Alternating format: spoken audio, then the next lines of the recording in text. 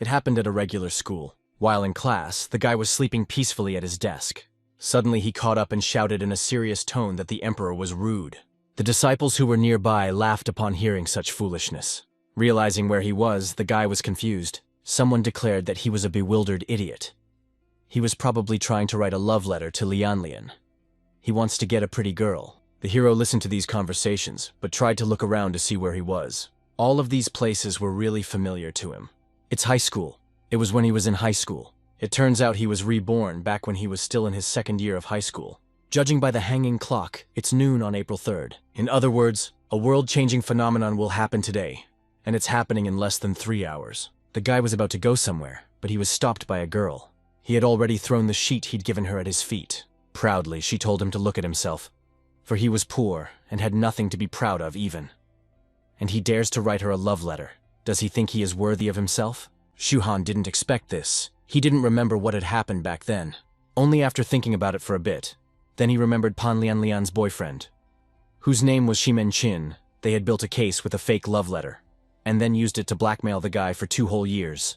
The hero will advise the girl to look at herself first. He dumbfounded her by declaring that she was like a stinking fox. Did she laugh at him? How could he love her? The others couldn't believe what they heard. He had spoken to Lianlian like this, whether or not he's in his right mind. Now they would see what this girl's boyfriend would say when he came. Confused, Lianlian wondered what he was talking about. She didn't hear the answer to the question. Just then, her boyfriend entered the room. And immediately, she ran up to Meng Qing and asked him to hurry up and help her teach Shuhan a lesson. He dared to call her a stinking fox. The guy was ready for it, and asked the hero how dare he call his girlfriend that. It wouldn't end today, and he would regret it. He's going to give it a shot first, though. He must obey his orders. If he did, he would consider forgiving him. In response, the hero only called him an idiot. The interlocutor got angry and asked if he even knew who he was talking to. Shuhan immediately pushed him away and kicked him hard with his foot. With his skills, Meng Qing's body flew quite far away, and he immediately lost consciousness. Smiling, the hero noted that he was talking too much. Those present could not believe what had happened. How was it possible for Meng Qing himself to be defeated by him? Don't their eyes deceive them. Shuhan is very strong, too fierce and cruel. The protagonist was a weakling in his past life, but now he's going to be invulnerable. Now, of course, he is still glorious as well as poor. But the earth is about to change its aura, and the world is about to change. Guy must seize this opportunity to grab resources and become as strong as possible. Shuhan is waiting for enemies from his past life. He will rule the world no matter what, and he's going to destroy them all. Then as the main character was running out of the school, someone was watching him. It was a girl who noted that things were getting interesting. It turns out that there is such a strong student in her class. How come she didn't find it before? It was the head of the class, Lu Yunzi. Coming out of school, the hero used his cell phone. That's the number he remembers best. Hearing the familiar hello, the boy felt a warmth on his soul. On the other end was Lauer. At this time, she was in the library of Qingbei High School. But she didn't know the guy at that time, so she asked him who he was and how he knew her name. The hero noted that he wanted to tell her something important, even if it sounded rather silly. But let her believe him. He would never hurt her. In less than 2 hours, a huge change in this world is about to happen. At that time, the world will expand 100 times. The girl should leave the school immediately and go to the nearest mountain. Let her wait until the first phase of Reiki restoration is over. All she has to do is believe him, for he will never deceive her. He wanted to say something else but just hung up, reflecting on the fact that Lao is really a good person. In his past life, if it wasn't for her, he would have died during the first phase of recovery. She was the one who showed him the path of cultivation, but was unable to follow it with him to the end. And so she died saving him. But for now, let her wait for him. He will not let her suffer in this world. After the call, Lauer pondered who this person was and what big changes were coming. Some kind of extension, what did he mean? But somehow, when she heard his voice, she felt he was a good man. So can she trust him? Looks like Chibaoguang Mountain is an hour away from here. She should probably go to it. Shuhan had gotten a vehicle somewhere. He reflected that if he remembered correctly, the most intense awakening was at the edge of Hanshan City Park. This ancient structure, experienced for the mountain itself. He can find the 9-leaf lotus there, and then he can upgrade Xuishan's skills. In his past life, he usually missed an opportunity to take possession of 7 treasures, something he regrets very much. What exactly he can't remember, of course, because at that moment, he was just an ordinary person who didn't have the qualifications to cultivate immortality either. He only remembered that many pillars of light appeared later, and so countless monks were dead. Now the kid was being scolded by old men for crossing the road on red, but he didn't care at all. That's how he got to where he needed to be. Someone was already there. They approached Liao Dashao and suggested that he stay here, because they didn't know whether the girl would succeed or not. He must have won. He said that this girl is quite good. Shu Han was glad that he had finally arrived. Those who were already near the park noticed someone walking. One of the guys stated that Hanshan Park is closed to visitors today. The character noted that as far as he knew, this park was a public place. Who is their Liao Dashao? The interlocutor grabbed him and asked him angrily if he didn't know. He is the richest man in the neighborhood, and he dares to meddle in his affairs. Shu Han gave him a cold glance and told him to remove his hand if he still wanted to live. But the strange guy ignored him, and was soon surprised when the hero grabbed his arm, and seriously injured him in one fell swoop. The others immediately jumped to attention. They were ordered to kill him. Shu Han was confident even if his body wasn't that strong right now, he still remembers the best techniques from his past life, and that's good enough to deal with the kind of wimps who attacked him. Thus, he really dealt with them quickly, and lastly, he remarked that they were lucky. If he had his power, they'd be dead by now. And so the boy rejoiced, finding himself in the right place. The 9-lined lotus must be somewhere on these rocks. At this point in his past life, he still couldn't cultivate. He relentlessly searched the internet for information about this drug, and it took a long time. Looking at the time, it was clear that there were less than 10 minutes left. Suddenly he heard a crowd approaching him and finding him. Shu Han turned his attention to them. Among everyone, there was one special guy who was interested to see who it was. He dared to insult him, so don't let him think he can escape. Did he really dare Liangshu to provoke him after all? He was an idiot. The protagonist realized that it was that arrogant brat. He remembered hearing about this man in his past life. The lotus that the guy is looking for in his past life was originally found by this very person. But then it was taken away by the guy himself. Lianshu wondered if he was the one pestering him. The hero answered nothing, and so there was silence between them. After which, Shu Han grabbed his face and, examining it, made up that this guy had become a famous cultivator in this city. He has saved people from demonic monsters on numerous occasions.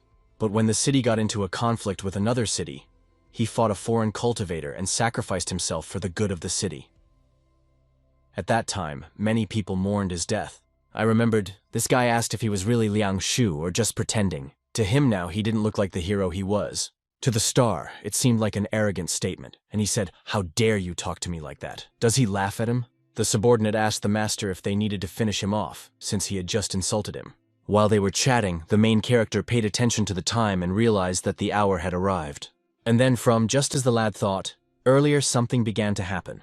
The mountains shook, and the stone boulders shook and began to gradually tumble downward, and thus these falling stones destroyed the monasteries on the mountain. When they saw this present, they were frightened, for they did not understand what was happening. While trying to escape, they also asked the gentleman to hurry up and run with them. The protagonist, on the other hand, wasn't going to run away. He knew he needed to be here. And with him, Li and Shu was left behind. Shu Han felt that the aura recovery had finally begun after all. The first phase of recovery is designed to last approximately half a month. During this period, the earth will be consumed by chaos and an incredible number of people will die. At that time, the earth's aura will increase radically. Also, a couple of lucky ones will be trying out their cultivation. A lot of Linbao medicines will show up in some places, and some people will have a chance to get their hands on them. Li and Shu walked up to the protagonist and asked if he was an idiot. It is dangerous here and they need to leave immediately. The hero immediately pushed his hand away, after which he rushed towards the waterfall, jumping on the rocks. And further and in general, despite the danger of falling rocks, I will climb up. The guy who stayed with him didn't know what the hell he was doing. He couldn't understand what the hell was going on right now. Was the world really over? And while he was pondering, the protagonist made it to the top and rejoiced in it. If he remembered everything correctly, the aura started to recover right after the 9-leaved lotus appeared. Right now, the aura should be concentrated in the main Hanshan Park. After a guy got his hands on it, he would be able to start his cultivation journey. After that, he would go to the Jinxie Canyon on the outskirts of the city. This would be a good achievement for the first phase of cultivation. Suddenly, something began to happen to the lotus he took in his hand. Shu Han didn't understand what had happened, so why hadn't his cultivation awakened yet? But what was more strange was why he could feel his dantian. He even assumed it was some kind of internal force. Eventually something appeared right in front of him, and right away he didn't realize what it was. But looking closer, I could see it looked like someone's banner. Since the protagonist knew what it was, he realized it was his lucky day. He couldn't even guess that he could be reborn in this world and have a chance to break through the Emperor space. It almost notices his regret at his death. In any case, at the very end, he will be able to exact his revenge and destroy the 9 heavenly kings and then take the heavenly throne itself. Surprisingly, he was indeed fortunate. With the discovery of his dantian, his cultivation grew by itself. Thinks that he will be the first person to awaken his cultivation. In his past life, his awakened list showed that someone had awakened their cultivation within 3 days. Suddenly, some kind of energy approached the guy. Looking to the side, he realized that these fruits emitted a strong aura. So he approached these fruits and tried to pick one. If it wasn't for the knowledge from his past life, the guy wouldn't have even noticed it. He was almost deceived by the appearance of the fruit. Believe can't stand an incredibly rare life-giving fruit. These life-giving fruits were incredibly useful for improving cultivation. During the middle phase, they could be the cause for illumination and war. These 3 life-giving fruits will be of great benefit. A guy's cultivation will improve very quickly, in a much shorter time than it could have. He already can't wait to go to Jingxi Canyon to take out more sacred items. And he already has enough strength to keep those rascals away from Shushen's family. Suddenly, the hero heard a familiar voice. It turned out to be Lian Shu, who had climbed the mountain with him. He asked him to wait, and something strange happened to this world. He just saw a mountain that randomly appeared out of nowhere. Now he sees dragons flying in the sky, so he begged the guy to tell him what was even going on. Without answering anything, Shu Han gave him this lotus and ordered him to take it away. He should start cultivating as soon as possible. The guy realized that his dantian had already awakened, and he only needed the Tugyo fruit. Right now, this lotus is useless to him, and Lian Shu doesn't seem like a bad person. It would be better if the guy returned it to its original owner. After that, using a technique, he disappeared and said he would not be seen later. Thanks to this technique, the protagonist found himself in the air. The rising star wondered if he was really flying. It seemed to the world the truth had changed. Shu Han landed at the foot of the waterfall. It seemed to him that his jumps were still slow. Therefore, it was necessary to find a place where he would absorb the Tugyo fruit as quickly as possible. To do so, he went to the hotel and began to gradually cultivate. The fact that he was devouring these fruits really helped his cultivation. He had just started, but the aura of these 3 fetuses was already very strong. The guy would definitely be able to break through to the intermediate stage this way. And so 3 days have passed since then, and the energy has been released. The protagonist was actually glad that this fruit was finally depleted. It took him 3 whole days to consume these fruits. His cultivation had reached the last stage of the middle foundation layer. Thus, his body is now overflowing with power. And it felt quite pleasant from there. Great, that eliminates some problems at school. And now the guy will have time to go to Jinhee Canyon. In the end, the head character did go to school. Along the way, he heard talk of how the government was going to deal with this. It was said that such chaos had started all over the world. People started to cultivate and gained abilities, like something out of a comic book. Although some people didn't believe it, it was just fake news. Someone heard that actually some people in their school started eating strange fruits. Suddenly they could fly and change their bodies. In between these conversations, a guy he knew approached the protagonist at the meeting. He was surprised to see Shu Han. It had been a while since they met, and he thought the guy had run away. Didn't even realize he was dumb enough to come back here. The hero told him to back off. The others were surprised. Doesn't he know Shimin-chin ate that strange fruit? He himself felt that Shu Han was just as arrogant. Does he really think he's going to get lucky again? He's going to teach him a lesson.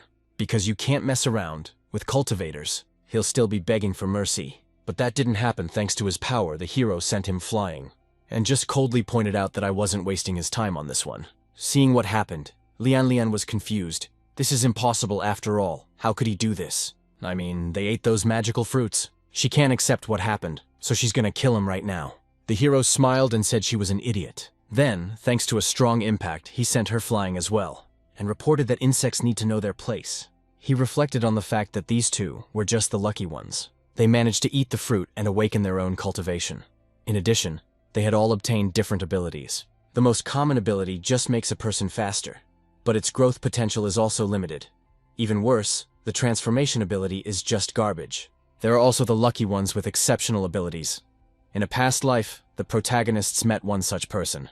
But unfortunately, he couldn't control the ability of his own power. Suddenly, something strange began to happen to the school.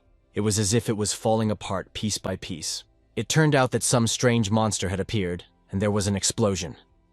The nearby students were doomed, for this monster was too fierce. The monster appeared suddenly and shocked all the students. He was now using a thunderous roar, which frightened the people even more. Once again, they could not understand what was going on. A crying little girl lost in these ruins trying to find her mom. This got the monster's attention, and it tried to attack her. Using his power, the hero didn't understand how this monster dared to harm the people around him. But suddenly he saw some girl rapidly approaching the child. Turns out she was pretty familiar to him, and thanks to her speed, she was able to save the baby. But only saved it for her last moment. After which, she informed the others that they should not be afraid. As long as she's around, no one can hurt them. Jimen Qin was delighted with Ms. Awesome looking in time with this chaos. She is so strong, so he asks to beat this giant monster. Lianlian pointed out that this is obviously the president is very strong. She is the queen of the school. Compared to her, Shu Han is a loser. The school president noted that the same kind of scumbags who stood by while the girl was in danger. Those two immediately apologized. They wouldn't do it again and wished her a good day. The president asked the hero to watch the baby while she dealt with the monster. They need to move farther away. It will be hard to protect them and fight the monster at the same time. She also doesn't mind giving the guy some cultivation tips. Shu Han simply couldn't believe it. Was she really going to protect him? He is the king of the gods and a mere wench is trying to protect him. She must be joking. It's a 2-star monster at the early stage of cultivation. Therefore, the girl was going to test how strong it was. So she attacked him, and those present said that she fights pretty well. The protagonist thought that she had a lot of potential. If he took her with him, it would make his path easier. The gun in her hand looks like a family heirloom. Unfortunately, the guy hasn't crossed paths with her family in a past life, and he has no information about her. I wonder if she has any other secrets. And then the hero turned to the child and suggested to go from here, because it is dangerous here. But the girl asked, what about her big sister? She's still fighting the monster. If she could even defeat it. The protagonist pointed out that she has no need to worry. Big sister is very strong and the monster will definitely lose. It seemed to him that there was a butterfly effect because of his actions. Lu Yanzi will really be able to protect the school. Struggling, the girl thought she needed to hurry, or it will turn out that there will be new victims. Though she still doesn't know how to use this weapon properly. But thanks to him, several of the monster's limbs were severed, causing it to roar. Seeing the main character with the girl and the president thought that taking the child away was a good idea. He'll probably help defeat the monster when he takes her away. From here, she should hold out until then, but she soon realized that it wasn't like that. He was really leaving. That selfish bastard just ran away, and the protagonist went, as he thought, to the canyon of Jinhe. This he managed rather hard, but finally he was here. But the guy couldn't understand what was going on here, or why there were so many people here. In his past life, only 2 families knew of the local treasure.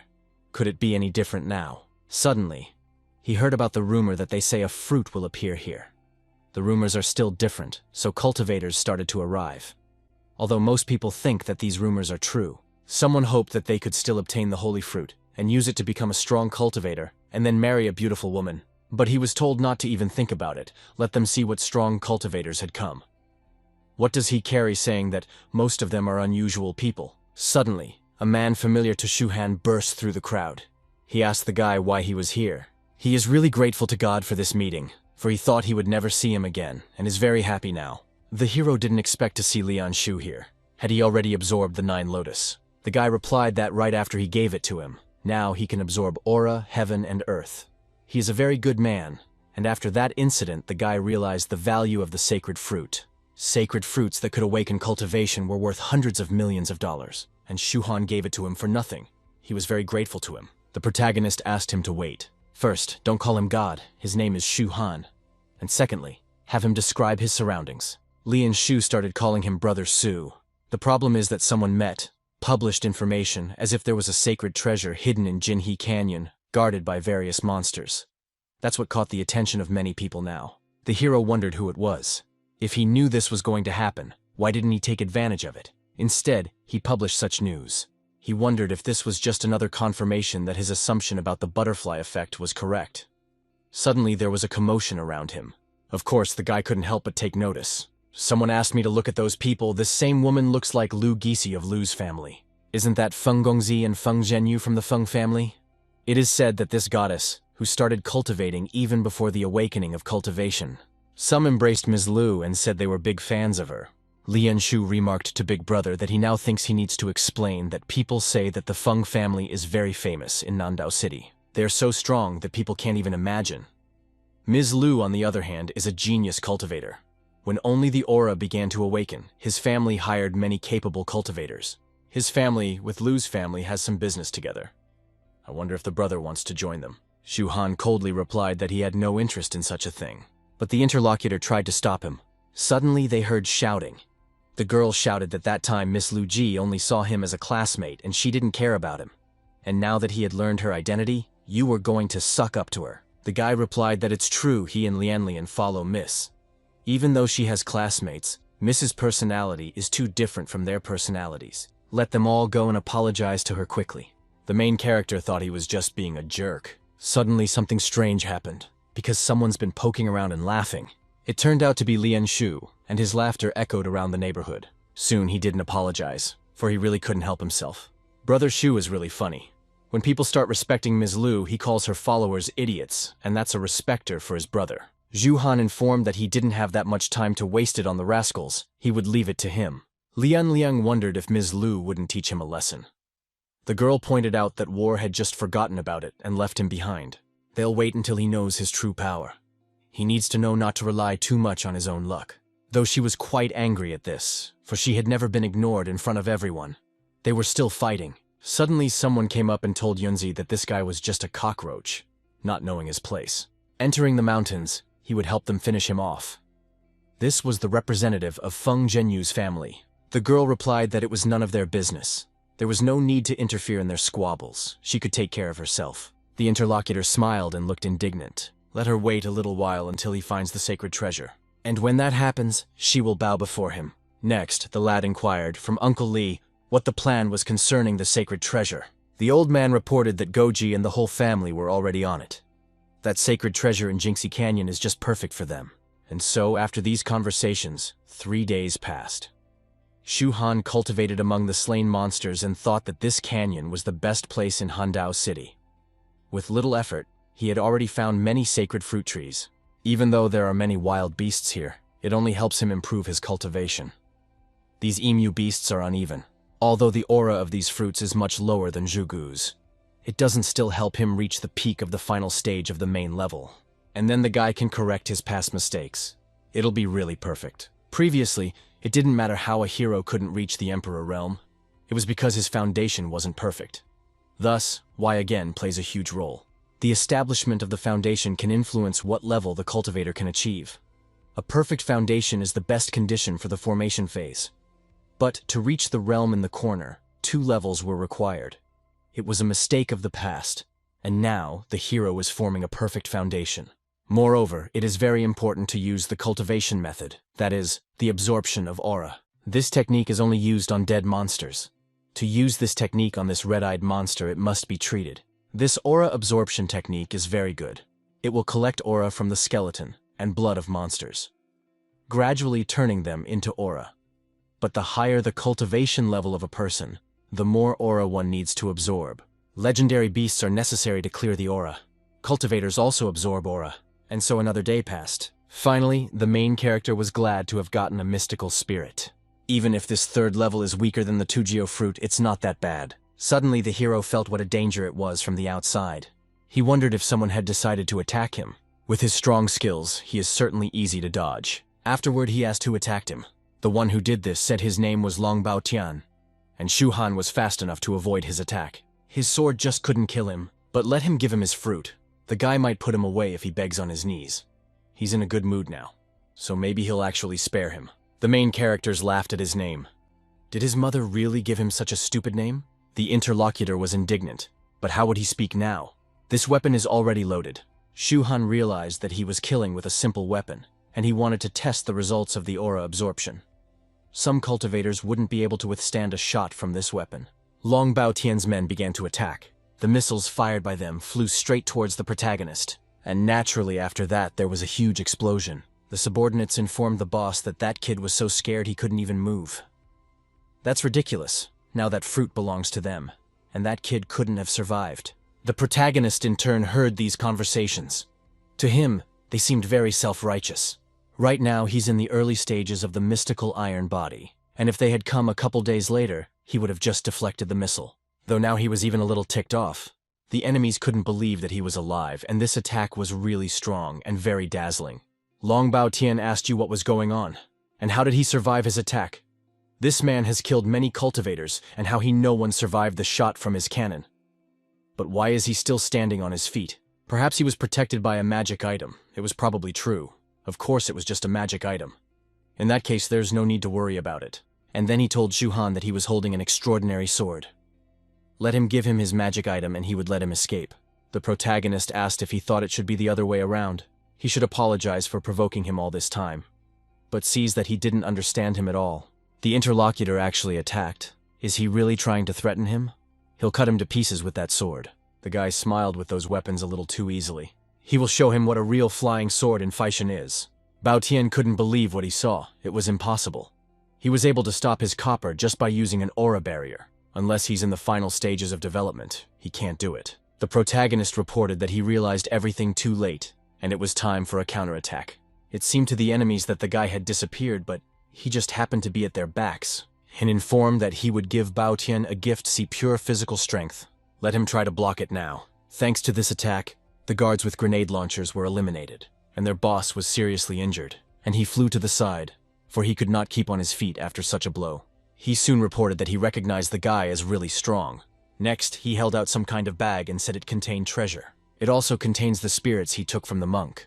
Let him take it and spare him. He asks for it. The main character picked it up and said it was perfect. This bag has everything he needs. Bowden noted that since he had taken it, he could now go. At that, he thought that this jerk dared to go against him. Just let him wait until after he's out of here, he'll ask someone to kill him. But Shu Han stopped him and asked him who said he could go. Does he think he's completely stupid?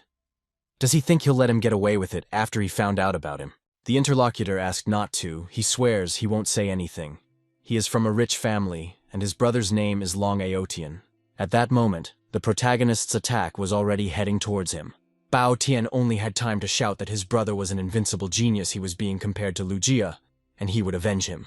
Those were his last words before the explosion happened. The hero wondered what the man would do to him. Does his family really want to die? It looks like there's a lot of treasure in that bag. His rich family turns out to be really good treasure hunters. Pouring out the contents, the protagonist saw many strange objects. Even he saw them and was surprised. I managed that there would be so much treasure here. You could see right away that he had killed many people for these things. He was unlucky to meet him. I wonder what it is. A strange vial caught the protagonist's attention. Is it really the family of one of the 5 elements? Opened up his energy, immediately poured over the guy. He laughed. This bottle really does contain the family of one of the elements. To build a perfect foundation, you need a spiritual stone. This time, Jinhe Canyon made an appearance. The guy is afraid that Long Batian didn't even realize what treasures are in this bag. It is impossible to determine the price of the seeds of the 5 elements. These seeds are some of the rarest items in the entire world. All practitioners had heard of these seeds but thought that it was just a myth. Of course, this treasure was not as strong as the one that was to appear on the canyon. But according to some practitioners, Ning Yang was running away from the villain, but left behind the seed of the 5 elements. But even after that, it would be difficult for a guy to practice the perfect foundation. Suddenly, he heard the phone ringing. The contact that disturbed him was signed by Lian Shu. The guy informed Su's brother that he hadn't seen him in a few days. I wonder where he is now. If he hadn't added him on WeChat, he wouldn't even be able to call him. Shu Han replied that he was practicing in the mountains. Does he need anything else? The interlocutor noted that he is at the top of the mountain where the manly weapons should appear. They must get it. He is now surrounded by cultivators, a very layer of whom have been standing there for at least 3 days. It's quite possible they could get that weapon, so wishes the guy good luck. Let him have it. The hero noted that he knew that and would try to do so. He was about to hang up, but Lian Shu asked him to wait a second. He has a list of people from the northern islands. It's a Qingyun list. Is there a hero will leave these people at the top? It's best to let him avoid them. They are all geniuses with superpowers. Lu Yanzi is rank 1. Also, here is a long bastion of the abilities of these 2 beyond human comprehension. Upon seeing this list, the hero realized that there was no man who could defeat him. Not unless he formed a base. Right now, he was completely unbeatable. Hopefully, these 2 won't let him break through the foundation and reach the Dan realm. Next, the boy will take the divine weapon. And someone is already waiting for him. Next, the events took place at Tai Hai Ding Mountain. There were people lined up around the center base. Someone inquired about some very overwhelming aura going on. Everyone needs to get ready. Get him. Shu Han noticed that the best position had already been taken. and it was occupied by a recent acquaintance of Lu Jianzi's, who was in first place. Following her was Feng Zhengyu with the 8th rank. Next was the guy with the nickname Silver Wings of the God of War, rank 3. And on the 5th rank was the mighty Bull King. Lian Shu was glad that big brother had finally come. Many cultivators after him were no problem for the guy. After all, he had practiced alone in the mountains. The hero inquired if this sacred monument was also a treasure. He didn't know about his own past life, but when he saw this stone, he felt that there was something wrong here. The interlocutor told me that this stone was glowing yesterday. He said that the treasure was inside it and it would appear soon. Only 3 people are as strong as Ms. Lu. They are lucky to occupy the best positions. All of them are of high rank, but no one will dare to cross them. Suddenly something happened to the sanctuary. Those present rejoiced. It had finally arrived. You need to pick it up quickly and not let others pick it up. Even if they're on the strongest list, no one can handle that many people. Let them kill them immediately.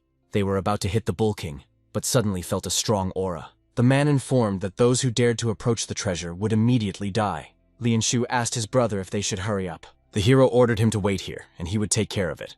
Thus, he was near the shrine in an instant, and I realized there was something really wrong with this rock. Lu Yanzi pointed out that she knows that Shu Han is strong. But this fight is on a completely different level she warns him about as a classmate. The protagonist smiled and said that he agreed with the president's words. He would be back soon. The girl couldn't understand why it was he was so happy. Was there something wrong there? Lian Shu also came over here, wondering if his brother was leaving. Shu Han replied to him that the real treasure was here, and this was just a decoy. Soon, the entire neighborhood would be completely destroyed. Comrade couldn't believe it. The hero thought of the greedy one, and the one who wasn't afraid to die. Although he advised him to leave, but as a cultivator, it took effort and courage to take such a risk. Ms. Lu couldn't pass up such a good opportunity. Since Jisuan Miao's moon tree is here, where I wonder where she will appear. Everyone was gathered here and the guy just couldn't let it go. The Feng clan had also arrived. The old man pointed out that it was already time to start and suggested that he should go. Zhenyu got excited. He wants to see this bunch of idiots die. Suddenly the hero said he forgot something. Jisuan Miao is part of the sacred treasure. It seems like he had heard about it somewhere before. His birth requires a sacrifice, but could it have anything to do with this event? Suddenly he felt something strange, as if a dome had covered the entire surface. The rest of us didn't realize what it was, but it looks like something bad was going on. Someone tried to get out of that dome, but was unsuccessful. He reported that things are bad, they are trapped and will not be able to get out of here. Lu Yanzi thought that this was a pretty big magic weapon, and she had caught everyone here. And suddenly something else started happening, and the surface of the earth collapsed. Once again, those present did not understand what had happened. It turned out that a nuclear bomb came straight out of the ground. Shu Han knew that this would be the case. It was very predictable. First, he didn't lure everyone to one place using the statue. Then he activated the magic weapon to trap the cultivators. And after that, they used a nuclear bomb and decided to kill all the cultivators with an open attack. Jisuan Miao's tree needs the blood of cultivators in order for it to be conducted. It was immediately clear that this had all been planned in advance. Kill all the mind cultivators and take the sacred tree. These people have really planned this out very well. Ganzi started laughing and asked how they were feeling. Now their blood would help this tree to appear.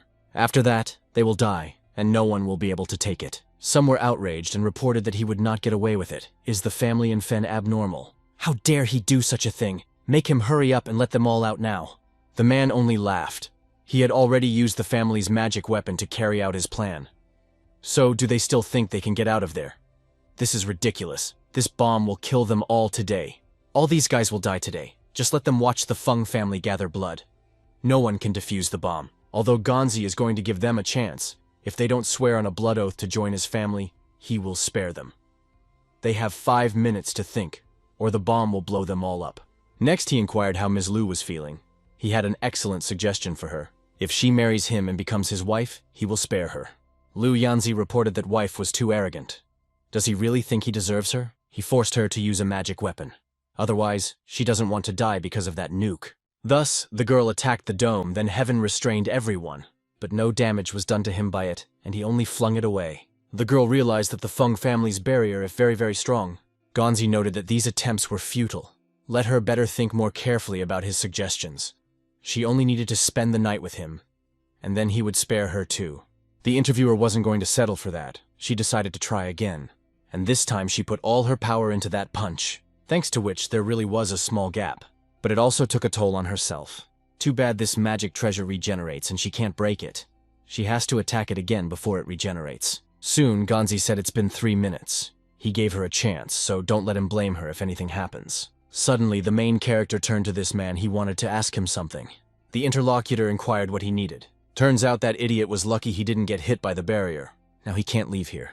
Does he want to die? Shuhan said he misunderstood him. He just wanted to ask. How does his family know that Jishuan Miao's tree needs a blood sacrifice? Those present also heard that sacrifices are required. They resented that guy for being crazy. He really wants to kill them, and they don't want to die. The man shouted that no one asked them. Let them just die quickly. With that came the speculation of how this guy knows about the blood sacrifice. It is a great secret, and only a small part of his family knows it. There should be no other people who know this secret. The protagonist, judging from his facial expression, realized that he had guessed. The Feng family is not as simple as it may seem at first glance, but he doesn't care at all who it is. No one will stop him. Gonzi asked Uncle Li to kill him since he didn't like him. Lu Yanzi realized that it was an elder. Therefore, she shouted to the protagonist to run away immediately. This person from the Feng clan would easily kill him. This elder cannot be underestimated. He is at the final stage of the foundation. Shuhan asked the president, "Why pay attention to such a brat? Let him believe that he would not do anything to him." The girl informed him that he was overestimating himself. She just warned that he would teach him an easy lesson. The hero stopped denying it and realized he wasn't going to change her mind. At this time, the elder began to act and shortened the distance. He said that if the fellow was so eager to die, this old man would help him. But if he kills himself now, his body will be untouched. Of course, if that doesn't happen, it will disappear. Lian Shu was wary. This old man is very strong and he can sense it. Shuhan isn't afraid of him. The interlocutor noted that this was not the case. He would follow him even to the end of the world. The guy got excited about it. Whereupon he threw his named brother a gun and told him to shoot him. The hero decided to just use Long Bao Tian's missiles. The old man wondered if they would use firearms against the cultivator. Let them at least have a conscience. He was an old man. Lian Shu shouted out that he would naturally shoot, especially at him. But the elder didn't understand. Did he really think he was afraid of this weapon? At that point, the missile had already been fired and there was a massive explosion. But Old Man Li stayed alive. He used his defense. At that moment, he was angry. How would he change to do such a thing? The cultivator uses firearms, and this old gentleman will kill him. Lian Shu didn't realize that he was such a city. They had used the nuclear bomb themselves. Then what claim could there be against them? He's going to kill him and fires another missile. Another powerful explosion ripped through the neighborhood. The old man was still alive and noted that he really dared to do that, attacking him with that weapon again. Those were the last words before he lost consciousness. The others wondered if it was impossible for him to make such a thing happen. This old man is in the final stages. He's very famous and has been killing since he was a little kid. But it turns out now he died from a simple missile attack. And it did happen. Lu Yanzi didn't think at all that Shuhan would use such a method. Gonzi was concerned for his own uncle. It turns out that Shuhan is challenging his family. He won't let him hurt them. Tell him to apologize now. But before he could finish the sentence, he saw a missile in front of him, which brought with it another massive explosion. She was let out by Lian Shu for being such an idiot interacting with Brother Su. This weapon in his hands is a very good one indeed. Let everyone watch him win. Gonzi survived, but his eye was not well. The rest of the family was worried about him and said they would help him. But at that moment, not one, but more than a dozen missiles flew. Thus, most of the family members were wiped out. Zhenyu was still alive.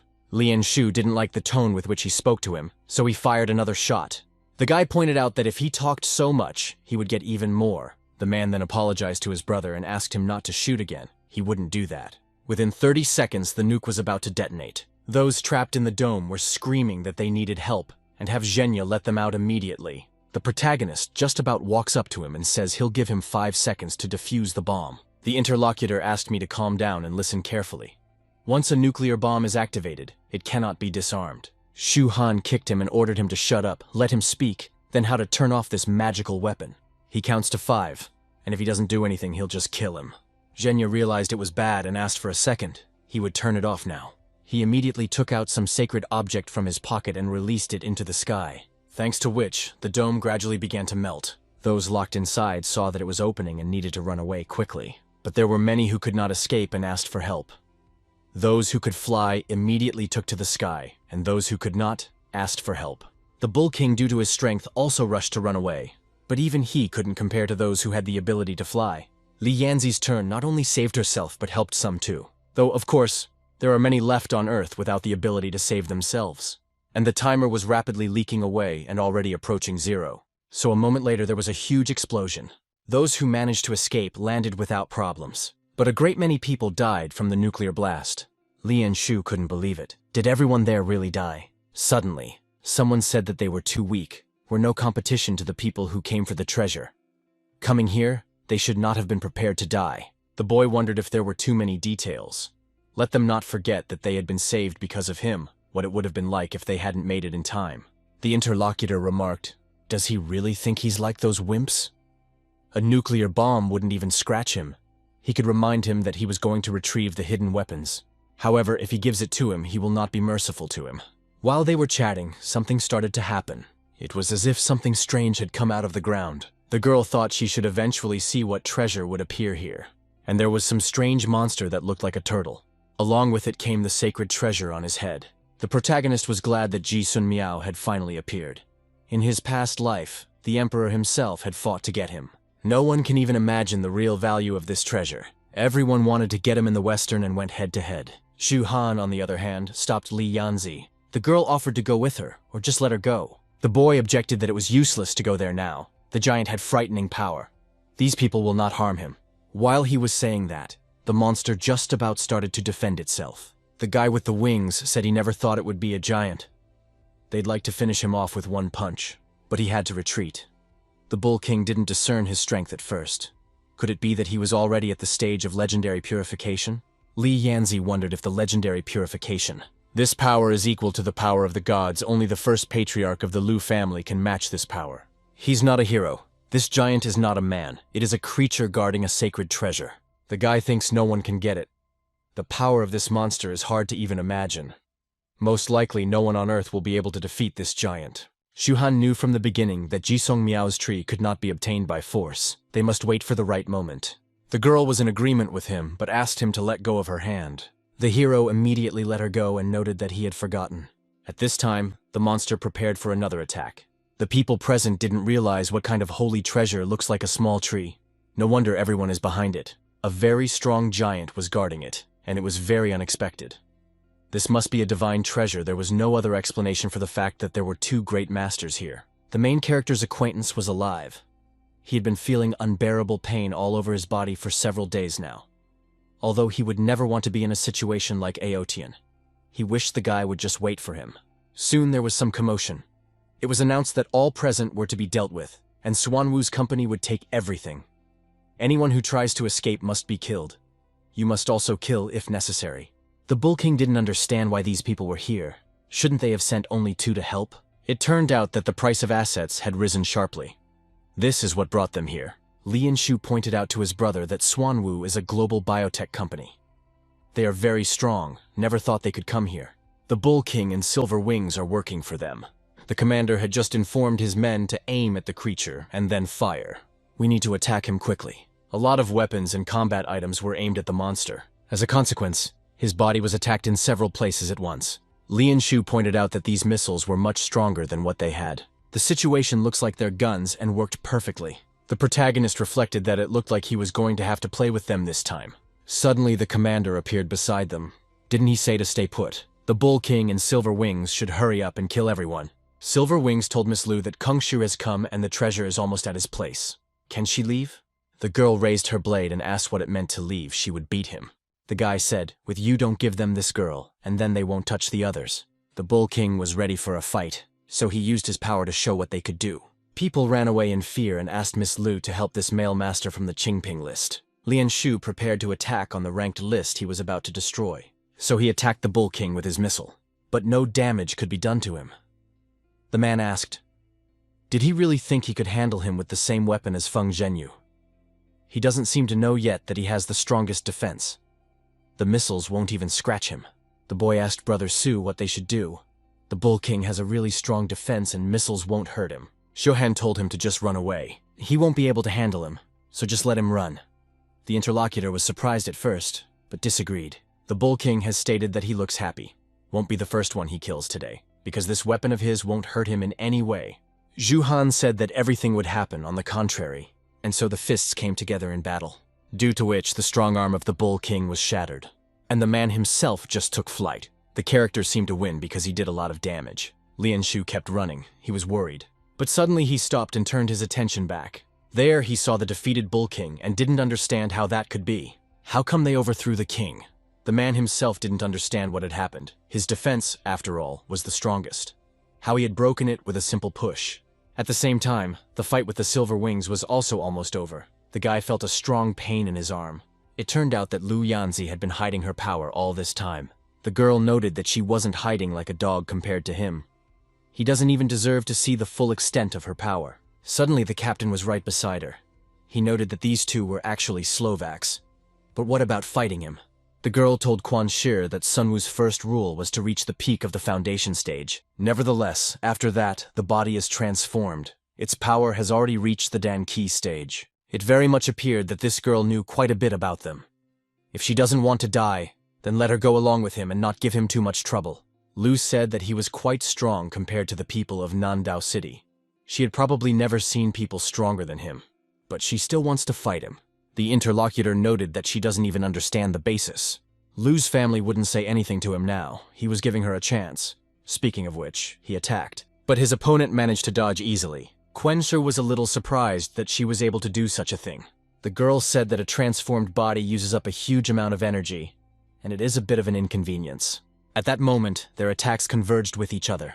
Everyone was ordered to attack. They must obtain this mystic-level tree. Thus, the missiles were once again fired at the huge monster. The protagonist realized that this was a bad idea.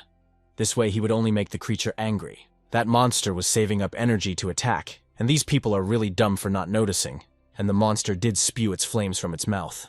Quan Shi was angry at this monster. 5 of their helicopters were destroyed instantly. How could he do it so quickly?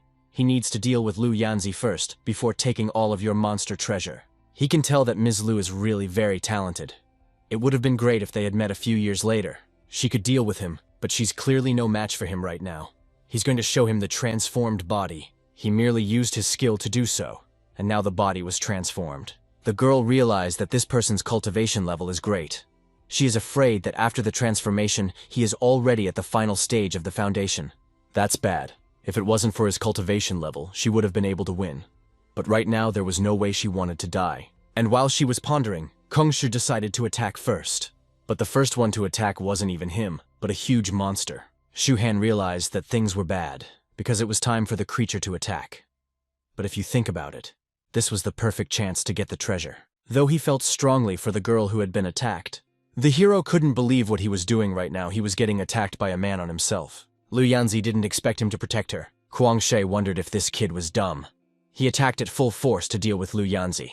Despite all this guy is also attacked by a giant monster, who immediately pulled the guy into his mouth, and successfully ate it. Lian Shu was confused. He couldn't believe that this had happened. After the incident, the girl said that Shu Han had saved her, and for his sake, she would kill that monster. But she doesn't understand what he did it for. Kuang Shi didn't understand how such a thing was possible. His strength was comparable to the peak foundation stage. Why is this giant's defense so strong? His arm will just break if he hits him. Feng Zhen was glad that the Feng family would soon be in power. He didn't doubt for a second that soon the whole town would be the family's enemy. But that wouldn't be surprising. Suddenly, a subordinate entered his room and told the gentleman that he had received bad news. The young master had been attacked by someone and things had not gone according to plan. The gentleman inquired how this could have happened. Wasn't he with that person? The interlocutor remarked the one who defeated him was very strong. Zhen asked if it was a master stronger than him. In response, he heard that the young master had been defeated by a missile. Neither of the attackers were masters. They were just 2 kids. They used rockets to defend themselves against Ganfeng and Zhenya. The master told them to hurry up and send people there now. They cannot let the holy treasure fall into the hands of others. And also have them take care of those 2 immediately. The man didn't understand what he should do now. If he didn't get the treasure, the man would be angry with their family. It's been 3 days since it happened. The toad was sitting as usual. Suddenly, he spewed saliva out of his mouth along with the main character. Shu Han that really did it, although it's really disgusting. He had been in that thing for too long and had seen all of his food. While he was thinking about it, the monster jumped up. It became clear that the giant was gone, but he has the right to be called invincible. Ji Sun Miao cannot be taken away. There is a sure way. Become an appetizer for him. If the hero doesn't take this chance, the treasure can be taken by Liu Yanzi. But now he had finally taken the treasure given to him, and he was overjoyed. The protagonist suspected that Liu Yanzi was hiding his identity. According to his past life, he doesn't have much time. After all, that girl was killed and the 9-branch tree was stolen. Eventually, this tree fell into the hands of Emperor Zun. Otherwise, with this girl's talent and the tree, she wouldn't be able to keep her anonymity. But he had already saved her, and without the 9-leaf tree, her life would be in no danger. The 9-branch tree is magical, and only the Emperor knew about it. The protagonist also found a part of a broken stone pill it can defy the rules. So the guy just has to get his hands on it. But he must wait and let it grow and blossom, and only then pick the fruit. That you unlock her abilities, she requires a huge amount of aura, and that's not easy. Fortunately, the guy has already restored his aura to its original stage. He should pay special attention to it and do everything in order. One day, the 9-branch tree will blossom and bear fruit. A little time passed and he found himself at the university. The tree he needed has been found, and he must see Lao Er, and he must meet her at the university. That's where he met her in his past life. It is one of the best schools in all of China, Qingbei University. Only if he came as someone started whispering, was it really him? The hero ignored their conversations and simply walked inside, where a sudden silence also awaited him. Shu Han asked what had happened and why they were all heaping such praise on him. One of the guys immediately caught on. He started running with his mentor, shouting that Shu Han wasn't dead. He was still alive and was even able to return. After that, another 10 minutes passed and the guy met with the president. The girl told him that someone had taken a video of a giant toad eating him. Then he put it on the internet, and now it's all over the headlines. And now everyone in this big city thinks he's been eaten by a big toad. Li Yanzi said that it wasn't just that. After he was eaten by the toad, it ran away and disappeared. And now everyone is looking for him as well as the toad. The hero himself was well aware of this. The girl wondered, but why on earth he had saved her that day. The guy replied that they were classmates. He couldn't just leave without helping her. The president then pointed out that if he wanted, she could recommend him to the Liu family. With such a great status, no one in this city would dare to go against him. Shu Han remarked that he understood all of this, but if she wanted to repay him, then let her just become stronger. He thought that strangely enough, this girl did not ask him about the toad or the 9-branch tree. It looks like the Liu family is not like the other shameless families. Liu Yanzi said that he should not be so willful. 9-branch tree, not a small treasure. Large families will definitely ask him where the treasure is. In that case, he'd better think about her offer again. The hero stopped and told him not to come. If 1 Talon came, he would easily kill him, and if 2 came, he would kill them as well. The girl resented this reaction. She doesn't have to take care of him. He will come to her on his own once he is in big trouble. She would just practice quietly, after avoiding perfection for a long time. And one day break through the natural base stage. After all, it must reach the 9th class base. Shu Han found himself in 1st class. The mentor assumed that all the students had noticed that the land had changed a lot. Most of the students had already taken part in this new world. In order to adapt to these changes, their school has taken special measures. Cultivation students will separate and get other lectures. These students are the backbone of the country in the cultivation era. They will all be tested within a month. Classes will be rearranged based on their cultivation level. Talented students will be sent to an advanced class. Especially outstanding students will be able to fall short even in high school, and in the future will immediately go to higher universities. The protagonist knew that Qingbei University had the right to become the best Chinese cultivation university. Very few students entered it from other provinces. Nandao already has masters like Liu Yanzi and Long Aodian. Looking at Chuzhou, the guy is afraid that there are many hidden families up and coming. To get into the Lao Air school, the hero must speed up his cultivation of it and finish the perfect foundation as fast as possible. The class omit ended, and the protagonist went outside. Suddenly, a car pulled up to the university, and people got out of it. It was a bandaged Feng Zhenyu who was looking for Shu Han and wanted him to come out to him. The hero inquired what was wrong. The interlocutor noted that it is nonsense why his subordinate died and the guy didn't. He is demanding compensation for this. At Jinhe Canyon, he and that little rascal Lian Shu were ruthless. Holding a rocket launcher in his hands is very suggestive. Shu Han said he would chop them into mincemeat and feed them to the dogs. He still hasn't apologized even for that. The hero inquired, but where Lian Shu himself was, if he had found him. The dangerous nature of this guy. He would have contacted him immediately. But he didn't even write. I wonder what he's gotten himself into. Zhenyu wondered if he thought he had time to take care of others. Let him take care of himself first. He used to dare to confront the Feng family, but now he doesn't have a rocket launcher. She won't be seen as the one who is about to beat him. Students knew who it was he had heard that the Feng family had cultivated before and change. The person surrounded by these people who looked like Shu Han, who was recently eaten by a toad.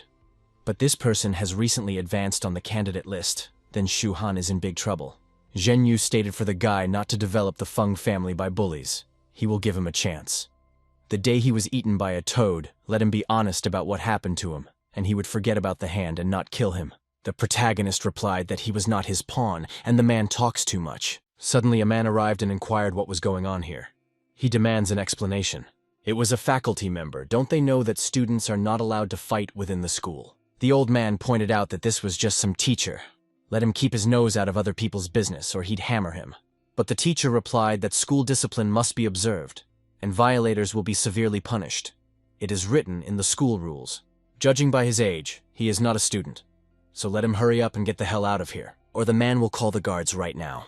The elder was indignant at what guards he was going to call. He's stupid to say such a thing to him, because he's in charge here, so just let him die now. These words of the instructor made me angry, after which he kicked the old man hard, who was saying all sorts of nasty things to him. I kicked him for being too noisy. The already injured old man flew far away from that blow. The students were surprised. The teacher put him in his place with a simple kick. They heard that the new teacher was really very strong. Sei seems to have reached the master level. The protagonist was interested in this. It turns out that China has been hiding such strong people. Without a doubt, he is one of the strongest teachers. The teacher mentioned that the trainees did not take the example of disorganized and no discipline from him. May they be better positive as well as motivated students. You don't have to get there and you don't have to kill anyone. Students need to live as friends. And if they understand, then let them go. Zhenya, of course, didn't like it, so he asked to wait. The man inquired what he wanted from him. The guy pointed out, since students can't break the rules, he wants to challenge Shu Han to a fight in the arena. At that moment, he was indignant and didn't know where this teacher came from. But even his elder was no opponent to him. He then asked what Shu Han himself had to say about it, if he would accept his challenge.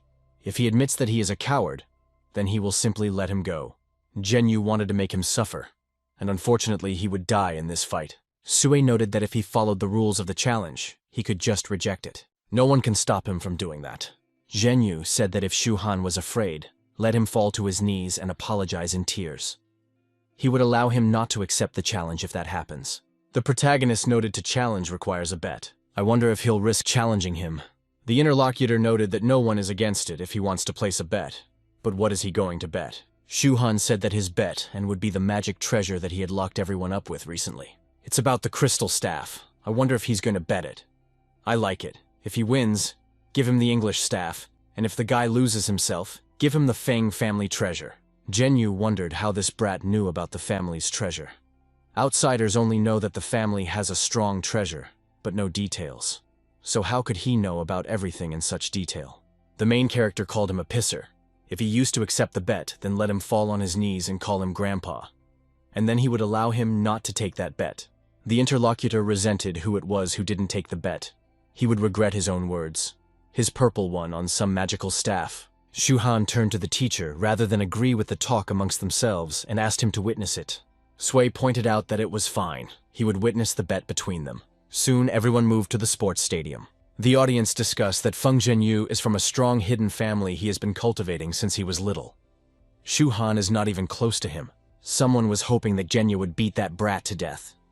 Looking at his strength, they would advise his opponent to surrender. One of the attendees decided to start streaming this fight would make it popular. The protagonist tells young Master Fen that he is here. His bet is a magic staff, but he assumes he didn't bring it with him. The interlocutor resented this arrogance. Does he still think he will win it? Or does he think that the Feng family doesn't keep their promises? The boy notes that this is nonsense. Of course he thinks he won't keep his promise. Let him do it quickly before he sees the staff of carnage begin. Zhenyu got even angrier, but later he agreed and said he would send men after him right away. He'll beat him so fast he won't even blink. And also, the guy misreads his last name. The protagonist replied that let him do whatever he wanted, just let him stay out of the way. His opponent immediately attacked. He would beat that arrogance out of him. Suddenly, the mentor mentioned that at the start of the fight, he could remind them not to break school rules. Zhenyu immediately stopped and noted that the guy was lucky. He would live for a few more minutes.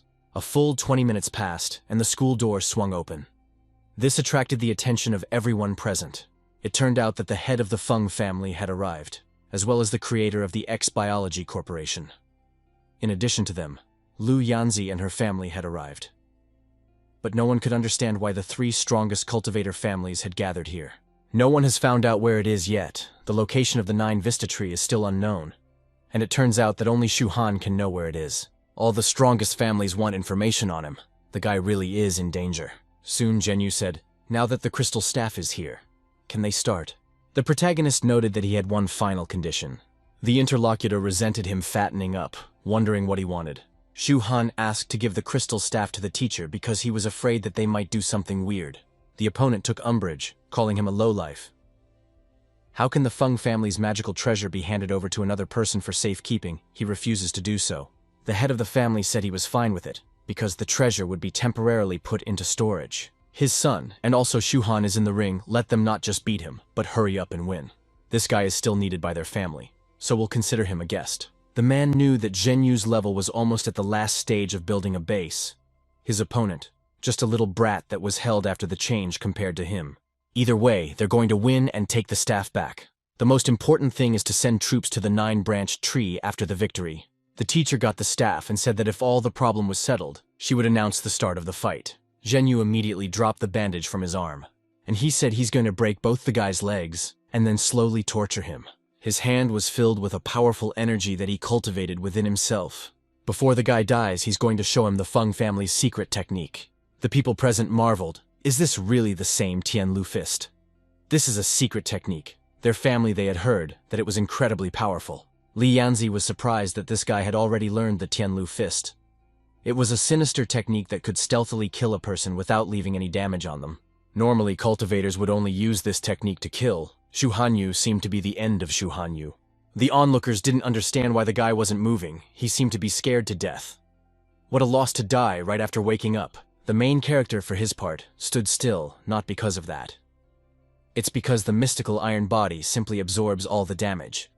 He's not in any danger of being hit at all. The most frustrating part is that it only improves in actual battles. Zhenyu threw a punch at the guy, but his body withstood it with ease. He didn't understand how it was possible, why his body was so strong. Rather than Shu Han using a defense type, perhaps he couldn't withstand Master Feng's punch and was about to fall. Zhenyu got excited and said that even if he had strong armor, it didn't matter. He wouldn't be able to withstand the strength of his technique anyway. He would now see the secret of Tianlu's fist technique. That's how it works with those words. He continued to launch furious attacks, but they didn't do any damage to the protagonist. Shu Han thought it was an interesting way to harm a person. Obviously, it's a dirty technique. It's just right for the Feng family. Zhenyu laughed. Tianlu's secret fist attack destroys all meridians. Now this brat is a cripple. But it's not over yet. He's gonna break his legs too. He wants to bring him to his knees. The father noted that his son's plastic fist Tianlu. It is likely that this is the end of the duel. But suddenly the main character grabbed this guy's arm. He called him rather naive and immediately threw him to the ground. The head of the Feng family couldn't believe what he was seeing. It was impossible. Li Yanzi was also surprised, as Tianlu's fist didn't even scratch him. A recent acquaintance realized that this guy obviously can't be judged by his cover. On the day his arm broke, it wasn't simple luck. The bewildered Zhenya did not understand how this could have happened. This for impossible. Tianlu's fist should definitely have exploded in his body. The father shouted to his son that this brat's body looked very strong. Its strength didn't even change after he struck it. So let him not even hold back and use the Feng family's secret pill to stop him and put him in his place. The guy rejoiced and remarked that Shu Han had just forced him to do it. But now, he would regret being born. The audience started shouting, "Isn't the Feng family very rude? He had already lost." Someone heard that the Tianlu pill could increase skill for a short period of time, which meant that it was a forbidden level boosting pill. That is indeed a violation of the rules. Zhenyu pointed out that the Feng family pill was a hidden treasure. The pill has already taken effect, so let the guy think that he has already reached the peak of base building. This feeling of strength he's experiencing now is very satisfying. The father yelled for the son's ideal of time to let him score, and then they would drag him to their house for questioning. Zhenyu realized that he had to hurry because the Tianlu pill is strong, but it is not long-lasting. To top it all off, the side effect of running out of time is very unpleasant. A strong, ominous aura filled the space. The guy noted that Shuhan was just an ant to him right now. The people present realized that the power of the pill in Tianlu was simply incredible.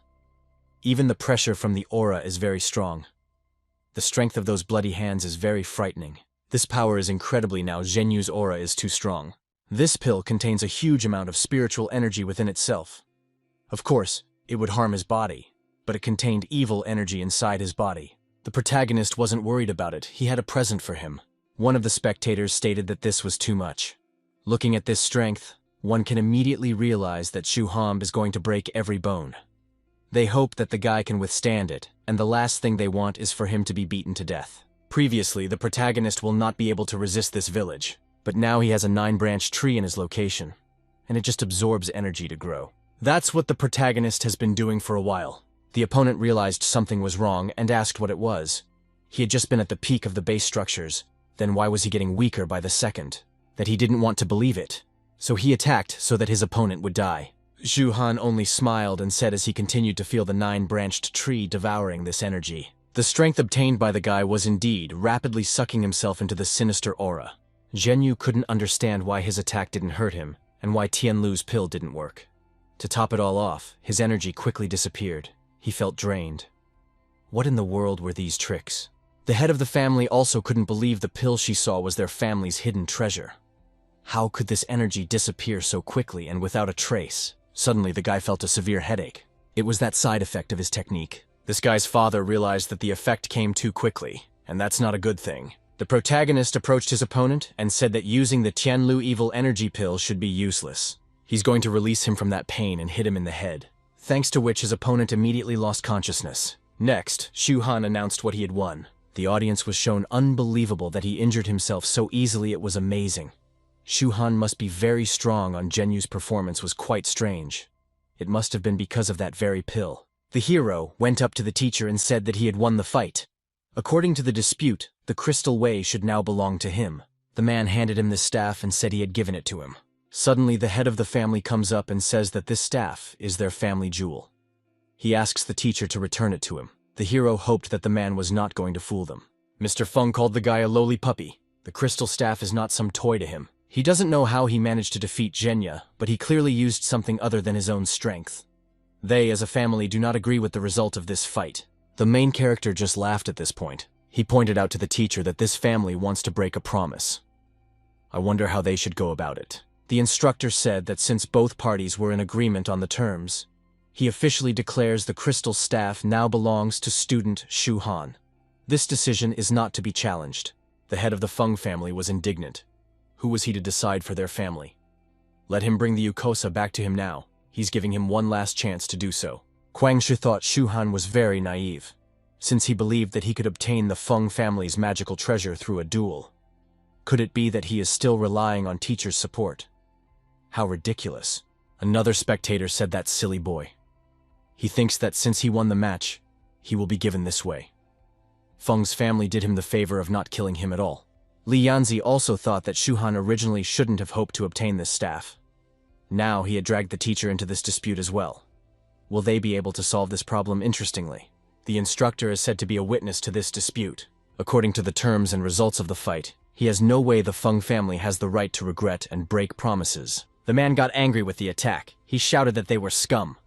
Don't understand human language, and at least from just dying. The teacher was not confused and used his own force, which swiftly rushed towards his opponent. The head of the Feng family could not hold back this onslaught and was stunned by her. The onlookers couldn't understand what happened. This was the head of the Feng family. Was he really defeated by this new teacher? It turns out that this person is so intimidating, and that the man didn't understand the man, and he didn't understand the man at all. There is simply no way that he is an ordinary teacher. The main character knew that this was an unusual teacher. He was the #1 teacher in the north. Previously, he was one of the driving forces behind the government. Li Kai-shan became their teacher for a purpose. He instills fear in anyone who is able to feel the power of his aura. He also made a huge contribution for the government, winning many fights. Feng Zhen didn't realize how powerful this person was. On the contrary, he mistook him for a mere teacher and got what he deserved. The teacher just so introduced himself, gave his name, and said that he was the Honorable Li Kai-shan. The representative of the technical company couldn't believe it. Is this really the one? This is the first master of the 5 southern provinces. He noted that since it was the Honorable Mr. Li, he welcomed him. He also introduced himself that he was the creator of Biology X Corporation, and they had met them before. The teacher simply nodded his head. Next, he asked the head of the Feng family if he had anything to say. Zhen apologized for not recognizing his strength and attacking him. He had nothing more to say. He decided that he would remember this Li Kaishan he shouldn't mess with the Feng family. Because of such a trifle, the crystal staff had fallen into the hands of this boy. The teacher stated, "At what time the head of the Feng family has nothing more to add, then he declares Shu Han as the winner of this match. The crystal bonfires now belong to him." Next, he turned to the boy and told him that this school had its own rules. If anyone dared to get him into trouble, he would be sure to let him know. Shu Han thanked him for that. This person is very famous, but why hasn't anyone recognized him before? It takes a lot of effort to retrieve this crystal staff. Mr. Li told the students that the duel was over, and now they were leaving. Let them better think about what she taught them from this match. If they have made a promise, let them not break it. In this way they will earn their trust, and their ancestors will be proud of them. After saying that, the man simply walked away. The head of the Feng family approached the protagonist in the school. He is not vulnerable, so advises him to stay here forever. The next thing he knew, they were leaving. The son pointed out to his father that this iron had been a jewel in their family for years. Then how could he give it to this brat? The man ordered him to cover his mouth. He had had enough and had just embarrassed their family, and he would deal with him at home. While they were chatting up the main character, another guy came up. He asked if he remembered him. The protagonist looked carefully, trying to remember. He asked if he knew Long Baotian. They looked a bit alike. The interlocutor stated that they are not just alike, but were born the same. The one he mentioned is his twin brother. Shu Han finally at last remembered. Baotian had indeed mentioned the genius Aotian. The guy told him not to dare say their big brother's name. He'd kill him with one finger. But while he's still alive, let him say why he killed his brother. The hero noted that the lousy guy suddenly attacked him with missiles. The interlocutor noted that what he had killed in one of their people was very brave. But how many lives does he think he has? Don't let him think that Li Kaishan can protect him. Also, let him memorize his name well. Tomorrow he is going to transfer to this school, and that day will be the day he dies. Lianzi came up next and asked if the hero had killed Long Baotian. The guy at that moment was pondering that he already had the Feng family's treasure, and his next target was the Long family. The girl said that among the 3 sons of the family, Long Baotian is the weakest, but Aotian and Lingtian are the real geniuses. The latter cultivated in the family's cultivation room even before the world changed. The girl had heard that because they had absorbed life-giving fruits, and their strength now was simply unfathomable. They aren't in the Qingyun rankings, but if he participated, he would definitely be on the list. The protagonist thanked her for reminding him. He is actually looking forward to the battle with the Long family. The boy turned his attention to the school uniform lying there. At that time, Kuang Shi came over and said that the guys were just lucky to survive the incident. His victory over the Feng family was great. The man hopes they'll get along. How about he brings him some fruit to cultivate, to try out? Shu Han declared that he didn't need it. He could completely destroy the man, leaving nothing of him behind. A guy would be afraid to enter his house with him. The interviewer called him funny, but he's not as dangerous as the situation he found himself in today. After all, he had already offended the Feng and Long families. They are considered one of the strongest cultivator families. If it wasn't for the school's defense, the man fears that he would be dead by now. But he certainly appreciated it at face value. Let Biology X join their organization, and they will ensure his safety. The protagonist said it's just nonsense.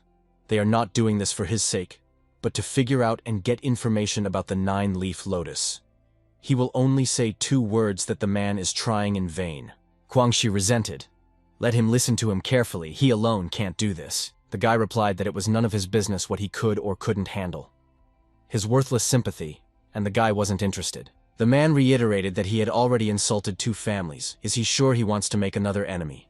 Advises him to think twice. No one would dare kill him at school. But they are like the White X Corporation. They know many ways to kill a person. The hero resented who he was to threaten him. The interlocutor was confused to hear such words, and told him to remember carefully, if he ever fell into his hands, he would break every bone in his body and burn him in a pit of fire, after which he will make him tell him everything he knows about the 9 leaves us lotus. Only these words were uttered as the man received a hard slap. Shu Han noted that he was talking too much. Just get him out of here. Kuang Shi became furious and said that he was going to die now. But he was stopped by Lianzi. The girl asked him not to forget what Mr. Li Kaishan said, let him not break the rules of the school. The man realized there was nothing he could do here, so I told the guy to take it away. Lianzi noted that she simply had no words. On this island, her family is the only one he hasn't pissed off yet. Guangsha smiled and turned back to the guy. He noted that he had forgotten to tell him something. Lian Shu is his friend after all. The hero inquired what it was that he had done to him. The man replied that he was fine for now, but he did not vouch for himself. He'll be waiting for the kid tomorrow at the entrance to Jinsei Canyon. If he doesn't show up, have him ready to take home his corpse. The girl noted that the man was unimaginably strong. His reinforcements are even stronger. If he goes there, things will be bad. He won't stand a chance against them. The guy told Old Age Cool to not worry about him. He's not confident enough to challenge Biology X alone. And let her not try to talk him out of it. He's going there anyway. If it was possible, however, he would like to ask her family for help. Lianzi said that if he needed her family's support, she would ask her father to listen to him. Whether he can save his comrade or not, it all depends on luck. Her family also had a disagreement with Biology X, so Lu's family was already at war with them. Shu Han remarked to the old lady that she misunderstood him. Not only does he want to ask her family for help, but he also wants to give Lu's family a big gift. The girl didn't understand what he was talking about. Did he really have something so valuable? The guy almost forgot. He's got some business to take care of. He's coming over later to talk to her family. Also have him ask the head of the family to take him in, and he's grateful for that. Lianzi shouted for him to stop. Could she explain in a human way what he was trying to accomplish? After all, she hadn't even agreed to help him yet. The main character went to the school studio. In his past life, he worked at this studio part-time until he graduated. Usually, no one comes into this room, and it's the perfect place to practice. He feels sorry, of course, for this marvelous treasure. But it will have to be broken to get one of the 5 crystals. The guy needs these crystals in order to create the perfect base. He doesn't know why or when this crystal was put in the bosses. Along with the crystal he took from Beochin, he now had 2 whole crystals. As far as he knows, the other 3 stones should be with the Lu, Long, and Biology X families. Now the hero must prepare to meet the Lu family. He inherited these items from Long Bao Tian. They are all ordinary trinkets, but they can be used to create something worthwhile. Shu Han can make a cauldron out of them. In his previous life, he was an alchemist second to none. No one before him has ever created such a masterpiece. It's a heavenly elixir. Because of this, people called him the master of medicine. Now he would begin to use the supreme technique art of battle forging to create the cauldron. The martial ecology art he used was melting, after all. These items need to be melted first. The second step in the process is forging. The art he uses is Genwu forging, and the final step is to complete his boiler. With the guy's current level of modern development, it's too difficult for him to use the weapon refinement skill. But fortunately, the furnace is completed, and he can now make the elixir. A little time passed, Play was outside. He thought it was strange that someone had called, especially times like this, but he picked up the phone. There he saw that it was Lao Er-shi, who had indeed called him. The girl was at Qingbei University. There she sat on a suitcase. The hero picked up the phone and the Ionians started talking. The guy wondered how she was doing. The interviewee noted that she was doing well, grateful that he had warned her to go to the mountain. She joined Qingbei University and is now studying here. Shu Han was surprised, glad that Lavrov had bought into the best magic academy already. Looks like she met someone quite interesting there. I'm sure she surprised the staff and the university supervisor and was immediately accepted. This girl is as graceful and gorgeous as ever. The guy should catch up with her as quickly as possible. Lauer wanted to know who he was, and why he was the one who called her that day. The hero realized that he couldn't tell her that he had been reborn, because it was too early for her to know that information. That's why he informed with you. She just knew that his name was Shu Han. He will also soon join Qingbei University, and then she will know everything. While they were talking to the girl, someone approached, so she said she would wait for him and disconnected. At this time, an old man approached her and was glad that they had finally met. He offers to go together. He will help her carry where her things are. Lauer remarked to the principal that she would be uncomfortable with him carrying her bags. The man asked her not to be embarrassed. She was the most talented freshman he had ever met. They were lucky to have such a talented student. She can't imagine how many old geezers are jealous of him right now.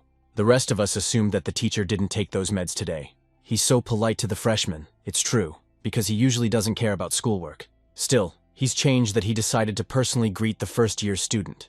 They have no idea, even if she's very good, the director shouldn't carry her suitcase. After all, the president is a very respected man, unless maybe she's his illegitimate daughter. But the principal is already so old, although if you think about it, that's the only reasonable explanation for what's going on. Next, events shifted to Lu's family. Li Yanzi was waiting for the main character. She couldn't figure out where he was being carried by the many cultivator families now following him. Maybe he was in some kind of trouble again. Suddenly, she saw the car and realized it was him. The girl said that she personally called her father and the other masters of the Liu family to this meeting. But I wonder what Rounds is really up to. This isn't some prank. Her father will kill her if that's the case, Shu Han asked calmly. He wasn't going to play a trick on her. After all, he had already said that he had come here to give him a gift. The members of the Liu family understood what this Yangzi girl was thinking. She was so excited. Is it really because of this student? The girl informed her father that Shu Han had arrived. The protagonist reported that his friend was kidnapped by Biology X Company. He came here to greet the Liu family's celestial master and ask him to help him rescue him. The girl thought that this guy didn't even say hello like he should. If he was asking someone for help, he should be more polite. One of the men claimed that they had only agreed to listen to him because he was a friend of Yanzi. But as soon as he stepped on the doorstep, he started talking about how he needed a heavenly master. Who the hell does he think he is to say such a thing? The head of the Liu family joined the conversation. He was informed that Biology X had hired many elite people. This was in order to capture Shu Han specifically. They even invited Xuantianzhao #1 of the Biology X Corporation. The Liu family has long been feuding with this corporation. So if he wants their help, they'll have to engage in mortal combat with Biology X. And even if they defeat them, the Liu family will suffer great losses from which they will never recover. Plus, he'd just send the Sky Master's pictures. But does he even know who the Celestial Master is? In the entire world, Celestial Masters are extremely rare. Let alone in the Liu family. The man fears that there is not a single Celestial Master in the entire southern island. The protagonist noted that he knows they have their own difficulties. But he wants to guarantee safety for his friend. Nothing should happen to him. That's why he needs the help of the Celestial Master. Only he will be able to resist Tianzhao. As far as he knows, the South Island's only Celestial Master belongs to their family specifically, and he would like to borrow it to save his friend. A recent interlocutor pointed out that this pattern, since when has the Liu family had a heavenly master? They even hear about it themselves for the first time. How can an outsider know it? Does their family have a celestial master? Then why have they been losing to X-biology for so many years?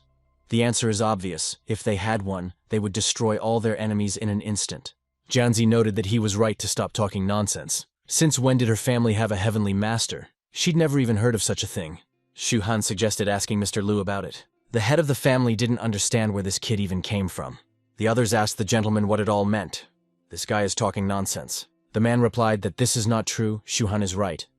There really is a heavenly master in the Liu family. Someone inquired about what other celestial master was in their family. He even asked Yanzi if it couldn't be. It's impossible after all. Even if she were to advance to the next cultivation stage, they don't remember having a heavenly master, or they were kept out of sight on purpose. The new family noted that it was about the first head of the family, Liu Zhaofeng. He was the unknown master. Those present could not believe if the ancestor was still alive. After all, he was over 150 years old at this point. If he was still with them, why had they never seen him? In response, they heard that Liu Zhaofeng had cultivated, practicing hard, in order to reach the level of a celestial master, long before recovering the earthly aura.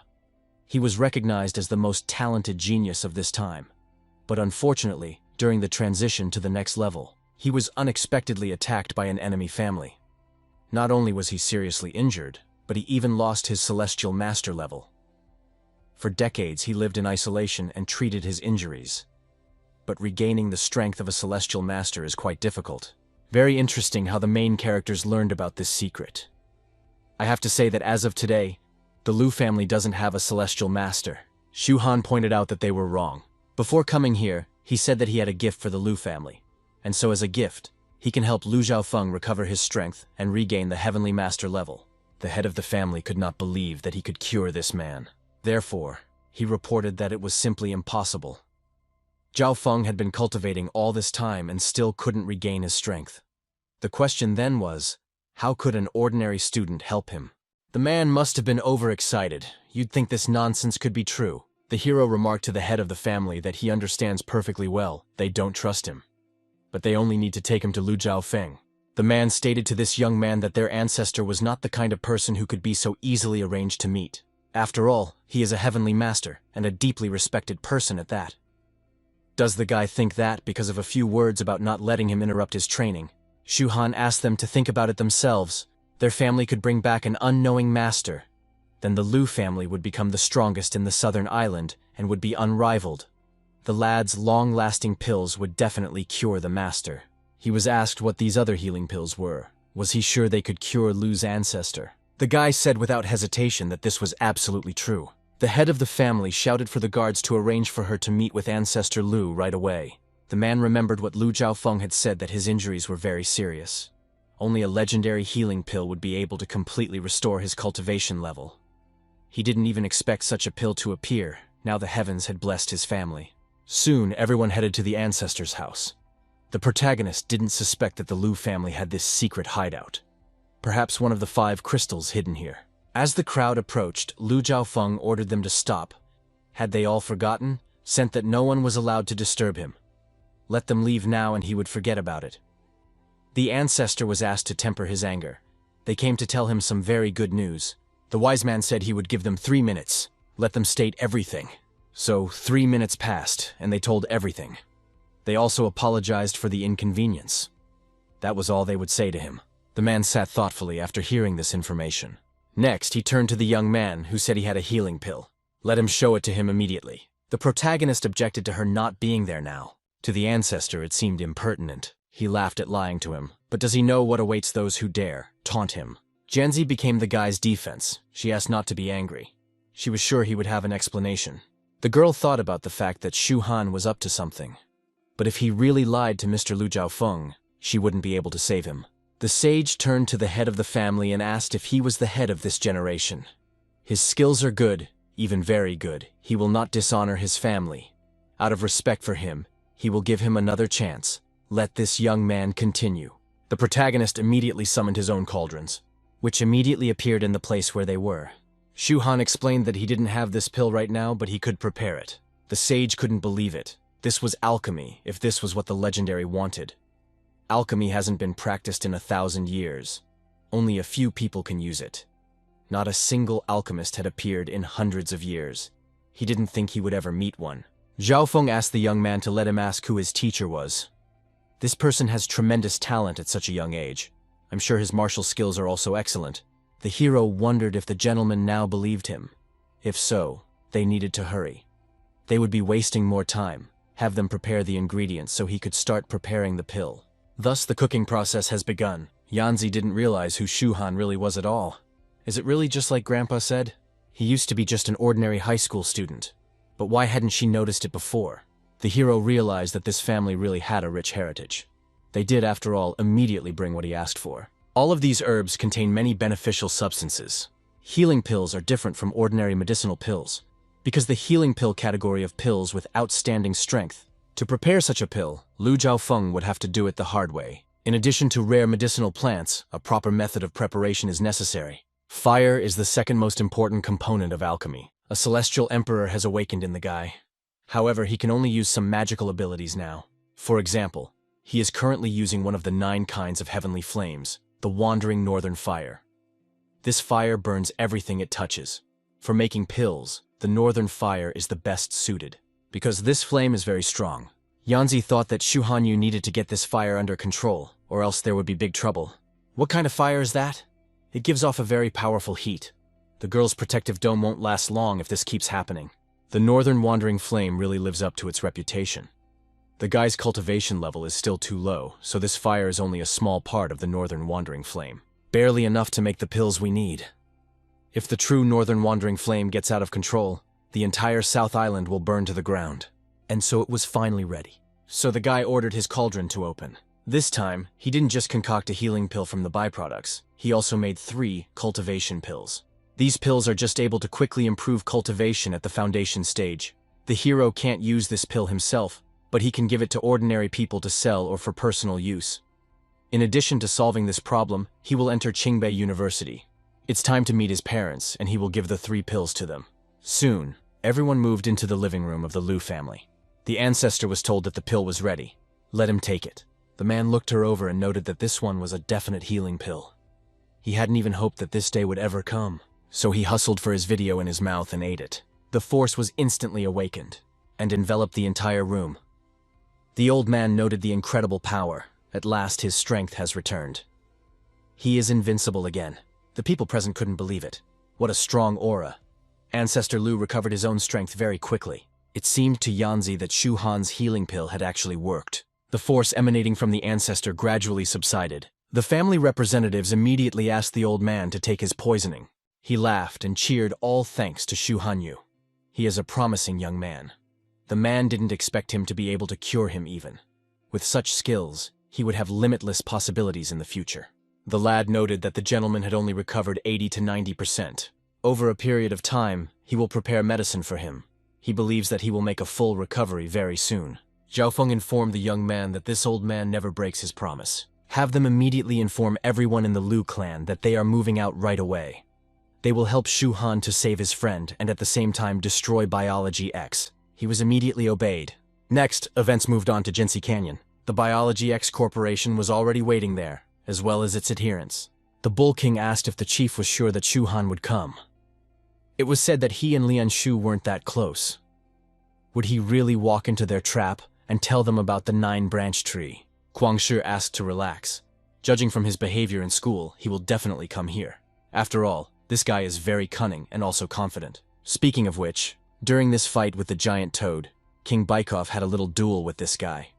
He defeated him with just one punch. The man was shocked at the terrifying strength. Does he think he was purposely hiding his strength? Had he already reached the final stage in cultivation? The creator of the corporation said that it was impossible. He had scrutinized his past. Shu Han had only started his cultivation after reviving his earth aura. Even if he was a true genius, there was no way he could reach the final stage in such a short time. That day, he must have ingested some special fruit that allowed him to temporarily become stronger. Nevertheless, they will assume that he has reached the final stage. So let them remember to strengthen their own defenses. The number 1 Biology X Xuan Tianzhao will also be with them today. Shu Hanyu is not going to avoid getting killed today. Another guy pointed out that after he talked about everything, what would they do with Lian Shu? He heard that the Lian family are very rich businessmen, but they are not a hidden family to a cultivator. Would they really just let him go, or would they kill him? The chief asked what he meant by let them go. They didn't kill Lian Shu just to have something to intimidate Shu Han with. When they find out all about the 9-branch tree, both of these guys, as well as their families, whoever they are, they will kill them all. To prevent any leaks about the 9 lotus leaves. Suddenly, someone said, "You all looked ahead. That kid really came through." Guang Shi noted that he led here rather quickly. Putin follows his lead or he'll regret it. About the 9-branch tree. Now let him tell everything he knows. The protagonist asked where Lian Shu is to begin with. He wants to see him. If he is unharmed, the guy will consider standing out with this information. The creator of the corporation ordered it to be brought here. Lian Shu led the way. He knew that his brother would come to rescue him. Let him leave here immediately and don't worry about him. This is a trap, after all. They have set up an ambush. The Bull King immediately pushed this guy. This will be the first time he's seen such a chipper hostage. Shu Han asked the guy not to worry, he would be safe soon. Guang Shi didn't understand what he was saying about security. The man immediately pulled out a dagger and stabbed it into the guy's leg. Lian Shu told him to kill him quickly, for he was a cowardly rascal. The creator of the corporation stated that he was not wasting his time. Let him now tell everything he knows about the 9-branch tree, or he could just chop his buddy up into little pieces. The hero realized that if it came to that, they wouldn't start now. So waved a hand, and that marked the beginning of the plan. Immediately energy was released, and it rushed straight toward the enemies in a torrent. Members of the Biology X Corporation realized they were under attack. Old man Lu Chaofeng has already arrived here. He used to have the highest rank in the demonic general's army. This army numbered thousands of cultivators. He is here today to save this man. Remarked to the master that he was very strong indeed. It only took him a second to save his friend. Soon the rest of the family showed up. Lu needs to destroy Biology X. Now is the time to prove yourself. The corporation was surrounded, let them surrender, and they would let them live. Guang Shi couldn't believe it. Wasn't he from the Lu family? But what's going on here? How did Shu Han get so much influence? How did he convince the family to help him? And who is this old man anyway? He is afraid that he is as strong as Xuan Tianzhao. So why is he submitting to this guy? Lian Shi was grateful to Brother Su for being his savior. The ancestor of the Lu family introduces himself. He gives them a chance to surrender peacefully. Guang Shi didn't understand who this old man even was. He has a very strong aura, and he was able to take Lian Shu away so quickly. He alone, without help, could kill them all. So this person is a big threat to them, fearing that Basil he is not inferior to even Xuanbi Tianzhao. But since when did this Lu family have such a strong master? After thinking for a moment, the man asked if he hadn't gone crazy, sending the entire Lu family here because of some kid who didn't pass the foundation period. They should think it over well. If they attack the biology X, those will fight to the last man. Zhao Feng pointed out that he was not yet old enough to speak to him like this. Let him call Xuan Tianzhao here. While he was in unity, they dared to bully his family. So tonight, this old man is going to wipe them all out. Suddenly, an unfamiliar voice was heard from the mountain, asking who dared to defame his name. Is he really asking to die? It was Xuan Tianzhao after all. Guang Shai was glad that the great master had come to them. Now you have me very worried. With their great master, they can easily deal with the Lu family. Zhao Feng remarked to the protagonist that these would be left on him. It'll be over soon. Such a weakling dares to call himself a great master, and today he will die. The old man's full strength rolled over his new rival. At that time, Lian Shu was free of the ropes, and told Shu Han that he was the best brother in the world. If he was in trouble, he too would do anything to save him. The hero noted to stop better. They need to be dealt with first. In his past life, it was the suffering of his loved ones that hurt him the most, but then he was too weak and could not save those he cared for. Thus, he was still reeling, regretting. But now anyone who dares touch the people he holds dear, no matter who they are, he will wipe them off the face of the earth. So let the others leave Guangshi to him, and they'll deal with the others. Leave no one alive. Lu Yanzi arrived along with everyone else. She noted that biology X years had delayed her family. It's time for their revenge, so let everyone rush after her. We should have killed everyone, and spared no one. It's time. Their family is once again the strongest. Before the members of the corporation even realized it. When they were already killed, the corporation members were confused and filed out one after another. Guangxi stated that the whole thing was despicable. They were all human and biology X. Their deaths were only Shu Han's fault, and he would kill him. The protagonist said across the street that he dared to harm his loved one, and today, it is he who will die. To the interlocutor, these words seemed loud. His perfect form was comparable to the strength of a jade master. Right now, to him, he was just a pitiful ant in the foundation period. The man is going to break every bone that is in his body. That alone will calm his anger as well as his hatred. Shu Han also attacked, and the man didn't understand why he didn't dodge. It's a madman. If he's determined to go for it, let him take the hit. Thus, both opponents were hit hard and flew off to the side. The protagonist was pelted with rocks after he flew off into a mountain. Lian Shu was greatly worried about him. Guangxi called the guy a fool. His armor created from the strongest material of biology X. Not even a jade master can penetrate it. What he's about to do will leave no stone unturned. The main character climaxes and asks if that's all he's capable of. Turns out he's weak. To deal with this man, it takes a lot of energy for a guy to heat up. It's not a problem. Guangxi shouted that it was impossible, but why didn't he die after such a blow? Shu Han rushed to attack and stated that he could try again if he wanted to. The opponent was plugging away, so he knew his place. As he attacked, he felt himself being attacked as well. The man wondered if he hadn't dodged it this time too. He agrees to beat him until his arm falls apart. Now he'll kill him for sure. The hero objected that he didn't have the strength. Does he think his body can't take a low blow like his? The creator of the corporation resented being able to stand up to him. He ended up getting another attack as well. But then he counterattacked the guy. I never thought he'd be so resilient. As time expired, he fell to his knees. His strength was running low. But this time, he was sure that Shu Han was definitely dead. He wouldn't be able to survive several such strong attacks. Suddenly, she heard a familiar voice suggesting she try again. Now they're going to see which one of them lives to see the end. The man cried, "Why is he still alive? Could he really be unbeatable? Why should he be punished like this?" While he wasn't fighting, Zhao Feng also sent Xuan Tianzhao to rest in peace. It was already finished. The man he fought is dead, and anyone who decides to fight him will end up like him. Zhanzi stated for the Silver Wings to surrender. It's already over, so why do they keep fighting? Eventually, her rival gave up. After all, he had only recently joined the organization. The Bull King has also surrendered. He asks for permission for them to join the Lu family. The other members of the corporation also surrendered. The girl noted that she knew they were only following orders. If they didn't bother them, Lu's family would let them go. Guangshi also revealed that he admits his defeat. But Shu Han can't kill him because his daughter is studying at Shushan High School. Because he had no skills in conservation, she advised him to join Biology X. He did this in order to perfect his body. I wonder if the guy when you heard about the Shushan Sword School. It's a school for people beyond the kid's imagination. If he kills him, Lu's family and their friends will be in trouble.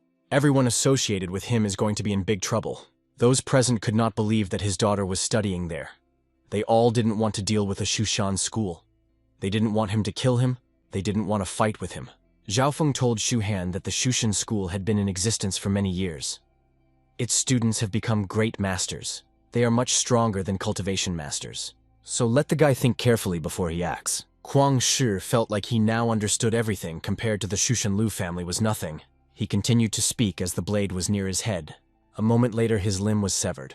The main character said he hates those who dare to threaten those close to him the most. He is not even remorseful right now. The Shushan school is nothing more than dust to him. He doesn't care what kind of relationship he has with them. If his daughter is the reason he's close to them, she'll have to deal with him.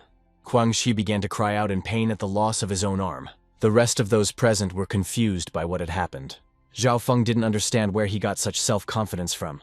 If he is not afraid of the Shushan school, is he really hiding something? Kwang Shi kept saying that his daughter is the fall of the sun. She won't leave the guy alone. She has the whole school on her side, and they will definitely finish him off. So he's in for a miserable end. His family and friends will be involved in all of this. The protagonist's blade soared once more, and another of the man's limbs flew off. The heroes did not understand how he dared threaten him. He was reborn, and would not repeat the mistakes of the past. The interlocutor confusedly asked what he was doing. If he killed him, he and Lu's family would die too. How about a truce? He'll never touch him again. Shu Han said that it was too late to ask for mercy. He shouldn't have harmed his friend. With those words, the boy's blade pierced the man's chest. He made those present even more surprised. The sage thought of Kwang Shi's daughter studying in the Shushan school, but Shu Han killed him without hesitation. He's decided to challenge the school, and Lu's family will definitely get involved. Lian Shu asked, wondering if he was dead. But he understands. Brother Su is really great. He learned a lot from him. At this time, the protagonist thrust his hand into the enemy's chest and got what he needed out of there. Just as he thought, it was one of the crystals, and it was a chest. They had embedded his body to serve as a power source. Given his skill with this crystal, his daughter could not be underestimated. The main thing is that the guy has that crystal now. He doesn't care who his daughter is. If she dares to contact him, he won't be lost in the sidelines. And now the heroes has 3 crystals. It remains to collect 2 more, and then he will be able to create a perfect base. Zhaofeng said that thanks to the guy, they had solved the dispute between Biology X and Lu's family that had lasted for many years. If he has any request, the family will always help you. The hero thanked for it, but he didn't need anything. They had fulfilled their part of the bargain, and there's no need to feel indebted. He has to go, and he's got a lot to do right now. Lian Shu only asked Brother Su to wait for him. It seemed to the rest of Lu's family that this child really wasn't afraid of anything. Jianzi noted that this was the kind of man he was. Please let him be understood. Zhaofeng ordered that Kwang Shi's body be taken care of and buried with all honors. There is something strange about this child. The old man wants to know more about his origins. 3 days have passed since then. Once at school, the protagonist heard various rumors about how Long Lingtian was looking for him, and if he were Long Lingtian, the children would hide now. Lian Shu remarked to his brother that he never thought they were in the same school. He hadn't seen him here before, and that's for sure because he rarely attends classes. The hero asked if it wasn't time for him to head off to class. Why is he the one who keeps following him around? The interviewee replied that he adores him. He will definitely ask his father to move him to his class. He really is a hero, so he will follow him wherever he goes. Shu Han, pointing at the guards, asked, "What are they doing here?" Lian Shu replied that they were hired by his father. After that kidnapping, his father told them to keep an eye on him. Let everyone remember that Shu Han is his older brother, which means he is also the boss. Henceforth, let them respect him as much as they respect him. The guards greeted Brother Su. At this time, a conversation happened in the Feng family. The son asked his father if he had heard the news. Oh, it turns out that the Lu family not only helped Shu Han, but also destroyed the Biology X organization. So now everyone in the South Island is discussing it. It was said that the Lu family's elder former genius cultivator Lu Zhaofeng was also there. He destroyed Biology X with just 1 blow. Somehow we got his old powers back. I wonder if father thinks Shu Han has something to do with this. Although I find that hard to believe. The head of the family noted, somehow the Feng family staff is still in his possession. And they can't just leave it like this. Shu Han must be lured out of the school grounds. Even the Long family is after him. He won't be able to rely on the Lu family's support forever. and the Long family should not be underestimated from now on. Zhen Yu announced that she would make sure Shu Han was kicked out of school. But my father remarked that there was something to be done before dealing with him. He needs to improve his own cultivation and overcome the foundation stage. The guy needs to prepare for the martial arts exam. The first exam will be in 3 months, and now is the time to start preparing. And by then, all martial arts schools will have already started enrolling students. Each of these schools is supported by the government as well as other major sponsors. The son pointed out that he had heard about this exam before, but is it really that important? Does it mean that children of other influential families will also take part in it? In response, he heard that so-and-so will enter a martial arts school. Cannot everyone, especially schools like Qingbei or Tianjin. If a guy enters one of the top 7 martial arts schools, there will be great opportunities for him in the future. And this Shu Han will be just an ordinary insect to him. Zhen Yu noted that he understood everything, which meant he would start training now. And soon, he would crush this guy like an ant. Worry said for him to go to practice and let Shu Han be left to him. He could use any Feng family resources that would help him practice. The protagonist walked out into the classroom. Lian Shu noted that the place was quite lively. Everyone encircled Lu Yanzi. They asked to accept congratulations from the headman. At last, the Lu family was able to destroy the biology X. Now their family is unrivaled in the national South Island. As long as the elder is with them, no one will even dare to bother them. Into this chatter, the hero did not engage and simply walked on by. Lianlian didn't just let it go. She told the guy he was rude. Old age saved his friend from biology X, and he walks by without even saying hello to her. Still, he should learn to speak up, thank you. Realizing she was annoying, the guys just ignored her. The girl freaked out and said, "You those two weren't that arrogant. She's gonna teach them a lesson." Suddenly, the front door to their classroom was smashed open, and Zhu Han was looking for someone. Turns out it was Long Lingtian. He says he transferred to this school to take revenge on Shu Han. So there's a big problem waiting for him. He's not safe at school now. Lingtian approached the protagonist and said that they would now see how he would hide from him now. He came here specifically to take revenge on him. So challenges him and let him fight him today. Shu Han simply ignored him, because he doesn't have time for idiots like him. The interlocutor, indignant he dared insult him, so let him die with the living. Lian Shu immediately shouted to teacher Li Kai-shan that a person was being killed here. Lingtian immediately stopped. He didn't understand what this guy was doing. Did he really want him to kill him too? Lian Shu pointed out that in the fight is prohibited on the school grounds by the rules, and he will not be able to kill him. The interlocutor was indignant, but was this really what the newspapers said about him? The boy pointed out that this was how he was called, Liana Shu. Lingtian was happy to have this kind of information. He would memorize it well. Lian Shu stated, his name memorized. Does he know who his brother is? But the interlocutor didn't care who he was. No one was safe in front of him. The guy revealed that his brother was Shu Han, and he would easily beat him. Lingtian suggested to get to the point without too much chatter. Let them attack first, and he'd take them both down. The interlocutor laughed. Is he really that dumb? For what a brother not even to see him as an adversary. Also, the others also supported this laughter and scoffed. Lingtian was indignant because they were making fun of him. The hero remarked to a comrade that he didn't remember getting it to humiliate people. The latter replied that he was just letting him know that he shouldn't bother Brother Su. Lingtian was persistent and shouted at the protagonist to stop hiding his head in the sand. Let him fight him at last. Shu Han stated to stop saying that. Let him have a conscience. Suddenly the teacher entered the room, noting that the lesson had already started. Let's hurry up and get to our seats. It became clear that Li Kai-shan had indeed come. The guy remarked to Shu Han that he was lucky today, but just let him wait a bit. The instructor asked who broke down the door. Of course, they pointed to the culprit, who resented it. The teacher informed him that his parents would have to pay for damaging school property. As punishment, he would listen to the lesson standing up. Lingtian stated that he would pay for the door, but why the hell should he get up? The teacher did not tolerate such rudeness. Using his power, he directed a stream of energy towards the guy, and in answer to a question, said it's because he's a teacher here. Now he has to pay for this table as well. The interlocutor was indignant, but eventually agreed. Realizing that this man cannot be provoked, Li Kai-shan is too strong and he can't fight him. The master has asked for attention. He has important news for them, and it concerns everyone present here. Lin Shu wondered what the news was. The protagonist was pondering from his past life.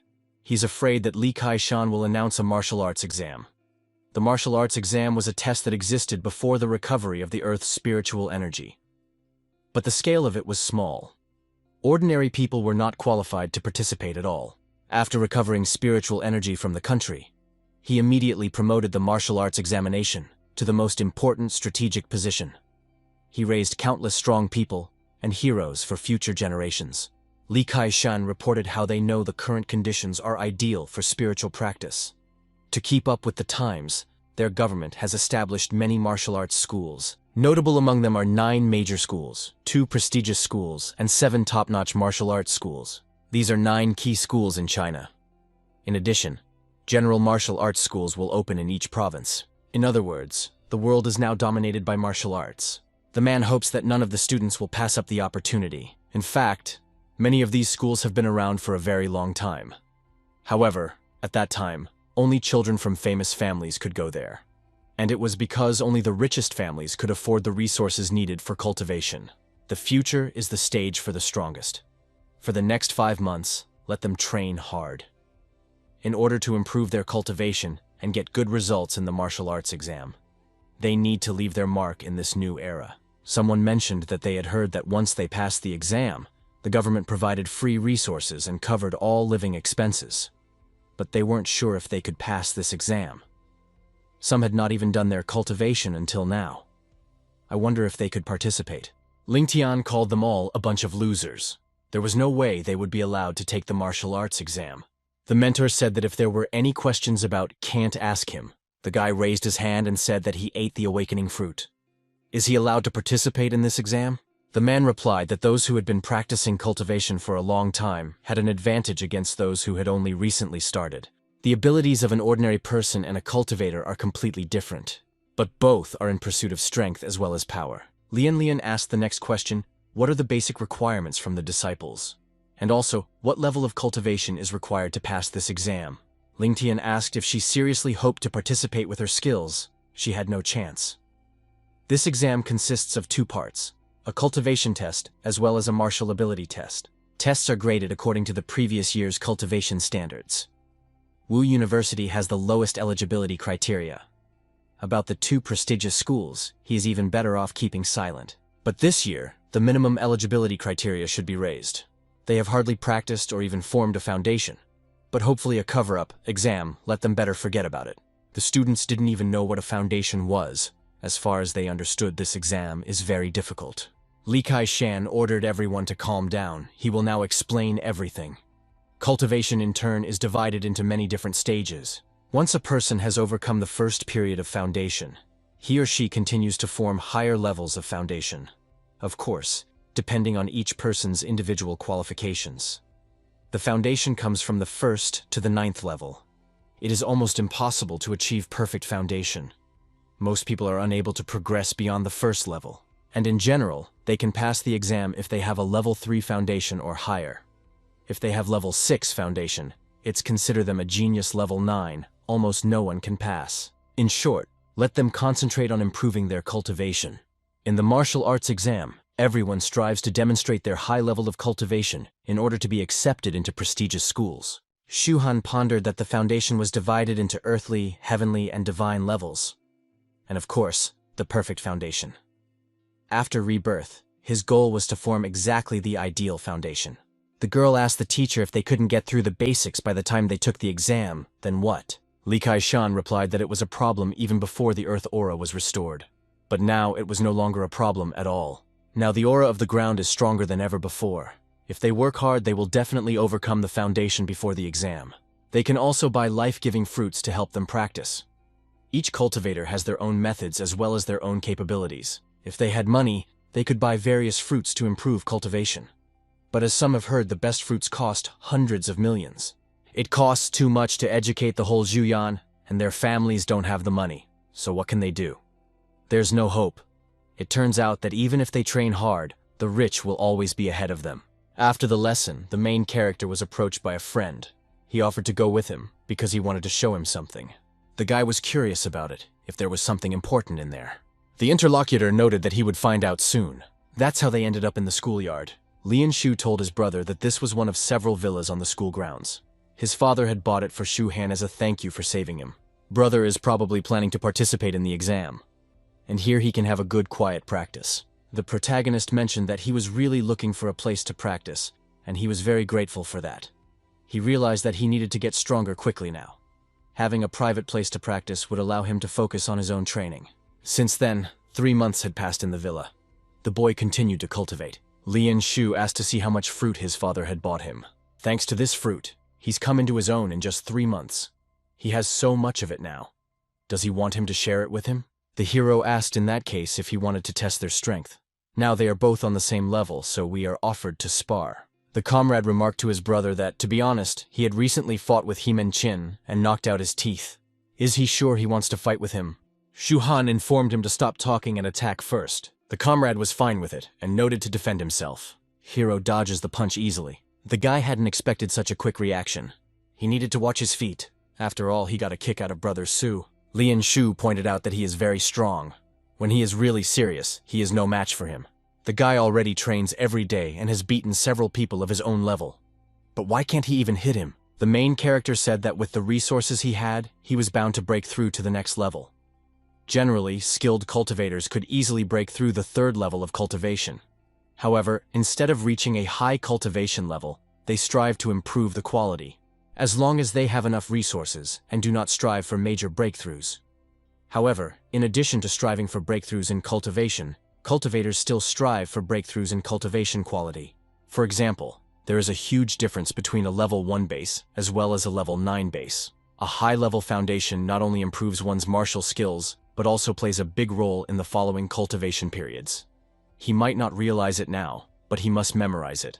With a cultivator, it is not only important to increase the cultivation level quickly, but also to improve the cultivation quality. A strong foundation is especially important. Without it, it will be very difficult to break through to high cultivation levels. Unless he is very lucky. Lianshu understood everything. He was going to start training right away.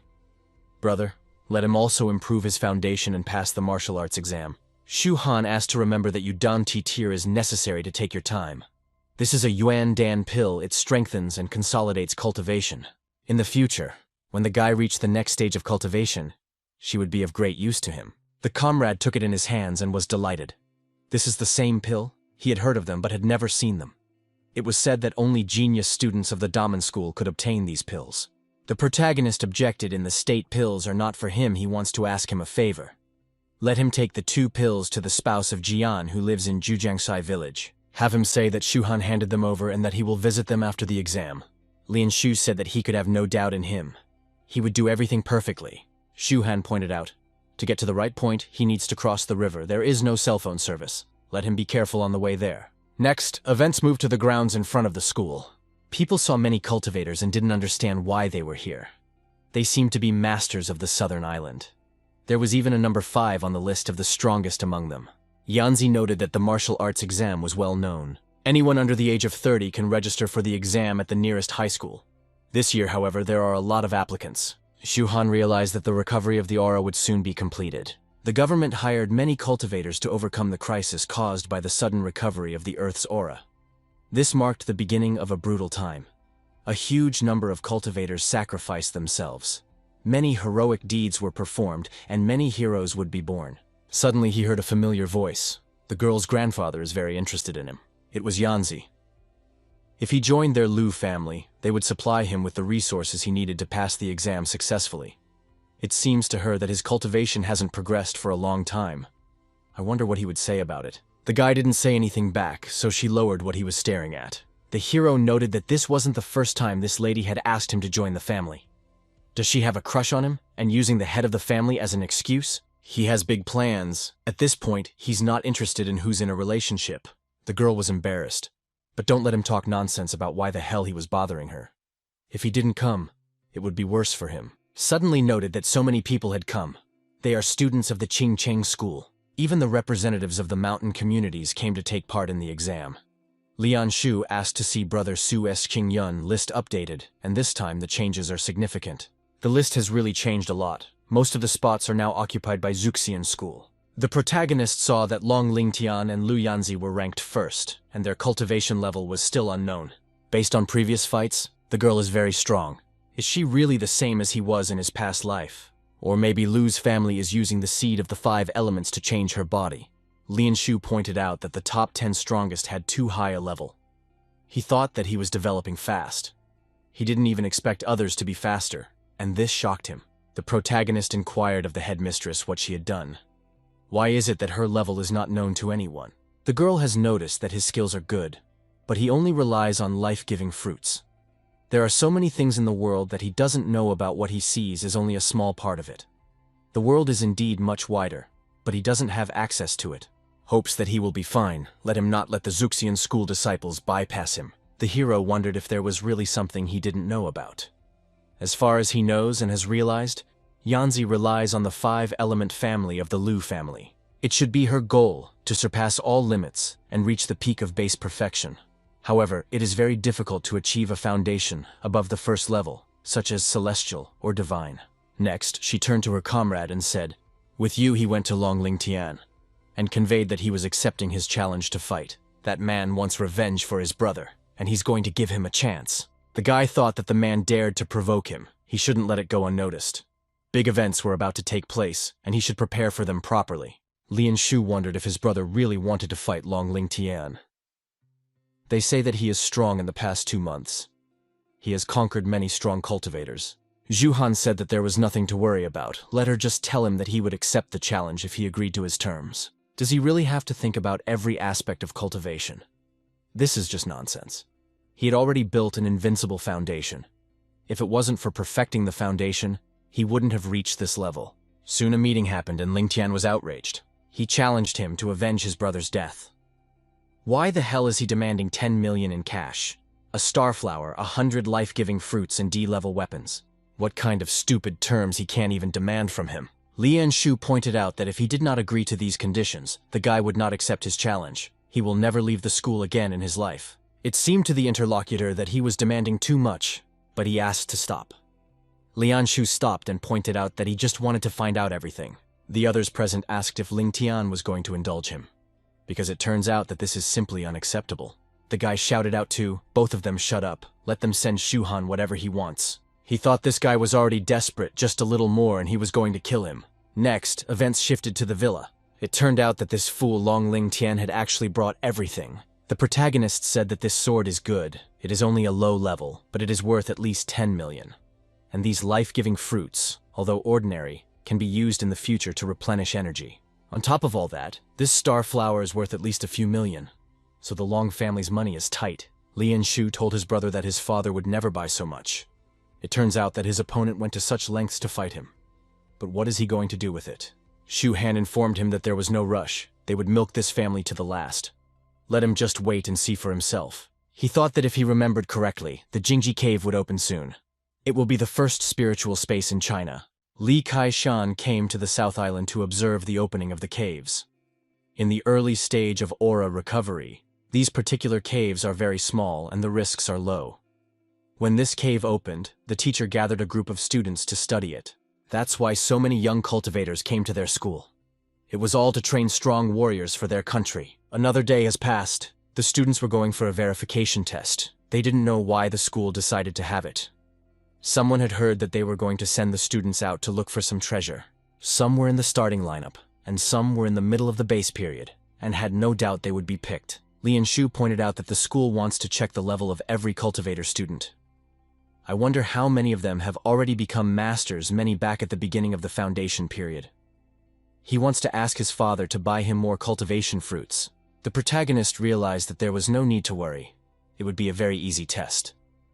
In the early period of the Earth's aura recovery, life-giving fruits can be found everywhere, which means this exam will be over very quickly.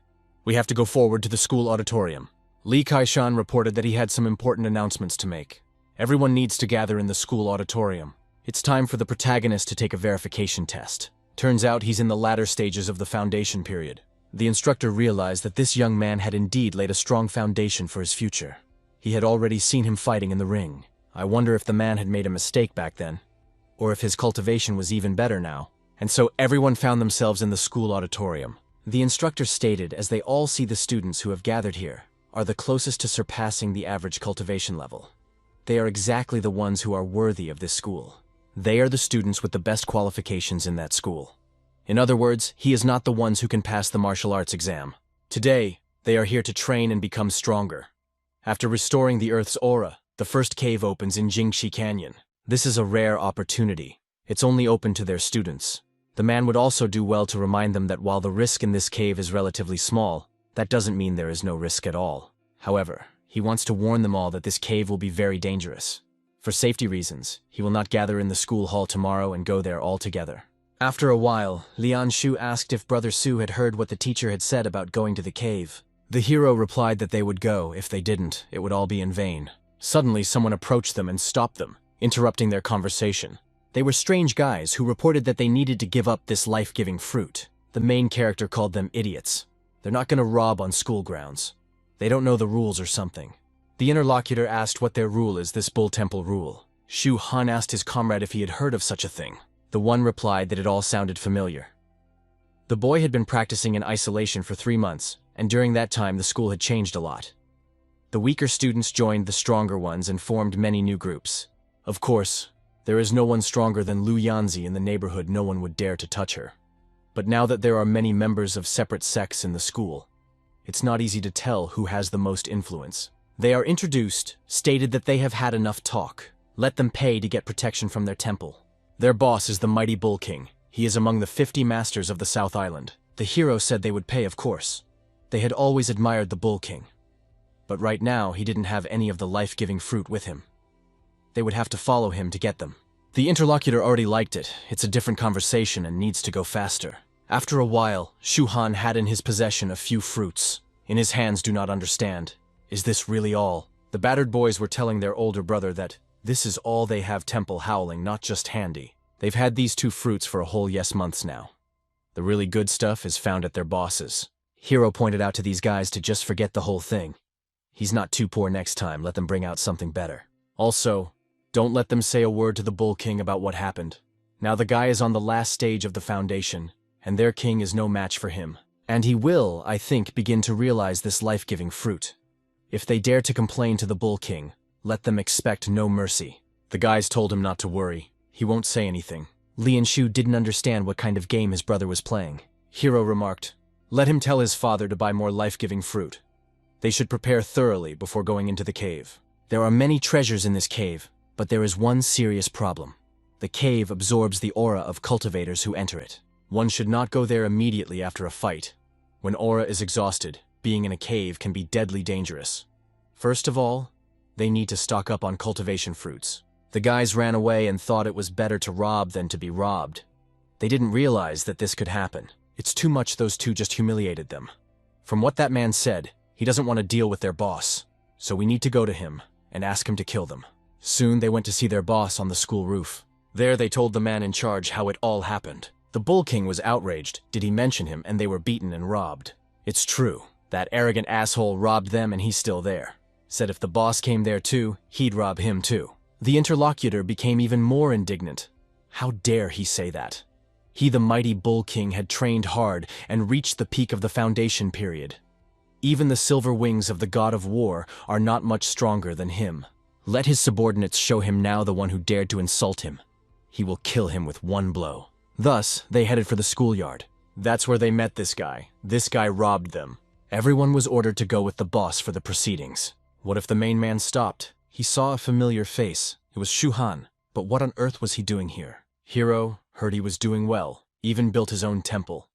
He ran away, tucked his tail, and also decided to start from scratch, I guess. The man didn't realize that he and Mrs. Liu went to the same school. Now he's part of Liu's family too, and should be respected by his boyfriend. He despises that he used to be strong, but now he is no match for him. He is too weak to be spoken to in such an arrogant manner. Shu Han reported that he had no connection with Lu Yanzi, but where did he get the idea that he was being patronized at all? The girl keeps presenting herself to him, but he's not interested in her. The interlocutor was indignant. How dare he insult Miss? For such talk today, he was not going to let him go alive. She's not a hero, said it's a great opportunity. He'll kill him and take everything he has. The Bull King immediately used his own force. Today he would recognize his wrath.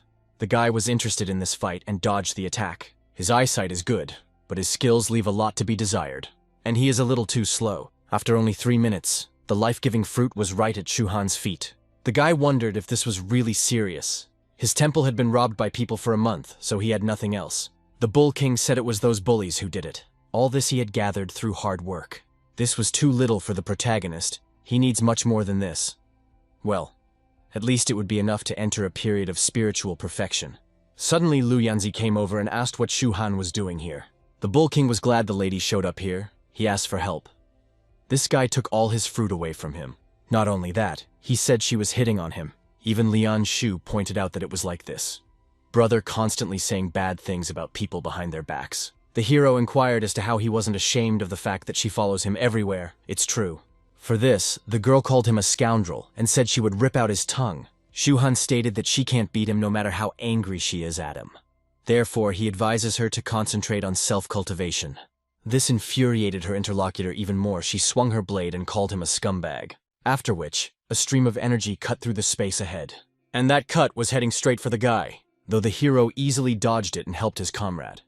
He called her a fool. If she acts like that, she will never find a boyfriend. Yanzi saw that it was teleportation. It's an advanced technique, and it can't be learned without careful training. Even she, being strong enough and not having practiced this technique. But Shuhan had moved literally in an instant. I wondered when he had managed to become so strong. He succeeded thanks to 3 months of hard training. It's a special method of speed training for Feng Jue. But he shouldn't get involved in any fights right now. There's a reason he's been training so hard. Lian Shu inquired as to why they were leaving. Couldn't even he be able to defeat Lu Yanzi?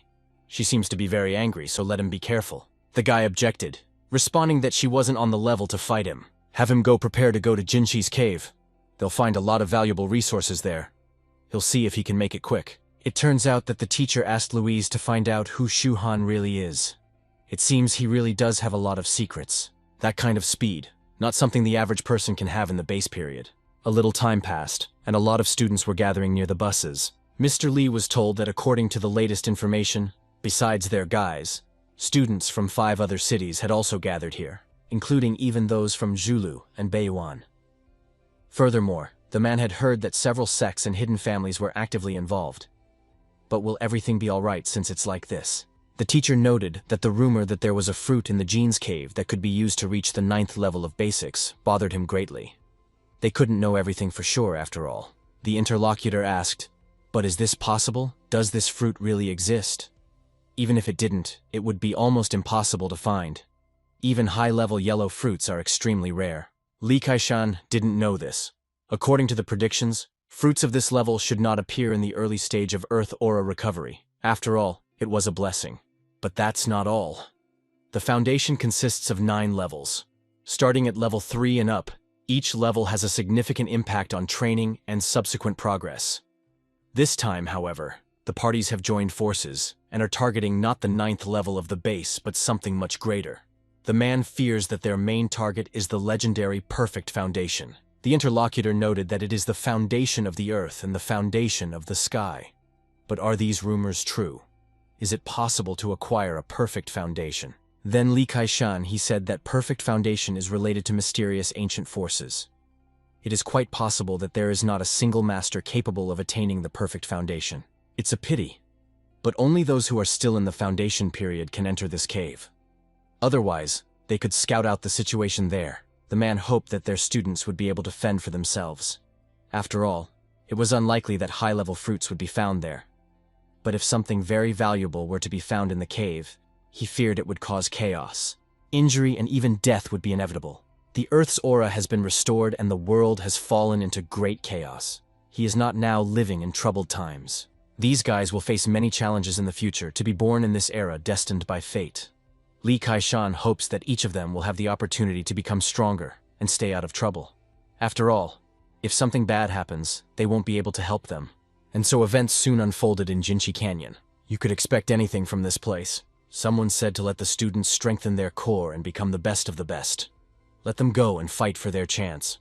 Lian Shu pointed out to Brother Su that there was something wrong here. There seemed to be a lot of students from other schools here. Shuhan reported that this was how it should be. How could such a great opportunity not attract people's attention? Not only disciples from different schools, but also independent cultivators came here to try their luck. The interviewer asked Mr. Lee how many people in total are involved. He replied that there were quite a few. Several of the participants had a level reading that was at a critical level. He thinks they suppressed their aura on purpose to pass this test. The man asked if he meant to say that they had been tricked into entering the cave. That could have terrible consequences. They must stop them immediately. Li Kaishan reported that it was too late. Most are already inside. All they can do is wait and hope for the best. The area of the cave itself is huge. and it will be very difficult to find them. Have them tell the students that you didn't stay in the cave too long, and that you haven't clashed with students from other schools. The rest is up to them. In this era, man is either the best or he will be crushed like a worm. The risk simply cannot be avoided. The students are the elite of the city of Nandao, and this is their first mission. They must leave the cave as soon as they find what they are looking for. Without further ado, just have them come out. Someone heard that there are a lot of different life-giving fruits there. It's very exciting. There's also the fruits of rapid improvement. So if they find them, they won't have to take the martial arts exam. There's a fruit you eat that makes you invincible. But stop dreaming. There are many students from neighboring cities here, and the competition is very serious. No matter how much treasure there is, everyone should be careful. Janzi has informed the Silver Wings of the God of War to tell their allies to stick together and work together. Their goal is to find as much life-giving fruit for the family as possible. The boy noted that he had a bad feeling about it. There are several members of hidden families in their school. Of course, they usually act quietly, but who knows what they are capable of. They're hoping to find a lot of life-giving fruit too. Not to mention the influential schools from other cities. If a conflict breaks out, they could get in a lot of trouble for it. The Bull King has established his temple, and now has many followers. Perhaps we should call them to increase their combat power as well. Yanzi told him to take his time. Let them study their opponents first. Right now her biggest concern was Long Aotian. Silver Wings realized that it was Lingtian's brother. This guy is quite famous, but is he really here too? The girl replied that he is not allowed to leave. Aotian is #1 on the Qingyun list, and he is extremely unrestrained. If confronted with him, there would be no avoiding conflict. Lian Shu suggested that Brother Su go to the very center of the cave. They would definitely find a lot of treasures there. Of course, it would be wonderful to find that legendary fruit. The hero inquired if he had brought what he had asked him for. The guy replied that of course he had brought it and showed it. Father spent too much money. He bought a whole 100 life-giving fruits for them. I wonder if it will be enough. Shu Han says that will be quite enough. He suggests going to see what is inside. Also let the comrade remember that if they lose sight of each other, let him hide these fruits and not show them to anyone. The guy thought that they had spent so much money on fruit, but it was impossible to buy a normal bag to store it in. Although such a bag was quite rare, a good one was expensive, and some were not for sale at all. After all, this thing hasn't gone into mass production yet. A couple of these will need to be made for sale when they get back. This would really be a great idea for a business. One faculty member noted that all participants are now inside. From now on, they cannot know what is going on in there. Suddenly, something started to happen. I mean, that's a pretty strong aura that descended from the heavens. Bad seems from the cave, releasing a huge amount of aura. If this continues, it won't be long before the aura in the cave runs out. And so the entrance to the cave was completely closed. Some didn't understand how this could happen. So why did the aura start coming out? Is nothing threatening the students? It doesn't look good. The exit is blocked. The man asked Mr. Lee what was going on. What was this sudden phenomenon? Thoth replied, if his guess was correct, then something must have happened to the cave defense team. In an instant, Oka's aura was all gone from the cave, and the entrance was instantly closed. The thing he had feared the most had happened. All the exits and entrances were blocked. The interlocutor asked if it turns out they are stuck there forever. Li Kaishan objected, it's not that bad. Even if the cave closed, it was only temporary. In 3 days it will reopen. The fact is that the aura of the cave is badly damaged. The students faced a serious threat. Because of the situation, it will be difficult for them to find even the simplest of life-giving fruits. Therefore, in order to get out of the cave without harm, they must overcome the most difficult test for themselves. The man is afraid that this time without sacrifices simply will not do without. This is their life. Everything depends only on themselves. He hopes that the group of people that mingled with the students won't get into trouble, and they will all come back safe and sound. Otherwise, he will force these creatures to incarnate. Kaijan wondered if it was an accident or someone's malicious intent. The 3 days would not be boring. He had to find out who was behind this. Whoever this man is, he's in trouble, and so events shifted to Jinshi's cave. Those who got inside began to look around. Silver Wings asked Mistress if this was really that praised cave. Everything around them looks like they are in a fairy tale. It is different from how he imagined it to be. Parts of equipment as well as weapons were scattered everywhere. Janzi notes that something is not right here. She senses something strange. So she offers to go and let them keep up with her. Everyone needs to remember to conserve their strength and not waste aura on meaningless things. A rather large group of people changed their clothes immediately upon arrival. Lin Jianxin noted that the Shushan school was so strong. But why should they pretend to be poor and weak students? This is clearly overkill. People might think they're hiding because they're afraid. Lin Chuyuan replied that they were students of Shushan Sword School when they weren't afraid of that. Shushan is the #1 school in China and they are not afraid of anyone. It's just that today they were told to avoid Li Kaishan. This man has a murky past. No one knows who he is or where he came from. That's why it's best not to mess with him. Their priority is to find and capture the treasure. Kwang Rui, who is Kwangshi's daughter, said she doesn't know how the others are, but she is only here to kill someone. Biology X was destroyed, and her father was brutally murdered, so she will definitely find Shuhan, that scumbag. She will kill him the way he unceremoniously killed her father. She was informed that there was no need to hurry, for there were those who had been training for far more than 2 or 3 days. Let them hunt for treasure, rob and kill, but remembering that the aura here is extremely weak, they need to be careful not to become exhausted. This time they have a large supply of life-giving fruit with them. Somewhere in the cave, Lian Shu told his brother Su that he didn't expect this cave to be so huge. It really impresses him. The main character told a legend that says that in addition to the ancient continent, there were 36 large worlds and 3,000 small worlds. This cave must be one of those little worlds. In fact, this place is completely cut off from the outside world. That's why almost nothing is known about him. A small group of people were on the ancient battlefield. They were ordered to disperse and search for Shu Han. And when they find him, have them signal the others. Damn guy. He only came to this school to challenge him. And that rascal treated him with such disrespect, how he wants to kill him. Ling Tian objected. The teacher had told them to stay focused on the treasure hunt. So his revenge could wait. In response to those words, this guy was immediately slapped. The guy was outraged. It meant that his brother was not listening to him about his words, no matter what he said. If he said such a stupid thing to him again, he would just kill him. The interlocutor asked the young master to brave father and calm down. He suggests looking for Shu Han. They will find him even if they have to turn this place upside down. The protagonist, together with his comrade, were moving forward at this time. The latter noted that it was quite quiet. There isn't a living soul around, and he doesn't like it. Is it normal that they still haven't met anyone on their way? Shu Han said that there is something unclean here. Let the comrade stay close and get up from him. He believes that it is possible to move around this world using a network of teleports.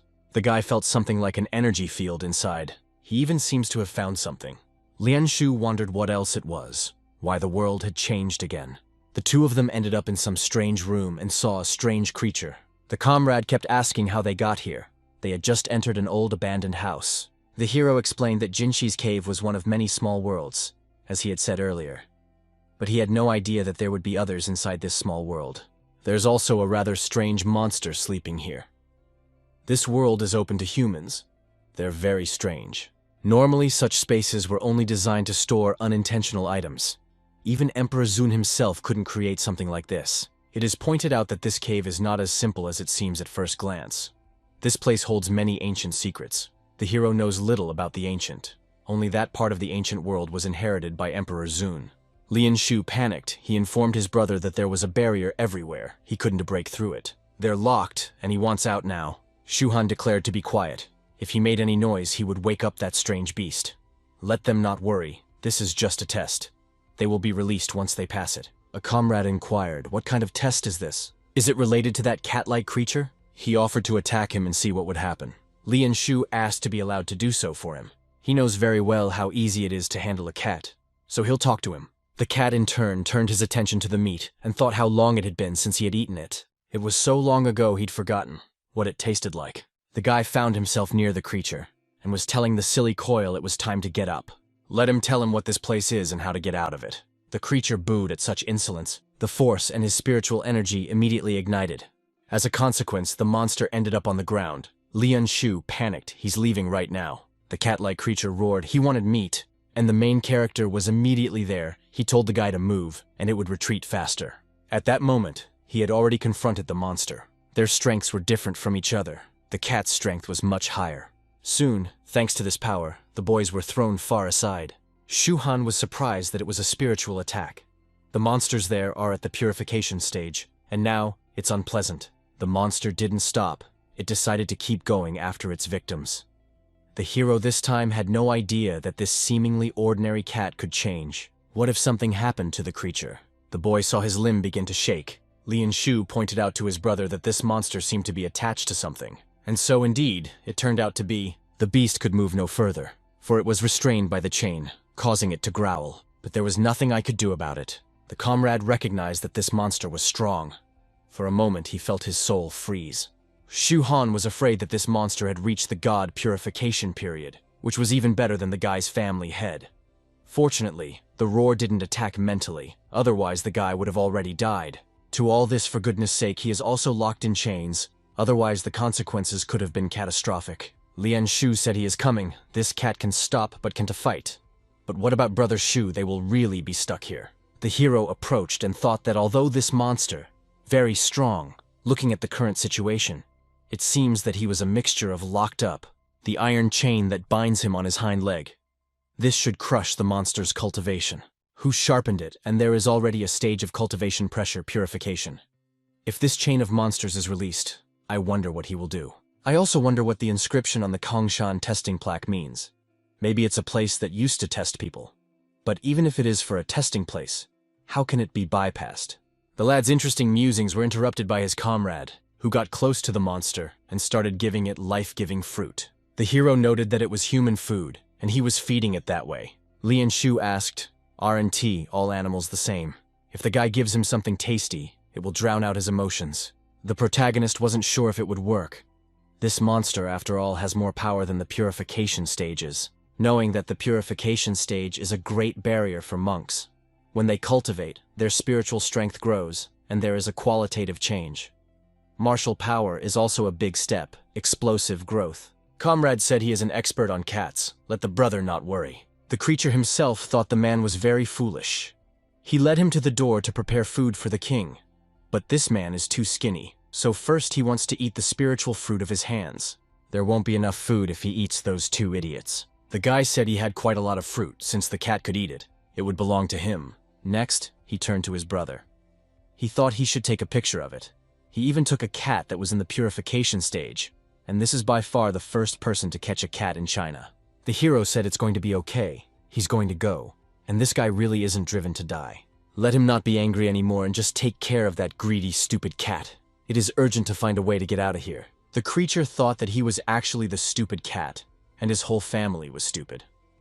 After the king finished eating the spiritual fruit, he would eat it first. Still, devil's meat is better than this baby. Shu Han felt that something was wrong. That monster was staring at him. He must have realized what he was saying. When he leaves, there is always a very dangerous feeling. Had he really become a target? Next, he noticed this iron that has bound this monster for 1,000 years. It is full of energy and remains hidden. The boy tried to touch him, and so when his hand let go, a touch of energy immediately enveloped him. The hero realized that this is bad, this is unusual energy. On the contrary, it has been compressed at least 10 times and is almost liquid. This makes him panic. Mustn't think of another way, or else he's afraid he'll explode soon. Lianshu inquired what had happened, if he was all right. The cat pondered the fact that this man was very stupid. He took the initiative to touch the iron. Even if he wasn't blasted with energy, he would be trapped like this king. Shu Han realized that he couldn't move at all right now, and that was very bad. He started to see this aura. This compressed aura mixed with a little spiritual power, and was a key energy that could dispatch the body. It's scary to imagine that only Emperor Zun could make such a smart decision. The problem now is that even if the guy doesn't die, he's stuck here. The life-giving fruits immediately tumbled out of the bag. Lianshu begged the former cat to help save Brother Su. If he could save him, all the fruits of this spirit would belong to him. The king thought he was an idiot. This ban was set by an old master from Kangshan. The wicked old man was not kind, but his power was very strong. If he could help him, he would eat everything from the beginning. Shu Han didn't realize what he should do. His body abruptly became weakened. He should think faster, or he would really die here. Suddenly, an interesting idea occurred to him. I mean, he has 9 mystery trees. How could he forget this treasure? This treasure of the 9 mysterious trees requires a large amount of energy to bear fruit. This is an opportunity to absorb all the clean energy in the world and help growth. Soon the hero began to feel much better. To catch this monster, just how much energy was gathered in it. It turned out that the mysterious Jinshuan tree was growing leaves. People know that 9 mystery trees have leaves growing on them. Ordinary means can no longer be used there. The large amount of energy needed is not something the monks can contribute. The big cat immediately sensed it. This is the first fruit flavor in the world that tastes delicious. Unfortunately, it still hasn't bloomed yet. Only one leaf that had just started to grow. This king thought that the first delicious fruit in the world had long since died out. He didn't know what was in store for him now with this little rascal. Apparently the first tree in the world was the wicked old man's. And now this mortal has come here with it. Could the bad old man have something to do with this mortal? This very guy used the world's first delicious fruit tree to absorb and trap the king's spiritual power. In other words, I wonder if this king will just stand there. A few moments passed. The hero thought, although this contained a lot of spiritual energy. It was able to make the Juxian tree only grow a leaf. The tree in question was only a mere beast swallowing gold. There was no telling how much amazing energy the tree would have to absorb to make itself blossom and bear fruit. So it looks like we'll have to think ahead. However, it was too dangerous. If it wasn't for this mysterious tree, they would already be dead. The design of this place was unusually exquisite, and after a not unknown amount of time, the design still looks immaculate. The owner of this little world is definitely unusual and a monk.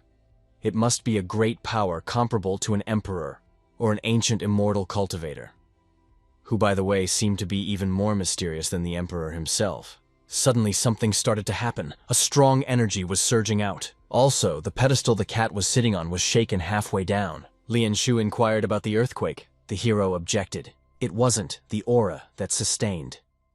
The work of this small world had been completely absorbed. Thus, this small world would soon disappear, and they should get out of here quickly. The chain that held the big cat down fell to the ground, and he swiftly, together with the bag of life-giving deposits, fled in an unknown direction. The king was glad that he was free at last. He must go and take revenge on the old villain and take all the food with him. Shu Han ordered to move forward, need to follow the demon cat. After all, by all appearances, he must know where the exit is. The comrade shouted that it was his spiritual fruits. Let the creature not dare to run away from him. How dare he steal his fruit in the first place? The hero also pointed for Lianshu to take the demon cat's leash. He, in turn, will endeavor to collect this stone tablet.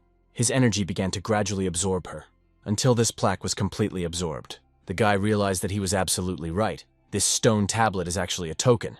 They just don't know at the moment what it's for. The comrade pointed out to his brother that it appears to be a regular cat leash. I wonder what he wants him to do with it. The hero immediately hit him. This leash can bind a demon cat of supreme power and resist a tenfold spiritual ban. And he dares to say that it is an ordinary iron leash. The guy is afraid to become even ordinary magical weapons, much to his chagrin. Lianshu realized that he was very powerful. When he goes out, he will tie up that big cat that stole the young master's fruit. The guys followed the creature. This cat sure knows how to get out of here.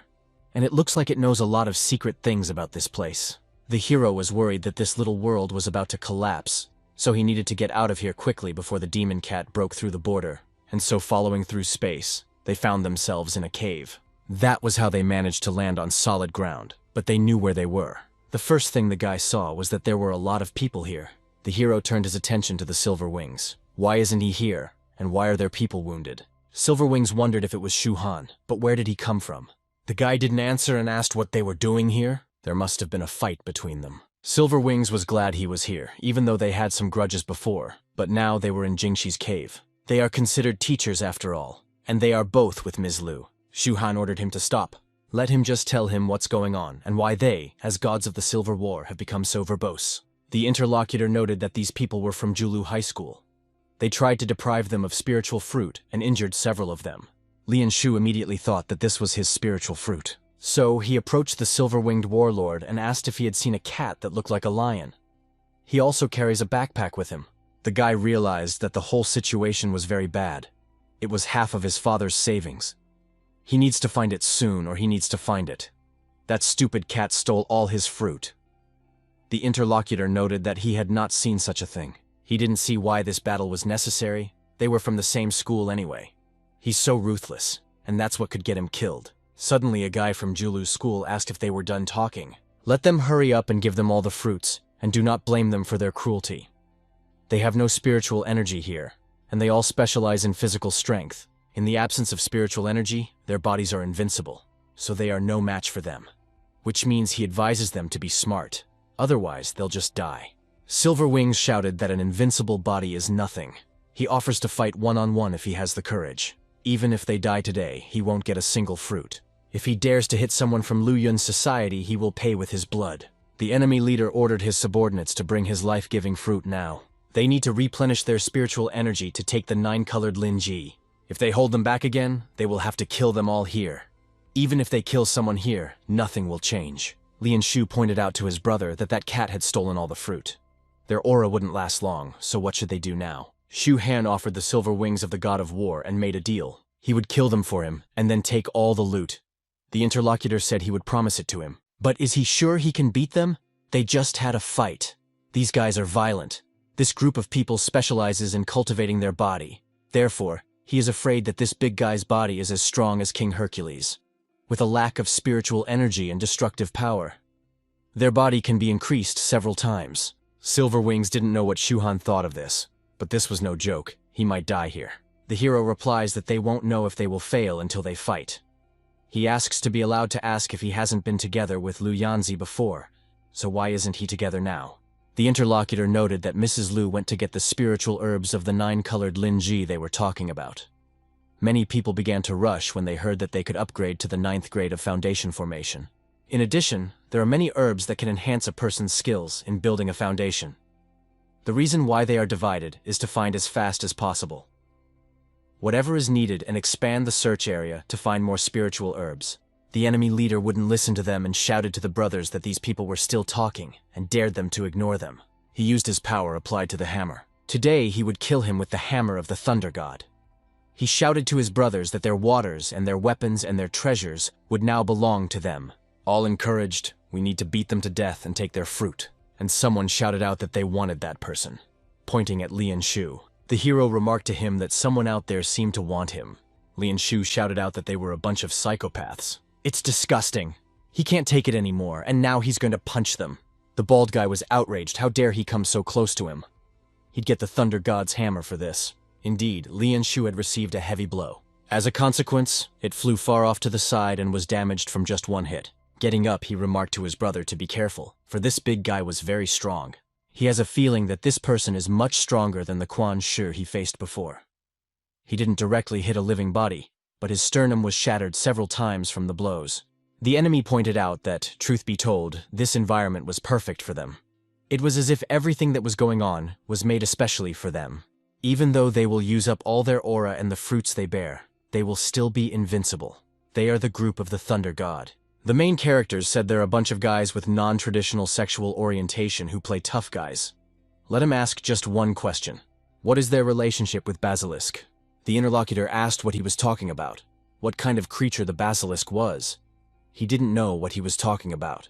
Shu Han explained that if that tough guy let him not act like him. Does he really think that they are all idiots? As usual, and Monk at the foundation stage muzzle drive the power of mere flesh and to such a powerful level. Of course, there are exceptions, such as the main character's technique, sacred body penetration. But these people can't have a legendary technique like the sacred body penetration technique. There's something rather suspicious about these big guys. The bully asked if he got his name right, Shu Han. He knows that Kwang Shi was framed by him when he used the Lu family to kill him. But what else does he know?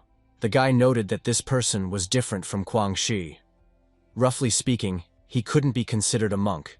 He was just a kind of robot that had been transformed. The cultivation power he could mobilize was limited, and he struggled more with mechanical strength. On the other hand, they can be considered monks, since they can all mobilize the full power of their cultivation. Furthermore, that bald guy has another advantage. It's his physical body. At this level of training, they could be considered physically invincible on a small scale, but their body is different from the usually monks who work so hard to cultivate, because their physical strength was obtained by external transformation as it was done. If one can assume, he would say it's genetic modification. The interlocutor immediately laughed in surprise at how much information he could glean from mere speculation. The guy used to think that Kwang Shi died in vain, but now it seems that that man doesn't blame him for his death. He made him a little nervous. It is true that they are indeed genetically modified by the basilisk. That's why the flesh has become so powerful, invincible in its class. What's the point of guessing? It was supposed to be a secret. But now that he knows everything, he should definitely die. Shu Hanyu found it funny he doesn't even come close to understanding what it means to be invincible. Biology X is a very mysterious technology company with branches all over the world. The basilisk creature that the Liu family destroyed earlier was a branch of South Island City. The hero didn't fully understand them in his previous life. It was said that they were manipulated by ancient immortal cultivators, and their goal was to destroy the world. It looks like they are going to take these guys today and see if they can't squeeze some more useful information out of them. The thug kept shouting that it was all classified information. They can't spare anyone here today. Silver Wings said that these people have murderous intentions. There is only one way out. Let him go after Miss Liu and they will hold them off for a while. If he succeeds in finding Ms. Liu, have him return as soon as possible. There may be a chance of survival. Shu Han objected. He was going to fight this chief and these minions. The Silver War God let him go first, knowing that the situation was dangerous. It seems that Liu Yanzi really knows how to train people. A few months ago, he and Daily Nuwan were common bullies. Now he's pretty brave. The enemy attacked, shouting that he had seen men with courage beaten to a pulp before. But he's really being a jerk right now, because he doesn't even dare to dodge it, even though he won't be able to escape from his Thunder God's hammer anyway. The hero knew that this was the ultimate body contouring technique. It should grow into 1,000 hammers. How could he dodge? Besides, how could a guy like this deserve how he could dodge? The enemy offered to see which would be stronger than his young or this guy's head. The enemy got into a fight with each other. The enemy couldn't believe what had happened. How come he wasn't dead? He wondered what was going on with this Thunder God hammer hanging 1,000 kilograms. With the addition of its power, even an ordinary monk at the peak of foundation creation would surely be dead. But how in the world could this guy take it all? The protagonist smiled, wondering if this was his physical invincibility. She's not even close to him. The thug attacked again. He must be using his aura to defend himself. Now they'll see how long he can use his aura when it runs out. Sooner or later he would die, and he would attack again and again. Shu Han was indignant.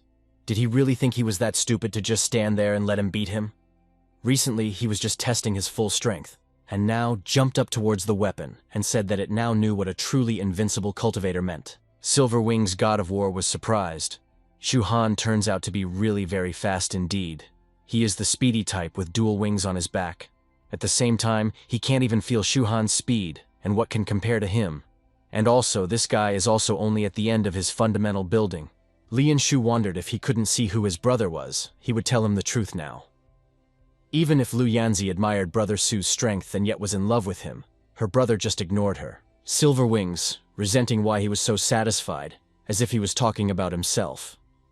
No matter how cool he is, what does that have to do with him? He thought that this person really underestimated Sister Liu.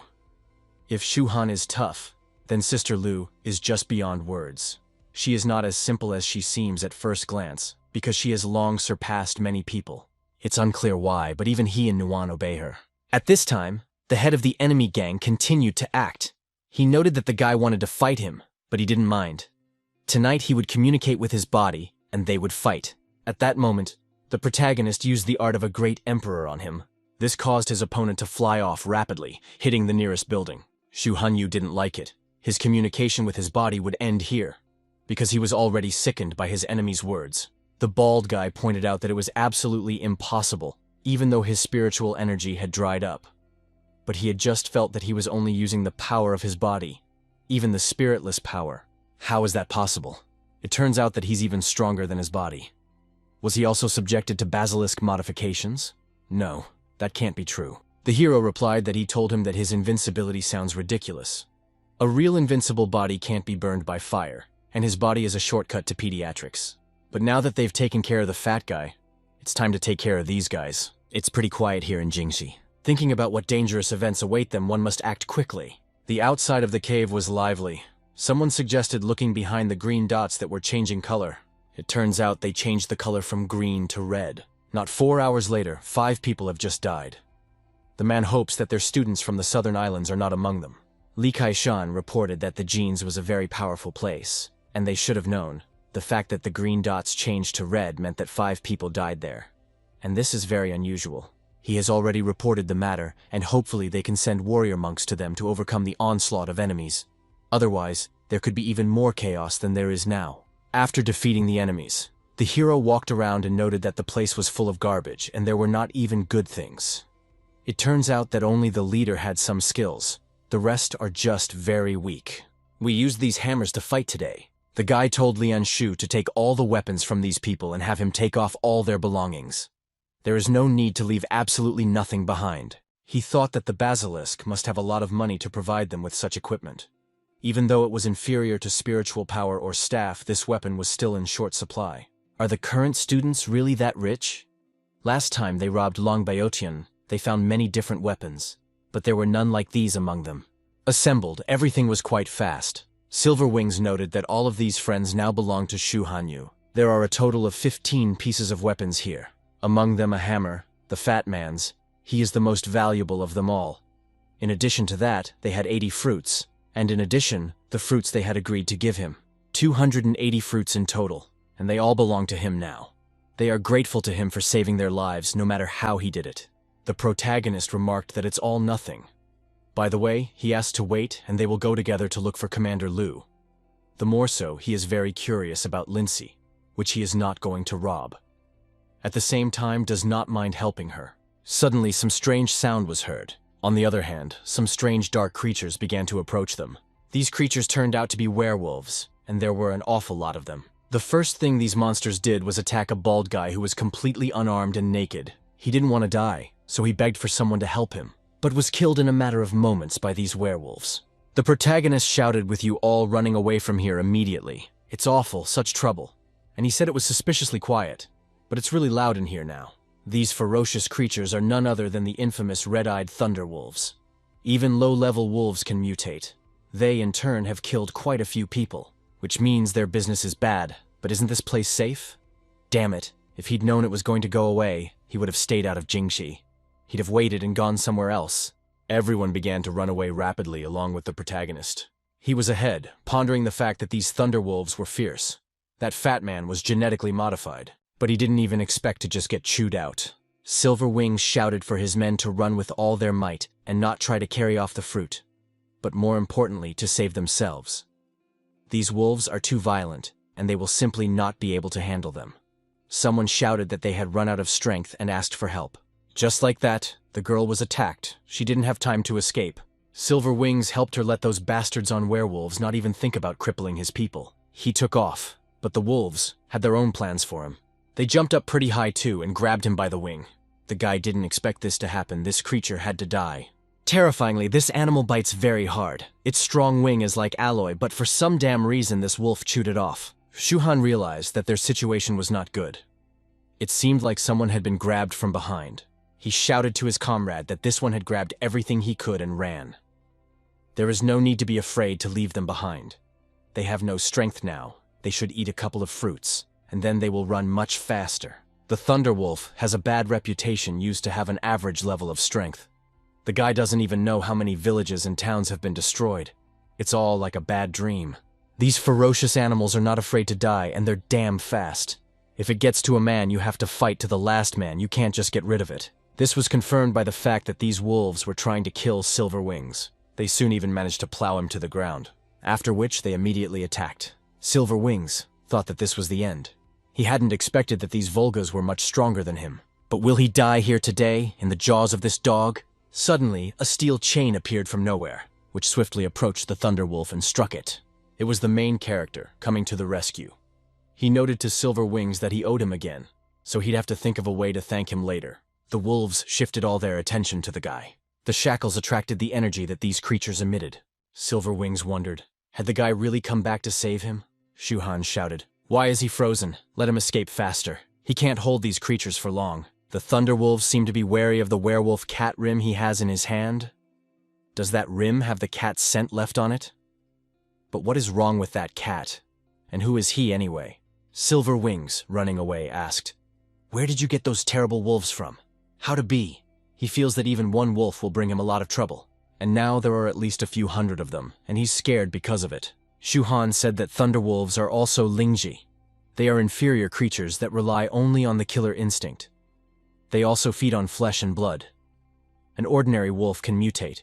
It seems that those who bit through his wings were already at the stage of forming strength. But luckily, they didn't have it yet. so he was still alive. Silver Wings soon noticed that the wolves were catching up with them. They can't stop here. Sister Lu's men were very slow, and his wing had been bitten through. Except for Shu Han, the others are moving very slowly. So sooner or later they'll all be captured and we'll have to think of something. The hero wondered if he was correct in saying that Lu and his team were mining 9-colored Lingji. We should bring the wolves straight to them. Her team is good fighters. They might be able to save them. The interviewee noted that they need to get all those wolves in there. He doesn't know if they can pull that off. Shu Han was indignant. He noticed that he had started to act like a woman himself after he had fallen for Lu. The girl is hiding her strength. Don't let him think he doesn't know it. If something happens to someone else, it's not going to be her. Why is he nervous? Does he really like him? Silver Wings became embarrassed and shouted for everyone to immediately run after him. The team, along with Lu Yanzi, was heading towards their goal at this time. The Bull King pointed out to his sister that there were more and more people, and masters he had never met before were arriving here. There are several young men with swords behind their backs. He has a feeling that this place is extremely dangerous. Perhaps they should prepare in advance. Yanzi said that the 9-colored Lingji belly is about to ripen. We need to wait a little longer. At this time, it is impossible to take action because it will cause conflict. If she's not mistaken, those people are the swordsmen of the Shushan school. Only she can't figure out what purpose they came here for. Ling Jianxin remarked to her brother that she hated waiting. It was better to chase them away, and Lindsay would still belong to them. Lin Chuyuan pointed out that if one were to accept the lenses, the natural skills would reach a new level. This kind of thing could be found in Shushan once in 100 years. Therefore, they didn't come here for nothing. Kuang-rui confirmed it was better to kill them without further ado. Take the 9-colored Lingji, then find that little brute Shu Han and avenge her father. They had only explored a small area of this cave. Standing still is not the answer either. Energy is wasted, and also they will eventually run out. Chu Yun remarked to the girls that he understood them. One of them is eager to profit, and the other is eager to take revenge, but there is no need to think so rashly. The head of the Southern Islands School, Lu Yanzi, is standing there. And it's not that easy. There are others they have not met. There is some disrespectful one. They should be wary of him too. Rui swept up that he was treating them with such respect. She is a unique sword master of the Shushan school. Are these village bastards anything to stand up to them? Jianxin also confirmed this. He is still showing softness towards Lu Yanzi. Brother is the head of Shushan after all. How dare this girl still dare to ignore him? What kind of fool is she? Ling Tian beat his subordinates. Did they really come here to shit themselves? We've been looking for this Shu Han for so long, and in the end, we can't find the bastard. The guy asked the young master not to get angry. This is a big area, and there are many monks here. Many people have started a mass beating and want to appropriate the fruits of themselves. It was true that this Shu Han was just a common rascal, and probably someone had already beaten him to death. The young master said that if they really died, he got off easy. But is there any news from the Celestial? The Lingzi is ripe. Won't he come to take it away? It can increase his strength, can it? Even if he wasn't going to take it himself, wasn't he going to get it for him? He has never seen Lu Yanzi and so many people fighting for something. He doesn't know what they're thinking at all. The subordinates shouted that the Lord's whereabouts were changing frequently. For that he would read more people on his search. Ling Tian told him to forget about it. Relying on scum like them was useless. He would never find it that way. Father kind of said that he would look for what kind of powerful magic medicine it was.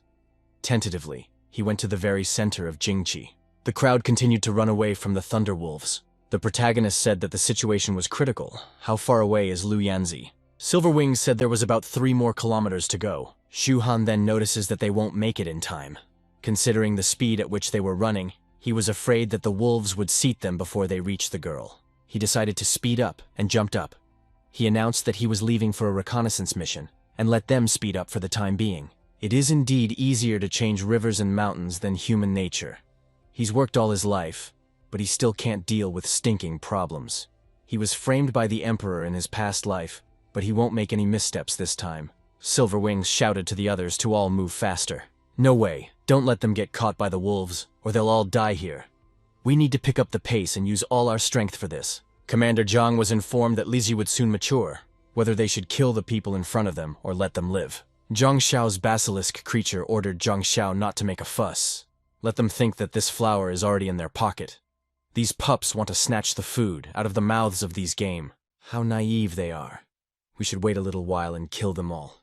The subordinate also told the commander that those genetically modified students of theirs hadn't shown up yet. They had agreed with them to help them here. Maybe something had happened to them. The man didn't understand what could have happened. There wasn't a drop of energy in that cave. They should feel at home there. Anyone who challenges them will be in trouble. The basilisk has invested so many resources in them for a reason. All treasures from this cave belong to basilisk creatures. A little more time passed, and the cherished flower began to bloom. The commander noted that Lingji was almost ripe, needing to start his own plan. At this time, the main character was running with all his legs. Zhang Xiao immediately ordered everyone to stop. Someone paid them a visit. "This man is pretty quick." Shu Han greeted everyone, unsure if everyone was gathered. "A lot of people is what it takes to think there are enough people to save Silver Wings and the company. And the company. And the company." Jianzi inquired as to where he had come from. Lingtian called him brave. He looked everywhere for him and could not find him, and here he delivered himself. But it was seeing Rui that grabbed the boy the most. That's the man who killed her father. And dare to show up here so cocky, she'll slaughter him right away. Recently, on that day, he had brutally massacred her father Quan Shi. Today, she will chop him to pieces in front of everyone and avenge her father. Guy noted that her old man had said he had a daughter in Shushan. I think she was it. The girl noted that her name is Rui. She is Princess Shushan's outstanding student follower. Before she dies, she will let him know why he will be killed. The protagonist in turn asked her to wait. Her companion was embarrassed. Was he afraid of her? Let him not even ask for mercy.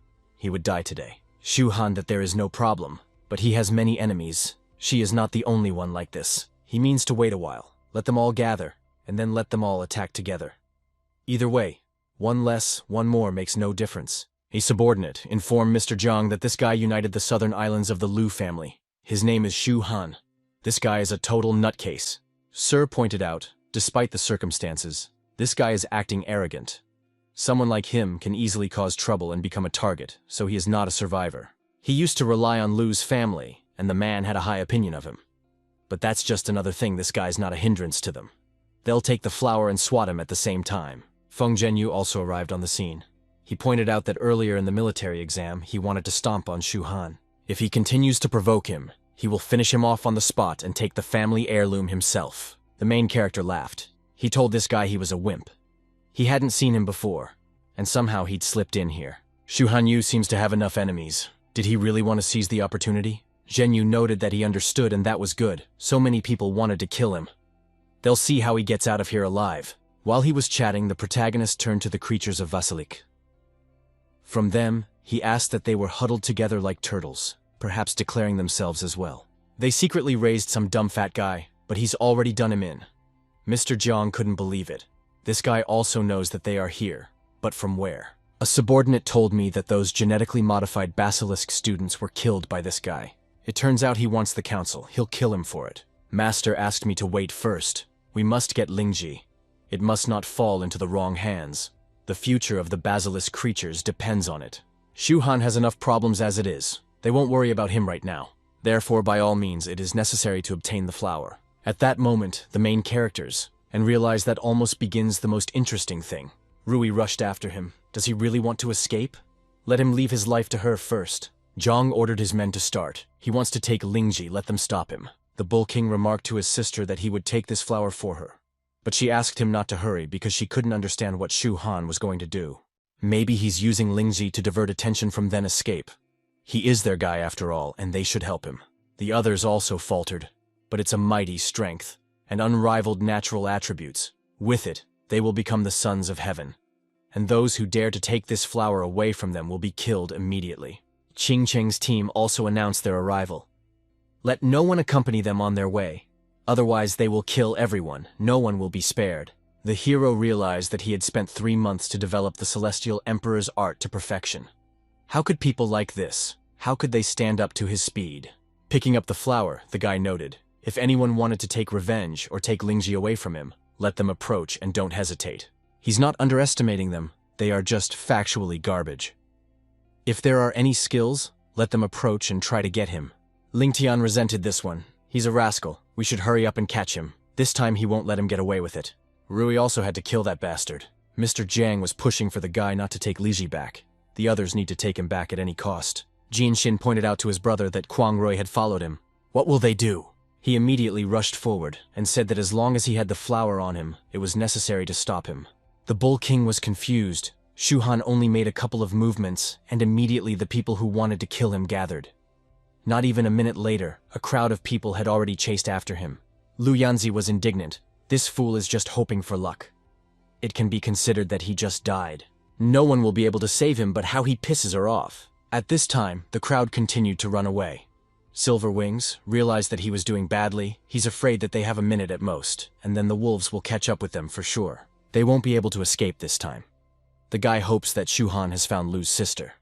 At least they will get revenge on those things if they are killed. And then he stopped. After which he shouted to the students that he would cover them, and let them save whoever they could, and said goodbye to them. He hopes that next life he won't be able to train, learn, and fight shoulder to shoulder together. Some started to panic. They wanted to stay. But some didn't even have a girlfriend yet. And some had a mom waiting for them at home. And I should have explored this road earlier, but who knew? Some realized they couldn't save themselves, but what a shame. They were afraid to die. Everyone was afraid to die, but some were going to stay and fight alongside the Silver Wings. If they don't run away, they're a freak, so it's better to die in battle. They don't believe they can lose to those things. Even those cannons said she was afraid, but then she too would stay to the last, wouldn't leave them. Thus, everyone decided that they would not run away. They would fight together and die together. Lian Shu wondered if they were really going to sacrifice themselves. His brother had told them to save themselves just a short while ago, but now they were putting him in a predicament. Silverwing smiled. It was good that the students of the southern regions of their truth were not cowards. Teacher Li Kaishan said that this was an important era. Before the awakening of the Force, they were ordinary, and no one even knew about them. But today, they will show their courage and strength in the final battle. The Thunder Wolves are aggressively on the offensive, but it is better to die in battle and never retreat. Lian Shu felt like they were completely burnt out. They were about to be killed. They were also shouting something. He asked them not to yell so much. There are some fruits here. Let them eat them and replenish their own strength. If they hold out, perhaps their brother will be able to come to their aid in time. The others wondered if he was coming. There are wolves all over the place. They would kill him anyway. Even though he is kind, they hoped he wouldn't come back to die. Lian Shu called them fools. Do they really think that brother would do such a thing? Let them make up meaningless conversations and prepare for battle. Soon the boy began to hope that his dear brother would come quickly. Otherwise he would soon be left with nothing to eat. No wonder Shu Han told him to run and do not stop. These wolves are very fierce. The battle hasn't even started yet and he can already sense the evil, and it makes him shake with fear. An ordinary monk would never engage in battle with this monster. After a few more moments, he was beginning to regret stopping. But suddenly, a steel chain appeared from nowhere and attacked the monster. The guy immediately turned his attention sideways, to whom he saw his brother, who came to his aid. Lian Shu was very happy for him to finally get to them after all. The hero asked him to save himself. These wolves will overpower the stupid roe deer that chase him. The students didn't expect Shu Han to find so many people in a matter of minutes. They underestimated him and take it back. Silver Wings picked up on the strong momentum coming from these people. They all seem to have already spent power. He has no idea where the guy found so many top-notch warriors from. Rui shouted that he was a bastard. Let him fight like a man. She's going to avenge her father. Zhenyu was screaming for him to give him back the family treasure. He would chase him for the rest of his life until he finished him off. Ling Tian wasn't going to leave him behind either. There was no turning around here. It was unclear where he was running to. Zhang also kept up with the guy. Need to leave the lenses, otherwise the fight inevitable. The students realized that something was going wrong here, that they were all following him. And it's a pretty awkward situation. Silver Wings stated that there was no significance to it, and the main thing was that it drew people in. They need to clean up while he holds them all back. At this time, the hero swiftly raced toward the wolves. Zhenyu also started the battle, but his blade was quickly destroyed by the Thunder Wolf. The boy resented it. These wolves are not simple. They are very strong. Mr. Zhang ordered everyone to be on guard. Even the lowest level of wolves could use force. Everyone needs to form a formation. Rui realized that Shu Han had purposely brought them to these wolves she resented. Ling Tian also swept up that the guy had circled them around to them, not living under the same sky with him. The hero, in turn, thanked everyone who came to save people. They're going to have to kill a lot of wolves, and he likes it so much that they're freaking out that he's still alive. He realized that that cat really wasn't easy. Those wolves fear the scent of the cat that was left on the rim. It's impossible for that image to still be in Jingxi. If there is a chance, we should tie it back on the leash. Outside the cave, in turn, it was turbulent. The screen showed that more than 10 dots had already changed color to red. Subordinates. noted to Li's superior that more than 10 people have died there. He fears that there is a big unforeseen event going on there. I wonder what's up with the reinforcements.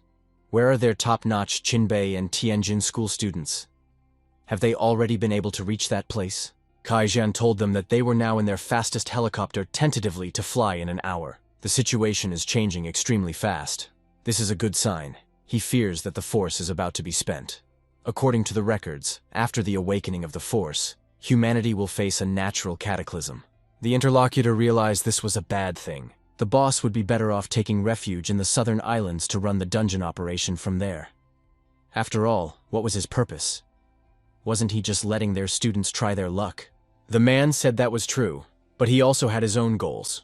More specifically, he wanted to find out some information from Jingxi. This information sort of ancient him and a more realistic picture of this very power. This information is no less important than the future of all mankind. The interlocutor asked if he could be more specific about what this information was. Maybe they could have a student from there look into it. Li Kaishen said he didn't know how to find out the information himself. So he sent everyone there to try their luck and see if anyone would get lucky. He only underestimated the danger that was going on out there on all sides, people who are so eager to kill. But let these guys practice. It'll be good for them. Especially at this point in time. If these students achieve the desired result, they will definitely be at the top of the list, gradually improving step by step. Eventually, they will be able to show themselves in all their glory. Meanwhile, in the cave, something began to happen. Someone asked what happened. He doesn't hear any movement.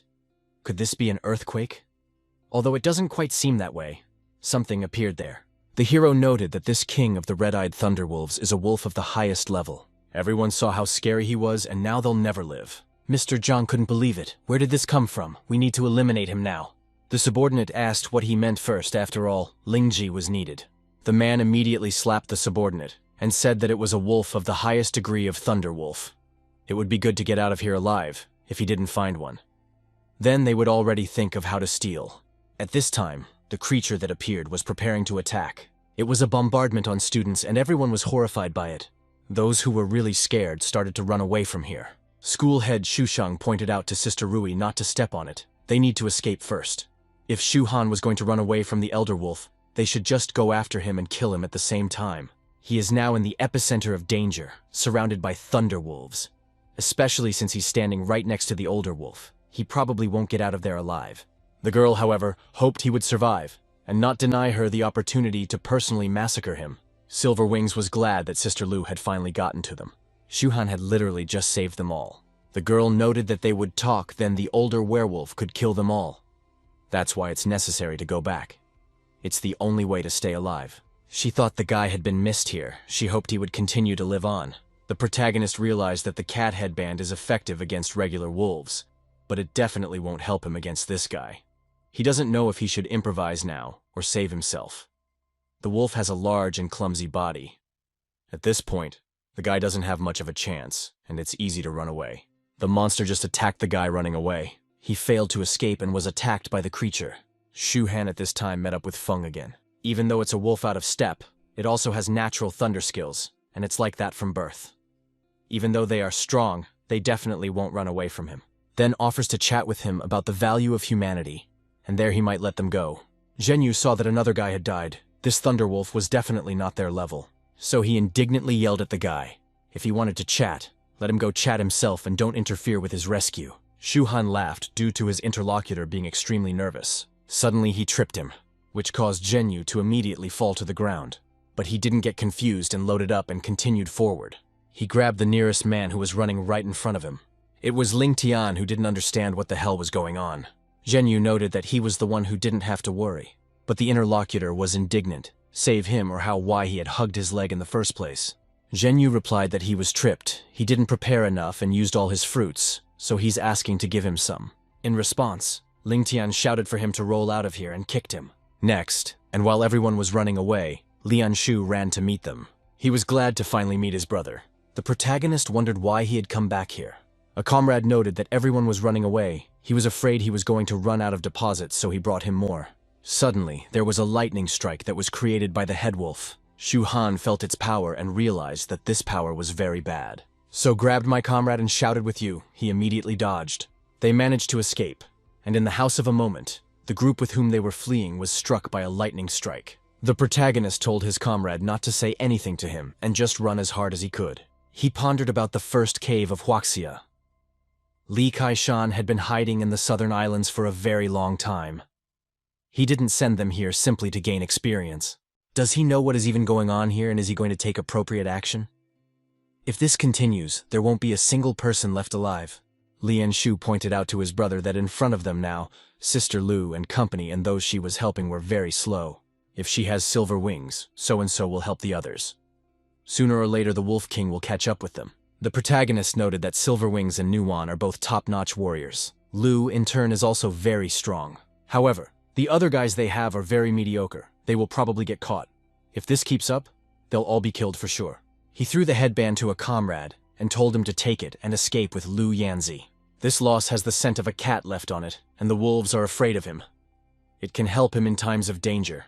Lian Shu inquired about him. The guy replied that he would go steal something about those types, and at the same time find out their dirty plan. He's going to get rid of the hassle. Mr. Zhang saw all of Khan. He dares to come. They don't think he won't kill him. Tell him to get Lingji out now. The guy called out his name and asked, what did he have to do with that donkey Zhang Yuanyin? The interlocutor shouted that he was getting insolent. He dared to insult his grandfather. The man sees that he is completely fed up with his life. A subordinate shouted to the captain that this kid with last stage strength wasn't worth one punch from him. He was going to deal with him personally, but his attack failed to come to fruition. The hero hit him and told him to disappear immediately. That subordinate's body flew off to the side. He begged for help, but it was too late. The wolves had killed him. Zhang pointed out that he couldn't possibly be a last-stage warrior. Who was he really? His subordinates have last-stage strength, but they couldn't even handle one of his moves. He's also fast as hell, which is rare. The hero asked if he would believe him if he said he had divine power. In fewer words, he suggests that all weapons, fruits, and supplies be given here. Let them pull everything out. He did not expect that this guy was a descendant of Chang Yuanyin. That man was a first-class basilisk fighter. The Lu family had killed his disciple Xuan Tianzhao. Zhang Yuanyin had a middle-stage strength. He experimented on ancient animals. This led to the destruction of many cities as well. Many people died for nothing, and many houses were destroyed. In the end, he joined the ranks of the villagers.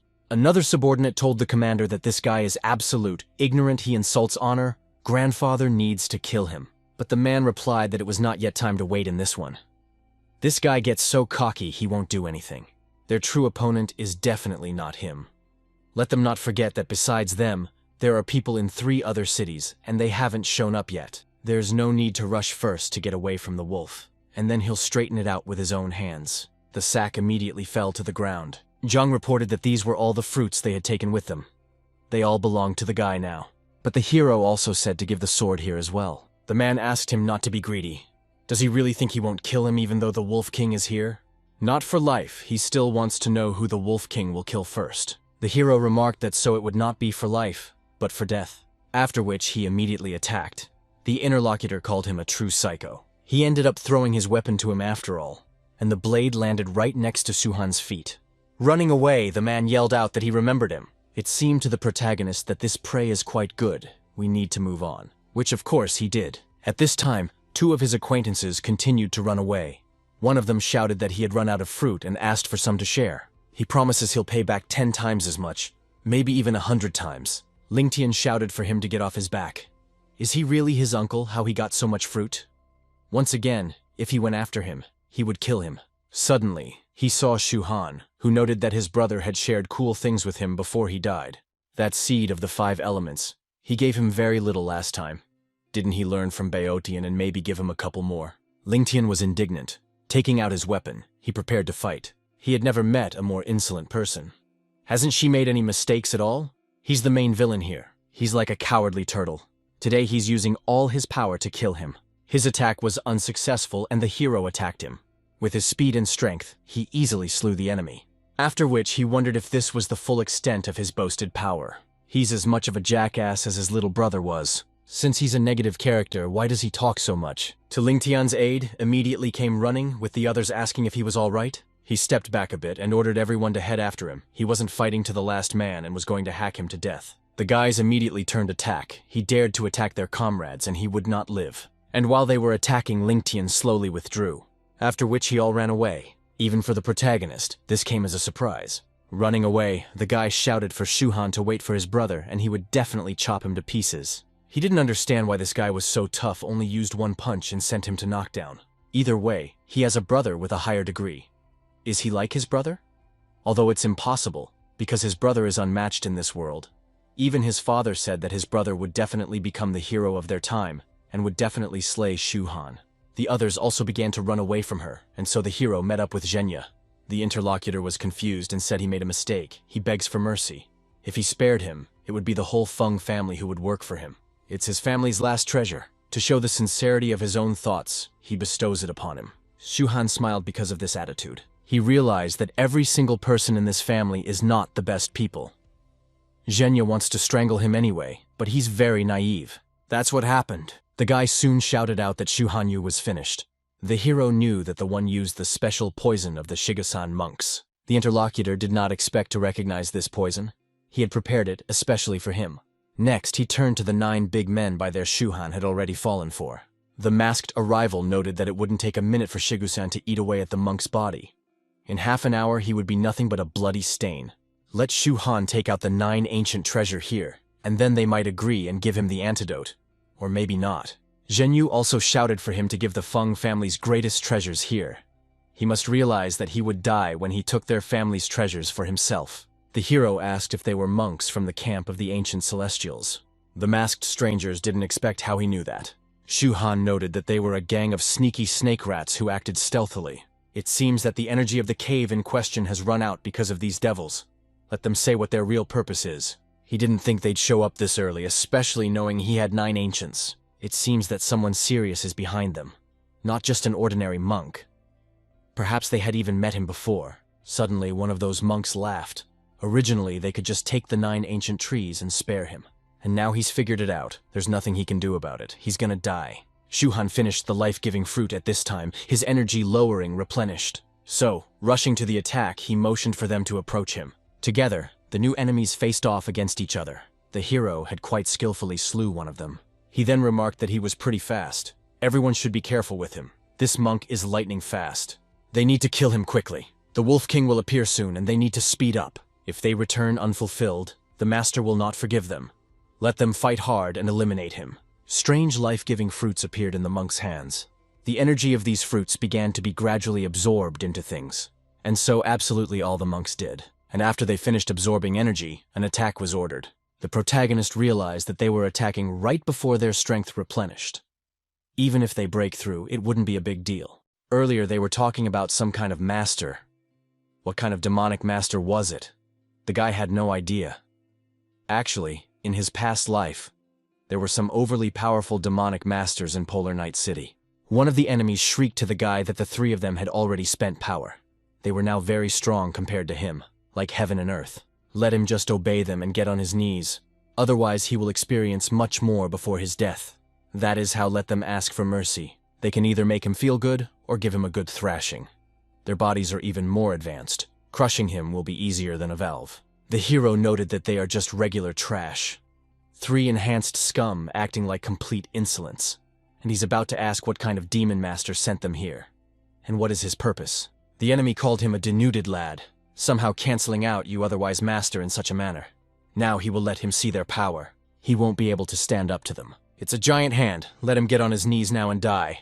The protagonist was not going to retreat. He threw his spear. His weapon swiftly pierced the giant arm. The opponent shouted that it was impossible. How did he deal with his giant arm so easily? This is a special technique after all. Could the human body really be strong enough to resist sorcery? And this kid is clearly unusual. Everyone's mind should attack him. We'd better deal with him quickly so we don't get into too much trouble.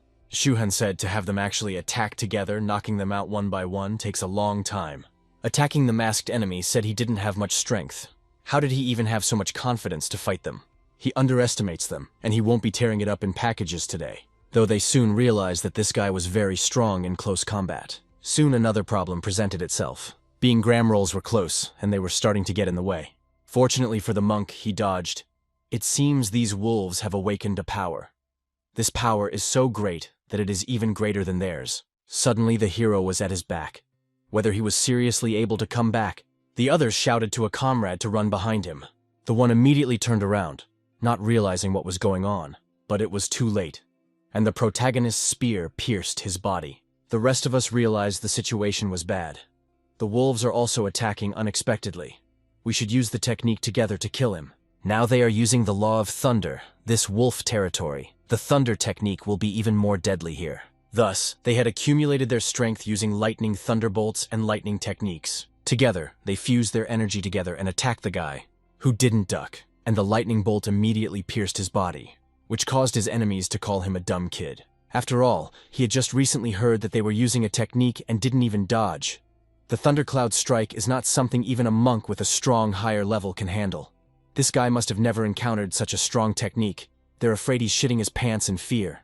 But it's great that he's dead. I don't think he's done. By the way, this guy was a survivor. It's rare to find one. The three of them with their awakened powers stood up to him, even lost one. Some people are really hard to kill. The man thought that the 9 ancients were in their pocket and didn't expect Shu Han to take possession of it. But he overestimated his own strength. He can't stand up to his master. He asked for it, and that's what he should do. Suddenly the main character appeared out of nowhere. He asked, "Who's that asking for it?" His enemies couldn't believe how this was possible. Why was he still breathing? That was a thundercloud strike, a very strong technique. How was he able to withstand it? Shu Han thought that this was just the so-called thunder law. The Heavenly Emperor technique also gives him a divine body. This body could resist various techniques. Their cloud strike not only didn't get him, but it instead hardened his flesh. The enemy said that he was being arrogant. The thundercloud technique, the master's secret ancient technique. What does he even understand? As a wild-eyed kid. He didn't do well with this technique though, which surprised them a good bit. However, he's not sure that's his maximum. He's definitely dead from here. Using his power, the guy said that even though they didn't agree with him, he was giving them a chance to end on that note. Now he would show them the true law of thunder. The boy realized that the Wolf King was a great threat, and he needed to decide the outcome of the battle quickly. Thus, his power was released and simulated some sort of sinister figure. The enemies didn't realize what this technique was. Is it the Thunder Law technique? But that's just impossible. The Thunder Law technique can't have that kind of energy. They could no longer tolerate this onslaught. The kid just used spiritual power. But what kind of magic is that? It's definitely illegal thunder. How could such a strong technique even exist? Shu Han called them ignorant. They must have heard the heavenly thunder. He was asked, "Is this really the original law of thunder?" "It is the mythical heavenly thunder." At that moment they realized everything and started begging him for help. But it was already dangerous, as the protagonist's technique collapsed on top of them. Afterward, he reflected that in his past life, the technique he had best mastered was precisely the law of rum. This lost heavenly beat, he took it and changed it a little. So he used to call it the divine law of thunder. Unfortunately, this technique wasn't perfect right now. He could only utilize the mystical heavenly chaos and his body and squeeze out something similar to heavenly thunder. If he was in his prime, he would be able to show real heavenly thunder. The sky would collapse and the earth would split. Genyu, who was watching the battle, shouted that it was simply impossible. All the people the master had sent out were defeated. Is it really a dream? He's probably asleep, none of this is true, and now his clan is going to show up here. In the last moment, the guy wished Shu Hanyu to die when the Wolf King was already beside him. A moment later, the man was already dead. The hero confirmed the information. He thought someone was behind the Feng family. He didn't expect them to make an agreement with the sneaky demon masters. It seems that when they destroyed the monks to take the 9 ancients, it was done by one of the masters. No account of the atrocity can't even be called dead. The Wolf King continued to run rampant after the kill, and with his subordinates, something was happening. These creatures that moved on the ground grew wings and were able to fly. The people were terrified. Could the Thunderwolf really fly as well? This was even worse. Now it would be even more difficult to escape. The crowd of these monsters was driving a large gathering of people. Shu Han realized that the red-eyed Wolf King was getting into action, and they were taking them in a circle. We should hurry up and nail the people who are in their way. It's not like these werewolves have any intelligence. Red-eyed Thunderwolves have low intelligence compared to other sorcerers. That means they definitely won't use any clever attack tactics. Could it be that someone is controlling them? A strange ship was cutting through the celestial space, and on it sat a group of first-class fighters. Qing Luoyi was also approached by someone. He pointed out that it was hot in Jingxi now. Principal Hua sent here to get the students in trouble out of there. It's not a problem for them after all. The person who talked to her is called Long Wu. He continued that it was better to finish this task while he had the chance. and then take off to the East Sea to Long's home and have a good rest there. The head of his family has wanted to see this director Hua for a long time. He respects him a lot. Sis has a good reputation on the East Sea. While he was off, Thaddeus Johnson continued his training. Louis pointed out to his brother that he must be joking. No one on the East Sea had ever heard of an ordinary monk from Huaxia. We should go there when we get a chance. The guy replied that it could be done with no problem. But he was actually outraged. This girl thinks she's the principal's top student. In fact, he doesn't care at all when he is also honored. And when yours is also bowed down, let her only wait, and she too will be reached. At this time, the wolves that had grown wings continued to attack. Lu Yanzi, along with her men, fought back. She shouted for the others to keep fighting and not to retreat. Otherwise, the students behind them will just die. The Bull King faced a strong monster, which caused him to be pushed to the edge. It won't work. He can't hold on any longer. The wolves are becoming very numerous. Especially since the Wolf King sent those flying creatures, they are much stronger. Lu Yanzi concentrated her energy, and since things were going this way, that's all that's left then. Suddenly someone ran up to her and informed her that she didn't need to do that. If used, however, it could derail years of family plans. Even if it happens itself, it won't succeed. It turned out that the man was a fake. He disguised himself and infiltrated the cave under orders to avoid unforeseen difficulties, which will affect the girl's strength. In no way can be allowed to use the secret technique. The protagonist in turn smelled it was already the seed of the 5 elements. Even though the 4th family is Lu Yanzi's, he guessed the Lu family always used the seed on the 5 elements to increase their strength. Only by using all the seed of Lu Yanzi could the 5th seed of the Long family be found, and so one can attain the perfect spiritual power for oneself. The girl objected. Uncle, if she doesn't use her power, a lot of students there will just die. The man noted that he was a descendant of the family. She should use the powers for more important purposes. The family's master had only regained his powers. He would not approve of her decision. Even though they're her students, they're only students. They just might get revenge for their guys' deaths later. Now a girl has to realize what's more important. Suddenly someone approached her. It was the head of Shushan. He said that their people could protect the people. His 5 swordsmen would protect a whole crowd. He wants to be friends with Sister Lu and hopes as they walk out of here to chat and have tea. Let him tell his stories, and he will be very interested. The girl objected. She didn't need it. Their powers weren't strong enough to protect everyone. Jiang Xin was indignant. She is brave, but how dare she underestimate Shushan's swordsman? Not many people know, but to them, he is an unusual fish. Brother Ling Chuyuan should be happy that she's attracted to her. How dare she refuse him? The others also confirmed that she knew nothing. If they were exposed to such a possibility, they would be very unlucky by now. Why did they bury the heads? And of course, you can't say they'll take down the wolves. But they can save a couple of ants, and that's more than enough. Jianzi asked, really want her to get her hopes up? Uncle shouted that she didn't need to talk like that. Shushan's swordsman can help Lu's family know better.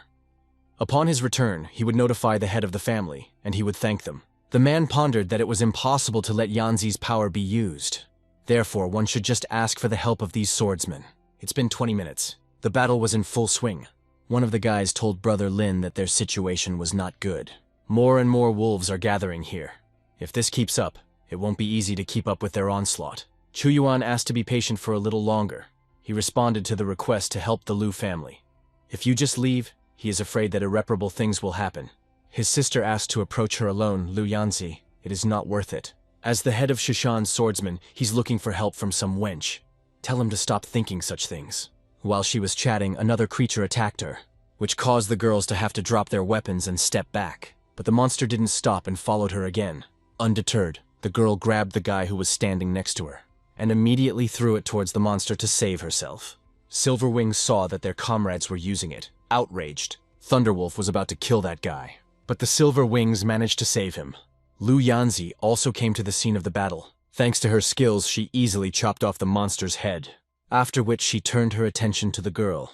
She asked, why did she do it? She'd better get the whole situation straight right now. Zhangxin indignantly asked, what was there to explain to her?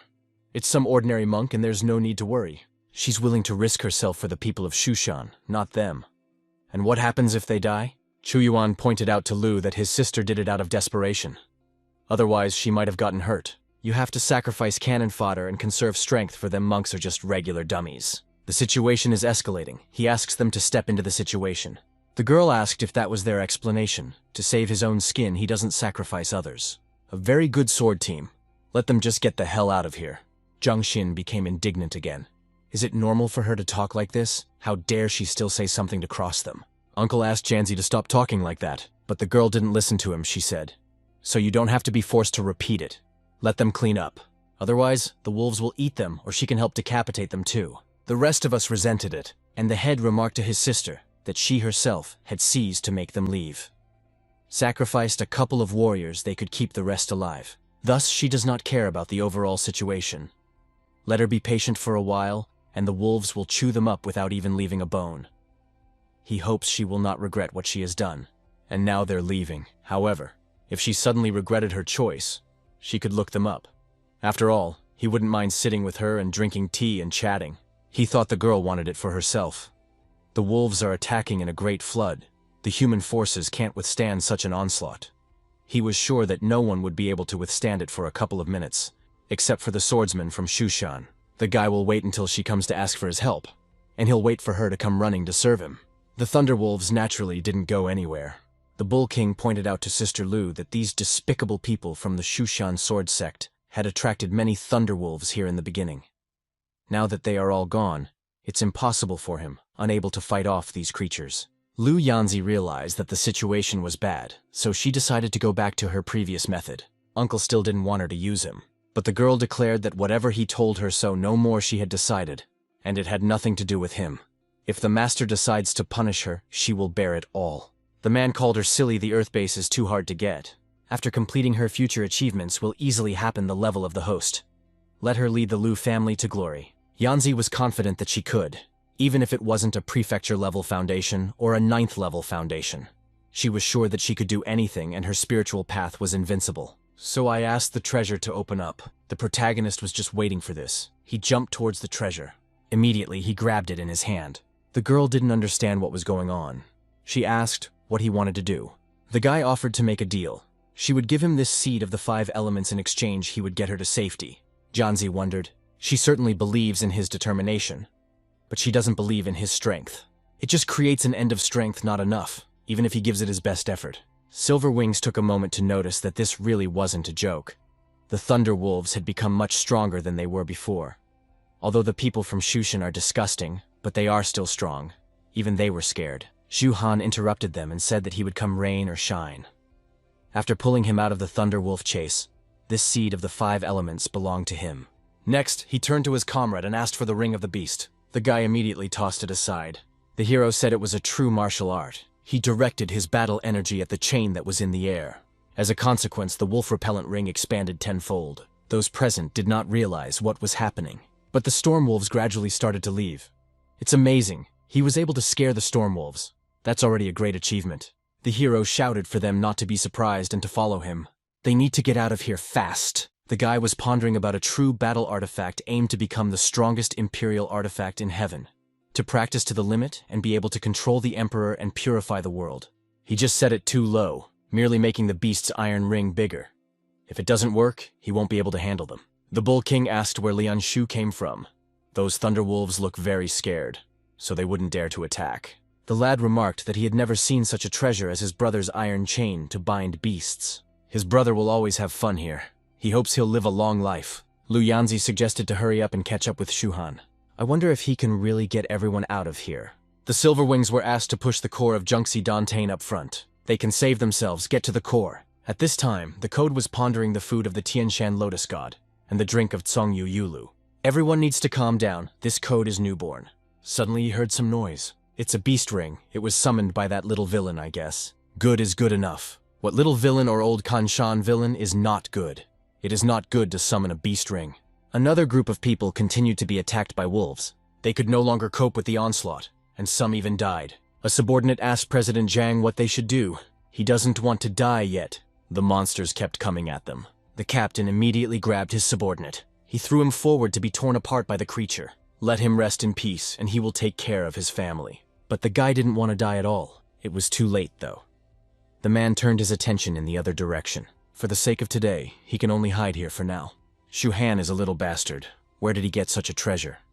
It was even able to repel the attack of the Thunder Wolves. Lianlian also sacrificed his subordinates. He needed someone to cover him from the monsters. They are here to protect the young master, so they shouldn't retreat even if he dies. One of them pointed out to the second young master that then it didn't matter how many subordinates he gave to the wolf to eat, he still wouldn't have enough. Why don't they just join Ms. Lu? Their protective magical weapons can block the attacks of the storm wolves. If they go to them, they will save their own lives. Representatives from Shushan School also fought. The leader didn't understand why they were so lucky. They had even acquired weapons against the Gram wolves. If things continued like this, Lu Yanzi wouldn't be able to turn to him for help. One of the boys turned to mentor Lin. It looks like the Thunder Wolves are attacking them on purpose. They might not be in any danger, but it's very difficult to move through them. Someone else suggested going back to the Yanzi with their defensive Jaeger weapons would be many times easier. Rui ordered them to shut up immediately. They despise those student monks. Does he really want to get punched in the face by going back to them? The girl asked, how can a sister mentor say such a thing? They will come back to raise their reputation. They only have her to try to earn Shushan's generosity. The guy assumed their defensive weapons were pretty good. Why not present it to the factions, after all? They will make a huge contribution to development. And there's no such thing as a trade. Compared to spiritual fruits, their team is much more popular and better. You can't loot, of course, but if it refuses to have an exchange, it will be bad. Rui disagrees. If they do, the demons will attack them. Captain Lin ordered them to stop talking. They will go to Lu Yanzi first and then think of a plan. Let them listen to his orders and act according to the situation. The crowd of students continued to flee as the ring surrounded them. Silver Wings noted that the spiritual fruits are almost over. He couldn't run any faster. Even though the red-eyed Thunderwolf is chasing them, it doesn't attack them. But their king, who stands behind them, is worth watching more closely. Shu Han asked to take their time. They would find spiritual fruits and regain their strength. Someone would definitely come along. The interlocutor was surprised at this answer. Suddenly right in front of them, and they didn't see the crowd that wanted to join them. The Bull King ordered them to stop. What are they going to do? The people shouted for them to get away. They want to enter the magic circle area. If they don't let them through, they can take it out on themselves. Some guy decided to try and set them up. Are they really sick of living? They may not believe it, but they're going to capture them and give them to the Thunderwolves. Lian Shu called them scoundrels.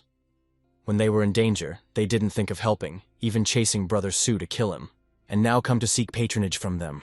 The Beck King announced that if she dared to enter this place, let them not blame Grandpa Nu. What shamelessness! First they reached the same level as grandfather and then let them attack. The basilisk creature called them ungrateful animals. If they don't get out of here, he's gonna kill them all right now. The man saw that this guy was in his fruiting period. Lian Shu pointed out that Nuance could only dodge with his full strength. They wouldn't be able to resist this person's cultivation level. The attacker says it's too late now. He asks to let his uncle show him what a brutal beating is like. Suddenly there's a protagonist. He immediately threw his spear towards the enemy, thanks to which I was able to penetrate his body. The others realized that he had used a ruse to change the fruiting period. But what kind of power and speed does he have? What kind of martial art is this? The cultivation level is low on martial arts, and the speed is simply astounding. Is it possible?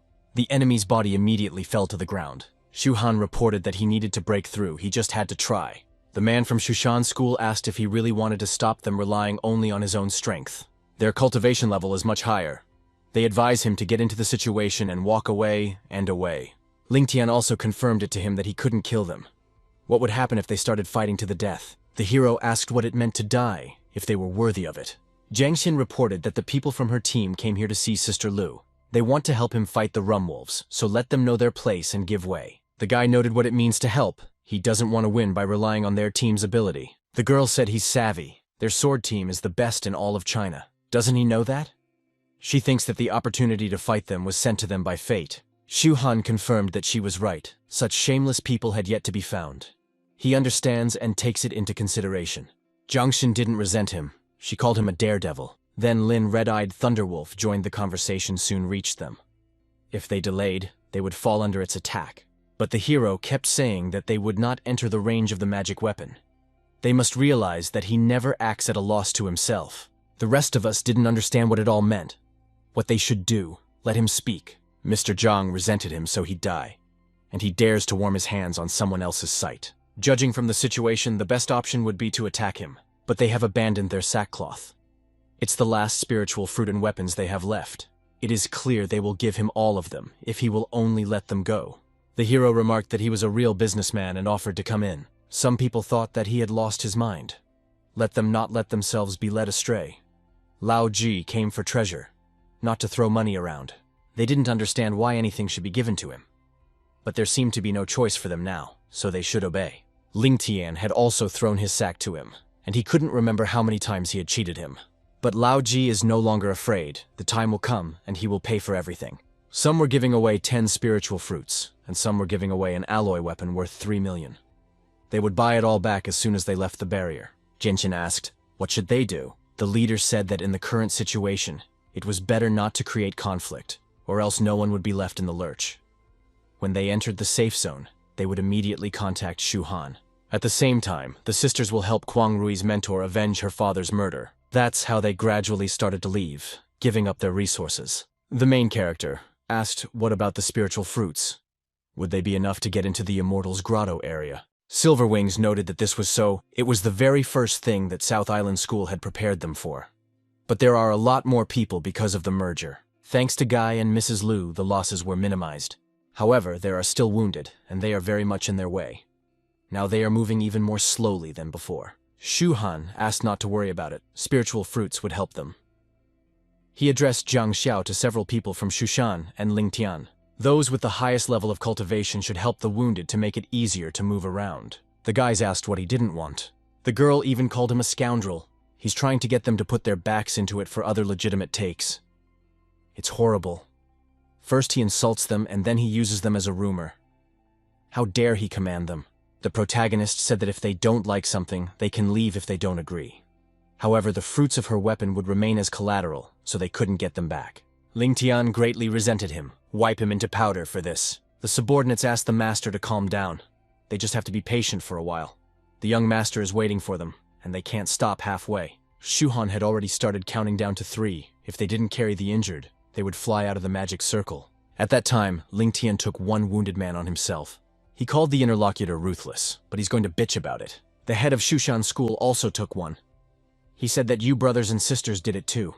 The master trains them, let them take it as training. Sooner or later they will avenge all that has happened. The more anger they have, the more power they will be able to exert. They absolutely have to pay for all of this. The others who had high cultivation levels also took injuries. The hero remarked to his interlocutor that this was what he meant by strength. It did show up after all. Silverwings wished there was a pen and paper. That way they would have made a sign that said service. Shu Han after a while pondered, as far as he knew in Jingxi province. The Grotto Immortals had passed 5 academies. He defeated several muzzle loaders in the city. But an attack by red-eyed thunderwolves left many dead. Most of the students here are from the South Island.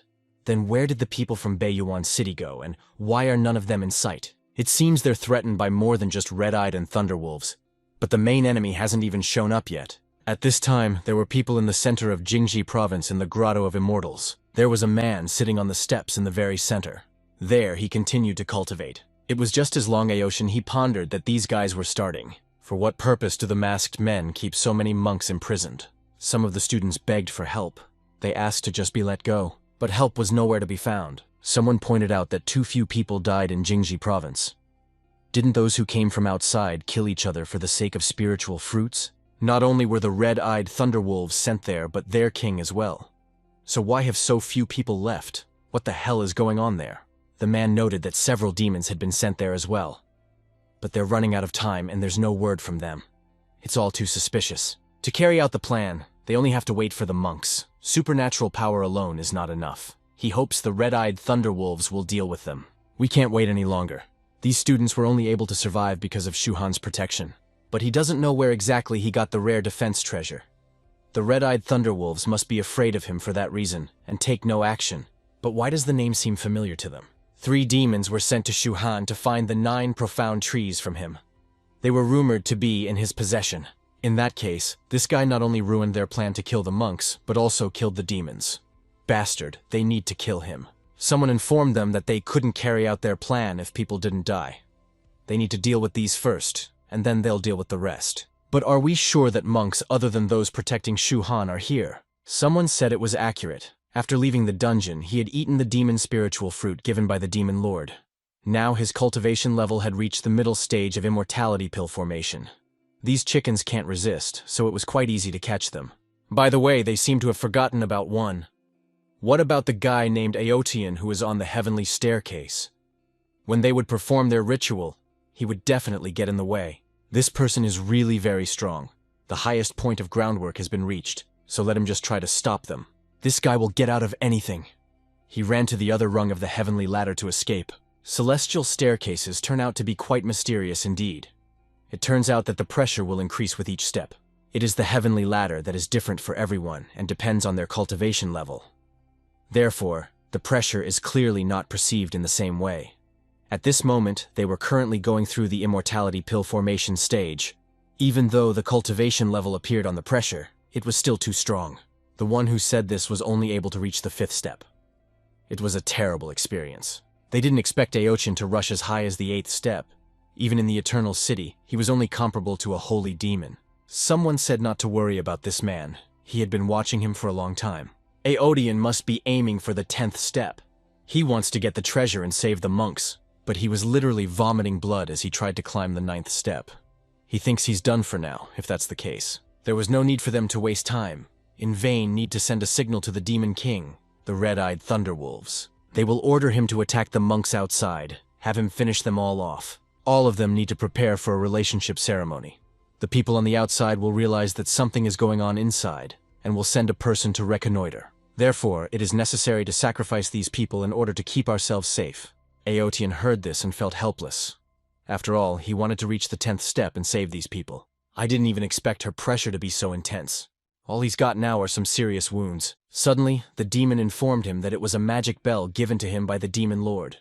To control the king of the red-eyed Rumwolves, it was perfect. The man is going to break it to make him angry, and then they're all definitely finished. The sooner he does, the better off he'll be.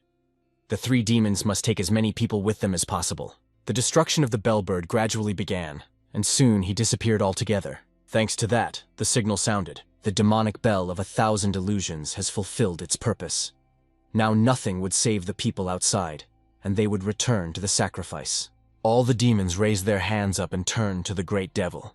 Their followers obey whatever orders the Lord commands. Something began to happen to the victims. They begged for his help. Let him let them go, for they were in great pain. But the demons continued to create in the name of their Lord. And soon there was a spiritual sacrifice. It became clear that it had worked out when a lot of students dropped dead. We just have to wait for the king of the red-eyed Thunderwolves to deal with the people outside. And then he fails to fulfill the mission given to him by the lords themselves. Aotian was horrified. Was it really neither his nor the demons? It turns out they sacrificed so many people. But why do such a cruel thing? The protagonist watched what was happening. Lin pointed out to Ms. Lu that what happened now was just a misunderstanding. They had seen the Thunderwolves attacking them, and so they could not return. They also helped the affected students. Yanzi felt that Shuhan had forced them to do this. If it wasn't for Shuhan's appointment, they from Shushan would hardly have taken care of their lives. The boy wondered what the lady was talking about. He told her that he knew old Master Lu from Shushan. He would help her no matter what, and may she not allow Shuhan to deceive him, for he is a terrible person. The girl shouted for him not to call her, that way she knew him too badly. The interlocutor noted that she wanted to say that this man, a practicing doctor, but he is very greedy when it comes to money. She does not know how much from the monks who came here he robbed to spend the group and move on. This is not the act of a great man. He is a villain, stripping them of their weapons and spiritual fruits one by one. She must stay away from him because of this in order to stay out of trouble. Yang Zi was indignant. That's enough. Even if that account says, greedy and a true villain, that her current interlocutor is a hypocrite. He's in no position to talk about him, right? After saying that, the girl immediately rushed forward. It seemed to the protagonist that this babe was complimenting him. Lin took his turn to be indignant. How dare she look down on him? Let her only wait a little while. He will make her kneel and praise her. The red-eyed wolves continued to attack. Some of them crashed into the barrier, which caused them to die immediately. Lian Shu inquired of his brother, what happened? Students also asked if the red-eyed Thunderwolves have gone crazy. If it continues like this, the protective magic treasury will be shattered by the attacks. But what should they do? It was now clear to the protagonist that there was someone behind those red Stormwolf eyes. But who could it be? Thunderwolf can go completely insane and turn into a killing machine, and that's too bad. Yanzi pointed out to Shu Han that if this continued, the Thunderwolves would break through his protective magic treasury. Is there any way to save everyone? The guy reported that it was difficult. Why didn't he just remove the protection spells, and they would all run to save themselves? If the Gram Wolf King and his disciples reached them later, no one would be able to survive. The girl objected that such a thing could not be allowed to happen. He can't just let it go. Let her not forget that he took her seed of the 5 elements and promised to get everyone to safety. Now that he has the seed, he won't even let him try to escape on his own. The hero asked if she was sure it was the seeds of the 5 elements. Jianzi was pretty sure. She didn't understand why they were given to him, but she knew how valuable they were. Now that he has it, he has to keep his word. She thought that although he hadn't done much for everyone, not so many people's lives were at stake, that she should take him with her to fight. Though it might hurt him in the long run, but she really has no choice right now. Let him just forgive her. At this time, outside the Jingxi cave, they continued to watch. The red dots were rapidly becoming more and more numerous. The faculty saw that. They didn't realize what was happening. So many green dots turned red and many people inside instantly died. It's really terrible. Too many people have died. Li Kaishan blamed himself. It was because of his carelessness. The students died. If he had known, he would never have launched this. He was very sorry. The instructor asked to see if everyone inside could have been destroyed. None of them would have gotten out alive. He's the head of the city's Department of Education. What's his wife going to tell the parents of these students? And while they were chatting, a flying ship appeared, and he landed right next to the faculty. The director noted that the support from Qingbei College had finally just arrived. The only way out now is to ask them to come in quickly. We need to save as many people as possible. The girl greeted the teacher when she received his letter. The teacher told her to come as soon as possible. The man pointed out to Lo that he wouldn't say anything else. Now there's a crisis situation with half the students dead. When they go in, they must do everything they can to save the lives of the remaining people. He is the cause of death for all those students on the South Island. Uncle Lee is counting on her. The girl asked not to say that. Let him not worry. They would do everything they could to save people. Before leaving, the master gave her a tiso, which just might be able to overcome some secret boundaries. She's offering to come in now, no problem. Following those words, Lo launched her spear, and it went straight into the mountain. As a consequence, a small gap opened up that would launch them inside. The girl told the others to follow her and entered the cave with her. Li Kaishan said that Lo should be careful, because there might be many dangers inside. The guy laughed. Mister is obviously underestimating them. It's just an ordinary cave. The period of their heavenly talents from Qingbei will sweep everything away in an instant. It won't save the fragile, frightened little siblings. The man really hoped so. After wishing him luck, those present fled.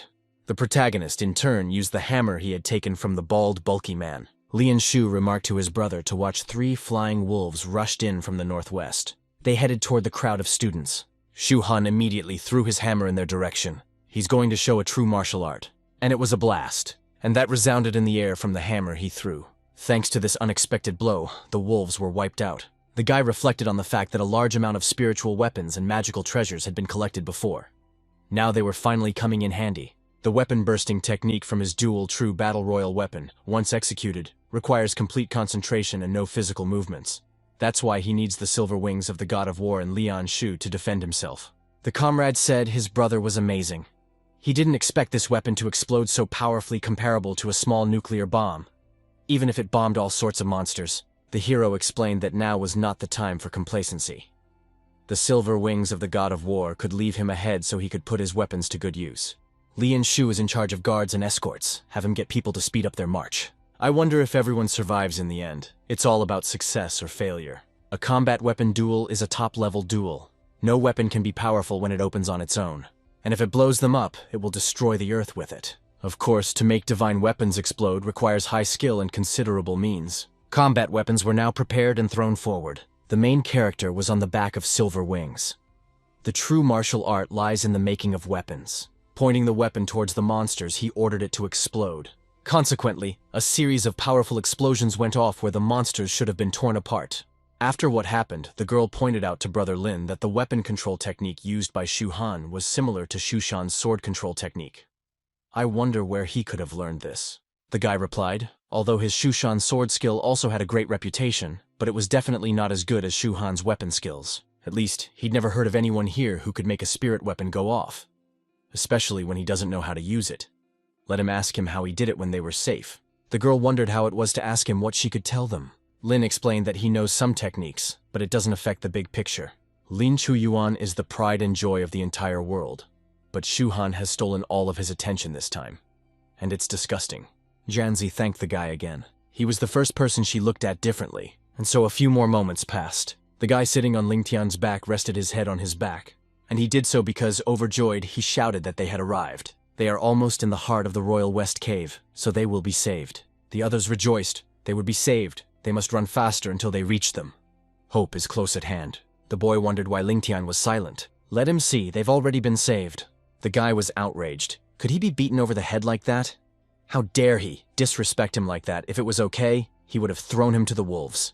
Lian Shu shouted to his brother that they were already safe, but the hero replied, so they wouldn't take it so lightly. The red-eyed king of the Thunderwolves won't let them go so easily. He was just as fast approaching their defense barrier. Jumping up a moment later, he had covered a distance of several kilometers and was very close by. The people present are confused. The king of the red-eyed Thunderbows attacks them. Shuhan shouted to the silver-winged war god to move forward. With the guy on their backs, they didn't get any further. It was necessary to get close to the king of the red-eyed wolves. When that distance was covered, the guy immediately released all of his weapons. He wanted to attack with all the supplies he had. Mass explosions began, the Imperials dueling on true combat weapons in a continuous blast. King had a hard time dealing with these attacks, because of which he gradually began to pull back. The students rejoiced the stinky king was repelled and the mighty Shuhan won, so they are saved. The guy on Lingtian's back cheered again and punched him in the neck. The silver wings along with the main character landed. Guy ordered the others to go to the center, or else the king of the red-eyed Thunderwolves would not rest. And so they were overjoyed that they had finally made it. Someone had heard that there were some wonderful treasures inside. It seems like there's someone up ahead. They also saw dead people. How could this happen? So many people had died. The red-eyed wolf king still didn't back down. The protagonist hoped there was a way out of the cave somewhere. Kroll is constantly guarding the entrance to the cave, so they definitely won't be able to leave now either. Suddenly, Lian Shu came running in and told his brother that things were bad ahead. Something had happened. There were a lot of dead people, Shuhan said, needing to take a look. The students saw that these people came separately from them. They must be students from 4 cities. They hadn't seen them since they got in, and they didn't think everyone here was going to die. There were several masked men there. Could they have done it? One of the demons said that the Thunder Wolf King was defeated again, although he is very cruel. Needless attacks. The terrorists couldn't kill these people in front of their eyes. This piqued his interest. Maybe they had been saved again by that master named Shu Han. The other demon reported that it didn't matter who saved them. Since they had come here, they would take care of them. They need to do their job. That's right. There's no way in hell he can get in. Today they can slaughter them and kill them. They're all young, so it's a fine crop. Somebody wondered if they killed all these people. But who the hell are they? Let them take off the mask and not be ghosts. The man shouted that they were looking for death. Then he killed the guy who asked him that. The others saw that one blow was too strong. Terrible. Are these evil people really killing people when they say they will kill people? This is the average cultivation level of Ji-Dan. The girl told her brother that those 5 masked people were very strong. They have all reached the middle stage of Ji-Dan. They are much stronger than all 5 Shushan members. If they make enemies of them, the girl fears everyone in the room will be easily killed. Lin asked to wait. They might not mind them. Suddenly, out of nowhere, Lu Yanzi appeared. She was determined to fight these masked men, where he assumed that this girl is much stronger and has quite a bit of courage. He is going to kill the girl who knows of their power and dares to make herself known. He is going to drink her blood. But a moment later, 2 subordinates appeared behind the girl's back. The Bull King said that if he wanted to kill someone, he had to go through this Grampanu first. The man noted as he brought it up to his mouth and felt the meat of the 2 creatures into the good stuff. The other demon said he would take care of this guy with wings then. But the man at their backs told them not to worry. These 3 were the strongest of all. But to kill them, they would have to work very hard. Now he suddenly wanted to play with these people. Let them listen carefully. The 5 of them are demon apprentices under the Demon Lord. The purpose of entering the cave is to kill all of them and complete the tasks given by the Demon Lord. But they killed a lot of other people. They'll probably kill half of them again, and they'll be done with them. And so he's now giving them the choice of giving them a chance to serve the Demon Lords. From now on, those who want to join them can come over to their side. Let them help them kill half of the remaining people, and then he will keep them alive.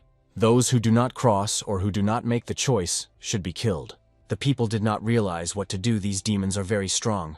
They had literally just escaped from the jaws of the wolves, but now they were in the tiger's den.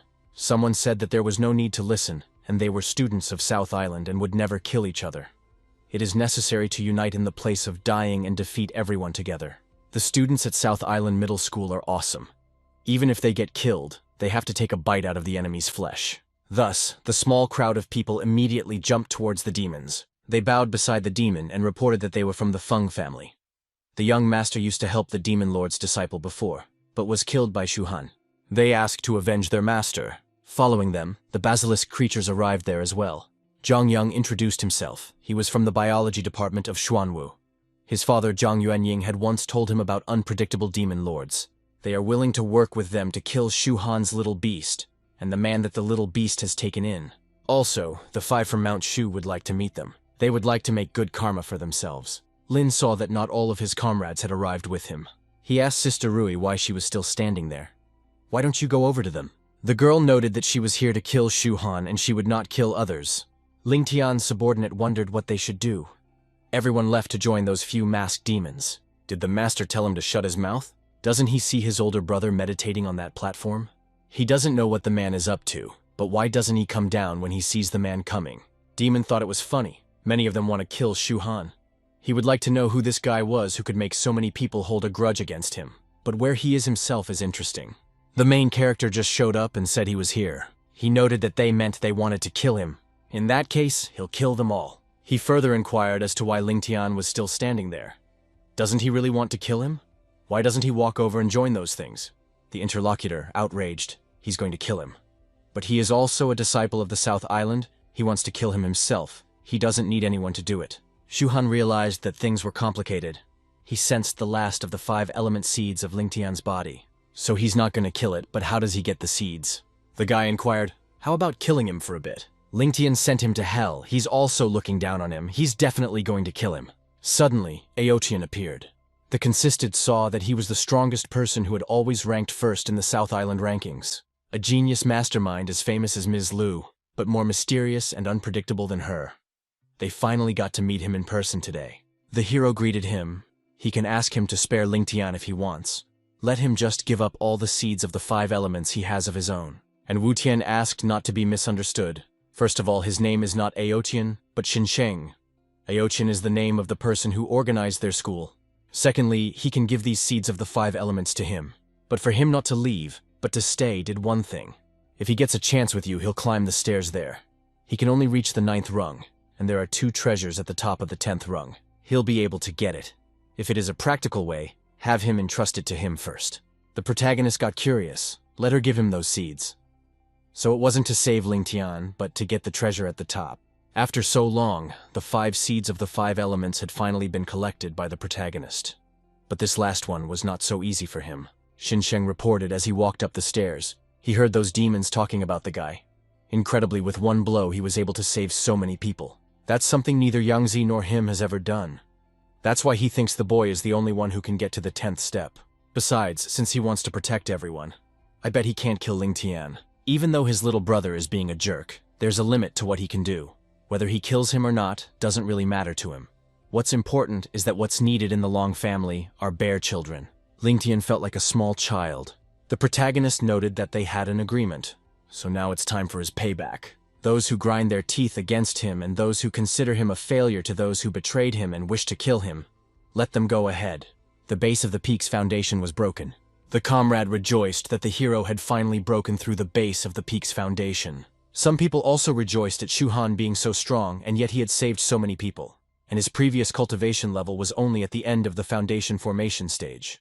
No one could even imagine how strong he would become when he reached the peak of the foundation stage. The demon reported that the madness was already beginning. It was time to show your loyalty to the demon lord. Let those who have gone over to his side give in and kill as many people as possible. Lin informed him that they would go first. Shu Han had insulted him in front of all of Shushan, and his transgression was unforgivable. Today, He Chuyuan will kill him for the honor of his school. The protagonist said he's not going to deal with everyone. There's a girl attacking him all around him. How dare he, a commoner, look down on her school? She doesn't want anything. She'll just kill him and that's it. Suddenly, she saw a guy rushing toward her. It was so impetuous that he hit her immediately, and the girl was already unconscious from just one blow. The people present thought it was too cruel. But some even praised the guy. This girl should have been taught a lesson a long time ago. The others and Shushan's school were ordered to attack all together. Lin couldn't even imagine that this guy was stronger than he thought. No matter what, he was going to kill him today. A few guys attacked in twos. Lin said that Shu Han could die happily if he asked them to kill him. The protagonist noted that it was just a blowout. A moment later, he found himself behind the back of one of the enemies. He destroyed it in just one hit and started counting down from 1. The head was not expected. He had just reached the peak of the base, but why so terrifyingly fast? Why is he so strong? The guy is the pride of the outer Shuashan clan after all.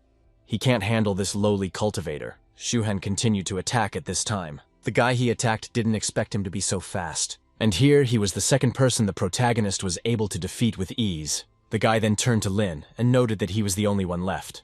The interlocutor thought that it couldn't be his Shushan brothers were invincible. He believes that their sword school is the best in the world, it could not lose. He's definitely not going to beat him. So the guy rushed in and said he'd kill him. Shu Han stood still. It was only when the enemy got close to him that he attacked him. And it was the third he destroyed. This situation seemed absurd to him. He shouldn't overestimate himself because he was at rock bottom. Lin Shuyuan laughed. He is known as the genius of the Shushan sword school of the early era stage. What arrogance towards the Shushan generation. How do you even lose to garbage like that? The guy used the skill on his weapon and told him to see what the sword could do. The technique he used was called ejection. This energy rushed towards the protagonist. And after that, there was a pretty big explosion. Rui was worried about what had happened to her brother. In principle, it makes no difference whether you lose or win. It's okay.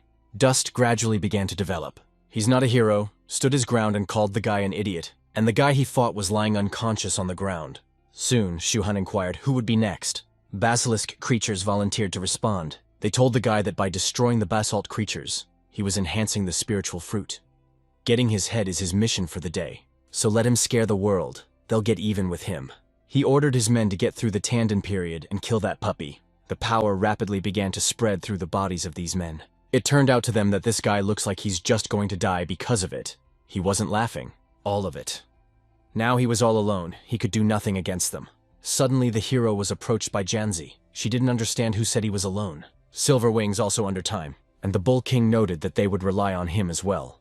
Of course, Lian Shu couldn't help but join them as well, since they dared to mess with his brother. Shen noted that since they were all assembled, it was time to get started. The basilisk creature did not retreat, but the main ones ordered the kill. After all, it was just a group of puppies. They swiftly headed towards the main character. He was their most important target. Shu Han didn't retreat. He only took out his spear. After that, I attacked the first enemy. He's so brave, he's willing to die. Zhang joined the attack, he said, fighting one-on-one. The rest of them would kill Shu Han along with him. This kid did prove to be problematic, so dressed up, but could lose it all today. Suddenly, the guy saw his enemies appear behind him. Thanks to his new powers and skills from his past life, he dodged. At this time, Janzi was fighting the enemy, who noted that he was being fought by Miss Lu herself. I'm sure there's something she can do to counteract him. It's a pity that she's facing a Tandon period cultivation, so she'll die. Equal forces clashed with each other, so the Bull King and his enemy pushed each other away. Grandpa Nu said to let his enemy come to him and fight. Let him be ruthless like his grandfather. While everyone was fighting, some had already even been killed. Well done, Shen, who pointed out that the words said recently are true. They are very weak. Suddenly, he heard one of their comrades being pinned down. It went to Lian Shu. Who asked the bar for him? After all, it's so easy to kill a person. Is he some kind of special? That one confirmed it. He was just helpless. He thought it would be a lot harder on him. The boy resented it. Let him not look down on him. He doesn't need to get cocky. Talk that kind of talk. Then let him go ahead and kill him. While the comrade was fighting, the guys had to attack the protagonist together. They piled on top of him, using their own weapons. The protagonist stayed put. He knew how to defend himself. With his strength and technique, he did it easily. Still, the number of enemies was stressing him out. It was going to be a bit difficult, and they had fruit on top of that. They must have prepared well for a battle with him. Zhang stared at Lian Shu and wondered if he was going to shake things up. It's not time to die, he animal can't handle it. Then the hero asked Qinsheng to save the guy, and he agreed without question. Suddenly, the thought came to him that this was unfair. Why should he listen to Shu Han? They are strangers, roughly speaking, and still enemies. But he soon decided that it was more important to forget about it than to overcome the coming difficulties. It was not for him to worry about, not yet. At the moment, they don't have enough strength, and breaking through the nodal period is also a cure. He told Lian Shu to stop, and then the power exuded by the guy began to gradually develop. The guy noted that he had just scared him. He has a martial arts exam to pass, and he has an obligation to be helpful. Zhang informed Shu Han that he recognizes he is a genius, but how about this? I don't need to hide until that one is finally formed. I wonder if he realizes all this. Right now he's too cocky a guy, so he's destined to die. The character noted that since these guys wanted to play, he was going to play with them. This star flower, harvested back in high school, finally came in handy for him. Upon seeing it, Ling Tian assumed it was a star flower. When the guy was still in school, the king and the bastard said that it played against him and outsmarted him. The boys asked the second son to be quieter. Shu Han is in the middle of something right now, and even the young master is listening to him. They can't afford to do this. The protagonist took advantage of the star flower. He ordered the others to get ready. Using up the last dozen fruits was a shame for the guy, but there was nothing left to do. The enemy saw that it was a magic circle. Is he still a magician? If he cultivates so slowly, what level of formation will he be able to achieve? He probably wants to use an array to deal with them. But doesn't he think that's just ridiculous? Shu Han asked him not to laugh, just let him wait until he cried. The skill the guy used was called Star Imprisonment. The hero suggested that everyone fight him one by one. The subordinate told Mr. Jiang that he had done badly. This wall seems very strange. He can't see anything behind it. And also they can't move freely. It's as if the body was submerged in a swamp. While they were confused, the hero began to create something, and what he created swiftly pierced one of the enemies. The captain shouted to his men to put all their strength into evicting the cultivation. Let them try their best to break through this wall. Shu Han is not tall, so his wall is not strong breaking, it won't be any trouble. A subordinate asked to save him, but it was too late. After the main character's attack, his body fell dead to the ground. This is a star prison, was created from star colors. Although it looks simple, it's an entry-level xenon. She had cost Shu Hanyu a dozen ghost fruits. It wasn't enough for them idiots to break her, so let them not even dream of it. The disadvantage of a star prison is just the range, which makes it harder to lure people into it. And now those same people are surrounding him to kill him. How stupid is that? Mr. Jiang shouted to his men after hearing what he had heard, telling them all to listen to him. Let them not let this brat break them. And while he was chatting, the protagonist created 3 more of these weapons. Thanks to them, he contentedly killed the 3 men behind his own captain.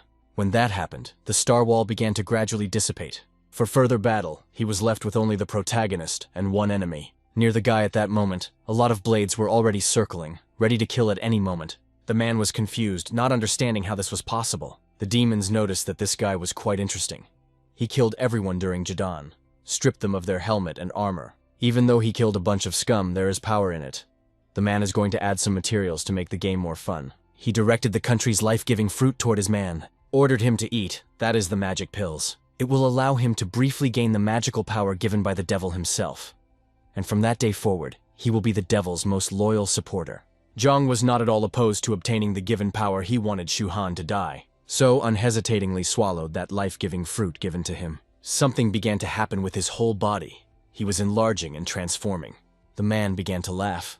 A tremendous force swept through his body. Although Shu Han is strong, but right now, he is like a weak ant in front of them. He could crush him to death, so he tried to attack. No doubt, his punch became many times stronger and the hero had to come back. The guy realized that the magic pill is a kind of mutual poison that destroys vitality. Now President Zhang's power was comparable to the courageous peak of Jundan, but his life force is quickly draining away in the process. While something interesting was going on there, a man was killed. Janzi did a great job and defeated her enemy. The others also did well against their enemies. Silver Wings swept up. After that, they should go to support Shu Han. Yanzi has noticed that Zhang Xiao's cultivation level is terrifying. She proposes to attack him altogether. It made the man laugh. What good would that do? They were literally ants to him. Would they be able to stand up to him? If they think they are, they think too highly of themselves. At least they realize who they're pissing off. In that case, their funeral might be today. The protagonist wondered if maybe he shouldn't. Now even stronger, has under-action pills to increase strength. The girl confirmed that he is tough, but speed is his disadvantage. You have to try not to get caught in his blows. While they were chatting, the enemy attacked them. But his attack hit the ground as everyone managed to dodge his blow, and so it was 15 minutes after their battle. Zhang was very indignant. How long are they going to run away from him? Shu Han wondered, what would he do to him? Let him just hit him, should not hesitate. The man took umbrage. If he was looking for his own death, he would help him. He talks too much for a mere ant. Just as he was about to attack once again, as he felt something strange. What happened to his body? The power he had in his hands was gone, and his body began to crack. The man was confused. How did this happen? He begged the demons who had granted him this power to help. But they weren't going to do anything. There was little to lose for them. Instead, they were being turned toward what they wanted. What's the point of saving someone like him? Let him just accept his death. Jing cried. He didn't want to die, and he cried about it until the day he died. Until his body spread into small particles. It seemed to Demon that their plan, where one group should kill the other, had failed. In that case, they would have to do everything themselves, which he did not expect. Lian Shu, angered he would dare to approach him, and this young master would beat him to death. He'll bloody him. The demons prepared to fight, but they don't act recklessly when they say that. Shen asked the lady if she was sure she didn't want to run away and wanted to fight them. They were no match for them after all. These so-called demons are at the stage of forming a true middle core, so they don't even have a chance of winning. The girl did not hesitate to rush to the attack and said they would kill them. Her subordinates also followed the mistress. The guy noted that they were pretty boldly raring to go even before he finished his conversation. But in that case, okay, he'll join them today, they can't die so they'll just destroy them. The demon resented because of Lian Shu as an impertinent child. He can kill him with one left hand, so B will just die. After saying that, he attacked, and the guy was subjected to a strong onslaught. The second demon decided to take care of this girl with good powers. Exactly so, that he attacked her using his own powers. Yanzi realized that it was bad. Their cultivation level was really much higher than hers. They're just too strong. The Bull King has also come under fire. He's been called a stupid cow, but he's pretty capable. They're going to cut a piece of it off for themselves to try. His comrade was also struck. Those demons were going to cut off his wings so he wouldn't fly. Now they'll see how he can fly without them. Shen, for his part, fought his enemy quite skillfully. The demon assumed it was the same one who had run up the stairs so fast. But now they'll see how far he'll run away from it. And while the comrades fought, the protagonist fought quite skillfully. He said that this man's allies would be tortured to death. The enemy inquired if he would still fight. Let it be given, and he would let him die with his body intact. As they chatted, the guy took a breath and noticed that his friends were nearly defeated. The situation was indeed critical, so he decided to use his artifact. Since their guys are unwaveringly unpredictable, he'll give them a future. He asked Old Man Qianshan to come out now was just the right time for him. And the artifacts began to gradually release energy, and soon there was a male voice calling the guy a sucker. He guessed that this old man was depicted on the token he had gotten earlier. It was quite entertaining. Shuhan told him to stop this talk. He needs help here, and he could use it. But the old man objected that he had messed with the wrong person. This old man, a mere shadow, has no strength. He is unable to help him. The protagonist explained that he doesn't need it. He knows very well that he can control the mechanism of this heavenly place. Now he needs him to bring all the supreme treasures stored in this heavenly place here. Let him help them overcome the foundation stage. It seemed to the interlocutor that this little fellow really had ambition. This old man is amazed. While he was chatting, the main character used a true martial art. He ordered the artifact to improve. Let the old man not even think about it. Now he will improve everything and make it the way it should be, and may his remaining soul be wiped from the face of the earth. Qianshan is delighted. He is so determined. That's it, there's no point in keeping the medicine he's laid out for countless years. If that's the case, he'll just give it to these guys. His own power must be channeled towards the artifact. He took advantage of the great array to draw forth life-giving fruit. At that point, the hero declared just to try and trick him. And then he would be in trouble. He wants the best of what he has to offer. The man even assumed that he was from the He family. Nothing could be hidden from him. He asked for just a second and channeled the flow of power again. Despite everything, he's quite pleased to see them like this. I guess they're worth living. The life-giving fruits throughout the cave began to gradually draw in. The demonic cat was just enjoying one of them. Suddenly, the fruit she loved so much slipped from her clutches, and the creature couldn't hold it back. The cat didn't understand what was going on here, how go the spiritual fruit could even fly. To top it all off, the fruit was also being ripped out of the ground with its roots. The demonic cat realized that these were the same matters of the old villain Qianshan. He is outraged because all this is definitely his doing. This fruit is the best in heaven. Still, the old man won't just let it go. He won't let the fetus out of his sight. He's going to see who steals it and just why he wants the fruit. While everyone was fighting inside the cave, the rescue team fought the king of the red-eyed wolves. The guys pointed out that Loey is very strong. Even the Wolf King can't stand up to her. The guy even wondered if she could get some help by working together. They'd get through it faster. But the girl objected. She could handle him on her own, and there were plenty of other wolves here. It takes some time to mop them up. Just then, she sensed the sky array activating. More likely something happened, they don't have much time, so they need to hurry. Old man, Qianshan prepared to distribute life-giving fruits to everyone. The first one he pointed straight towards Lianshu. This golden immortal vessel with dripping blood was for him. The life-giving fruit was gradually absorbed into the guy's body, because of which his spiritual power increased.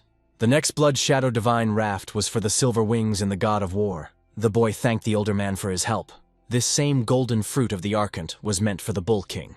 The man started mooing heavily because of this. The next fruit turned out to be the fruit with the 9 heavens, and it was meant for Lu Jianzi, of course. The life-giving and the fruit began to interact with the girl's body. She felt the spiritual energy was too strong, so she thought it was intensifying. The next plant was given by the old man to restore the dragon blood to the Long family's child. The fruit headed to its new owner, and also started interacting with the kid. Xinsheng sensed what the dragon blood was like after all. The demons didn't understand what they should do. Now this old man could activate the array in the heavenly place. Someone pointed out that it was fine. He was only being a spirit.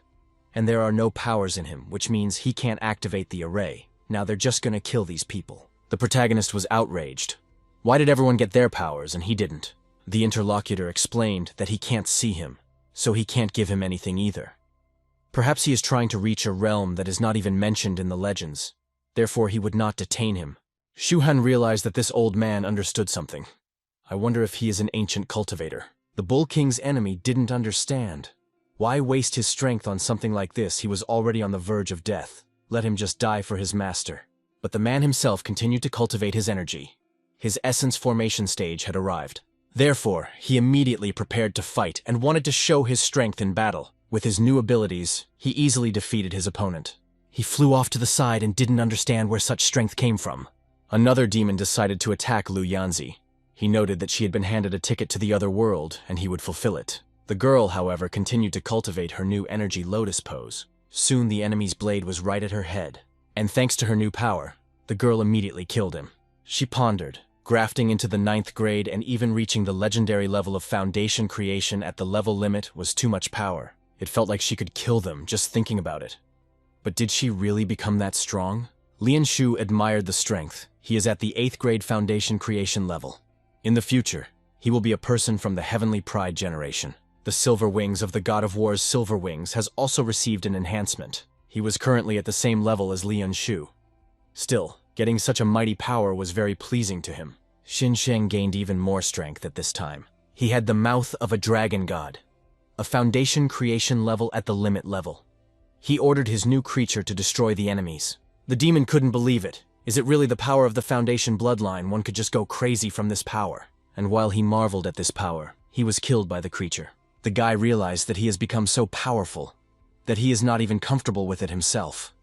He feels that these demons are nothing compared to him who is now. The other demons realized that these humans had become too strong. Therefore they decided to use their demonic pills, because otherwise they won't be able to leave here alive. The power from these demonic pills gradually began to spread through their bodies, and something strange began to happen to them. There was literally a whirlpool sucking them all in. Lianshu looked on in surprise. What were they doing? The hero noted that the blood-melting technique allowed their bodies to merge with each other. After absorbing the demonic pill, their strength would reach a terrifying limit. The comrade asked not to worry. They were now at too high a cultivation level, and he could be considered a genius among his peers now, too. After all, his brother hadn't reached the level of core creation, so now he will protect him instead. Shu Han smiled and said that it was still very easy for him to reach the guinea level. Next time, let him better run away. Comrade didn't understand why this one would see him flogging these guys later. Xinsheng asked Shu Han, is there something wrong? Just as Yanzi came up, she too ate the fruit and her strength increased greatly. This faint sensation was even more terrifying than the red-eyed Graham Wolf King outside. Some strange creature began to appear from the descending smoke. A demonic voice said that this technique was very powerful. It was a monster with multiple heads. It was talking to itself, agreeing that if it wasn't for this strength, they wouldn't have reached this level of cultivation in their lives. But it felt so good to be invulnerable. They are already becoming obsessed with it. Lianshu couldn't believe it. What other kind of monster was this? Hearing that scream, the demons used the death-pleasing skill. Their attack was rapidly approaching the guy. The one realized that it was so fast that he couldn't even move a finger. Then the protagonist came to the rescue. He pushed him away and asked him not to interfere. After that, with the help of his weapon, collided with the weapons of the enemies. It became clear that the enemy weapons are very powerful, so much so that it easily destroyed Shu Han's spear, with which he could easily cope with his enemies. Because of this, the protagonist even had to retreat. The comrade asked if he was all right. He didn't even have time to realize what had just happened. Why did he have such a persistent feeling that his body was restrained? Shu Han explained that these demons had merged into one, and their strength had increased manifold because of it.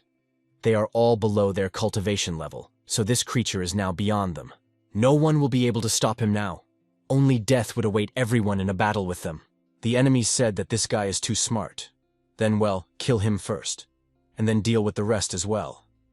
To keep away from evil, constant vigilance is necessary. These boys in front of a huge style gap turned out any resistance from them will be completely useless. The old man noted that these people were unlucky. Their strength is many times greater than them. Because of that, half of them could be killed with just a single blow. He could, of course, open an array that would carry them from here, but he still won't be able to save everyone no matter how hard he tries. This time, in another part of the cave, the battle continued. Lo used the armor of war, and her body was enveloped in an ironclad uniform. The girl was able to deal with the Thunderwolves quite easily using the Phoenix Moonwheel skill. Her comrades saw that she easily dealt with the Thunderwolf King with just one strike. This was the same secret treasure that Qin's younger sister had obtained from the treasure family's temple in Funyu City. It turned out to be so given road armor not only protects, but also enhances attack. After all, the girl was already too strong, and now she was even stronger. The monsters immediately began to scatter when their king was destroyed. Lo and noted that with the war armor, and her 5 senses instantly went up as well, feeling that the core of the heavenly place was ahead. Some horrible creature at the divine enhancement stage had appeared, and it was already very strong. The guys inquired, if it's such a high level of cultivation, perhaps she's wrong. But the girl objected, it's not so necessary to reach there now as soon as possible. She hoped that there were still some living disciples there. If they are alive, they will be able to save them. Otherwise, she just won't be able to explain it to Uncle Li Kai-shan. The protagonist told the old man that there was no need for that. No one would die as long as he was alive here. Even 12 such demons won't be able to defeat him. Therefore, let the old man ban him into the array along with this demon. Qinbei was surprised he has a high cultivation level after all, and the guy is not an immortal to defeat him. Shu Han was still persistent. Let him hurry up and do what he said. He was already tired of waiting for him. The interlocutor had no choice but to obey him. He will do as he said. But let him blame himself. Its consequences would be in his hands alone. The artifact after that gradually began to suck the monster into itself. Lian Shu was worried about his comrade, but there was nothing he could do anymore. Silverwing's god of war, noting that just a little more, and he would have become even stronger. His skills would put much better. But they still need help. But they still need Shu Han's help. He feels useless and so pathetic. The girl also pointed out that if it wasn't for him, things would be worse. He is a very kind person, and that's why she has faith in him. The demon pointed out to the kid that if he wanted to die so badly, he shouldn't have been so absurd. Those people he is supposedly saving will not help him in any way. The array is indeed powerful, but not here for no more than half an hour. And after they are free again, then all those students will die. The protagonist has estimated that half an hour is just enough time. In that time, the creature in question will be defeated and die. Let him show him the perfect foundation that wasn't even mentioned in the legends. The guy even felt sorry for this demon, and what would happen to him. The demon shouted for this guy to stop doing nonsense. Based on the 9th level, there is a legendary cultivation at the beginning level and a cultivation at the heaven level. There's nothing better than that already, and everyone knows that. He might want to buy time, but nothing can save him from death anymore. While they were chatting, the main characters used the seeds of the 5 elements. He realized that Feng Tiandi's mysterious anomaly could only yield 5. It was known that the seeds of the 5 elements were the foundation of the heaven and earth, as well as the foundation of the original formation of the heaven and earth. Therefore, only it could create the most perfect foundation. Suddenly, the creature felt some tension in the atmosphere. Could it be that a mere foundation could reach the Ji-Dan stage? Why do they feel so much pressure when they are waiting for the purification period? It seems like the power of the heavens surpasses their power on such a matter, then it can't be and shouldn't be. The first step, perfect foundation, requires the integration of the 5 seeds. It requires a very high level of skill to pass this stage. The guy is holding the most powerful weapon right now. It is a true ferocious tool. Complete calmness. The second stage is after the full integration of the 5 elements into the body in 3 lines to lay the foundation of the body. The so-called perfect foundation has an important role to change the shape of the body itself. In the lotus posture, protagonists practiced the heavenly Eucharist only in pursuit of the statute. Ancient martial arts from the heavenly Eucharistic techniques are the movements of the body itself. The guy had been successfully refined, and it was now possible to catch a dragon with his bare hands. This was what he decided to do using the sea flow skill. The effect of the 5 elements of the seed is clear guy feels his Eucharist. He managed to go from the initial stage to the 3rd stage and then went straight through the 5th stage. One should know that the Eucharist is more difficult to learn, and many demons need to be immersed. In the guy's past life from the beginning of the 3rd of the 5 stages, he needed to practice for at least a year. Still, the seeds, the elements, are very powerful, and it is true. The demons laughed at his acting skills. I wonder if he even believes himself. It would be time to finish with this circus, and they decided to attack the guy. But this attack was not destined to happen. He didn't even move. But the head of the creature that tried to attack him was destroyed. It turned out that he was really strong, but how could he be stronger than them? He didn't use his forbidden technique. This guy is really surprising, but this time they will kill him with a single blow. No matter how physically strong he is, he will definitely not be able to repel their mental attack. Of course, the Force are under the spiritual period of their purification, there can be no doubt about it. Shu Han in turn rejoiced at having strengthened almost twice this excellent feeling. He suggested starting from the original perfect foundation and adding Jiedan. The skill he used afterward was called Thunderous Tribulation. The people present didn't understand what had happened here. It wasn't like Shu Han was at a high cultivation level. Then how did he summon this skill? Didn't thunderclaps only appear during the transitional period?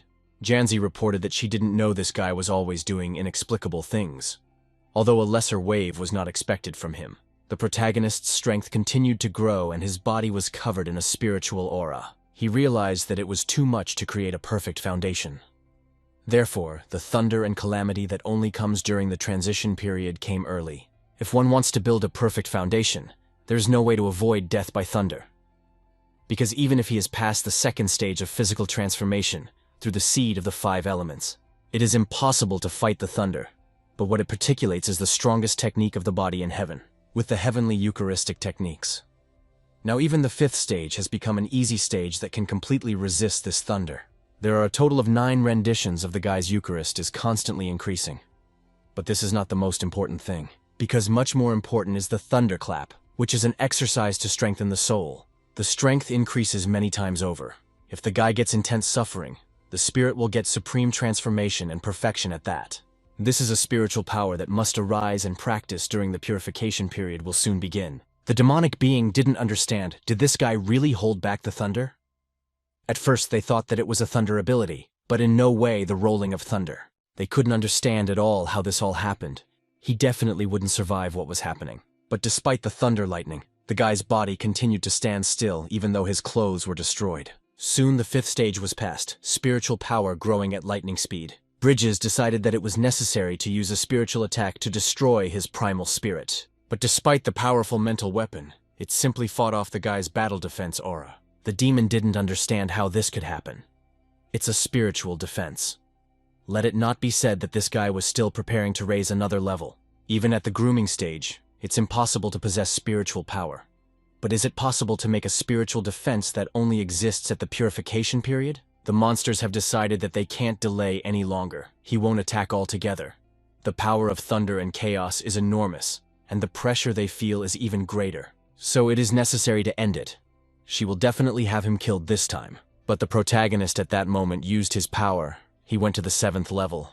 After the Eucharist, that worthless electric shock wouldn't do anything to him. The monsters said he couldn't survive the next attack. There won't even be a wet spot left of him. Let him go to hell that moment. They began to concentrate their energy. Satan would really be pleased with him. This attack was also meant to deal mental damage to the guy. Shu Han wondered, did they really think they were only but not capable of such a thing? He also used his mental weapon and aimed towards the enemy's stream. The others could not withstand such an onslaught, their heads were literally crushed. Silverwing's god of war noted that this attack was very powerful. He can't even understand the principle of its technique. Lian Shu in turn said that it was fine. As they had said earlier, let them just trust Brother Su. It seemed to the old man that he was stronger than even he thought. He couldn't even remember the last time he had seen such people. The demonic creature shouted that it was simply impossible. He could still use a successful mental attack. But who is this warrior anyway? They couldn't believe their eyes. The hero stated that too many words of impossible had already been said. It was time to be done with this pathetic cockroach. He was the one who said something like a magical creature, which was outraged and stated not to let him jump above his head. They really can't kill him, but he can't kill them either. The guy reported that he really couldn't do it, but the thunder could. He used an attack of 9 thunderclaps. With these powerful weapons, he wanted to kill the enemy creatures. The attack was indeed very destructive to them. They found this house too strong. The creatures didn't understand if Shu Han could withstand this thunder, and they couldn't. In the end, the monster really couldn't withstand these thunderclaps and was destroyed. Lian Shu rejoiced as he didn't say anything. Victory was Brother Su's after all. The deadly end that no one expected was completed by Shu Han. But how he managed to do it, no one understood. For some reason, it seemed so unreal to many people. Meanwhile, the guy was observing the 9-limbed tree. It was Uzu Xuan Miaoshu's 2nd and 3rd level leaves. The guy's guesses were indeed correct. The 9-mysterious tree with infinite uses is the most mysterious magic weapon. Ancient modern emperor technology. Great power is gathering resources all the time. The 9 mysterious trees are cultivated, but at most let it grow a few more leaves. As for the flowering, no one has seen it. Because of this, the guy had already thought that if Ju Waxlian Miaoshu only depended on resources to cultivate at a later time, even if the energy of the entire land was exhausted, it might not be enough. Shu Han had always thought that he had another way from the moment Jingxi Dong had cooled into the sky until today. He had turned the tide and saved almost all the students of Nandao Middle School. It's always better to protect people. Now it seems that his hunch actually turned out to be correct. Another way to grow the Ju Xuan Miao tree is through merit. At this time, the rescue team was rapidly advancing. The guy pointed out to his sister that before entering, they should mentally prepare themselves. This group of disciples is weak. He thinks that everyone has long since died, but it's not their fault. After all, they also killed many red-haired disciples and pink wolves outside. It would be dignified of them to wait to retrieve the bodies of those disciples. Suddenly, he stopped right in the cave and didn't expect to see this. It wasn't clear to him how so many disciples had survived. He didn't understand how they survived these aids. It was mind-boggling to the guy. Lu Yanzi immediately approached him and asked who they were. The protagonist pulled his outfit out of the pouch. He saw Lo. The girl also turned her attention to him. She couldn't figure out who he was or why he was looking at her so intensely. It's the first time she sees him, but for some reason he looks quite familiar. The protagonist was glad that the girl had finally arrived. He looked at her admiringly. The girl, on the other hand, is a bit confused, wondering who he is. She would not help in any way, but she should approach him. Suddenly, a guy appeared in her way. He ordered Shu Han to stop. Let him move away now. How can Qin's little sister be near him? The protagonist became indignant over this. Loi told Lunwu not to bother her. It was none of his business. She walked closer to the protagonist and asked who he was. The guy immediately replied that his name is Shu Han and she is Qin Laoi. He knows her name perfectly well. Shu Han reflected on the fact that before entering college, Qing Yue didn't want to find out the relationship with Luoyi. To avoid hurting her, he didn't need to meet her. Lunwu said that Qin's sister is a Qing Yue college genius. If a guy uses such a clumsy performance to attack her, then is he really looking for death? He pointed out to his sister that there was clearly something wrong here. This guy hasn't grown to their level yet. Let them ignore him and he'd rather kill him. The girl, on the other hand, wondered if he would give his phone number to her. She remembered that voice as the guy who called her. So if their phone numbers were the same, then he had called her before restoring Qi. And she had waited so long to meet him. Lunwu couldn't believe what he heard. Sister was the first to ask for a number from someone. What came over her, it is said that a proud son of the sky should not approach a stranger. He called the protagonist a scoundrel. Sister Qin must not be defiled. He is about to die at his hands. Suddenly, Shinshin appeared from nowhere. He remarked that Lunwu should not play with Shu Han, or else he would have to kill him. The interlocutor wondered, is he really here too? He is also a member of the dragon family after all. So why dare to take care of the main line of his dragon family? Isn't this all strange? Xinsheng revealed that it was Shu Han who saved everyone here. Therefore, he is their savior and does not need to be killed. Moreover, he is afraid that he will just be killed by Shu Han if he attacks him. As a member of the dragon bloodline, he cannot escape death. Lunwu resented, no need to intimidate him. They haven't passed the martial arts exam yet. Their abilities are at a low level, so let them get out of his health right now. He was going to attack. Shinshin realized that talking wouldn't help here and decided to use his skill, thanks to which his golden dragon appeared. Lunwu was surprised. Was it really dragon blood? So he was channeling dragon blood. This was unbelievable. No wonder some people in the main family lineage said that they were villains. It seems like they do have some skills. How can he give him a chance to be loyal to him? Let him be his follower, and one day he can take him to the main line of the dragon family. Here, he has the opportunity to conduct the true Qinglun bloodline. The interlocutor only smiled and said that he didn't care about it.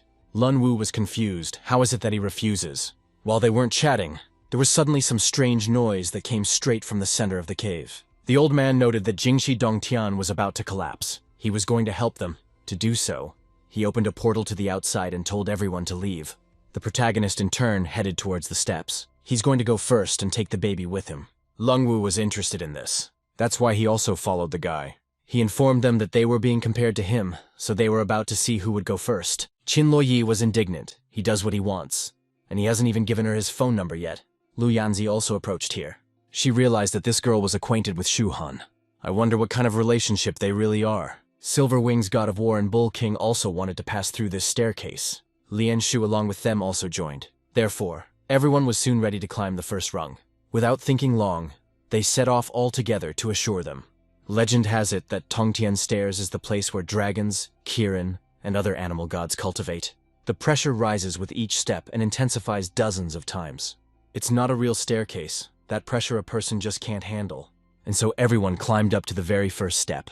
At that time, Lian Shu already felt like it was getting heavy. He was about to fall. The Bull King shouted that they needed to keep going. While he wasn't trying to deal with the pressure of the first step, the main game went to the second step. But he was not the first, for he was overtaken by Lun Wu, who was already on the third step.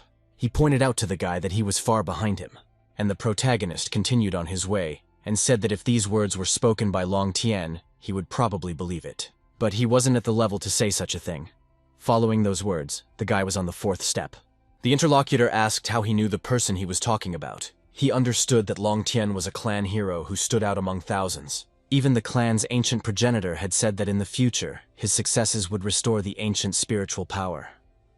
His potential simply had no limits. For the protagonist, Long Tian was one of the real rivals and enemies in his past life. He is definitely a true talent of his dragon clan. In the past life, Never Guy took the place of one of the 7 immortals. He laid a trap for him, which caused the Beast Emperor to no longer fear him. Eventually, the guy was caught by the death trap and killed using the trap crossing killing. Lian Shu actually fell down and couldn't even stand up anymore. He only reached the 5th step and couldn't stand. His comrades were ahead on the 6th step. The guy asked them, if they went up, let them remember to make a copy for him. But both guys were having a pretty hard time too. They couldn't handle it anymore. The Bull King noted that the one who came out of that stairway could not get up anymore. Lo, on the other hand, calmly climbed up to the 6th step. She felt that the pressure on her now was more than 100 times. But who is Shu Han? He is already on the 8th step. Standing there with such ease, even though the pressure is several times higher still. Lunwu couldn't believe that he couldn't reach the 7th step. He can't lose to some boy, otherwise Sister Qin will look down on him. Therefore, he wasn't going to give up and tried to walk forward. But his leg was immediately cramped from the intense pressure, and he fell down, squirming in pain. Lian Shu wondered why he wanted to compete with his brother. Did he really want to die? Let him therefore be thankful that his leg was broken. Yanzi at this time got close to the 7th step. The disciples from their school are above the 5th step. If one were to consider their qualifications, before reaching the foundation stage, it would be absolutely impossible. It seems that what they ate during their chi formation stage had greatly improved their abilities. What great luck that old man had brought them. Shu Han at this time was already at the 9th stage, and there was still one more stage left. He reflected on the fact that this was just an imitation of the Tongtian Stairs, and his completely lacking foundation ability felt such a strong pressure on the 9th step. In the future, if one wanted to climb the real ladder, one would need to perfect his stage again, namely the core hardening stage and the deity rejection stage to the maximum, strong, and perfect level. This is something that a guy has to achieve throughout his life. And so, he had finally reached the 10th stage after pondering about it. Yanzi soon found out for herself that her limit was the 9th step. And Shu Han, who was recently an ordinary student, had so easily reached the 10th step. I wonder if he's the real one. While the girl was pondering right above her, a Loi flew over. Using armor, had-on thought she could reach the 10th step. And that was how she managed to do it? She didn't expect to be called Tian Zhao from Qingbei College. The qualifications were not as high as a middle school student. The tech cat was just near this place and what was happening pissed her off. because that bad old man had given away all his fruit. This guy went up the stairs, and there's a treasure trove. But it's a shame you need human handprints to open it. His paw won't do for that, or they would have belonged to him long ago. But he's not going to color them, he's just going to take them. Because he is a good cat, and good cats can't steal. The protagonist is just about to approach the sacred artifacts. He realized that in order to open this stone box, you have to bring your aura into these handprints. It seems that one must have one's own will of fate to obtain these treasures. And so, he fulfilled what was needed and touched one of the imprints. The stone box immediately opened, and in it appeared an illuminated artifact. The protagonist picked up what was inside and realized that this technique, but it wasn't Lun Jue's. This technique was suitable for Xinsheng's cultivation. He had also traded the seeds of the 5 elements with him before, should he gain cultivation. From here, one wonders if he should give it to him. The blood in his body seemed to have sensed it. There were other cultivation techniques. The hero threw this technique to the person he was talking about. He told the person to take it and they would be even. Although this technique is not the one he thought he had, it is a very good technique. But compared to the best technique he cultivated, this is only a little more performing. But that doesn't matter to Xinsheng. Next, the hero headed towards the next stone box. But no matter how many times he tried to open it, it didn't react in any way. Suddenly, Luoyi came over and asked if he would let her try too. Shu Han turned around and saw the war armor on the girl. He had once guided Luoyi to Zibaogun to Fenyu Mountain, but he didn't know what she would find there. But it turned out that she had obtained a protective armor war cuirass, and it was an incredible treasure. In a past life during a war, the war armor was captured by the hostile forces of humanity, and it showed itself on the battlefield. You can tell from the name that it's a pretty powerful artifact. When this armor entered the wallpaper, mountains and rivers would change their color, and a bloody rain would envelop the entire land. This armor was the cause of countless deaths and more, leaving behind only a mass of bodies of fallen warriors and mages. It is in this lifetime already a fortune for mankind that they can possess a military ceremonial armor. However, this armor that Luoyi received is still in its original form and does not yet possess such immense power. When it reaches its final form, Guy is confident that the girl will show her true potential in this life. The girl wondered, does he really know what kind of armor is on her? All the same, she realized she knew it pretty well. Knew her. The guy thought it was true he knows her pretty well. And she also knows him better than anyone else. While they were chatting with the cave, something was happening. It was gradually already collapsing. Zhu Han therefore said that time was already running out. It was necessary to hurry up and open this particular casket. The girl understood what to do, and immediately ran over to it. She did everything she needed to do, infused her aura and touched the imprint. After that, this box gradually began to open. A bright light immediately began to radiate out, spreading through the space. It turned out that there was a heavenly pill inside. The protagonist finally saw it. It was a perpetual pill that could form a god-level pill during the transformation period. He needs this pill, but it went to Luoyi. The guy informed that he didn't need it, so let him take it for himself. And just as the girl was about to do that, a demonic cat appeared. She was ahead of Lo and grabbed the sacred pill. The creature rejoiced, for it had not eaten something like this for a long time. And today, it would finally eat. But trouble awaited him, because the protagonist knew that this would happen and prepared a chain that restrained Ko Tarani. The collar fit perfectly on the head of the cat, who didn't expect this to happen. Shu Han said that he had been waiting for him all this time. Where was he going now? This cat has an unknown origin, and it has strange behavior. Just as the legendary spirit beast captured him first, now they will find out who he is. It wouldn't run away from him so easily. The guy immediately pulled him into himself. The creature couldn't resist, so it gave in, because of which it soon found itself in the hands of the protagonist. Lo watched in amazement. The demonic cat was indignant. Let him let her go. He is worse than the old rascal. So, the cat hates him. Shu Han noted that this code is too naughty. Let him give him the pill now. Soon, it was in the girl's hands. After which, she took the cat away and said that it was very cute. In this way, a few minutes passed. The hero headed towards the last sealed relic.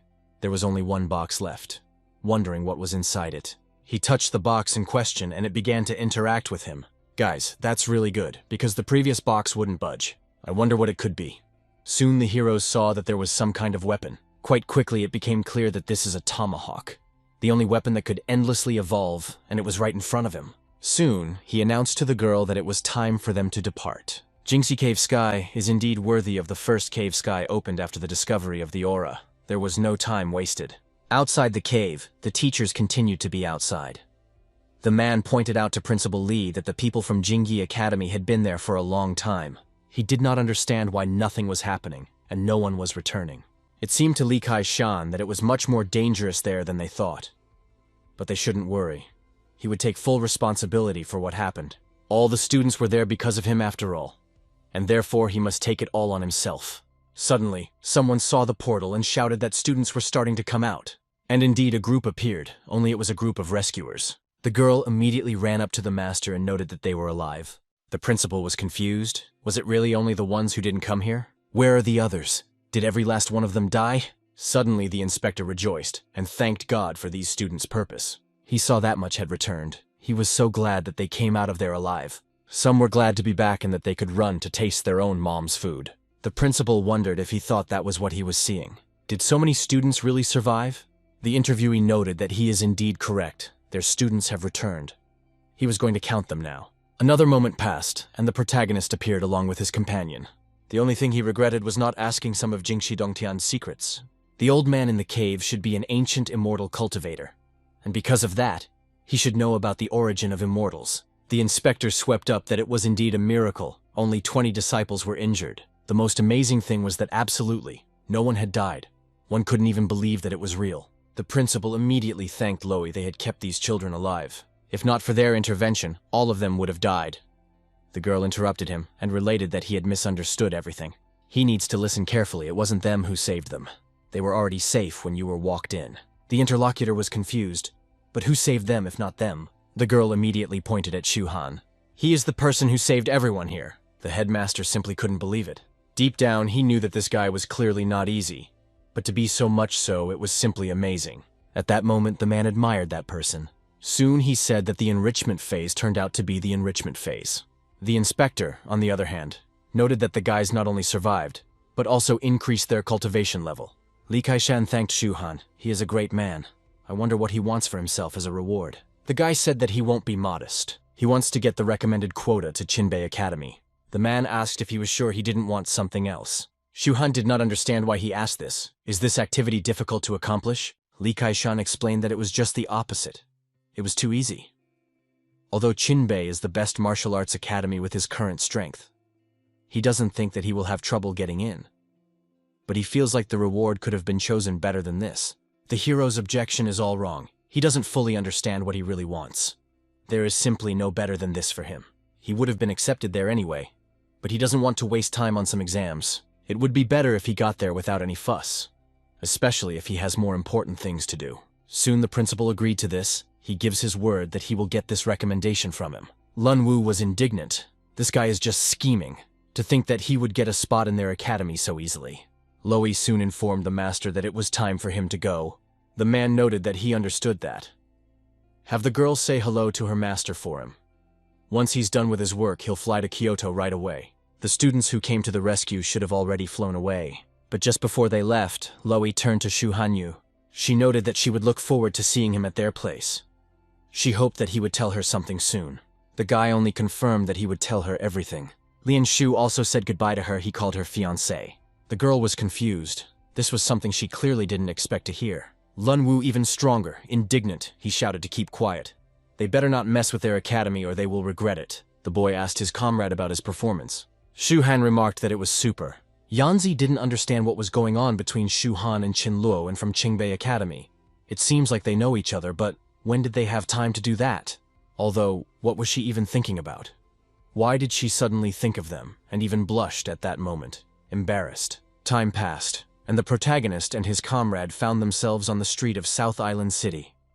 Lian Shu mentioned to his brother that he had asked him to give the Dan's pill to an elderly couple surnamed Jian in Jiljiangsai. He was told that the pill had reached them. I wonder who they are living in such a strange place. They don't even have a telephone and can only be reached by water. The delivery was satisfactory, not easy. To top it all off, these people also said they didn't know the guy. Then I wonder why he handed them that pill. Shu Han explained that he did it for good relations. In a world of great contradictions, everyone has a chance. Countless cultivators rose into the sky. And this elderly couple surnamed Zhang is the second of them. They are true, noble hermits, devoting their entire lives to reading and educating people, developing a noble quality in themselves, eventually retiring to the mountains to rest. restoring spiritual energy and the middle stage. They achieved enlightenment together by soaring in the bright white sun, and their spiritual abilities rose to the heavens in just one. It was unknown how many people who were exhausted from training envied them. Shu Han understood that the reason why he grabbed in advance to establish a good relationship with them was because this elderly couple had unique abilities that might prove to be important in the future. Their young daughter is exactly the one that the 12 demon lords were looking for. She is the legendary demon seed, which would later trigger devastating events. In a past life, these elderly spouses sacrificed themselves to protect their daughter, and 12 magnified demons took her with them. Their fate was truly tragic. A moment later, the boys were walking down the street, and someone was watching him. It was Rui, a recent acquaintance of the protagonist, and so who wanted revenge. Lian Shu noted that someone seemed to be following them. He sensed her. Shu Han said that he had noticed it a long time ago too. Let her just keep moving straight and be quiet. 5 minutes later, the girl lost them. Looking around, she didn't understand where this person had disappeared to. The guys immediately showed themselves, so it turns out it was Rui. Lian Shu pointed out to the young lady that they had already surpassed this furnished base. Because of that, it would be difficult for her to defeat them, so let her leave while she could. The young lady was persistent. She can't just forgive her father's death. If she can't defeat him now, she will follow him until she can avenge him. The boy wondered what the hell this was all about. It wasn't his brother's fault after all. Following him like this could lead to misunderstandings. Those misunderstandings would remain. It would be hard to explain them. The girl was indignant. What kind of nonsense is he even talking? If he said such a thing again, she would be the one to cut off his tongue right now. Shuhan asked his comrade to calm down. If she wanted to follow them, then let her go. During their stay in the western capital cave. Although Kwang Rui was very angry with the fellow, she hadn't lost her sense of justice. She, as well as the people from Shushan, joined the demons to kill the guy. He has no need to completely destroy her. After a little while, the girl turned to the guy. The guy looked at her in surprise. It turns out that he killed Chu Yuan, as well as the other Shushan disciples. So their school wouldn't forgive him that easily. She doesn't want to get with you. He died at the hands of others. And that's why she said that. Lian Shu remarked to his brother that this girl is very strange. He feels like she wants to be his sister-in-law too. That's why they are starting to think about their safety. Even Chu Hanyu found this assumption strange. He certainly gave it away. At this time, there was a conversation in the Lu family's mansion. Yanzi told everything, and noted that the above was her way into Jingxi Dongtian. The Shu Han they were asking about was alive and well. She had personally seen him. The elder reported, as he had told her before, he might be a descendant of the large, ancient Shu Xian family. His actions in the cave only solidified this thought, but so far he hadn't found anything about his family. It's quite a difficult task. Someone inquired about his plans for him. The old man pointed out that the boy and Yanzi are in the same class. They had overcome difficulties together and retreated together. Wouldn't they accidentally want to play a favorable wedding? The man said that it's possible that there are no talented people in his family except for Yanzi. She is a girl. If she marries him, everything will be fine. They will then not only get a strong and handsome young man, but they will also learn about his family. And then their family will blossom again, as in the old days. The interlocutor said that this was certainly a good thing, but Shu Han had massacred Dongtian. Because of that, many people would want to take revenge on him. The elder said that it was true to accept such a choice would not be easy. It's about Yangzi's wedding, so it's up to her to decide. The girl was immediately embarrassed. She didn't even know what to say. The old man reiterated that it was up to her to make the choice, so she should not let it get in the way. Then she noted that she relied on the master. Then she turned around and said that she had to go because she had to train. The man noted that it's hard to understand girls, but it seems that she doesn't mind it. The head of the family said that his family has 3 strong enemies, but in the current situation, they are just nothing. The Feng family is not in the best shape right now. Xuanwu originally harbored hatred towards his family. That leaves only Shuhan, but now they had established a relationship with him. Therefore, it is necessary to resolve the matter with this guy, and then Xuanwu as soon as possible, and it must be done by all means. Let these guys go to Shuhan's place together. He is relying on them. She needs him. His family needs him, and Yanzi likes him. They'll settle their issues with their enemies and get the girl married at last. His interlocutors immediately obeyed him. Lian Shu asked his brother if there was anything wrong with the quota left at the villa. After all, they had brought it from that very cave, and it was really very strong there. The hero said it was all right. He has an iron ring on him that suppresses his power, so if he wants to escape, even through his strength, he won't be able to do anything interesting. He might note that this creature is kind of strange. When they met him, he was in the guise of an adult, but now he is very small. Apparently, its strength as well as form depends on external circumstances, and thus it is no longer as strong. Lianshu observed that although he was no longer in the best form, he was still very brave. He's always following around and needs to get rid of him as soon as possible. He's probably relaxing right now, and he's not going anywhere even if you try to do something to him. The cat was really relaxed. That's what living is all about. After spending so many years in the cave, he had already forgotten the beauty of being. There are so many different goodies and programs on TV now. It's like he's in heaven right now. He swears like a cat that he won't leave here until he's eaten and played with everything. At this time, the guy's ware-headed Lianshu asked his brother why they need a shelter. The hero replied that they needed to find files here, but the interlocutor did not understand what kind of files they were. Zhuhan explained that they concerned him. It turns out that he grew up in an orphanage, but he has parents, and his parents left him for some strange reason. It was because of this incident that he began to rely only on himself. After he left the orphanage, he lived an independent life. In his previous life, he had only gained a certain level of strength when his spiritual energy was in the middle stage of recovery. When he tried to find out the whereabouts of his parents, the orphanage had been destroyed during the war. Even when he reached the immortal realm, the overlord he still hadn't received any news of her own parents. It was a lingering pain from his past life that he just couldn't get rid of. Despite everything in this life, he was determined to find out the whereabouts of his own parents. The boys finally did make it to the orphanage, and there they saw a terrible sight. Some drunk had kicked a little boy, talking about how useless the other kids were. He asked them for money, and they brought such a ridiculous amount. In that case, why did he need them at all? Speaking to the boy he beat up, he said that this one was pathetic enough. Because of that, he would experience real pain today. Maybe he'll make more money because of it. And the man tried to hit him over the head with the bottle. But he didn't have time to do that, because the protagonist grabbed the bottle. The man immediately turned his attention to him. Who the hell is he? Does he think he's a hero? Zhuhan was indignant. This is how he treats orphans. So he's bullying them and using them to make money. The man pointed out that he is the director of this orphanage. He already does enough to provide food and shelter for these brats. But who the hell is he anyway that he's meddling in their affairs? Let him get his hands off him. The guy wouldn't listen to him. He immediately snatched up a bottle and smashed it over the man's head. The orphanage director was outraged. He dared then to hit him. His body immediately transformed as he realizes he is not aware that he has superpowers. For mortals, for the sake of him, he is a god and tried to tear the guy off. Zhuhan used his spiritual power to fight. He attacked from a distance without touching this filthy man. They're typing him into the wall, which was quite far away. The opponent didn't understand how this was even possible, how he could defeat him. He advises him to fall on his knees and pitifully beg for mercy. Otherwise, the consequences for him would be critical. While he was talking, Lianshu came up to him. He called him an arrogant idiot. He was only at the second level of Qi and dared to talk like that. At that moment, he started hitting him on the head with his hands. Right now, he doesn't even realize who he's messing with, so now he's going to show them who's boss. The orphanage director ended up getting hit pretty hard by him. The protagonist wondered where the past director of the orphanage was. He knew that the former director was a very good man. He treated the children properly, not like this man. They were like a family. The interviewee noted that this person died 3 years ago due to a heart attack. Zhuhan was taken aback by this information, because he knew that this man's health had always been at its best, and he had never had any heart problems. Next, the guy immediately grabbed the new director of the orphanage and told him to take him to his archive. Thus, after a few minutes, they were already in the archives looking for the files they needed. Lianshu told his brother that all the archives were dated last year. The most surprising thing was that they were absolutely all dated that way. Then the hero asked the director of the orphanage, "Where are all the archives from last year?"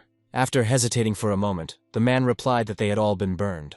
Zhuhan wondered who had started the fire and why. The interlocutor said that if he knew that he had told everything, when he became the director, all the archives already had been burned. He just knows that the fire was very serious, and the past director died in it precisely because of a heart attack. Guy noted that the heart attack, in time to shake by a strange coincidence.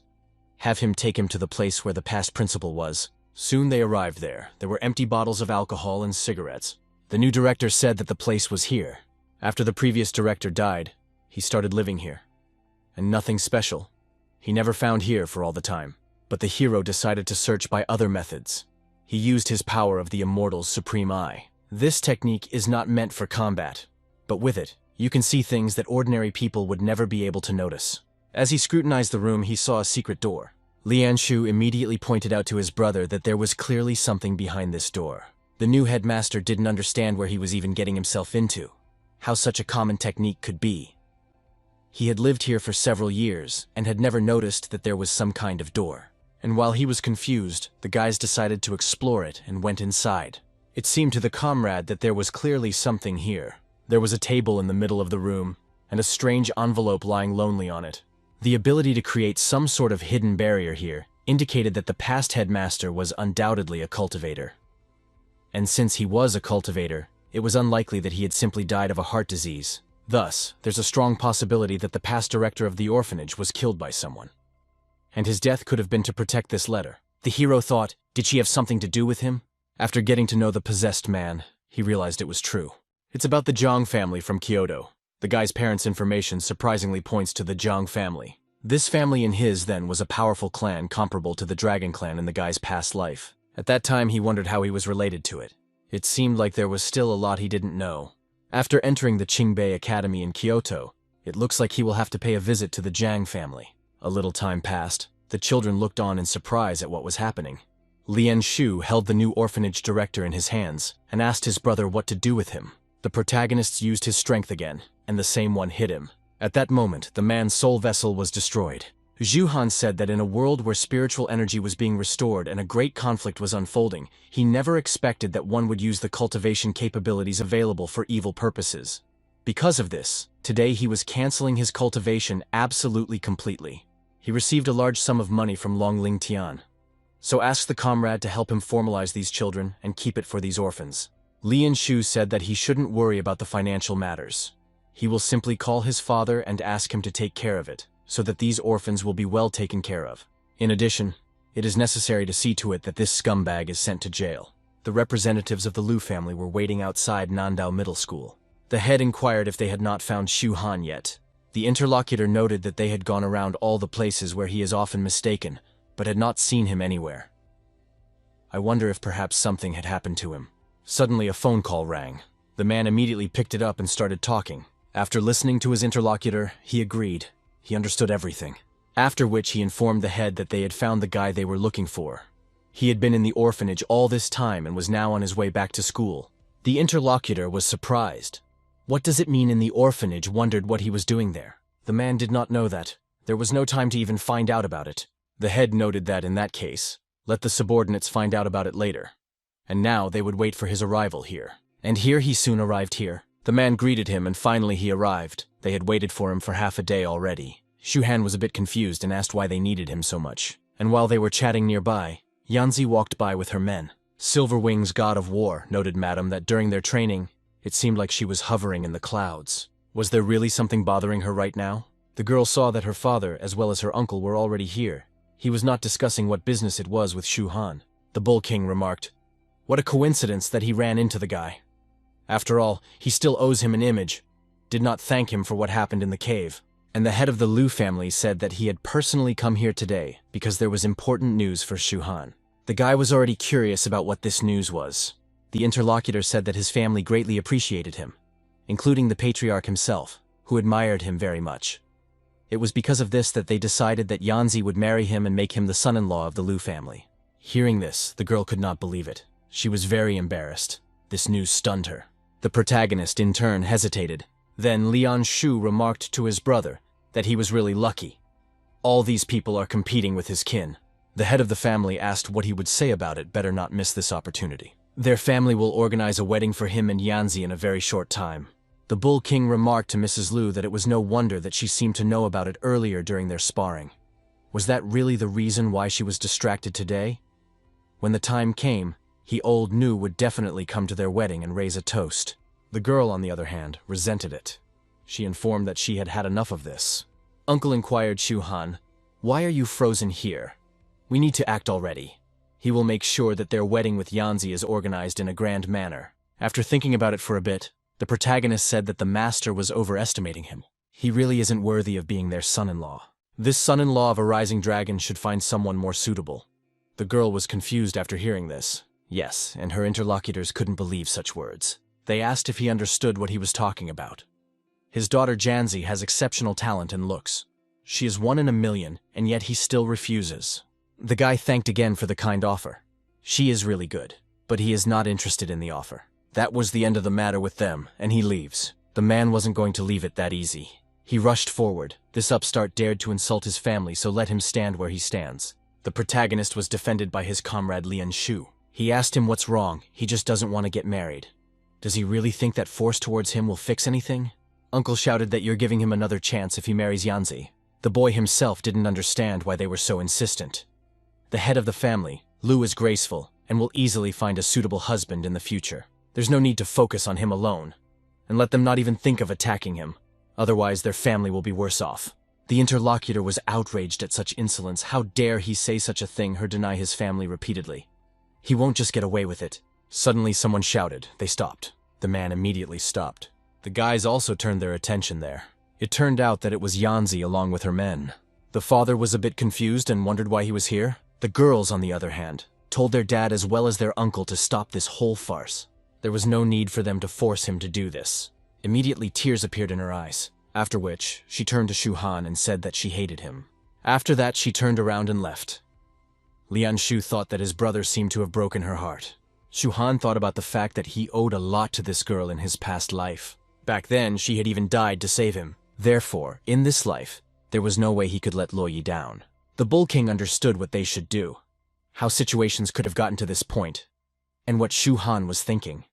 And how could he turn away a beauty like Miss Lu? Silver Wings of the God of War suggested that he might have his reasons, and forcing one to act any other way in such matters is really difficult. He'd better go check on her now. The head of the family turned to the second brother. Let him return to the family for now. He will report to the head of their family to make a decision. The man resented, thinking about the guy. This isn't over. He will regret treating his family like this. As time expired, the patriarch was told what had happened. He was furious. Had the boys so rejected their proposal? The men confirmed this and stood confused. One of them told the Lord that with his level of cultivation on the table, and nascent souls laying down their family, numerous cultivation families within a radius of hundreds of miles would recognize the superiority of their family. This Shu Han, ignorant of the immensity of heaven and earth, dares to attack Revolve with their family. Even regardless of his background, they cannot leave him unpunished for this. And while they were chatting, the subordinates burst into the room. He reports to the head of the family that they have found out the identity of Shu Han himself. The man inquired as to who he was. It turns out that according to their investigation, this guy is not from a cultivator family. He is an orphan from the Southern Mountain Orphanage. The patriarch immediately wondered if this information was accurate. The ward confirmed it. This information is pure truth. Shu Han had just recently visited the South Mountain Orphanage, and they were looking into it. The second brother is clear, so he's from the orphanage.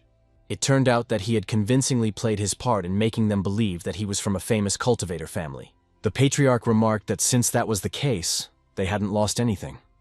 It was even good that the wedding didn't take place. Otherwise, it would have been very unpleasant. How could such an ordinary cultivator be worthy of their prestigious Lu family? Second brother, and said that since that was the case, he would bring him here right away. Let him kneel before the gate of their family and repent for 3 days as well as 3 nights. Patriarch Chief asked him to take his time. He had already sent a letter to Mount Shu and their men should arrive tomorrow. At first, he invited the representatives of Mount Shu to talk to him, but it seemed like the goals needed to be changed. Zhu Han was in the villa and continued to cultivate. After reaching the creation stage, the base of spiritual energy needs increased tenfold.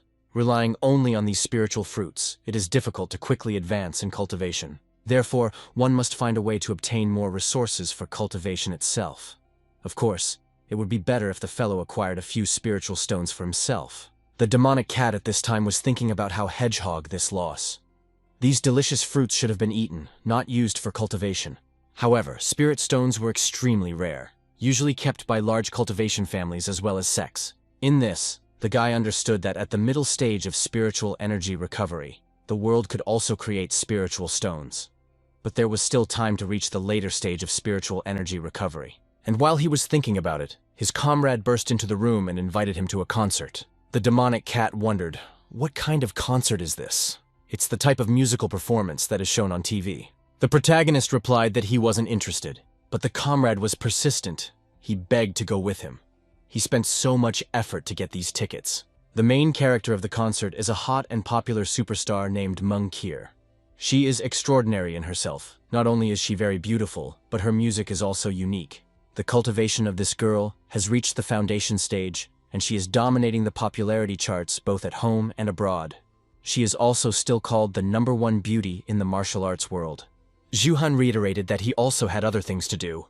Let him go by himself if he wanted to. At that moment, the demonic cat snuck in and grabbed one of the tickets. Lian became indignant. This stupid cat must stop or it will nail him.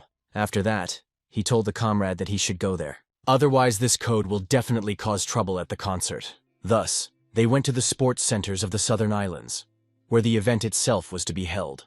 Lian explained that the concert would start any minute now, so it was urgent to find that stupid cat. The protagonist informed that there was no need for that. Pointing to the door, he said something creature was inside. Hence, that's where they went. The guy could already feel the aura of the chaos clasp, and it's right there. At this time, Meng was inside that room along with Li Xiaoyun. There was also a cheeky cat there. The girl noted that this cat came out of nowhere. He is amazing and keeps his eyes on their superstar. Care noted that he's cute, so she lets him. Demon Cat, on the other hand, didn't understand what these two silly women were doing. He has such a delicious bun, and for some reason they won't take it away. Xiaoyun noted that it was indeed dangerous for Care to go out for this performance. They think they are invincible, and after a few days of training and want her big star to offer herself to them. Especially the guy who calls himself the Black Dragon King. He's really arrogant and overly assertive, relying only on his talent in awakening, and it's too much.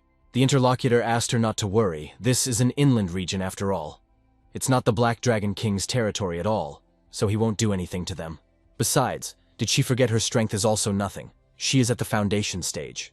As he approached the door, the protagonist felt bloodlust. He noted that someone broke in here, let the comrade stay outside and guard, and he is going to go inside and get that cat. Lian agreed to this suggestion. The girls at this time continued to chat. Kair was already even tired of it. Suddenly, someone entered the room. It turned out to be the main character. He was surprised to see what was going on, and didn't realize what was going on here. Kair was almost naked. She resented how he got here. Xiaoyun immediately ran up to him and shouted that he was a pervert. But the guy, she objected, simply misunderstood everything. He came here for this cat. This cat belongs to him. The interlocutor noted that if she said the creature belonged to him, how would he prove it? The hero simply approached the pet and offered to go along with him. Then the demonic cat just turned around. She did not want to leave. After all, the concert had not even started yet. Seeing this, the girl thought that he was a liar and decided to teach him a lesson right now. Shu Han easily dodged her attack. She didn't even realize how it happened. After which, he grabbed her from behind and informed her not to cause her unnecessary trouble. He said that he came here simply to get the cat. Xiaoyun asked to let go, let him not expect mercy from her. Kair came back to the room. She said that she shouldn't be so angry. She also asked the guy to let her go. To him, she has two questions. How did he get here, and where is the security? Shu Han let the girl go and said that there were no bodyguards. That's why he left here without any problems. Moreover, he asks to be allowed to remind them that there are at least 5 assassins lurking nearby. This girl is very smart and perceptive. She figured out the situation at a glance. Kair was surprised that he was saying such a thing. It couldn't be any more. To clarify what had happened, they went to the next room, and there they saw the dead bodies of the bodyguards who were supposed to be guarding them. Xiaoyun said that it was dangerous here, so they should leave. Suddenly, unknown people jumped into the room through the window. They were all wearing dark clothes with hoods on their heads. They only surrounded the girls and literally ignored the guys. The chief among them noted that they could no longer escape from this place no matter how much they wanted to. To Xiaoyun, these people seemed familiar. They are the Black Dragon King's men. The bald-headed man suggested that Miss Meng obediently go along with them. Let her become the wife of their great king and rule over the brigands, or else let them not be accused of being ruthless. It became clear to the protagonist that they were demons. People once and demons appeared here so quickly. It's amazing. Xiaoyun shouted for them not to even dream. This is an inner land, not a place where they can cause trouble. She had already informed the dragon guards. If they value their lives, let them scram immediately. Following those words, the man immediately attacked her. Kier stepped up to her defense. She converged with the blow along with their enemy. Due to the strong onslaught, both of them were thrown aside. That's when the protagonist came to the rescue. Because of this attack, the star was injured. It became clear that the man was at the golden base of the middle stage. The man noted the fact that the Black Dragon King was interested in her. It was an honor. They, like ordinary people, are shameless and always look for faces without merit. If she doesn't comply, he will have to take her corpse with him. He is sure that even the kings and black dragons will like the corpse of the great beauty. Xiaoyun asked the protagonist to help them. He is also a cultivator after all. Care told the girl that life and death is destined by fate, so let her not attract others to do it. Then the demon turned his attention to the guys. If she hadn't reminded him, he wouldn't have noticed here two more useless. He's in a good enough mood today, so let them just kneel before him and worship. It's the only way they can get out of here alive. Zhu Han told them that they were just leaving. The girl didn't understand what he was doing. Isn't he a man? If he doesn't help save them, then let him just forget about it. Doesn't he just want to worship these beasts? The guy explained that he came here to just find a cat. Now he had found the cat, he was ready to leave. Approaching the demon leader, he informed him to move away. The interlocutor became indignant. Had he gone deaf? Let him kneel before leaving. What did he mean by telling him to step aside? Zhu Han remarked that if he didn't understand what he was saying, then repeat it again to him. Let him get the hell out of here immediately. The demon was angry. How dare he, lowly man, show such disrespect to him? This little creature would be torn to pieces by him today. Just as he was about to attack, the hero simply punched him and threw him back a few meters. The man was outraged, meaning he dared to hit him. Why are his men just standing there? Let them kill all these people immediately. The subordinates obeyed his order and immediately attacked. The first to fight them rushed Lianshu, let them die immediately. Shu Han also did not stand idle. He attacked the other enemies, and in a matter of minutes, he managed to deal with several of them. The leaders of these people resented this guy daring to kill the followers and the Black Dragon King. He is an ignorant person. He will make him pay for it with his own life. After saying those words, the man immediately transformed and became more like the mythical creature Kraken. Consequently, he had tentacles and attacked the girl, who didn't realize what it was. Since Xiaoyun was attacked, Care immediately rushed to her defense. But this was just what the enemy was waiting for. He grabbed the star with his tentacles as well. Lianshu was also caught in the act. He was captured as well. The guy was outraged. These rascals are so disgusting. Let them get away from him. The demon said that they are members of the Yao clan, a noble race. And these people are just some group of worthless ants. So he will now show the guy his invincible power from his own clan. The main character's given words only made him smile. Xiaoyun didn't understand why he was frozen in place. Let him run and call for help now. The enemy also assumed that he simply couldn't move from his seat out of fear. So he wrapped his tentacles around him from head to toe. The others did not understand why he did not escape. Now, they were all trapped. Xiaoyun said that even with the base cultivation level of her star would not be able to escape from this monster's grip. Kair said that the Yao clan members with the same cultivation level are much stronger than them, and the monster itself is at the middle stage of formation. Thus, it turns out that they won't be able to do anything to it. That is, if the Dragon Guardian fails to present in time, they won't just die. Suddenly, the girl sensed something and wondered what that smell was. Kia reported that it was the smell of fried squid. The girls turned their attention to where the odor was coming from. It turned out that it was Lianshu using the flame to free his hands. The demonic cat liked this smell. He could sense that the food was cooking. Xiaoyun inquired, what was he doing? The guy explained that he was roasting meat. He wasn't just idling, so why not do it then? The female interlocutor became indignant. What do you mean, idle?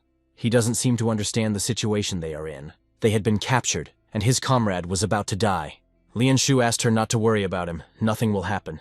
This big guy clearly has his fill on that person. After saying that, Xiaoyun thought that they encountered two crazy people today. One standing still when he was attacked by a monster, while the other had the urge to roast meat when he was attacked. He didn't have a tantrum, so why did they have so much bad luck? This made Care laugh. She thought these guys were really funny. They could remain calm and carefree, even in the face of such danger. Such people with seldom seen. She noted that they weren't. They were just out of their minds. Star, on the other hand, wanted to also taste the meat of a monster that was in the foundation stage. The demon cat resented it. That's not going to happen. It all belongs to her. Then the demon shouted to these pitiful people that they have long been the prey of this old monster, and now they still dare to roast and eat the meat of this monster. This is an insult to him. For that matter, then he will just eat this guy's comrade first. He will witness this bloody scene. Only the creature tried to do so, as the protagonist immediately broke free from the sealed cocoon. And he did so very easily. Shu Han revealed that he had originally wanted to use his brute strength to practice the technique, Holy Body through him. But he didn't even expect him to have so much strength. He was just a waste of time. The enemy resented it. This was simply impossible. The 10,000 Jin lock made from his tentacles is very solid and cannot be entangled. So much so that even a spiritual refinement realm cultivator would not be able to break free easily. And he was able to get out of it so easily, but it's impossible how he was able to do it. But to the protagonist, it all seemed ridiculous compared to those major demon races with absolute physique. He is very far away from that level. In his past life, the guy had encountered really powerful races of demons, each of which possessed swift momentum, limitless strength, as well as supernatural extreme physiques. Only by relying on the body could a piece of the sky be shattered. The enemy shouted that he dared to interfere in the affairs of the Black Dragon King, so let him go to hell. Then he attacked with his tentacles along with Care. Xiaoyun was greatly worried about this girl. Care couldn't do anything. She was preparing to hit. Shuhan said that it wouldn't happen today. After that, he cut off the tentacles that were holding the girl. And for him to hire a fall, he immediately grabbed her and rescued her. Care opened her eyes, not realizing what had happened. She soon realized what had happened and was confused. It turns out that he had saved her. And while there was this cute Xiaoyun Jun yelled out to not be careful, they took the time to get close, and when they are attacked again, it is necessary to be more careful. The protagonist was not confused at all. He easily chopped off the tentacle that attacked again. But the enemy said that they will now see if he can chop all the tentacles he attacks with, or just die. Although he already knows the answer, the guy will just die. Shuhan said, his enemy didn't jump above his head. After that, thanks to his abilities, he would chop off the limbs attacking himself. The guy wanted to kill this creature because of its great audacity. The girl was surprised that he was chopping tentacles with his bare hands. The protagonist also helped to free his comrades as well. In the end, all the monster's tentacles were destroyed. He didn't understand how this happened. This old man was so defeated. He felt so unwanted. Because of this, he started to drink it and fell dead on the ground. Shuhan let go of the girl he was holding, this time in his arms. She nice and bent and thanked him for his help. But the hero paid no attention to her and simply ignored her. After that, he approached the demon and pulled the state from his chest. It was the nascent soul of the demon beast stage, Jiedan. It turned out to be a valuable treasure. A car pulled up to the Liu family's mansion, and it had long been expected. Several men got out from there. The patriarch of the family greeted Lin. It has been many years, and he looks more awake than ever. The head of the Shushan sword sect, Lin Daoran, also greeted him. Elder Landlord is still strong and vigorous, happy to see his old wounds healing. On the 5th day of the month, have them come to meet Elder Landlord. He, even before the revival of spiritual energy, reached the foundation stage, and during the time, he was extraordinarily talented. Lin Wufu, a disciple of the Shushan sword sect, greeted the elder. After which, he asked if he could inform him of Shuhan's whereabouts, because he wanted to avenge his brother Lin Wuyun already. The elder realized that this fellow, being at the middle foundation stage, emitted a faint aura of breaking through to the late foundation stage. At the same time, he is so young. Therefore, he informed his dear friend that he had a good disciple. Daoran said that his disciple's talent is indeed undoubtedly good in their Shushan sect, and there are only a few people who can surpass him. To be honest, this time, the man brought Woof from the mountain to dye his ardor. The first thing they must do is to kill Shuhan together. The landlord noted that this in excellent with such ambitious young disciples, he would remain satisfied. He turned to the man behind him and asked him to summon Yanzi. Let the young ones exchange their experiences. Time passed, and everyone gathered in the Liu family hall. The girl came as her name was called. She greeted everyone. Wufu noticed that she was a beautiful girl, and her cultivation had already reached the foundation stage. It's unexpected for a mundane family to have outstanding girls like her. She is no less amazing than even more talented than the daughter of their Shushan sect. The patriarch asked Yanzi to meet Wufiwu, the master of the Shushan sword sect. The girl welcomed him as instructed. Next, the man asked to be allowed to introduce someone to her. But the guy immediately stood up and said that it was better to introduce himself. He gave his name and said what sect he was from. Really pleased to meet such a beautiful girl. The patriarch smiled. This person is a prodigy from the Shushan school. His cultivation has reached the last stage of foundation, and his sword skill is of an outstanding level, making him a talented figure among the younger generation. Because of this, he is much better than even Shuhan. Therefore, the two of them should become closer and no formalities are needed. Wu Fiwu noted about hearing that this Shuhan dared to publicly refuse Madame's marriage proposal. He is going to take revenge on him for that. Yanzi suddenly told him not to jump above his head. The interlocutor didn't understand what she was saying. The elder asked her not to be so rude and stop saying various stupid things. That guy who is the cause of all their troubles is just relying on luck. How can he compare to Wufiv? Wufiu said that she is clearly overestimating him. He feels like he would kill him with one finger in his. But the girl objected. Lin Chuyuan also said, but ended up getting killed himself.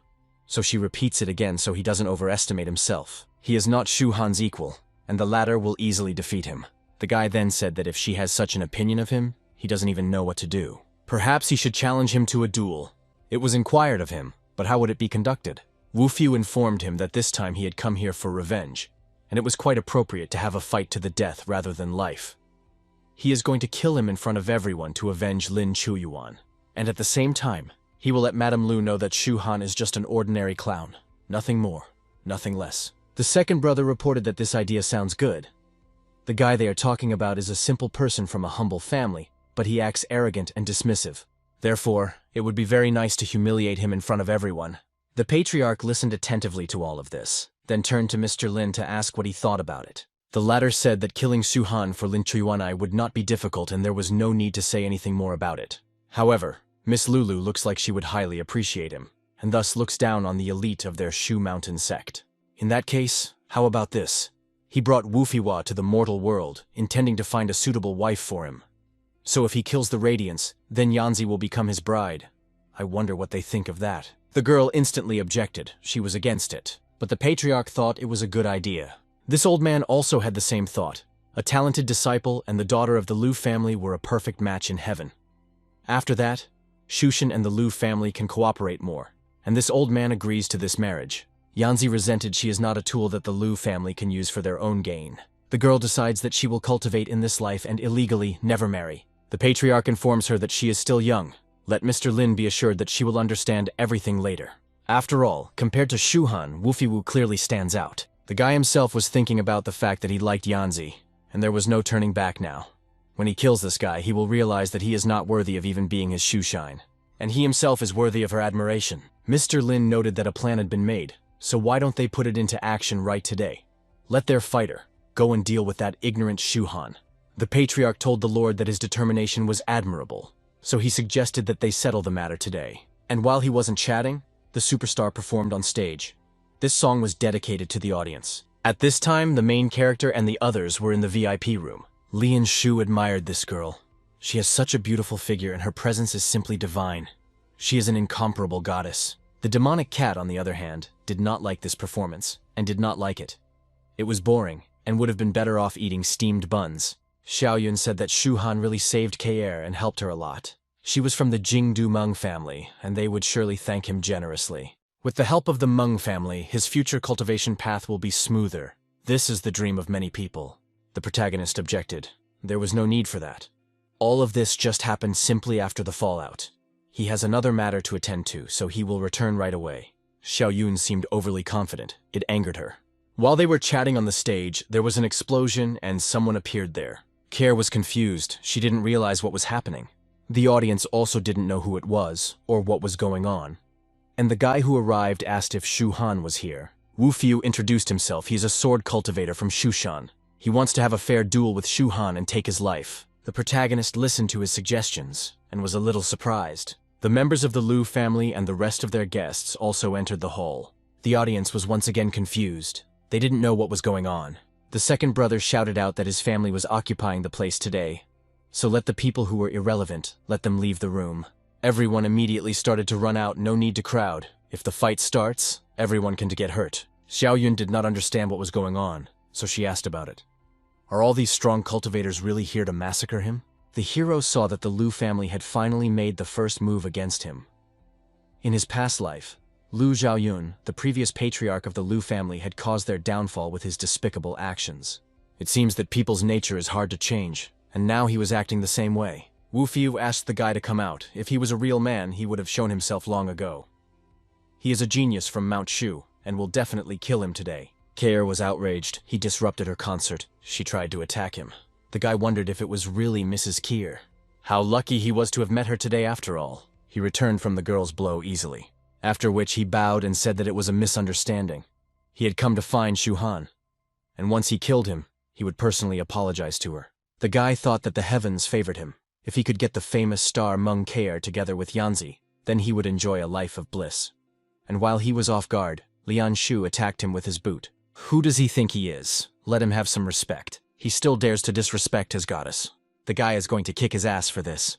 Wu Fu resented who he even was, and how he could treat the people of Mount Shu so meanly. Lian Shu explained that the Mount Shu meant nothing to Jingxi Dongtian. They had killed countless of them. This made the interlocutor angry. Let him prepare to face his sword when. Mr. Jian immediately ordered him to stop. His task is to kill Shu Han, after all. Let him not waste his sword energy here and weaken his attack. As for this disrespectful young cultivator, is he really going to kneel down and repent? Or is he going to have his legs broken? The boy resented. Let this old man not think he could intimidate him. The Lord found this interesting. It seemed like their Mount Shu had been silent for too long, allowing these newly recovered cultivators to become arrogant. He Liang Ye will show him about how they have forgotten about the might of Mount Shu. They can't even imagine the glorious reputation their mountain once possessed. After saying that, he immediately attacked the guy with his sword. To defend himself, the guy threw his blade towards the enemy's blade, but his weapon was immediately destroyed by him. Mr. Lin informed the young men that his mountain is a 1,000-year-old sword sect. All the swords used in it are divine weapons, and this divine weapon cannot be resisted by ordinary objects. Today, he will break his oath and use this purple azure sword to take their lives. Let this guy think that this is a warning to everyone to show reverence to his Mount Shu. While the man was chatting, the protagonist decided to help. Lian Shu that I can't assure is such a fast-flying sword. Liang Ye didn't realize how his weapon was broken. The guy laughed. He talked so much, calling it a divine weapon purple sword. And in reality, it turns out to be mere trash. The man was indignant. How did this happen, and who did it? Shu Han approached them. He heard about them wanting to kill him. Mr. Lin asked who he was and how dare he touch his sword. The elder of the Lu family said that it was Shu Han. Wu Fiwu immediately approached, so he is the one he was looking for. And he thought that he would be a coward. But since he is here, let his challenge begin. The hero did not realize that she dared to challenge him to a fight. The interlocutor wondered. They are a bunch of lowly mere humans, but don't know where their arrogance comes from. They act so arrogant in front of him, disciple of Mount Shu. Don't they know how to spell the word death? So he will show them. Zhao Yuan informed the guy, "It will be death to you." I wonder if he is not afraid of death. Shu Han remembered that he had helped him recently, so that means this is how they are going to thank him. Teaming up with Mount Shu to kill him.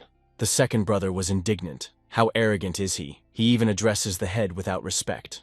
The old man pointed out that he had given him a chance for him to marry Yanzi, but since he doesn't know his own worth, he cut off all ties with his family and is to blame for his own problems.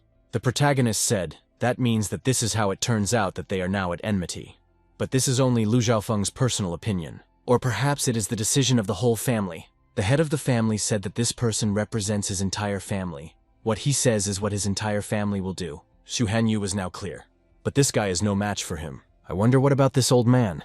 Although it was a stretch, he could still be his rival. Liang Ye resented how much he was taking on. He had been cultivating on Mount Shu for decades, and never expected that he would encounter an arrogant brat like him when he came down the mountain. If he didn't kill him, however, he would lose all respect on his own mountain. Suddenly Kair shouted for him to stop. All of them seemed to have forgotten something. It's her concert. They can disrupt it if they want, but they also want to kill someone in front of her. So why are they letting themselves get away with so much? The patriarch of Lu's family says that she turns out to be from the Dreamer family, which means it's not surprising that she reached her foundation stage at such a young age. I wonder if Mrs. Dreamer will be able to put a face to his Lu family in Shu Mountain. After resolving this matter, his family would definitely apologize to Miss Dreamer. The girl didn't care at all who stood in front of her. After all, Shu Han is her savior. Therefore, if they wanted to kill him, she would definitely not be left out. The protagonist objected. It wasn't her business after all, and he would handle it himself. Kier pointed out that there were so many of them. Lian Shu then asked Shu Hanyu to have faith. Everything will be fine. They don't realize who they messed with. Wu Fiu wondered what this Shu Han thinks of himself, that he deserves his master's intervention. He would just kill him for that now. The hero said that in Jingxi Cave, Dongtian Chuyuan and others joined the Devil Lord and attacked him. He killed them because they were the ones who made the first move, and he has to explain it to them from Mount Shu. So, is it really true that even after his words, they still want to kill him? The opponent pointed out that he dared to slander his fellow mountain companions, so this was unforgivable. Even if Lin Chuyuan wanted to kill him, he had his own reasons for doing so. He, on the other hand, was a lowly commoner who dared to resist. His crime already deserved to die. Shu Han now realized who he really was, so let him attack. The enemy immediately attacked, declaring that today was his last day. The hero didn't stand still, and also attacked with his axe. As a consequence, the two opponents came together. The hero smiled and asked if the enemy was ready to die, after which he immediately destroyed his sword and delivered a crushing blow to the enemy's body. Wufei didn't realize how it happened. He didn't even realize what had happened. After that, his body fell to the ground. The blow hit right on the heart, and so the guy died. The people present couldn't believe what had happened. Mr. Lin immediately ran over to his disciple. After picking him up, he realized that he had died and was horrified. The patriarch immediately ordered the family members to surround the place and prevent the entire Han from escaping. He killed Lin Wufeiwu. Liang Ye shouted that the guy is a ruthless monster who only wants to kill. The hero then called him an old fool. He doesn't understand anything at all. This guy, who he's holding by himself, said the fight will be to the death. Today he is going to show them how to be decent people. The man was really pissed off when he said that. He's gonna crush this brat to pieces. To do so, he used his martial prowess and created some strange blades. Shu Han had to defend himself against them with his hatchet, but he didn't have much trouble with them and repelled all the weapons. Then the master said to this little guy that he was at the top of the foundation stage. He is nothing but a minnow to him. At that moment, he began to form something around his core. It turned out to be a great sword technique. The patriarch ordered his men to be careful after all. This is the famous Lin Tianzhu great sword technique. It was said that he had accidentally acquired it from a sword sect more ancient than even Shushan. After performing it, the power concentrates on the sword island like a mountain peak. Even he will be harmed if he doesn't dodge it. The second brother pointed out that Shu Han was too young and arrogant. He would definitely die today because of that. Tianzhu said that the guy was lucky because he would die at his hands. After saying that, he immediately aimed his technique directly at the guy. But the hero wasn't confused.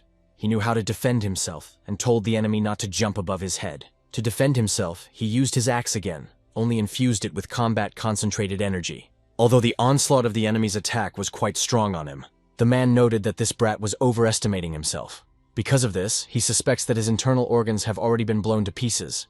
Xiaoyan asked if this was the end and he would die. Lian Shu objected to him not taking it so easily. How many times can he tell them not to think like that already? K-Er was also surprised. His opponent is much stronger than him after all. Shu Han, while they were chatting gradually, began to destroy the enemy's blade, which was cracking more and more with every onslaught of amplified energy. Lin Tianzhu simply couldn't believe what had happened. How could this even happen? His blade had shattered to pieces. The recoil from this technique was also strong, and the man was injured. He soon wondered how his sword could have broken. Shu Han thought to himself that it was indeed a strong strike. This kind of strength was most suitable for cultivating the bridal body's saint art. Soon, he said that it was now his turn. The man was indignant. This brat had certainly shattered his sword. He admits that he had underestimated him. But the difference in cultivation levels between them was too great.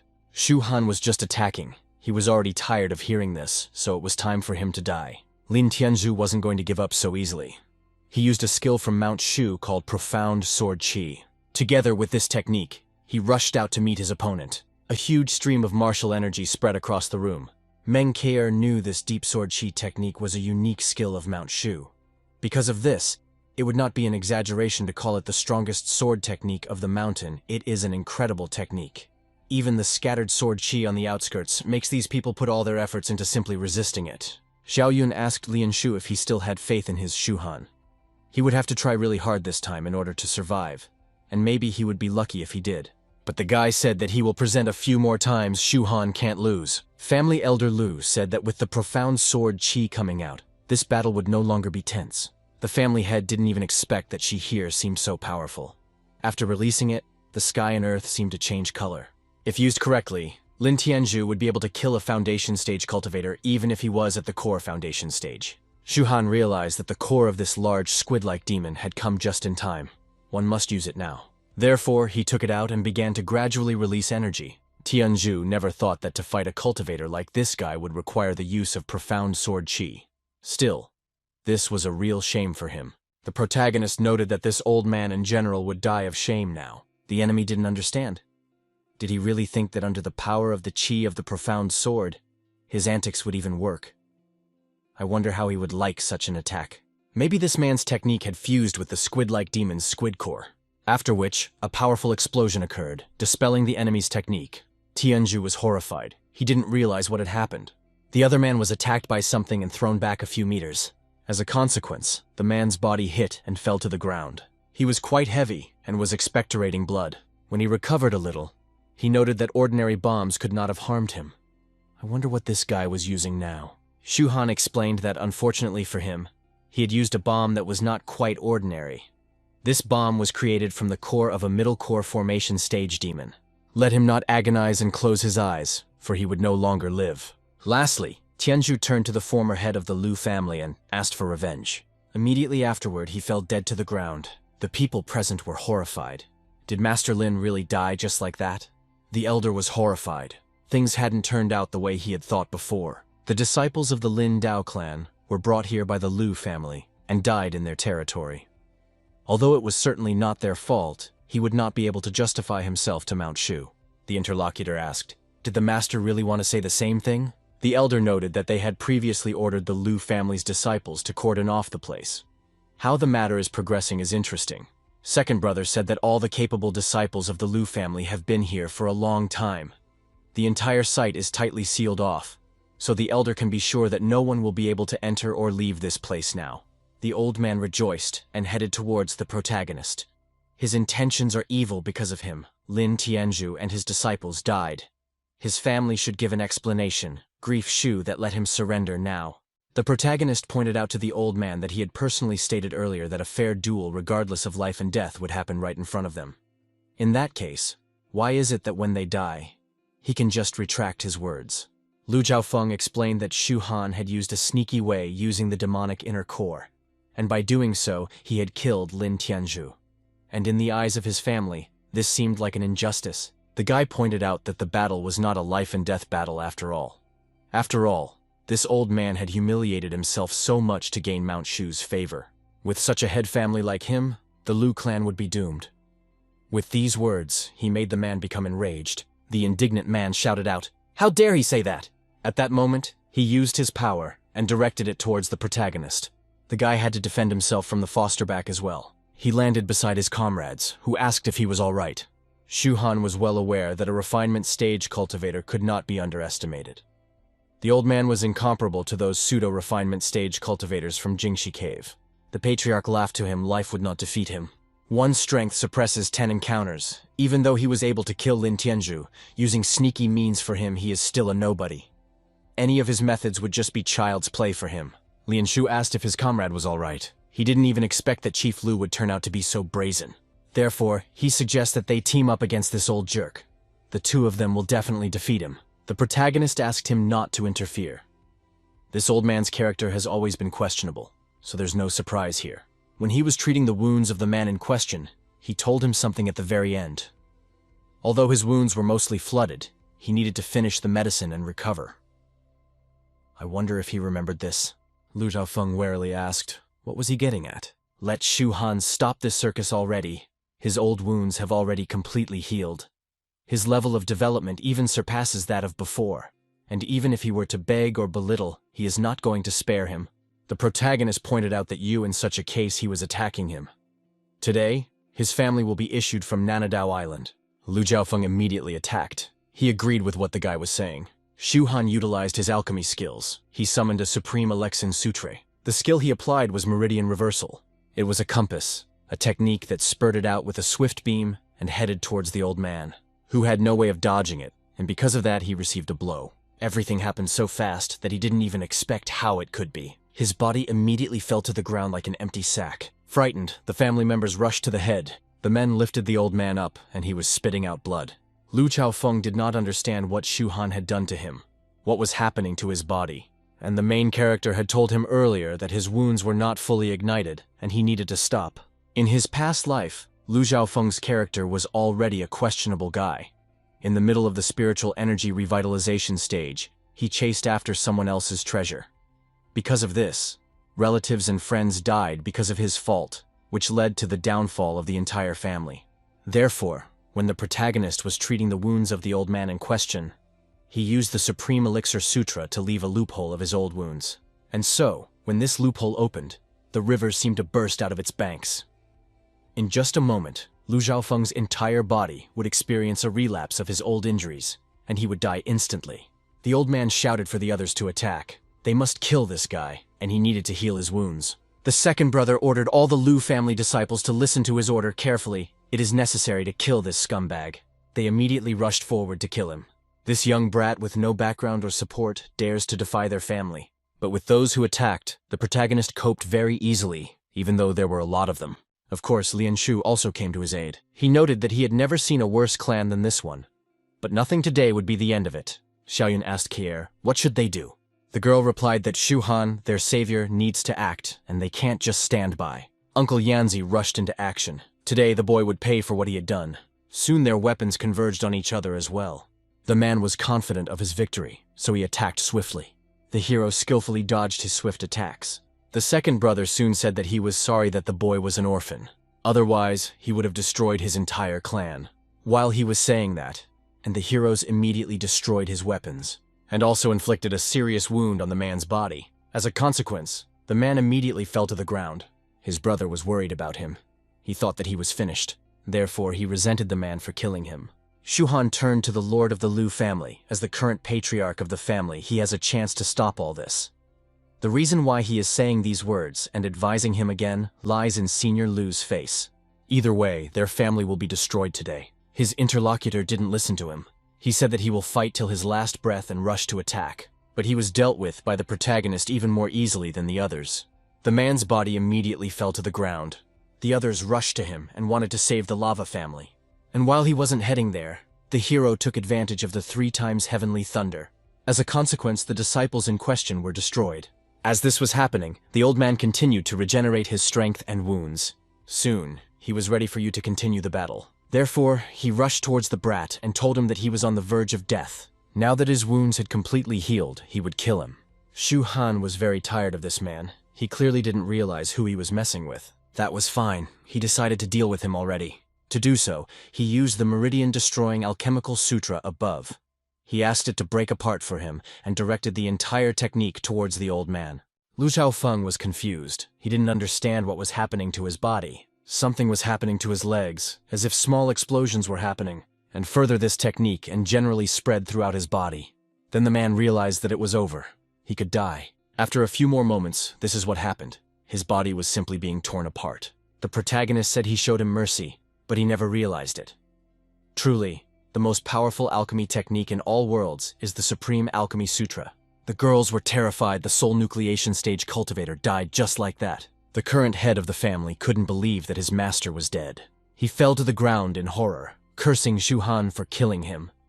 It turns out that he had destroyed their centuries-old family legacy as well.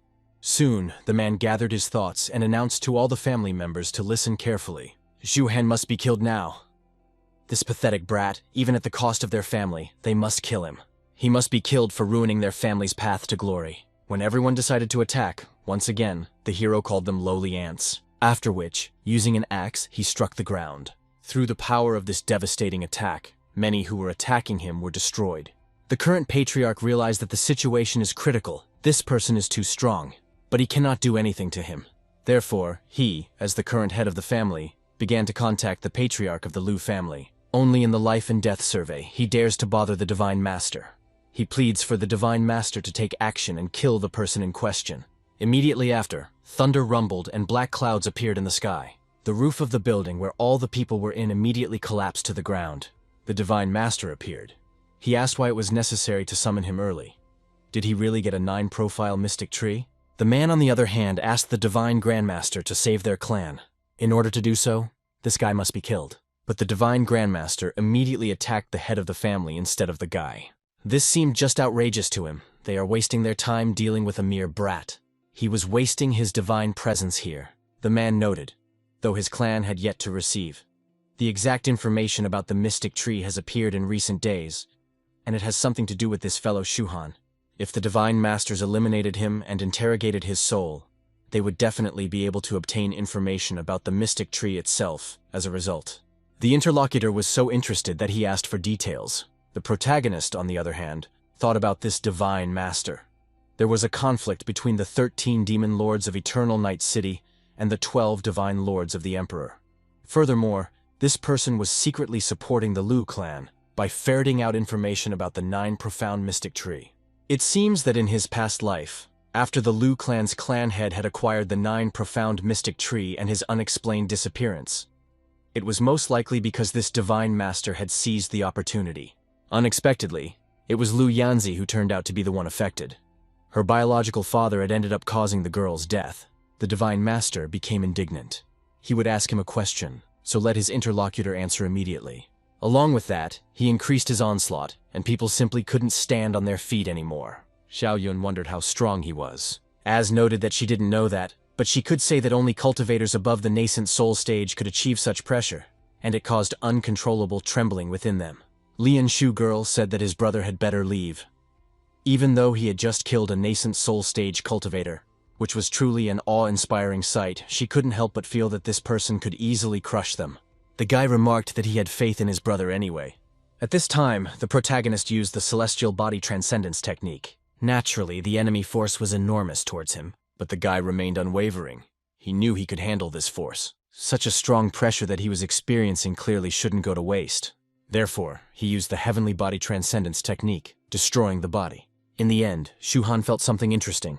After such a long time of struggling to live death under the immense pressure of this deity, the transcending technique had finally advanced.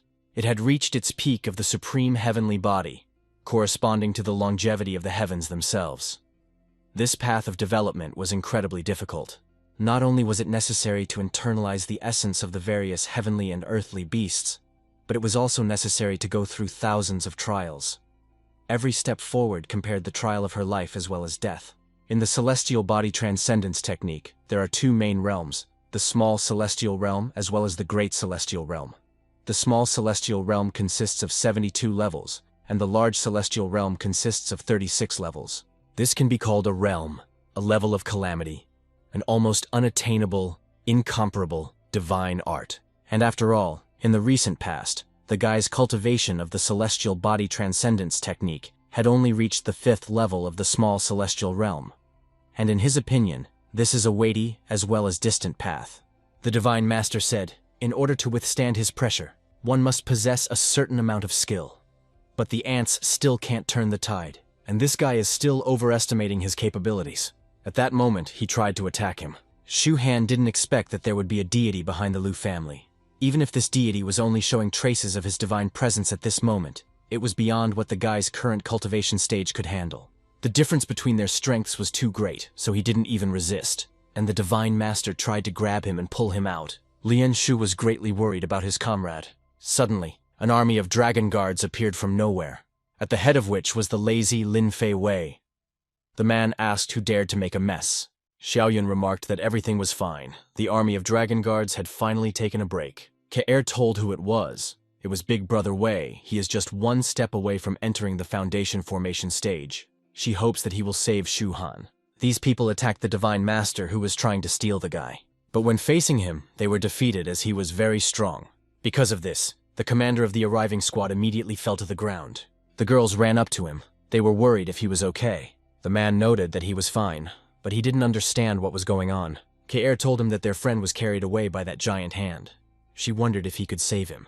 Lin Fei noted that this giant hand is incredibly strong. It's actually stronger of all the crowns before that he's met. So it was simply beyond his grasp. He had never faced such a formidable creature. They're suddenly likely to die. The girl didn't understand what they should do in such a case. Should they just watch it die?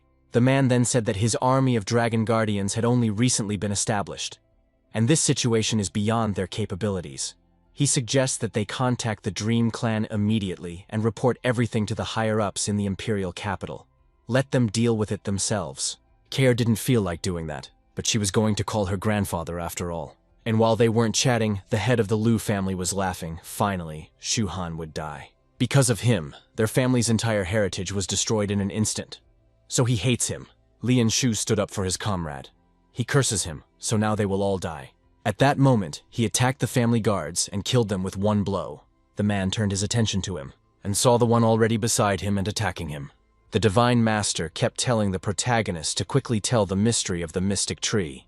Is the information would be valuable enough, then he would be able to forgive him for his actions, and once again be able to give him a chance at redemption. In doing so, he might even consider taking him on as a disciple. Shu Han smiled. What is he saying? Is he even worthy of becoming his master? The interlocutor was indignant. He seems to know no boundaries at all. He is personally probing his soul for answers. The protagonist suggests that he needs a mystical tree. In that case, he is going to show it to him. The courageous master knew that the aura of the divine tree cannot be mistaken, so this is indeed it. Very well, right in front of him is the last sprout of enlightenment. The guy is very reasonable since he agreed and showed him this divine tree. Only the creature was about to take it as the guy grabbed this tree and rushed forward. He informed that it was only a pity that each leaf of the mystical holy was incredibly difficult to grow. Truly, today, he had no choice but to use this one leaf. The divine master became indignant. Let him give the divine tree to him, otherwise he would regret it right now. When the divine master tried to attack the guy used the chaotic heavenly scroll and the manifestation of the great Tao. Heaven and earth changed places, defying the gods. Due to the skill used, a protective barrier was formed that destroyed everything that touched it. As a consequence of this action, the divine master's hand was destroyed. Deity didn't understand what was happening. After all, he is a divine master, an unchanging heavenly master, and an ant like him dares to defy him. When his divine presence comes, he will regret it day and night. And so after these words, the divine master was destroyed, or rather his presence was destroyed. Shu Han noted that the mystic tree was infinitely marvelous, its secrets boundless. Chaotic heavenly scrolls, an unfathomable mystery. Each leaf of the mystic tree is a great virtue, a concentration of immense energy that grows as well as evolves. So naturally, the power of each leaf cannot be underestimated. And the chaotic heavenly scroll encompasses all things, recording the unique methods of utilizing the leaves of the mystic tree. However, using these precious leaves in true torment. Because it is very easy to use one leaf, but to grow another leaf, one will get it who knows when. At this time, the battle below Lian Shu was advancing towards the current patriarch of the family. He informed him that his death was getting closer and closer, and he would now fulfill it. The interlocutor smiled. Shu Han's death was not regrettable because of him. Most of his clan members were killed or injured. He wished he could personally tear him to pieces piece by piece. But he had been dead for a long time. Suddenly, the main character showed up. He's going to keep them informed that he's all right. A comrade immediately ran up to him. He was glad that he had survived. The fellow asked him not to worry about him.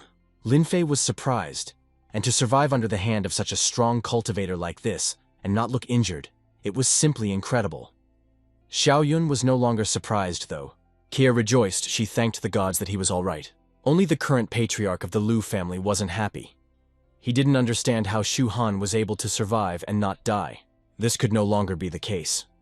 Most of his clan members had been wiped out, and even the head had died and he was still alive. The man wanted the man to finally die already. As the man attacked, the main character was not left out.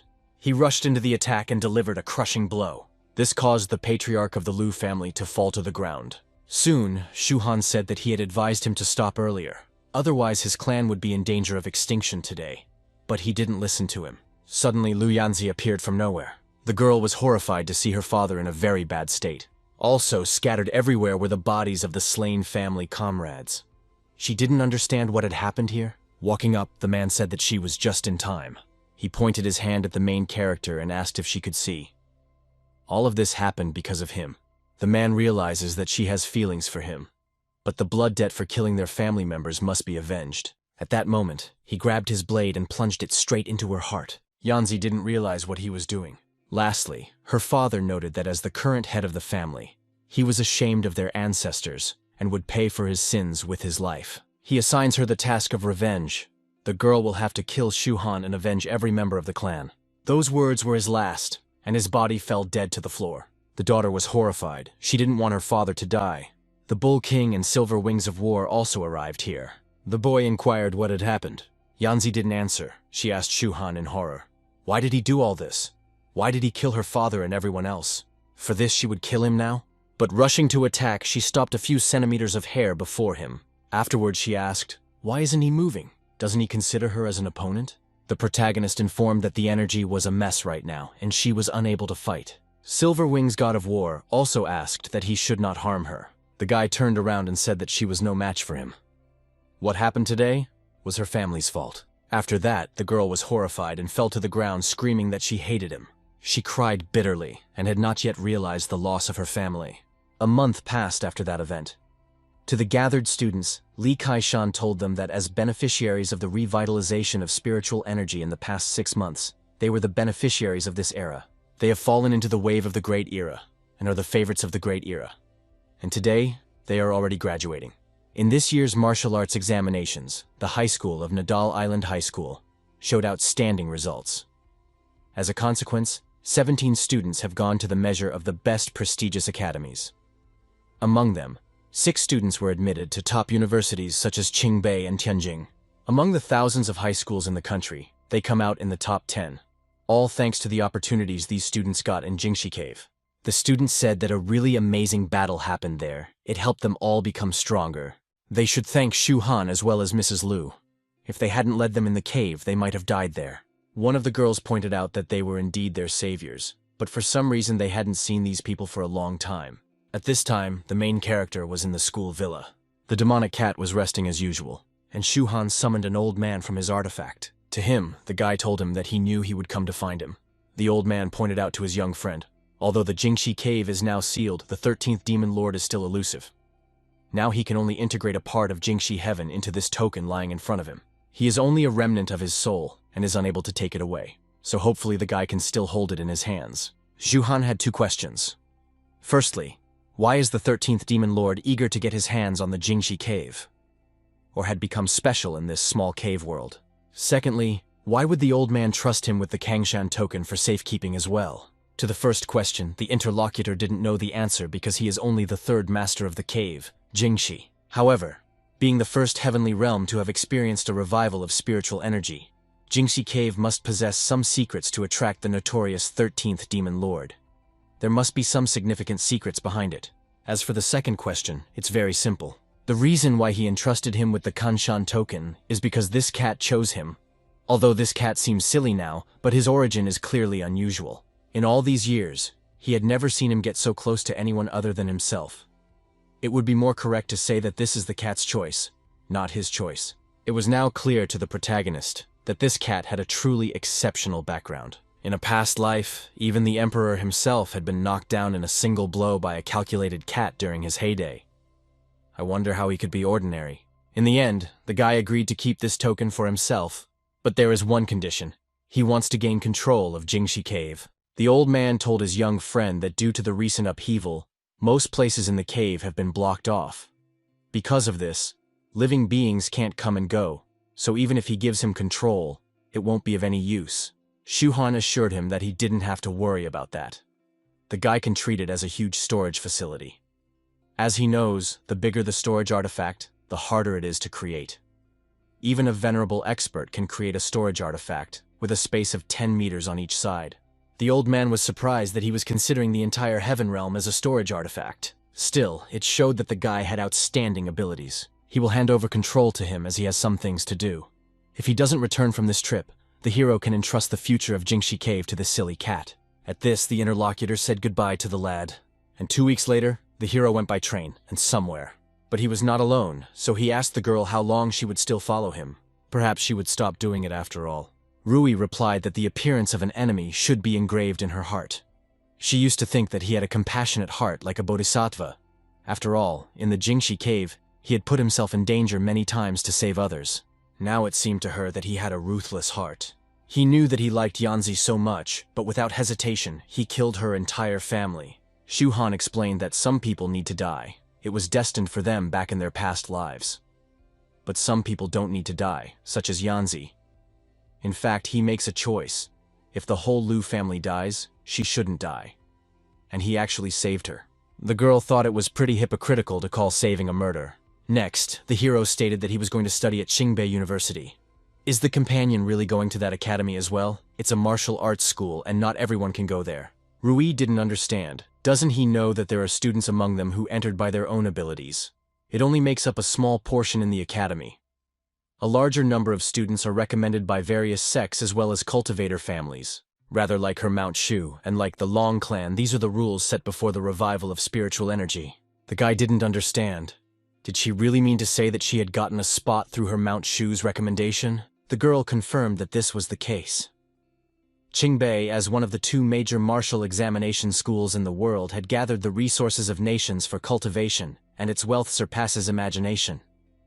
Even more than the cool sect also clans. Entering this school, she will study and train hard for 3 months, surpassing this guy's cultivation level.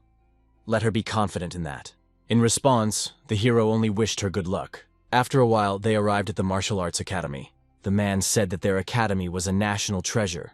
Parents were not allowed to enter, and let the students study on their own. Lastly, Rui repeated to make the boy remember the date in 3 months. Shu Han, on the other hand, was glad to have arrived here. Luo Yi was already waiting for him. To enter the martial arts academy, the students intercepted across the bridge. Wei Shu informed the new students not to line up here for dormitory places. The protagonist was also standing in such a line. Suddenly, someone turned to him. This guy greeted him because he thought he was also a new student and also offered to eat chips. Shu Han declined it. Then the new acquaintances introduced himself. His name is Kyuya. I wonder what this guy's name is. The hero was a bit confused by this strange name, but gave his own. Kyuya was glad to meet time to already distribute to the dormitories, so he suggested going to line up in a row. But the guy along with him did not get in line. He went to just die. The new acquaintance asked why he goes ahead. After all, they should all line up in a row. The hero replied that you are fine. He has no need to put in line. He simply walked over to the table and pushed the guy who was in front, after which he touched the balloon in order to test himself. The teacher was surprised to see the results, because the guy already had a 9th grade foundation.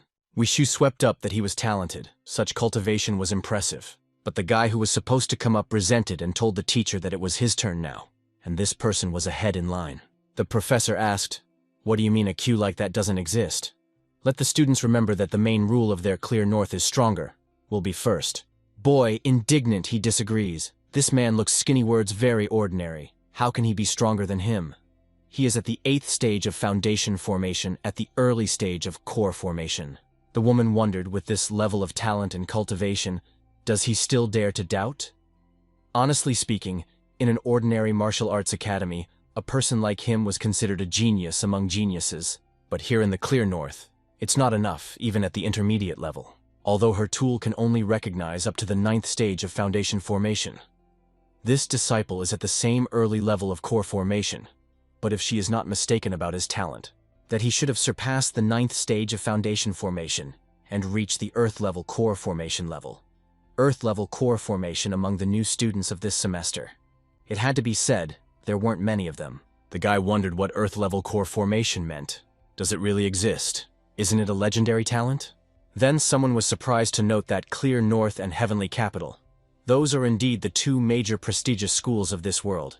Locations are gathering genius among her. It seems like the rumors are true. In the future, it is better to keep a low profile so as not to provoke some monster and end up with no tears. Wei Shu informed Shu Han that his dormitory place was in Area A so he could go and rest. The boy thanked her. Although he did not study in the Clear North in his past life, he still has some idea of the style of this school. It is a martial arts academy known for its strict and brutal approach, and it does have an unprecedented respect for the strong. In the Clear North, the stronger enjoy many privileges. Thus, the hero found himself in the residential area of the student dormitories. Who would have thought that the student dormitories in Zone A are actually separate mansions? So it would be much more convenient to study after all. Suddenly, the guy saw someone he knew. It was Eotian, who also saw him. The hero wondered if he had also been assigned to Zone A. Although it wasn't surprising with his dragon god bloodline abilities, it would be strange if he wasn't in Zone A. Eotian thanked him for the dragon blood regeneration herb he had obtained for him in the Jingxi cave. Otherwise, with so much genius in the Clear North Academy, he wouldn't be able to enter the A-zone. Speaking of which, he wondered though the guy stopped. The hero replied that he was in the 107th. This was indeed an interesting coincidence, since Eotian is in the 106th. Who would have thought that they would be neighbors with him? Shu Han asked if members of the Long family were not accepted into the Tianjing Academy. Wondering why he was in the Clear North, he heard that Long Wu was also here. The interlocutor asked to be called Long Shen Sheng. He had gotten so used to his own, calling him by that name, that he had almost forgotten his real name. As for the reason he came to Clear North, it can't be said that he doesn't want to talk about it. It's just that it's a somewhat personal matter, and they're not that close yet. So he'll let him know when they get to know each other better. Hiro realized that, to put it bluntly, the Long family was the leading cultivation ion family in Huaxia. Although the hero had reached the rank of Heavenly Lord in his past life, he still couldn't understand the inner essence of the Long family.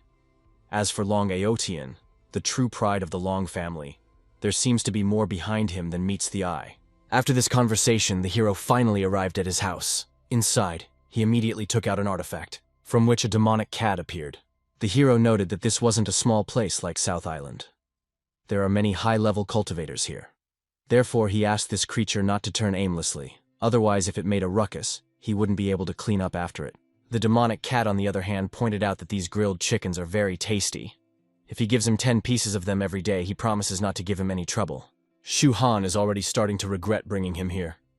I wonder what he can do other than eat. While they were chatting at the door, someone knocked. Q entered the room, and upon greeting him, he is a neighbor. He was surprised to see Shu Han. He didn't expect to see him here. The hero himself did not expect such a meeting. Does he really live next door to him? The interlocutor confirmed that he lives in house 108. What a coincidence. He didn't expect them to be neighbors. Shu Han pointed out that this is indeed an interesting coincidence. There is indeed a hidden talent in the clear north. This chubby-looking guy is not as simple as he looks at first glance. He asked the demon cat not if it wanted chips. The creature looked at him with admiration. So the guy offered him some to eat. They were his favorite chips, and he took a lot of them with him. Enjoying the taste of these iconic ones, the demonic cat said that he was a good person. Q was happy that finally someone appreciated his chips. Someone likes his chips, and that's great. The cat informed him that from now on, they are not friends. Let them remember to bring him more snacks. The guy said he will do it finally. He has found a friend in him. After all these years, he has finally found someone who is willing to eat chips with him. So he is practically his best friend. The main character was silently and skeptically watching what was happening. He was surprised that even a talking cat didn't surprise this chubby guy. On the contrary, he happily took to his chips.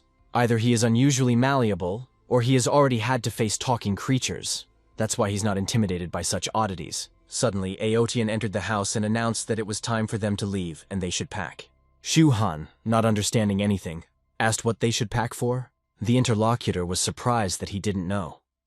After being assigned to the dormitories, the new students have to gather at the sports ground, although it is called a gathering in essence. It serves as a means of establishing authority over the newcomers while assessing the potential talents of the group. Subsequently, this one helps mentors focus on future mentoring. The boy asked if he could elaborate on this. At that time, Chu informed him that he was already aware of all this. It is the assertion of dominance over the freshmen. Normally, a few experienced senior students would go to demonstrate their skills, to teach them a lesson to the newcomers. But these demonstrations are usually low-key, and are only meant to remind them of the disparity between them and the older students, without really hurting them. After all, those who can enter Qingbei are the top geniuses, each with their own share of pride. If the fierce spirit of the new students is weakened, they will be easier to deal with in the future. Aotian noted that this was indeed the case. As for testing the new students, it's just a matter of gathering them all together and offering a tempting reward to make them jealous. Thus, a grand brawl ensues, with the mentors watched by the tribunes, identifying the distinguished disciples. After that, time has passed, and many people have already gathered on the sports ground, as far as it was clear to the protagonist. Individuals such as Lian Shu, Silverwing God of War, and the mighty Bull King had come to this academy. As for Yanzi, she had entered the Tianjing Academy. But it's strange that Lian Shu still hasn't come looking for him. This is not in line with his usual behavior. Suddenly, he heard talk of Qin Luoyi being responsible for addressing them. She is a goddess after all. Someone has already heard of her. She is the elder sister, the former headmaster's personal disciple. Not only is she beautiful in appearance, but she also possesses a terrifying cultivation far surpassing her peers. When the upperclassmen scandalize them later, they'll be sure to give them a good show. It's great that they will be able to show off in front of Big Sister. Q wondered if the hero had heard of Qin Luoyi. Even before entering here, he had heard that girl's name. His grandmother had told him that the former headmaster had taken in an unusual student. With her talent, if she were to lead on the battlefield in the future, she could easily command an entire army of cultivators. The protagonist was very pleased that the girl was as outstanding as ever. And with the capabilities of the Treasure Seed Pavilion on Mount Funyu, she was even more outstanding. At this time, a conversation took place outside the sports ground. Longwu asked Qingya how everything went. The fellow replied that they had taken care of everything. The guy said that it was good among this year's rookies. He was at least in the top 5. When they compete for honors, let him find Shu Han and destroy him for him. The interlocutor pointed out to make sure he would tear him apart. Suddenly, someone shouted out that they were already here. It was the elders. The protagonist immediately turned his attention to Qin Luoyi. The students wondered if she was the one. Her reputation is well-deserved. She really deserved to be a personal disciple invited by President Hua himself. Admiring her, some were simply delighted. We should stop making noise because she is about to speak. Shu Han was very happy to meet her again in this life, even though he is a stranger to her, but she is his, and no one can take her away from him. And so the girl greeted everyone on behalf of President Hua at Qingbei Academy. The guys admired such a beautiful voice. It fascinated them. I wonder if the senior will follow the initiation of new students by old students. If she is, they both prepare to kneel at her feet. Let them allow at least a few words to be said to her. Long Wu resented. Let these brats be quieter. Qingbei Academy respects strength. Only after passing the tests would they be worthy to speak to Senior Qin. The boys were indignant. Who was he to interfere? And what did it have to do with them praising the elder? Let these old men not be too arrogant and approach them. Long Wu then told his sister that he was going to teach these ignorant brats a lesson. The girl asked not to go too far. They had yet to experience the baptism of the battlefield. The interlocutor noted that they do reflect the growth of a revitalized spiritual energy. They are even more defiant than he was when he first entered the school, so he is not going to go easy on them. These students are little brats. These 4 characters were written by President Hua before he left, so he directed one of these characters at the newcomers. Let them feel all the frightening aura of the former president. A strong onslaught was immediately directed at some people. It turned out that the mere appearance of the president's authority through words was so strong that some couldn't contain themselves. The pressure became simply insurmountable for them. Some tried to hold on. There was no way he would kneel. Long Wu informed them that this was just the beginning, and they were a bunch of weaklings. After that, the guy intensified his onslaught, looking for several times. Many people had already given up because the pressure was too much. I wonder what the strength of the real president is. No wonder he's the pillar of their nation. At this time, the main character and the others stood quietly. Very said. It seems that if one engages all 4 characters to sacrifice themselves for righteousness, there is hardly anyone in the entire field. Indeed, the demonstration of authority by the old students, this is not just a mere show-off. Q remarked that it was definitely so impressive, but his potato chips were crushed because of this strength.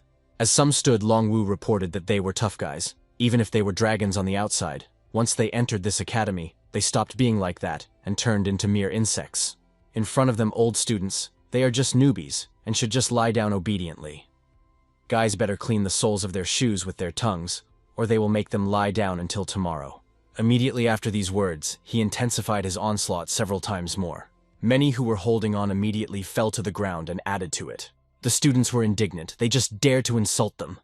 It's really infuriating, but they are weak. Otherwise they would have beaten this guy up long ago. They have already gone too far. Who will help to deal with these guys? Someone even wanted to award a spirit stone. Suddenly, the protagonist heard a familiar voice. He immediately turned his attention to it. It was the Bull King along with the silver wings of the god of war. Finally, he met Shu Han. The hero asked where his comrade Lian Shu was. The man replied that they hadn't seen him, so they thought he was already with him. Long Wu was surprised that many people are still standing. This is very unexpected. Well, do they really think that it ended just like that? If so, they are too naive. Next, he decided to apply the last word. Let this bunch of scum become the forefront of the accumulation. Those present realized that it was terrible to be insulted like this. They swore that they would pay for this humiliation tenfold. Are these seniors really that great? They look down on them that they can't even deal with it. The Bull King reported that he couldn't handle it anymore. Qiu revealed that the strength of the last character he received from the headmaster was the greatest. He better not take any snacks with him. They will all just be crushed, and that makes him sad. Aodian asked, did Shu Han need to prepare in advance to withstand the pressure of the last character? Throwing himself forward, the guy said that of course he didn't need to prepare. The fatty wondered how it was that he took off. It was already too heavy. Someone asked Chinya how can he still stand? The interlocutor pointed out that no one would be able to resist the principal's last character. The guys didn't understand what this person was doing. How is he standing in such a situation? Is he definitely an ordinary person? Chinya realized.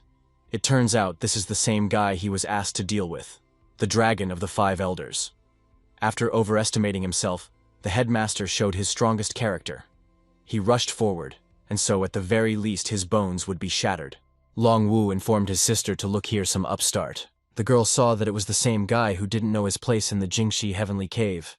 She was glad that he had gotten in here, and he was just as he was heading towards them. It seemed to the dragon that it was a foolish act not to back down from the last character. He wondered if he was looking for trouble himself. The girl explained that one couldn't be sure if he could actually make it to the top. The interlocutor didn't understand what she was saying, saying it was impossible to get up here. If he manages to climb up, he'll be like the fifth dragon jumping headlong from here. The protagonist knew that such a weak pressure was much weaker than the staircase of transcendence, weaker than the Jingxi heavenly cave. Therefore, he used the celestial body's transcendence art to make it manifest in him. As a consequence of this technique, he destroyed the strongest last character of the principle. The students were astonished. What kind of strength is that? One could simply go insane. The guy's turn just went upstairs. Longwu was indignant. Who let him come up here in the first place? Let him come down immediately. The main character just ignored him. Luo Yi was glad that he had come. Shuhan walked up to her and reported that he had indeed arrived. Longwu resented that the Sikh was humbled to provoke Qin Shimei when he had just arrived in Qingbei. He was still about to say something, but the guy punched him. As a consequence, the man simply flew down. As he fell, he was clearly indignant because he hadn't finished speaking yet. But the hero noted that he himself had told him before that if he came there, he would jump upside down. Now he was just helping him fulfill what he had said. After a few moments, Longwu did not land softly on the ground at all. The people present were surprised that he had actually fallen, although he got what he deserved. Qingye immediately ran up to the elder and asked how he was feeling. Longwu shouted out that he was fine, but this guy didn't ambush him. He's gonna beat him up hard and wants him to be unable to cultivate for the rest of his life. At this time, the main character was carefully watching Loei. Upstairs, they were alone together. The girl pointed out that he was the first to challenge the elders at the opening ceremony. From now on, all the elders would hold a grudge against him, and he would have a hard time in the academy. Shuhan replied that everything would be fine. She had nothing to worry about. Luo just remained silent in response to that. The guy then asked what was wrong. She said that in Qingbei, if someone had spoken to her like he did, and even called her by that name, she probably would have punched him out a long time ago. The protagonist almost forgot. Although the girl seems calm and wise, elegant and intelligent, past life she was known as the goddess of war, a fiery and explosive deity on the battlefield. When Loei appeared, her battle armor would activate, creating a grand spectacle that horrified everyone. But the guy speaks to her in such a tone, and surprisingly, it doesn't make her uncomfortable. Shuhan explained he had already said that he was her destiny after all. A friend behind his back, something exploded. From that explosion, several people jumped out. The 5 head teachers were greeted by those present. Luo Yi said that the 5 head teachers of their academy are world famous. Usually they rarely personally mentor students, but they are the first batch of students after the spiritual energy revival. All 5 teachers want to select promising students to join their ranks. This is a rare opportunity to see this year's rookie students are not bad at all. The revival of spiritual energy has produced many geniuses and treasures. Although the distribution of treasures is up to fate, most of them are claimed by various organizations affiliated with the government. So the girl hopes that they won't be able to grab anything worthwhile in the future. Here the teachers came down to their platform. The girl greeted them. Emperor Pufei Tixin heard that thanks to the revitalization of spiritual energy, this year's talent and students were impressive. They simply couldn't help but come and see it.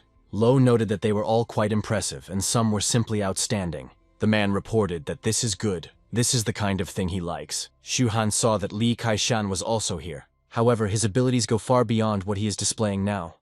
Besides, he is also the younger brother of the old headmaster. No wonder he is one of the 5 great mentors. Luo Yigai said that he was leaving first, after which he actually went downstairs. Hugh immediately approached him, inquiring how the conversation went. Elder Qin is a goddess among goddesses after all. His grandmother always said that Eldest's future was limitless. If he could marry her, his grandmother would be happy even in his dreams. But he knows that someone like him will never be able to attract Senior Qin's attention. The protagonist praised him. He knows his limit. Suddenly, she turned her attention to the others. He didn't understand why this. They were all looking at him so viciously. Q explained it was because he was shining too brightly. Even also had a friendly chat with Senior Qin. People are naturally curious to look at him. That guy asked to wait here is clearly something wrong. And the thing is that everyone is looking at him. They were approached by Aotian, who said that it was very simple. He did not look at him with unconcealed envy. The guy had won Longwu's attention, but what he was wrong about was being so close to Senior Qin. Many of those newcomers who had considered the elder as their main target were very upset about this. Q informed them that if that was the case, then the guy needed to be careful. During the subsequent reward session, suddenly, Loei informed the dear students that their academy had prepared solid awards for everyone this year. She currently has 2 cards in her hand. The first card was an energy chamber cultivation card. With this card, they would be able to train in the energy chamber for 12 hours for free. The energy chamber of their academy is the most famous among all the major martial universities. One heard that this entire room is built from high-grade spirit stones, which in turn compresses spiritual energy to the limit, making it incredibly dense and almost liquefied. Thus, just an hour of cultivation inside could be equivalent to 3 to 5 days outside. The hero realized that if he could obtain this card, he wouldn't need to search outside for spiritual stones, which would help his cultivation and speed up his progress. Next, the girl informed him that the second card was called the Flower Realm card. As the name implied, this one was a pass to a realm known as the Flower Realm. There one can find various rare spiritual fruits. Their encounter with relatively lesser dangers. If one obtains this card, one would be able to enter the Flower Realm and find new opportunities there. Shuhan realized that he was extremely lucky to receive this reward, but some people didn't understand what it was. Perfect fruition is more difficult than creating a perfect foundation, which requires an extremely rare and spiritual fleet called the Tiandao fruit. It only ripens once every 500 years and only grows in the flower world. If the guy is not mistaken, this is the very last one, and the fruit of the heavenly Tao will ripen in the middle of the Reiki restoration. Therefore, he must go to the secret realm of the Flower Realm. He must obtain this Flower Realm card or else he will have to wait another 500 years. Also, Loey announced that the third reward is the Scarlet Sky sword. It's an unusual one to have, and she thinks that many of them have already heard of it. A guy shouted out that he knows about the Sword of Scarlet Sky. Legend has it that this sword was used to kill the peak stage monsters of the nascent soul. The Scarlet Sky sword is incredibly sharp and is an unrivaled weapon. Possessing it would increase one's combat power by at least 30%, so some people didn't have anything anymore. All they needed was this sword, and whoever you militia fight for it will all be killed. Lo threw all 3 artifacts down, and announced that the battle for these prizes had begun. The first to rush in was the health red top not going to him. Then these prizes would belong to him, and immediately he headed for the blade. These prizes would only belong to him. Just as he was about to grab that blade, he saw a weapon flying at him. There was another challenger who reported in. He didn't move. He wasn't the one these artifacts were made for. A guy who looked like the Hulk easily stopped the sword data.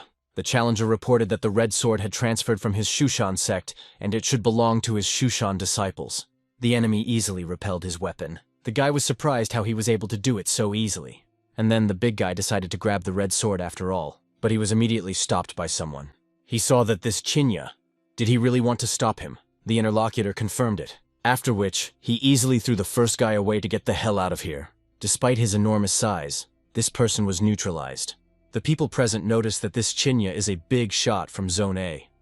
In terms of strength, he is definitely one of the top 5 in this year's academy. It is said that he has many connections in this academy, so one must be careful with him in the future. Qingbei is where dragons and tigers hide. Even if he is strong, he wouldn't dare to take all 3 prizes for himself. However, the red sword that everyone wants the most will definitely go to him.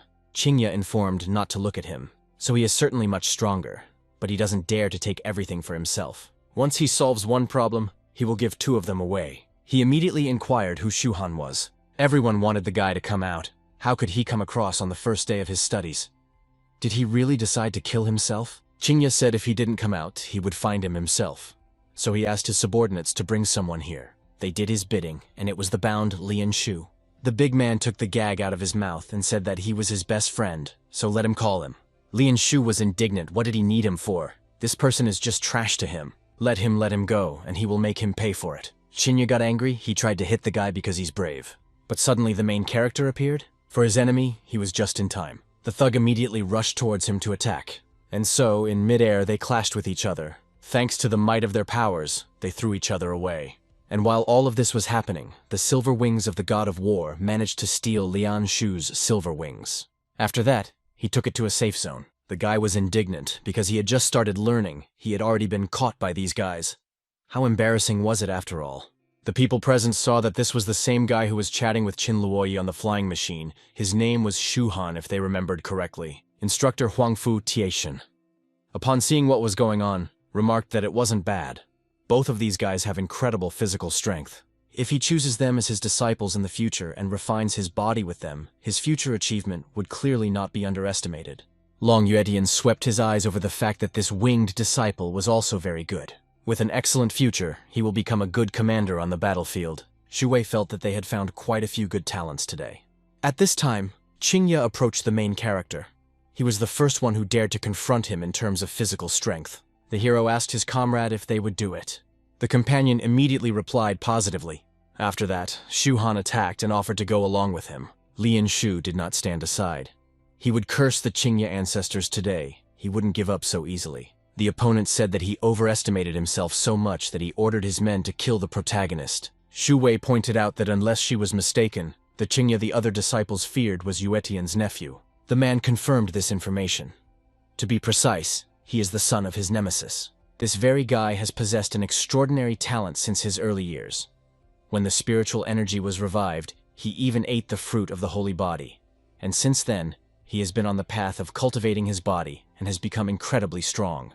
He could say this, among this year's rookies, no one can match Qingya in terms of physical strength. Huang Fu asked, "Is the disciple who came up and called out to Shu Han in danger this time?"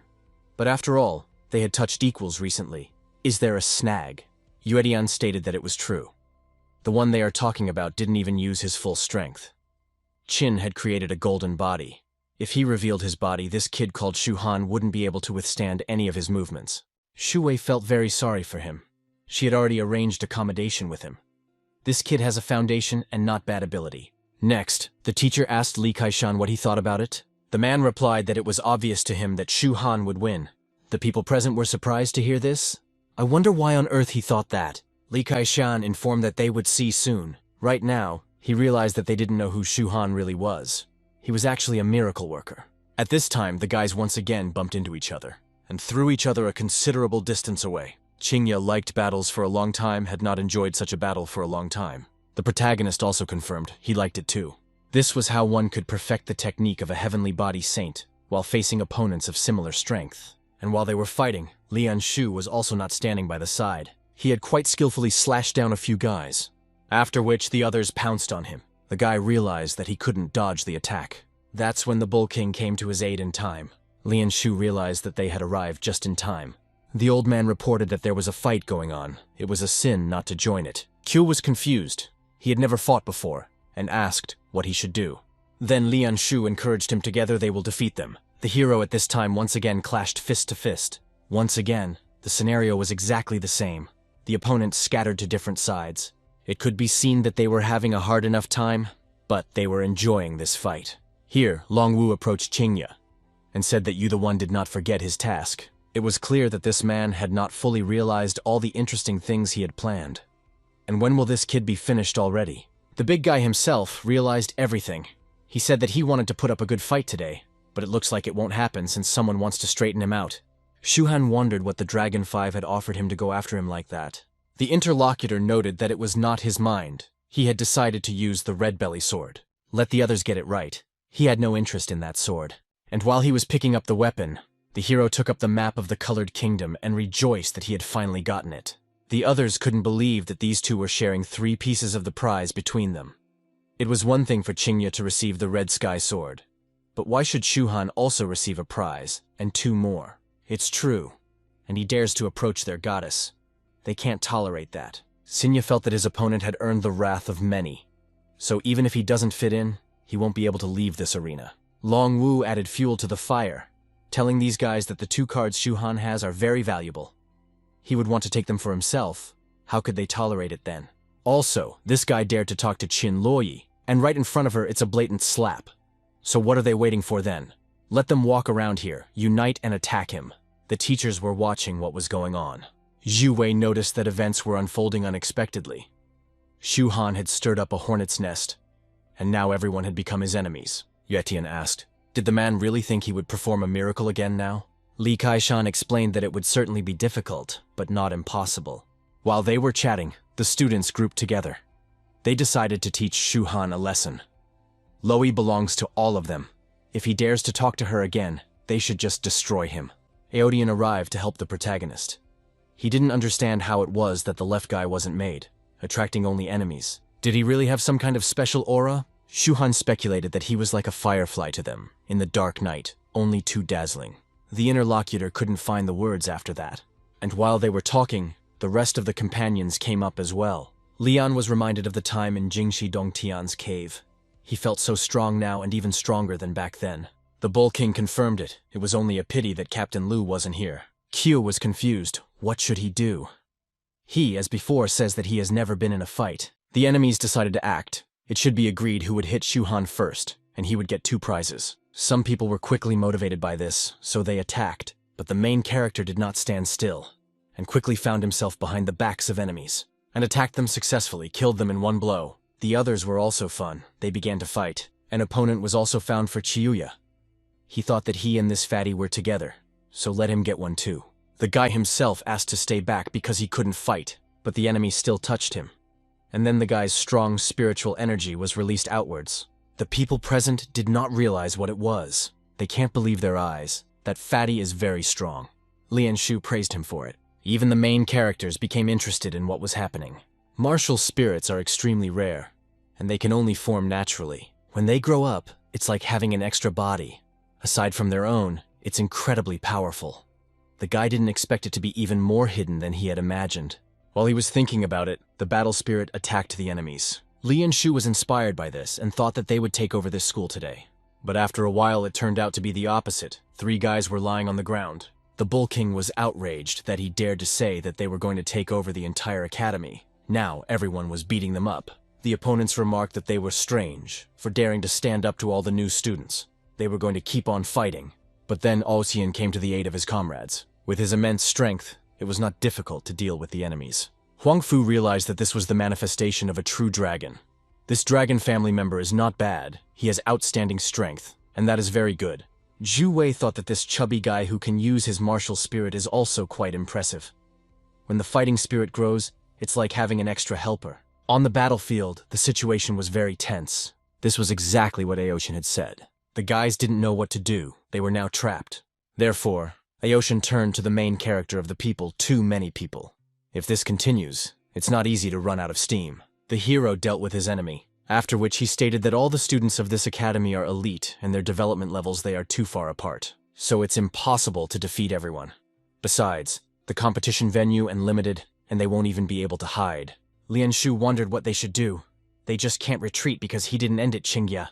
The protagonist said that after all, most people are here to get the 2 prizes. And those 2 cards are in his possession, and he's not going to give them to anyone. So they have no choice but to fight to the end. On the other hand, they have nothing to do with this matter. Lian Shu told the others that there was no need for them to burden him. Let them leave now. The Bull King objected. They have helped him a lot, and he is very grateful to him. Then how can he just retreat? Yodian, on the other hand, said that he would simply never retreat in battle. While the others were confident, Qiu continued to be confused. He soon said that although he was scared, his grandmother had told him that young boys should be more courageous. Today, he would go forward, and only forward. Silver Wing's god of war said to Shu Han not to talk about leaving. Let him try to procrastinate as long as possible. As far as he knows, the fight for the prize for new disciples will not last indefinitely. The critical moment, the mentors will stop everything. The hero informed that in that case it's great, he has a plan. The comrade inquired what he had in mind. He knew he had some up his sleeve here. Shu Han informed that it was about formation. Aodian was surprised, but then realized that it was indeed a good plan. At that moment, the hero took advantage of the array of 5 elemental stars. Each of his comrades would form the base of the array permanently with one of the 5 stars. He, in turn, would stand in the center as the core of this information. Those present immediately took their places on the stars. The enemies attacked. He pretends to make it work, but they just need to start with Shu Han. The protagonist simply manipulated an array of 5 elemental stars. They and all the guys became one, and the hero attacked with the help of Lian Shu, due to which the guys' selves increased several times, and he was able to destroy several enemies. The 5 elemental star array is different from those formations, the one that the guy used in Jingxi Cave. The information that utilized star herbs and other spiritual plants. They used up the energy of the plants, and were solely for capturing enemies. The 5 elemental star array, on the other hand, was designed specifically for killing. More importantly, the 5 elemental star array was a living formation. So the guy ordered the formation to activate. As a consequence, it attacked many enemies who were trying to attack. Seeing what happened, Huang Fu said that this year's rookies were incredible. He didn't even expect a formation master to be here. Xu Wei pointed out to Professor Li Kaishan that he was right after all. It turns out that this Shu Han is indeed skilled in creating wonders. Yuetian didn't understand what kind of miracles they were talking about. It was too early for the mentors to talk about it. And the chief among the newcomers informed everyone that the power of a formation was not something that one person could fight with. They needed each other's help. To begin with, they just need to destroy the formation, and then take the prizes. Thus, they all channeled their power, and it was directed at one central person, who subsequently felt an incredible spiritual energy. He decided that one blow would now be enough for him to break this formation. But the protagonist did not hold such an opinion. He channeled the power of information into one person, and that was the Bull King. The man also felt a huge influx of battle energy, so confronted the power that many opponents had gathered. In the end, the enemy's body flew off into a wall somewhere, and the winner was the Bull King. Zhu Han knew that the 5-element starlight formation, despite its simplicity, was a reliable emperor-level information. Its distinctive feature of flexibility, it was suitable for activation by a small group, concentrating the power and facilitating the amplifying effect. Therefore, the guys stated that they would continue to smash everything on the battlefield. Thus, their enemies were being destroyed little by little, and no one could resist this power. The guys didn't understand why this formation was so powerful. 5 or 6 people taking on half of all the newcomers. So some were already about to wonder. Hearing this talk, Lianshu told Qingya to train more newbies for them. Long Wu was indignant, this bunch of scum, unable to even fight Shu Han. Huang Fu pointed out that this formation was unbelievable. If it is ever used on the battlefield in the future, it will be a formidable weapon. Xu Wei asked what the second professor thought about it. Yue Tian confirmed that there was power here. Qingya was attacking the enemy formation at this time. It seemed that with his immense strength, he would be able to break through it. But in the end, he didn't succeed and only bounced back in the distance. After landing, the guy realized that one shouldn't mess around with such a thing. Their strength was incredible. Lianshu asked his comrade to crush this guy with their formation. The hero explained that the formation wasn't omnipotent. The price of a strong attack is also high. By this point, the guy's internal energy should be almost exhausted. Silver Wings of the God of War noted that this formation is indeed very strong, but it uses up energy at a terrifying rate. While they were chatting, Qingya didn't stop and decided to attack again. The people present didn't understand what happened to this guy. He was emitting golden light. Had he really become a Buddha on the spot? Someone reported that this evil body technique. Qingya's physical fitness is unrivaled. He has reached the golden body level, which is incredibly formidable. With a powerful physique like his, cultivation level doesn't even become that important. Qingya himself said that if his subscriber could withstand his strike, he would admit defeat. Iotian felt that this person possessed incredible power. Shu Han knew what to do. He decided to disperse the formation. Thus, the 5 pillars became no longer relevant, and they all went behind the protagonist's back. Long Wu noted that after much hesitation, he had finally used his most powerful technique after all. Now they would see if Shu Han could handle such power. The protagonist applied a heavenly body art. It was called Fist Intent. Thanks to this, he strengthened his body and was able to collide with the enemy. The explosive wave from their techniques instantly spread throughout the surrounding area, and those students who were at a low level couldn't endure it and began to fall. The battlefield was covered in dust after that, and only the silhouettes of the opponents stood out. And when that dust began to settle a bit, everyone saw the extent of this skirmish. I wondered if they were definitely ordinary disciples. One could go crazy from such strength. Qingya's strength was certainly expected, but this Shu Han turns out to be very strong as well. Lianshu praised his comrade. Now that Shu Han had blocked Qingya's punch, the latter must kneel down and admit his defeat. The protagonist was completely unharmed. He had happened to advance 2 levels of reaching the small heaven realm, the 7th level heavenly body solution. He was very happy about this advancement, so he invited his opponent to continue. The students were surprised that Shu Han was actively attacking. Did he really think that he would be able to resist Qingya? It would be necessary to teach him a lesson for this insolence. The opponent was not averse to fighting further. He applied the riotous golden body. This guy's strength had increased by several times, and the instructors noted it. Zhu Wei said that if she wasn't mistaken, Shu Han had just demonstrated fist intent with that punch. Huang Fu confirmed this. It was clearly fist intent. Normally, it could only be used by Foundation Establishment stage cultivators. The man didn't expect that this guy could use such powerful fist intent at the Foundation formation stage. Still, it was simply astonishing. Long Yuetian, on the other hand, noted the raging golden body. Shu Han's ability to make Qingya put out his best effort was undeniable. I must admit that he had underestimated him recently. However, it is possible that this is the end. Li Kai-shan had stunned everyone. If only they knew what was about to happen. Qingya once again attacked. He thought that this attack for the guy was presumptuous. Together, they came together in a multiple fist fight that a normal person clearly wouldn't have been able to withstand. The protagonist absolutely calmly took his enemy's blows and attacked while doing so.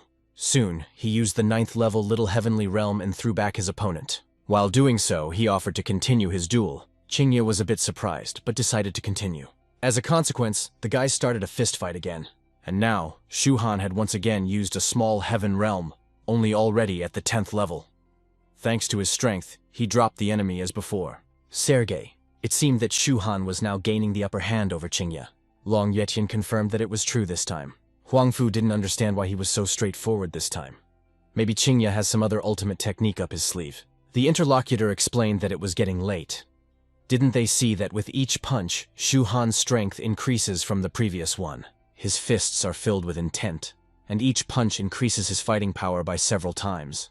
So the current him, unless he is suppressed by someone with absolute cultivation, is almost invincible. Huang Fu realized that this was indeed the case, each strike enhancing him. In that case, perhaps Shu Han had entered the legendary state of Tianren He, when practitioners achieve oneness with the heavens, as well as humans. Yuetian, this confirmed the state of cultivation that cultivators dream of, but which may not come in a few lifetimes. Those who have reached this state completely immerse themselves in the profound cultivation arts. As a consequence, their combat power and cultivation skyrocket. This is a very rare and coveted state. The man told instructor Li Kaishan that his insight was truly exceptional. He would gladly admit his defeat in front of him. While they were talking, the hero had already used a 10th stage small celestial sphere. As a consequence, his opponent only saw the blow in front of his face and did not have time to react.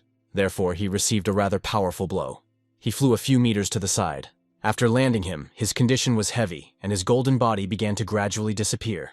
When he stepped back a little, he noted that although he had lost, it was very exciting. Shu Han, in turn, advanced 3 realms in a row. This state of Tianren He, this unity of man and heaven, he had only experienced once, and it happened in his past life. He encountered it by chance. When one enters it, all the bottlenecks of cultivation and become as smooth as walking on flat ground, and the progress instantly jumped up. These sensations were simply not transferable. The people present realized that Qingye had lost, but this was simply unbelievable. Is Shu Han really the most formidable genius of this generation? Although it's not necessary. Let's not forget that some cultivators from ancient sects and immortal clans didn't show up for registration at the beginning of the school year for various reasons. That's why when they returned, a real dragon and tiger competition might heat up. While the others were discussing all this, and Shu Wei came over and said that the battle was over this time, Yuetian announced that the newcomers now had the chance to choose their mentor. The people present began to whisper over who they would choose. Someone reported that he wanted the beautiful mentor, Shu Wei, the only woman among the 5 mentors. She speaks so softly that following her is unequivocally the right thing to do, and the choice. Although mentor Huang Fu is very skillful body training. Some people, on the other hand, thought that Long Yuetian's mentor is also not bad. He is a member of the ancient Long clan, and has knowledge that can't be found in other schools. And why not choose Li Kaishan as the mentor? Some people had heard that he is a disciple of the former headmaster and has a lot of experience. So those present were confused and didn't know who to choose. Someone pointed out that Li Kaishan is really very strong. It's just that his teaching methods are too radical, and the guys better be prepared for it before choosing him. The interlocutor was confused. He didn't understand what those radical methods were. He was informed that he might not know. But Li Kaishan had not been a mentor at Qingbei Academy for many years now. This was because of an incident where he took the students away on a mission. All 18 students under his guidance died, and none of them survived. As a result, he was stripped of his mentorship for 9 years, and was only brought back this year. This is the style of teacher Li Kaishan. He goes where it is constantly dangerous. And while this leads to rapid improvement and a significant increase in strength, it also leads to a higher mortality rate. Then the guy who wanted to go to him heard this. He informed him that he would probably give it up. After a little while, the students began to be assigned to new mentors. No one was going to Li Kaishan. From their new mentors, the students received a mentoring card. Lian Shuwat asked his comrade who he was going to choose for himself. Shu Han mentioned that he would choose Li Kaishan, and they could choose someone else. The companion didn't understand why he was saying that. The guy noted that it's all because of the huge danger. His future mentor is a tragic figure in his own right. He is selfless and fights for the survival of mankind. Therefore, he is very strict with his students and often sends them on missions to the most dangerous places. Just recently, He even sent a group of high school students from South Island School to train in a dangerous cave. But it can be said of him that all the students he trains are outstanding individuals. Lian Shu announced that he is not afraid of dangers. When his comrade chooses, so will he. Aotian announced that he will choose Long Yuetian. After all, he is from his dragon family and he must follow his orders. Kuya in turn said that he would choose Master Huang Fu, because it was his grandmother's request. Lian Shu wondered what the others thought about it. The Bull King didn't appear to have any strong preferences. Hearing this, the guy suggested that everyone should choose Master Li together with Shu Han. So soon they all headed towards him together. Some were surprised that someone had already even chosen Master Li. This is Shu Han. This guy really thinks he is invincible and dared to choose a death instructor. It's a pity, but with Shu Han's talent, he definitely won't be able to endure under the master's guidance for the rest of his graduation. The protagonist informed the master that the four of them all choose him as the instructor. The man inquired if he was confident in his choice. He advises him to think it over carefully, though he would gladly accept students like them. The boy confirmed his choice, which they made after careful consideration. About a dozen years ago, during that mission, Li Kaishan took students to explore a secret place. 18 students died, and the incident greatly affected the man himself. And so among that many students who died was his own daughter. The main reason why the protagonist chose this man as his master is because he is entrusted with an important mission, the investigation of the truth behind the revival of spiritual energy. Li Kaishan goes to very dangerous places to do this. And uncovering the truth behind the revival of the Earth's spiritual energy is what the guy himself has been striving for. It was because of this that he decided to become his disciple. Lastly, the master asked if they were all disciples. Suddenly a girl appeared and asked to be accepted as well. It was Kwang Rui, and she too wanted to become Master Li's disciple. Lian Shu wondered, why would she want to do that? The girl noted that she had said earlier that she wanted to kill Shu Han with her own hands, so was following him. But the guy didn't understand then why she didn't intervene when there was a fight recently. In response, he heard that revenge was the girl's personal business, and she didn't need anyone's help. Lian Shu informed him that they would have the same mentor.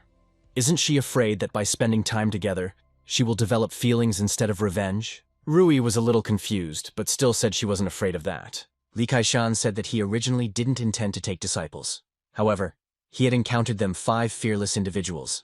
The man hopes that they will remember one truth. It consists of the fact that being alive is more important than anything else. A day later, the protagonist headed to the energy room. There were a few guys sitting around a table. One of them asked if this was a new student.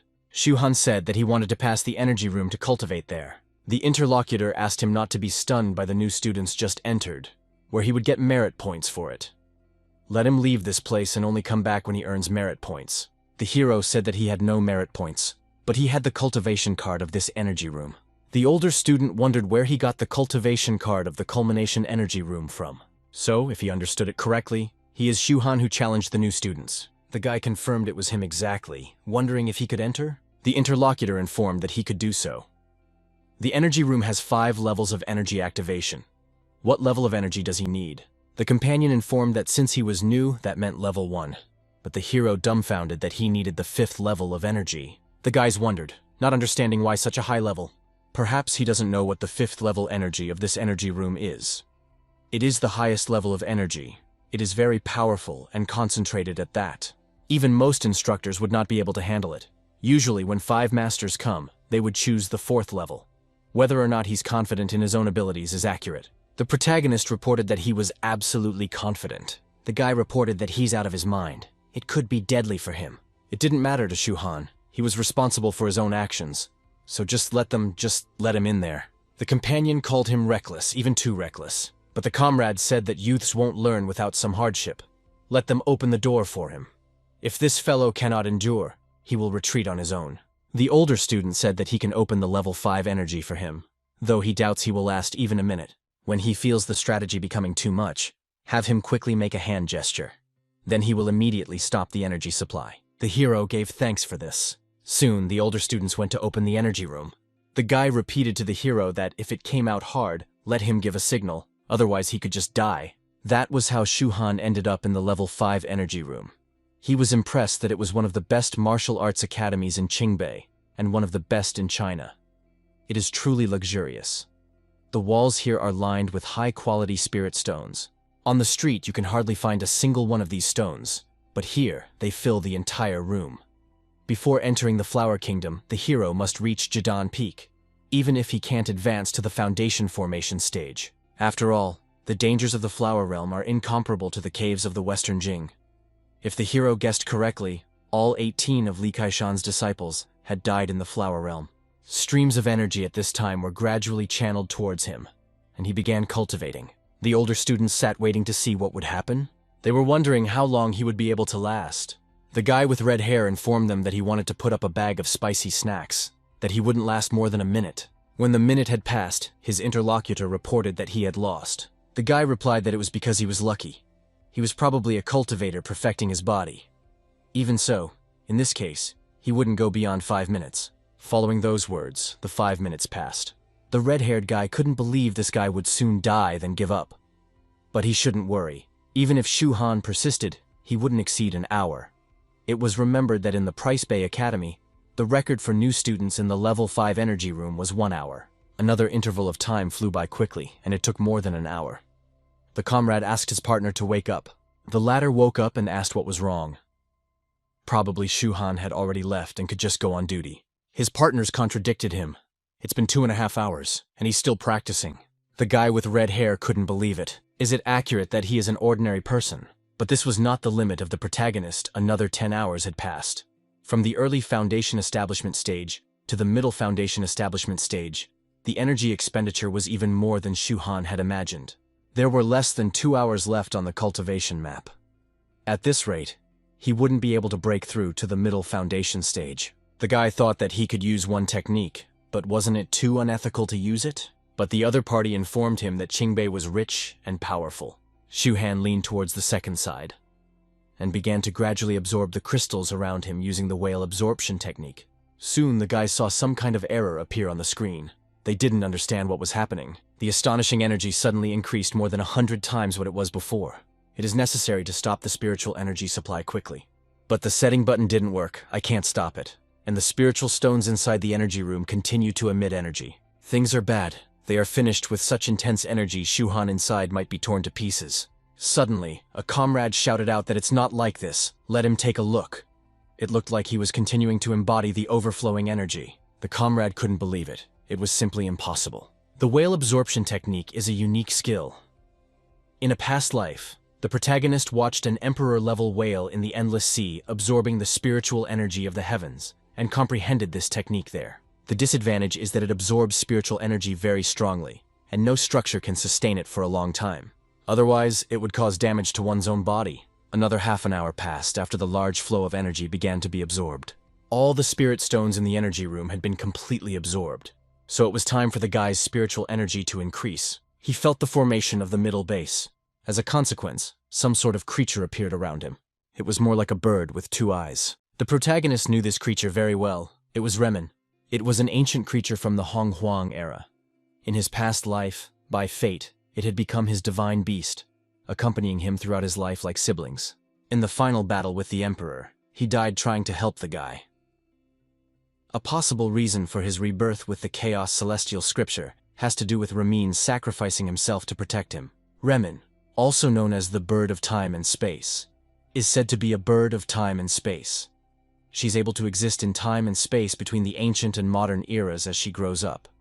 Perhaps that is why the boy can see her again. He once thought that he would never see Remen from his past life again. But there was no way he expected her to appear again. As long as Shu Han has even a small glimmer of hope, he will do everything in his power to resurrect this bird. On the senior student's screen, it appeared that there was no more energy in the room. Had all the spiritual stones in it been exhausted? There were enough spirit stones in the energy room to last several months for the entire academy. How they could have been used up was unclear. Upon returning, the protagonist reported that he found it cozy inside. But the spirit stones were a bit lacking, so he advised that next time he would add more spirit stones. He, in turn, will come back when he has another energy card. The guys are confused. What do you mean he'll still come back? What could they do other than inform the others? The partner pointed out that they did. The energy room was run by the Hongya Corporation, closely related to the school. This incident with Shu Han had caused significant losses. After a while, the steel-armored protagonist found himself at his master's place. Lian Shu remarked to the professor that he had been silent for a long time.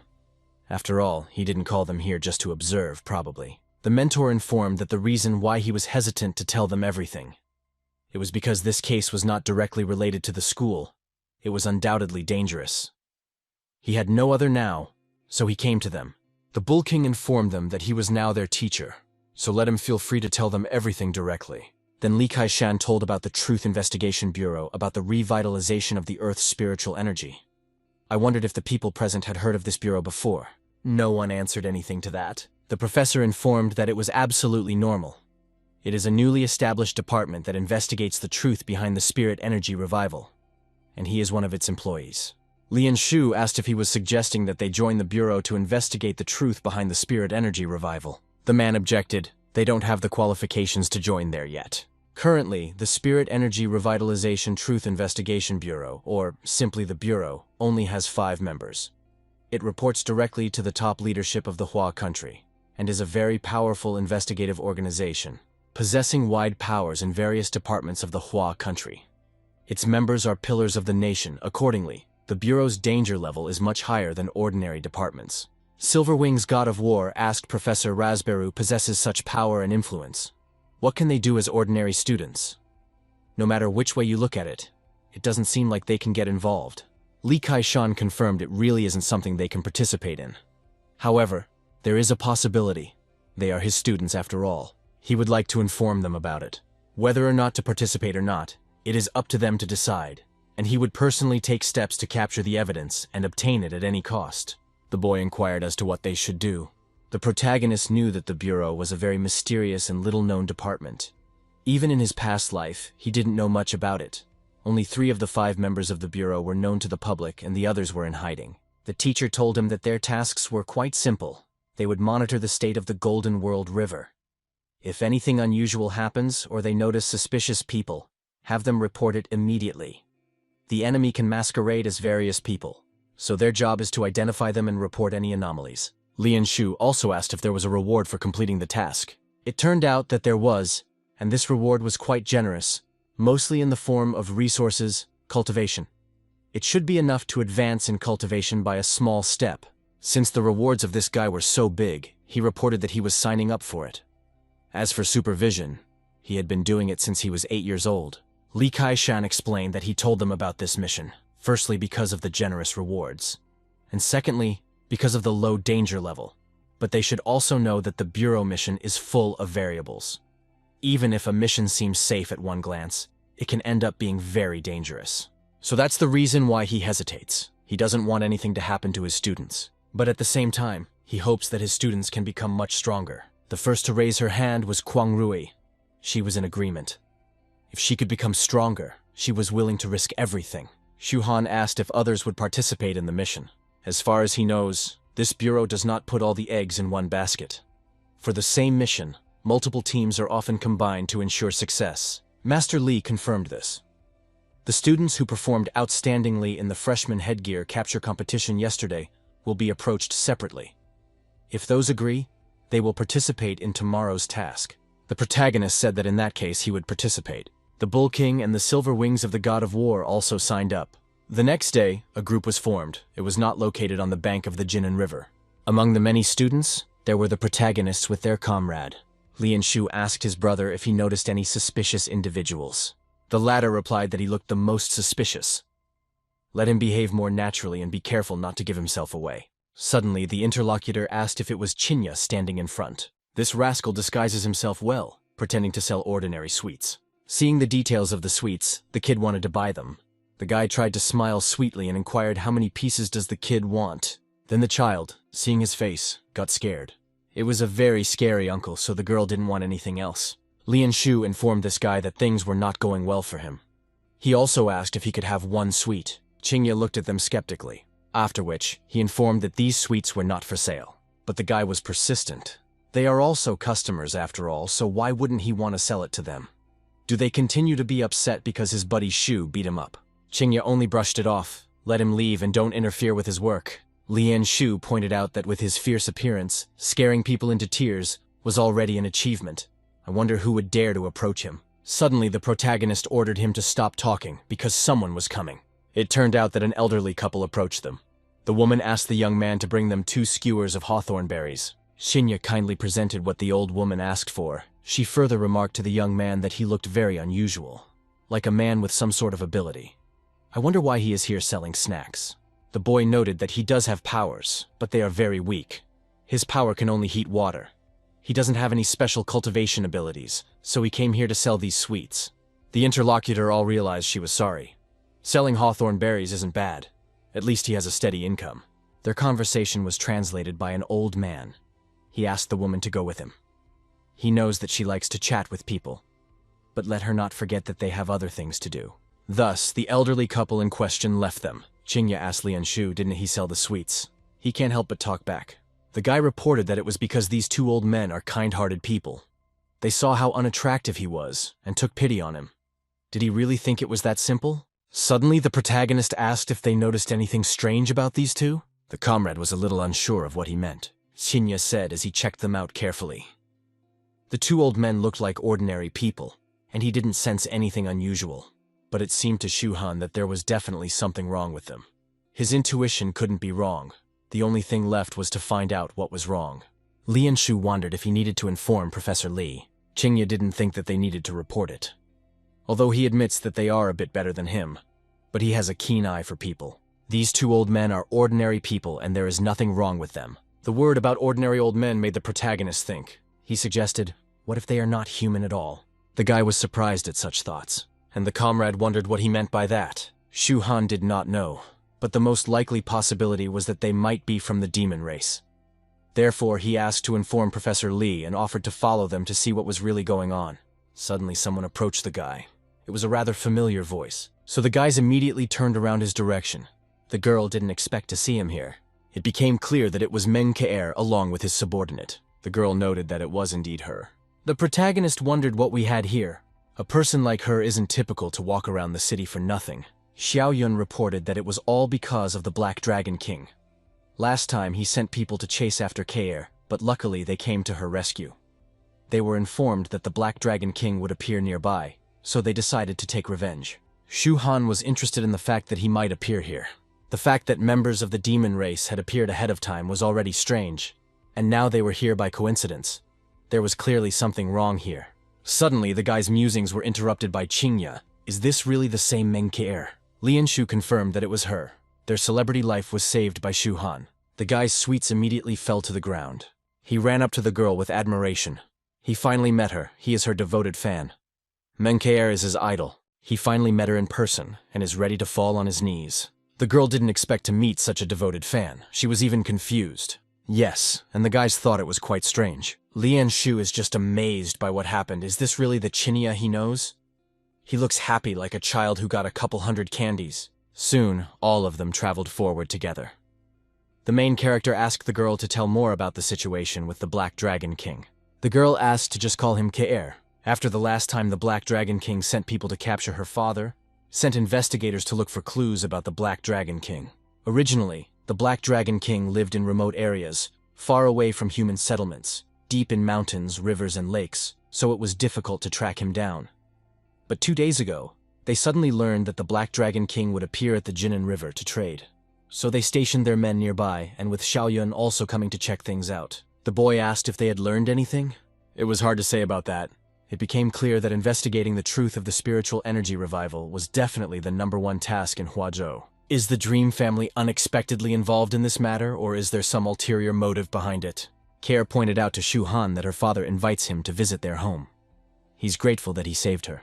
The boy noted that he will definitely come to their house when he has free time to do so. Chinya also said that he would come there as well. And while they were chatting, a skirmish happened. In this altercation, Kwang Rui was involved. But besides her, there was an unfamiliar girl wearing a mask. Lianshu wondered why she was fighting with someone. The battle was in full swing, and the opponents did not back down from each other. But soon after exchanging a few blows, they did retreat. The comrades ran up to Rui and asked her what was going on and why she was fighting. It seemed to the girl that this person was very suspicious, and that was why she was fighting her. Hearing this information, Lianshu noted that Professor Li had said to report any suspicious persons immediately. They were not to use physical force. Rui wondered if there was a rule prohibiting the use of force such she didn't remember. The boy realized he had nothing to say about that. The protagonist joined the conversation since they had already warned that they could immobilize them. The girl realized what he was getting at and immediately rushed to attack. But this time the opponent jumped up, not intending to fight. Suddenly she felt a guy at her back. It was Shu Han. He informed her not to resist since they just want to check her identity. But the girl resented him and just kicked him. She didn't get a kick though. The hero just grabbed her leg and said that it would be better for her if she did not test him. The stranger managed to kick the guy and told him to let her go. He in turn jumped up afterward to dodge the blow. But he didn't dodge and counterattacked her with his own punch. Thanks to his superior power, he won the fight. As a consequence, he and his new opponent landed on the ground, where he grabbed the girl by the throat and told her that he had won. She in turn stopped resisting, although she was angry. Suddenly his comrades ran up and asked him not to use force, as it was a misunderstanding. The hero inquired if they really knew her. The Bull King informed that he knows her too, because this stranger is Lu Yanzi. Shu Han couldn't believe it. Therefore, he immediately removed the mask from the girl's face and saw her angry face. He realized that this was indeed the one they were talking about. But what on earth was she doing here? Yanzi only indignantly ordered her to let herself go. The girl rose about the silver wings of the god of war, informed that she was from the Academy Bride of the capital, and is also participating in this mission. This time, everyone rushed towards the Dragon King's temple like a tidal wave. It was clear to Shu Han that the elite members of the top 2 martial arts academies were participating in this mission. It looked like this mission was not as easy as Professor Lee had described. There was some sort of alert on the guy's phone. It turned out that information about the mission had been received. Professor Li Kaishan had already started to take action. Lian Shu suggested going to the outskirts and rounding up the fish that had escaped from the net. There was some commotion near the bridge. The hero and his companions arrived the place.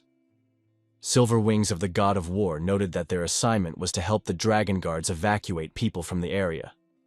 But he didn't see any dragon guards here. Suddenly, people descended from the helicopter. It turned out that they were dragon guards who were on a mission. All the misplaced people needed to leave this place. This place is under martial law. We need to leave it and not interfere with the Dragon Guard's tasks. The captain asked if these were the students helping the Dragon Guardians in this mission. The Dragon Guardians don't need their help. Let them stay aside for now and don't cause any trouble. Lian Shu resented. Does this Dragon Guardian really look down on them? Meng Keir came over here. She greeted Brother Wei. They had not seen each other for a long time. The man was surprised to see the girls, wondering what they were doing here. He realizes their family must have gotten the information beforehand. Let them be sure that when the Black Dragon King shows up later, he will definitely not let him go. The girl suggested to her elder brother, "Don't talk about it for now. I wonder if he doesn't find these students familiar to himself." The interlocutor wondered about those words. Suddenly he turned his attention to the main character. This is the same person who saved Kier in Nanado City, Shu Han. This really is a case of not stirring up trouble, and he thought that they were sent to help their dragon guards. These are the guys who don't have much real combat ability. They are only here to gain merit points. But Shu Han had really convinced him with his battle in Nanadao. With his presence, this mission was easily achievable. The protagonist informed the captain that he is too kind to his dragon guards, the backbone of the country. When they are around, the mission can be accomplished almost certainly. The dragon guards are one of the 3 main iron-blooded forces of Huaxia. Although they were created after the revival of spiritual energy, the missions they perform are often the most dangerous. Members of the Dragon Guard are often known for their bravery and unwillingness to risk their lives, earning them the admiration of many people. The boy's musings were interrupted by some noise. It was 2 old men he had recently met. They did not understand why they were stopped. They came to see their grandson. The captain asked his subordinate what was going on. He replied that the 2 old men refused to leave. Qingye just told Shu Han that it was those 2 elderly people. He still continues to think that they are not a problem, but the protagonist said that to be honest, he can't determine the true position of those 2. His intuition tells him that they are and yet suspicious. He wondered, could they be hiding so deep? Either they have perfected a technique that allows them to hide their aura, or their cultivation level is far above their level, making them undetectable. Captain Wei asked the old men not to disturb them because they were on a mission. The woman noted that even if he is not on a mission, it is to be prudent. They just want to cross the bridge, and her grandson is on the other side of the bridge.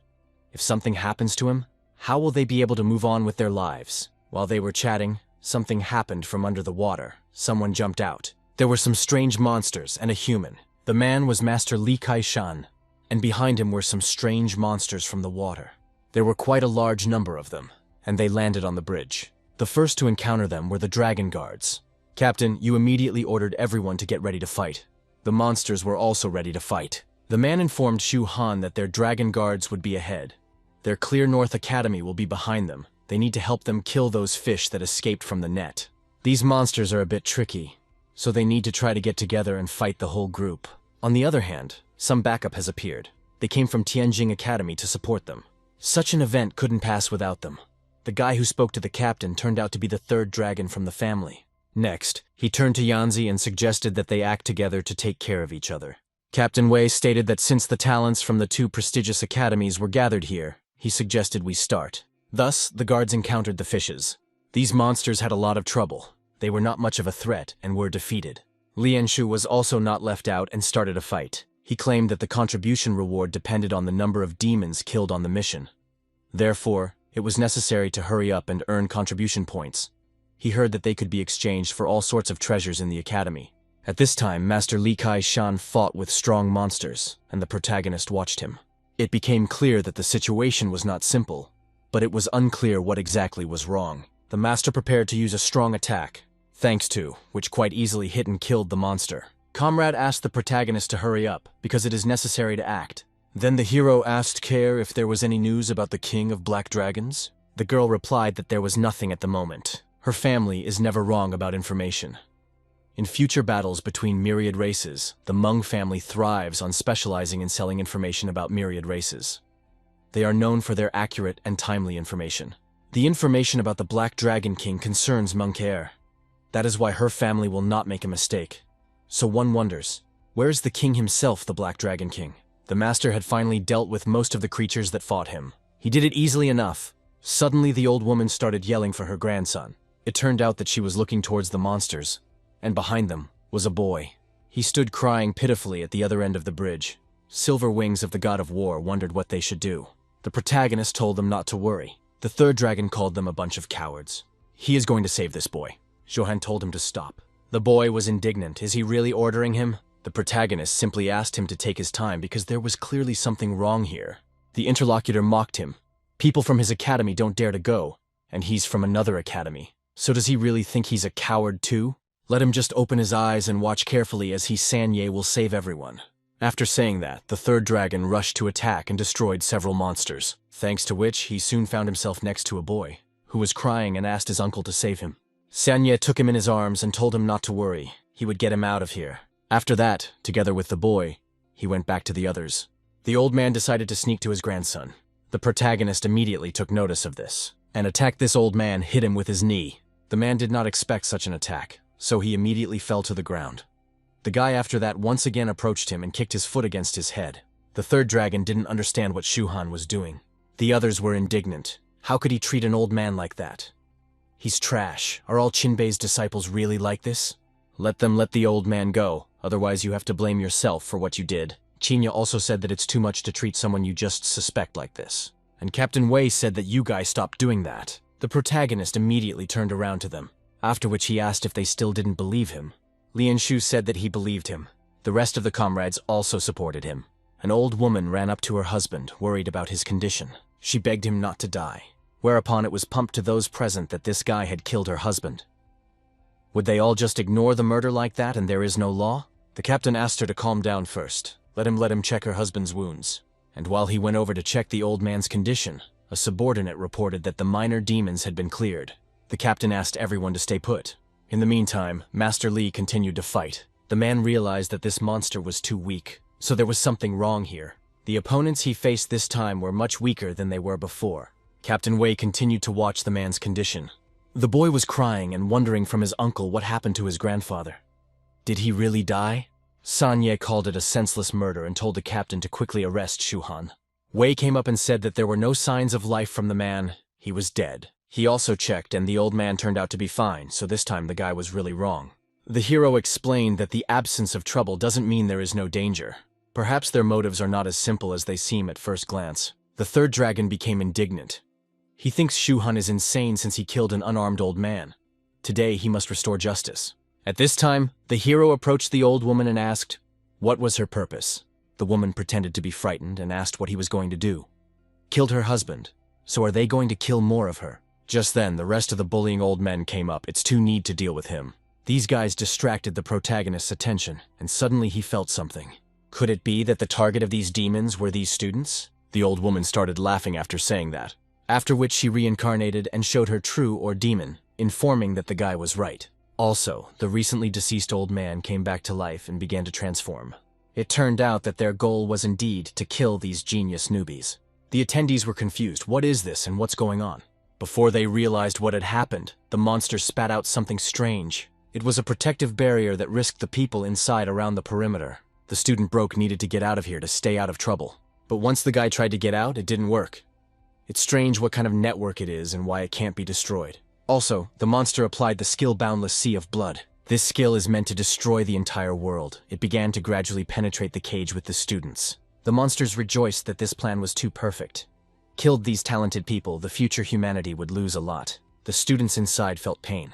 It was as if the blood inside them was boiling, as if it wanted to get out. They need to hurry up to come up with some plan, because these two monsters are using magic. Weapons are divided into magical jewels, true treasures, and divine treasures. If we say that magic jewels and jewels still belong to common weapons, then true treasure is already a rarity. True treasure are not only powerful, but also have many special properties. This item called Boundless Blood Sea can ignite blood fire, affecting the blood circulation in a person and causing mass murder. The guys didn't understand what this true treasure was. Some knew that true treasures were extremely rare. Even in the best academies, no one had ever heard of such things. And it was unclear what to do now. While those present were panicking towards the cage, Li Kai-shan ran up. As he approached, he felt the breath of a true treasure. The dragon guards asked the professor to quickly rescue the students inside. The man said that he understood. These demons are using them to confuse these students. He used his power and attacked the barrier, but it could not be broken through, and the students inside began to fall down from exhaustion. The professor reported that he couldn't destroy much. Otherwise, before the true treasure would unfold, the students inside would be killed by the reflected power. Sanye was indignant that these monsters had tricked him. Suddenly, a boy ran up to him, saying that he was afraid because something had happened to his grandparents. The boy was confused. He didn't know what to do with him. So he asked who would take care of him instead. Let him deal with this demon. At this time, the monster penetrated through the cage with its tentacles and grabbed one of the students. It was also able to enter the cage itself unhindered as well. Inside the true treasure of the bottomless sea of blood, they are the masters. And humans are a degrading race and only suitable as their food. Captain Wei did not stand aside. He attacked the demonic monsters. The demon once again used the endless sea of blood skill, and that village headed straight towards the man. As a consequence, he was unable to deal with it and was disconsolately surrounded. When the captain recovered a bit, he became indignant. Zhen Bao has an almost revived human blood suppression. He can't use 100% of his normal strength. At this time, the situation under the dome was getting more and more complicated. The third dragon was resentful. He had been cheated, and he would never forgive these monsters. The demons at their turn continued to devour the humans, and the victims became more and more. To them, ordinary humans were tasty with a pleasant cultivation inside. Lian Shu wondered if this was how they were going to watch everyone get eaten. Shu Han explained that this was a true treasure, specially designed for human bloodlines. Ordinary humans can't resist it. Next, he turned to the silver wings of the god of war and the mighty bull. They are both supernatural beings, after all. In other words, they don't just have pure human blood in their bodies. They need to try to stimulate the supernatural bloodlines within them. Silver Wings of the God of War reported that they haven't tried this. But in the end, you do not continue to be human. Here they are severely suppressed and cannot stimulate their bloodlines. Then the protagonist channeled his energy to help them. He gives them a secret mantra and it will help them in this. Silver Wings God of War immediately felt an influx of energy. As a consequence, he activated his body's supernatural abilities. The Bull King also felt a surge of military power and was ready to attack. The demons didn't understand what was happening. Why weren't they suppressed like the others? And while they were confused, the Bull King attacked. The Silver Wings of the God of War at this time attacked another monster, which we had gotten a lot of trouble from this person. Sanya found this interesting. It turns out it is possible to stimulate non-human bloodlines. He has such a lineage too. His Lan family is well versed in it. But first, he asked Kier to watch this child. He in turn will go and deal with these two monsters. The demons adapted a bit and started to counterattack, so the guys had to retreat. Silver Wings God of War said that although they were no longer affected by the endless sea of blood, the strength of these two demonic monsters was not weak. killing them wouldn't be easy. The guy knew that Shu Han must have a way, so he asked him to help them. The hero turned his attention to the boy after this request, after which he said that he couldn't use this long to deal with these two monsters, and he has other things that need to be looked after. Sanya used the reverse transformation into a dragon after handing over the boy. Soon, his body completely reincarnated. He became the third dragon, who promised the demons that he would deal with them in a matter of seconds. Lian Shu wondered if this guy could really turn into a dragon. Even Aoshin couldn't do that. Are all the members of the Long family really monsters? This family's conditional bloodline strength surpasses the imaginations of ordinary people. That's why they are confidently ranked first in China in terms of cultivation. Students from the same academy as Sanye were praising the guy. What kind of power he has. Not only was this person not affected by the endless sea of blood after the transformation, but his strength had increased significantly. The third dragon himself attacked one of the demons. He slew the creature quite easily and pulled out a golden core from its body. The students inside rejoiced that the demon race was dead, and they were therefore saved. Long is powerful, and Tianjing Academy is powerful. In critical moments, it was their academy's students who still continued to act. This year, Qingbei Academy is not very good. They look good, but just useless. Qingya resented, who isn't being talked about. He just hasn't had a chance to show his strength yet. The third dragon sent the demonic pill to Yanzi. It is meant for her. Although she can't take it directly, but it can nourish her body, and this is very useful for her future development. Lian Shu pointed out that this Long is out to get squad leader Lu. Doesn't the guy care about that either? The hero informed him not to think about it, but to get ready for battle. The guy wondered what he was saying. Both octopuses are already dead. So why and who to fight? Suddenly, something started to happen to the bodies of the trapped people. They didn't understand what happened. How could the qi and the blood in their bodies fly away by itself? It's terrifying because of the blood qi left their body. They are weakened by a third. But what happened? That energy interacted with the demonic creatures' bodies and they started to regenerate.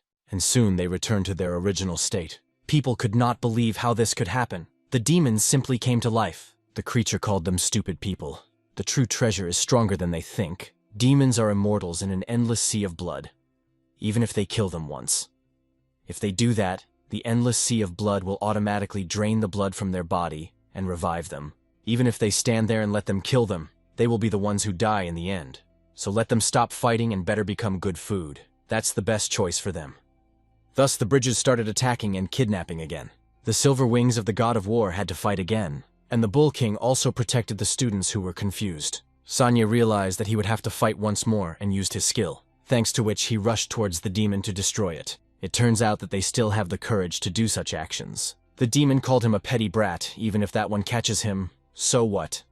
If he has the opportunity, let him kill him, but it will be difficult to do so. The interlocutor resented him. He would tear him apart over this. Suddenly someone asked him to wait because they can't kill anymore.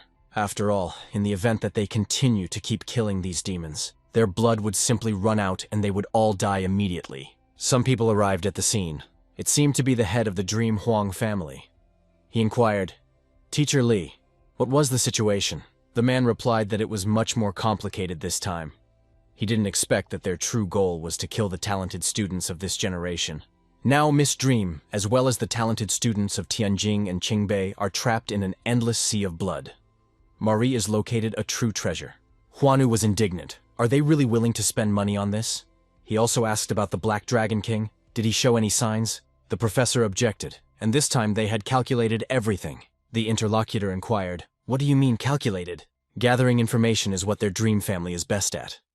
Their family's information is absolutely correct, and the Black Dragon King should have come here. Li Kai-shan inquired, did he really mean to say that the Black Dragon King was hiding among these people? At this time, the battle with the demons continued. Silverwing's god of war stated to Shu Han that now these monsters could not be let go, and they could not be killed either. But what should they do? Where he kept shouting for them to kill him. They are stupid and cowardly people. The third dragon was angered by such words and immediately tore the creature apart. The students shouted at him that he could no longer kill. After Sanye did that, qi of blood once again began to be sucked out of their bodies. The non-human dominant blood of the boys gradually disappeared. Silverwing's god of war noted that it was bad even the blood of those with abilities in his body was being suppressed. After only a moment, the demon regenerated and attacked again. These guys were becoming nothing more than tasty food for him, not a threat. Inside the Zhenbao Yao clan, they are invincible, so they just need to die. Just as the demon was about to eat the silver wings of the god of war attacked the protagonist, he realized that these two Yao clan members were not very strong. They were barely approaching the late Jidan stage. It was only with Zhengbao's help that they made everyone powerless. Which means their strength in this operation is not much. The annihilated demon laughed. What kind of stupid thing is he doing? Even if the guy will kill him dozens of times, what's the point of it? They will only perish, and eventually deplete his life essence. But after regenerating, the monster saw that something was wrong with his body. He was confused and didn't realize what he had done to it. It was as if energy began to gradually spill out of the creature's body. The students felt that this time the monster's death did not consume their essence. The monsters didn't resurrect, and it looked like it had actually killed them this time. The reason why the two monsters could resurrect was because before, the students had only killed their bodies but did not destroy the primordial spirits. The true treasure could endlessly regenerate their bodies, keeping them immortal. And Hongmen's battle axe could destroy the likes of primordial spirits and their bodies. A true treasure, no matter how powerful, cannot resurrect beings whose primordial spirits are already dead. Its battle axe can evolve indefinitely, and the fastest way to evolve is to fuse different types of divine weapons and artifacts. If the battle axe absorbs this true treasure, it will be able to evolve once. Lian said that his comrade was mighty. She also addressed the brats from Tianjing Academy. Who was it that was mocking him? How about that the monsters they couldn't kill were easily destroyed by his comrade with 2 axes? At this time, the old man turned to Care. The girl didn't understand why her father was here. He asked her to be careful. The king of the Black Dragons is hiding among them. The people present were confused. They immediately backed away from the boy the girl was holding. He was left all alone with everyone staring at him. The crying boy turned to these uncles and aunts. He didn't understand why they were all looking at him like this. The boys were yelling for him to stop pretending. The Black Dragon King had to be this boy. This boy and those 2 monsters together. That surely confirms that it is the Black Dragon King. It is necessary to kill him first, better act decisively. The boys said to Shu Han to kill him quickly and not give him a chance to resurrect. The protagonist wondered, is it really the Black Dragon King behind their actions this time? The baby kept crying, not understanding what his brother wanted to do with him. Someone reported that he was too unconvincing. Let Shu Han kill him and make the Black Dragon King show his true form. The protagonist immediately swung, but suddenly turned his head in the other direction. His weapon flew right above the boy's head and headed towards Captain Wei. Since the man didn't expect it, he received a serious critical hit. The people present were confused. No one expected such a thing. Kier asked what he was doing. Why did he kill Brother Wei? The dragon army didn't understand how he dared to kill their Dragon Guard commander. He must explain himself to them now. The protagonist turned to the one he had killed. He told him to stop pretending. Can't he be resurrected? He called him the Black Dragon King. The Black Dragon King Great Demon Hunmen's battle axe can completely kill small demons. But in True Treasure, it is impossible to kill the Black Dragon King in one go. Someone asked, what does it mean that he is a Black Dragon King? Does Shu Han really mean that Commander Wei is disguised as a king? How could it be possible that the commander went on a mission with them? The third dragon informed everyone to calm down immediately. After the demon dies, his body will reveal its true form. Let everyone look at his body. Some time passed, but nothing happened to the man's body. Therefore, the guards decided that the commander was indeed killed by Shu Han for no reason. They don't realize that the guy could tell them about it. The protagonists noted that he had said recently that the Black Dragon King could resurrect. The body would naturally not show its true form. Sanye laughed from the way the guy said it. Doesn't that mean the commander died in vain? In any case, there is no way to verify if he is the Black Dragon King. Therefore, the guards decided to kill Shu Han recently dared to resist, then oppose the dragon guards of the entire world. Suddenly, they heard a familiar voice ordering him to stop. The guys turned their attention to him and saw that it was another Wei commander. They couldn't figure out what was going on. Maybe the dead one was a fake. Li Kaishan was also interested in the matter. The commander reported that he was detained by the Black Dragon King halfway through. The one inside is an imposter. And so the Black Dragon King began to laugh, and his body gradually transformed into his true form. It became clear that it was indeed the body of that creature. The demon laughed. This kid was right, but it was perfectly crafted and right.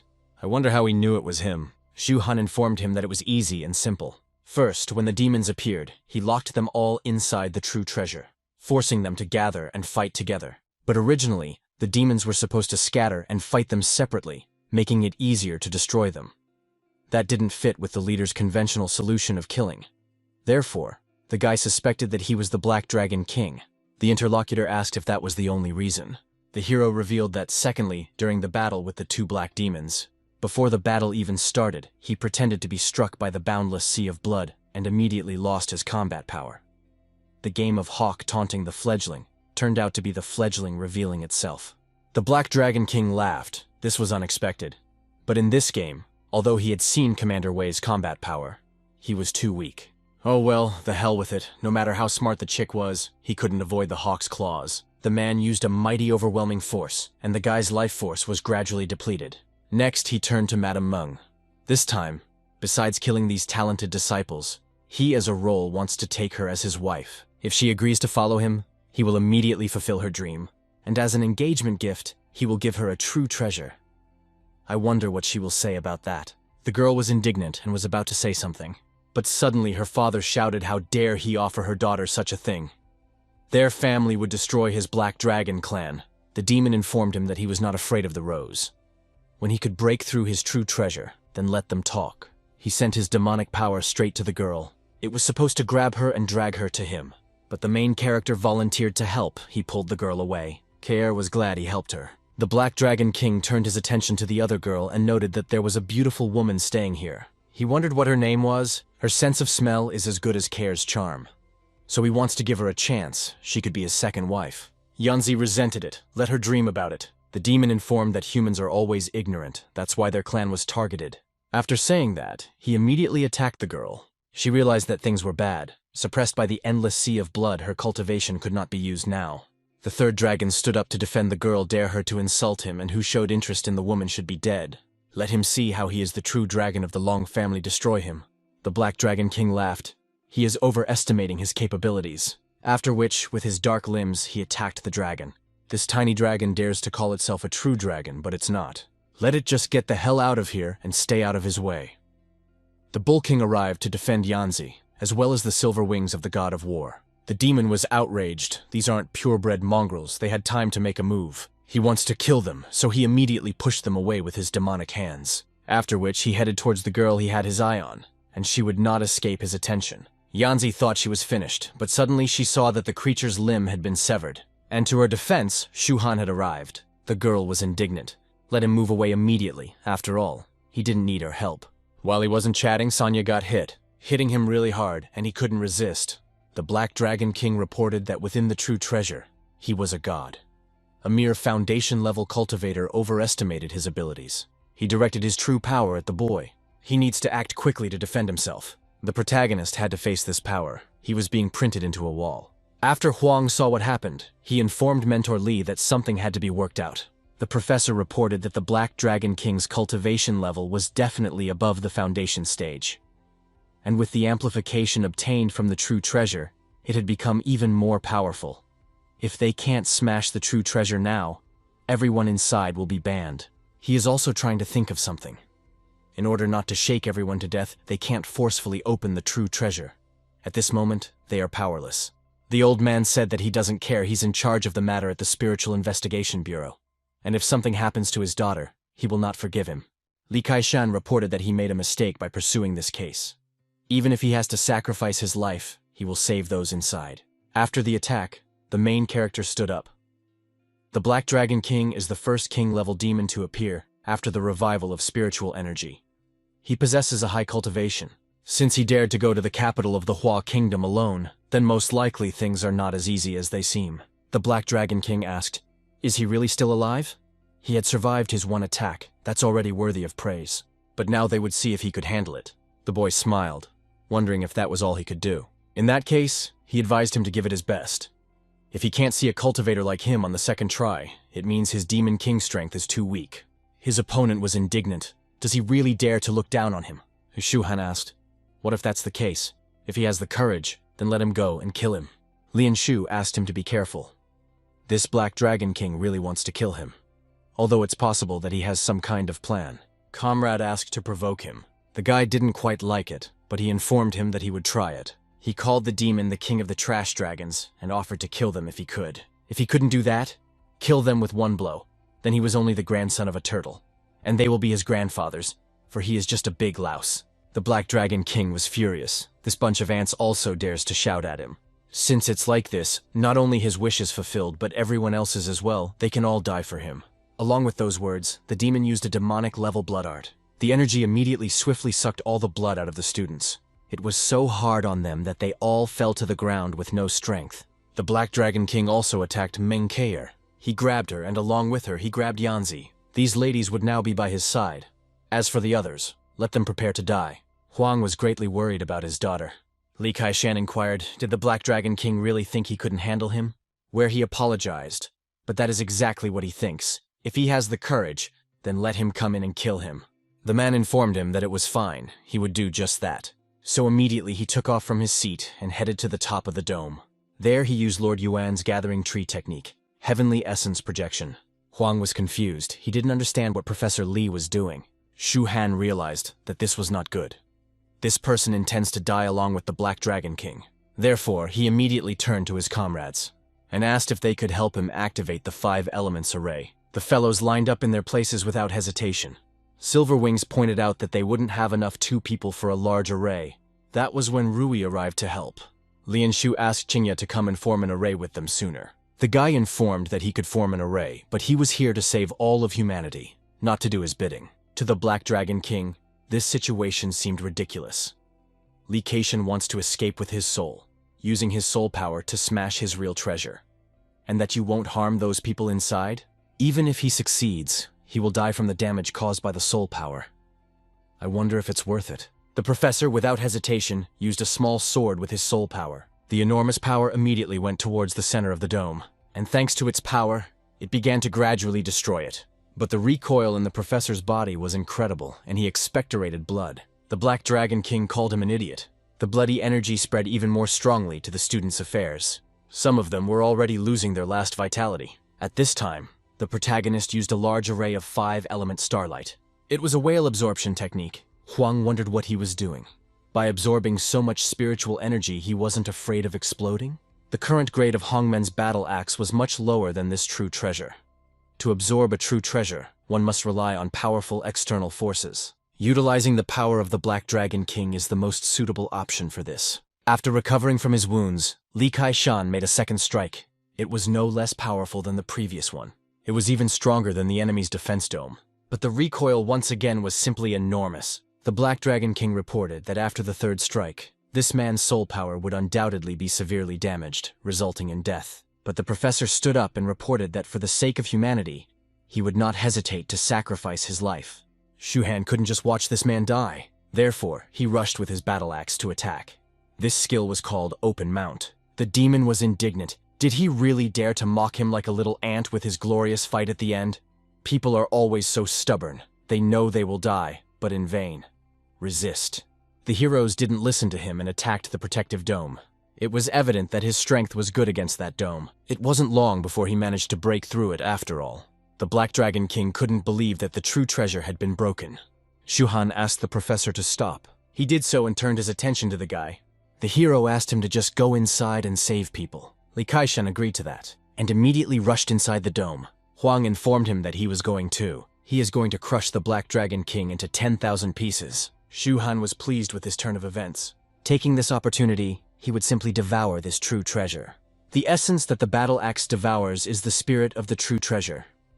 Every high-level weapon has its own spirit, which is the most valuable thing for every high-level weapon. And the true treasure material itself helps a fellow cultivator cultivate the heavenly saint body technique. Both men wanted to kill the cowardly Black Dragon King, so together they attacked that demon. Who resented him was furious. Did they really think he was afraid of them? Without hesitating for a second, the demon used its power. It was a portal of 8 devastation. It became clear to the men that the Black Dragon King was going to flood the entire city. The professor asked Huan to go her to stop it, and he would deal with the creature. While they were chatting downstairs, the hero gradually absorbed the treasure data.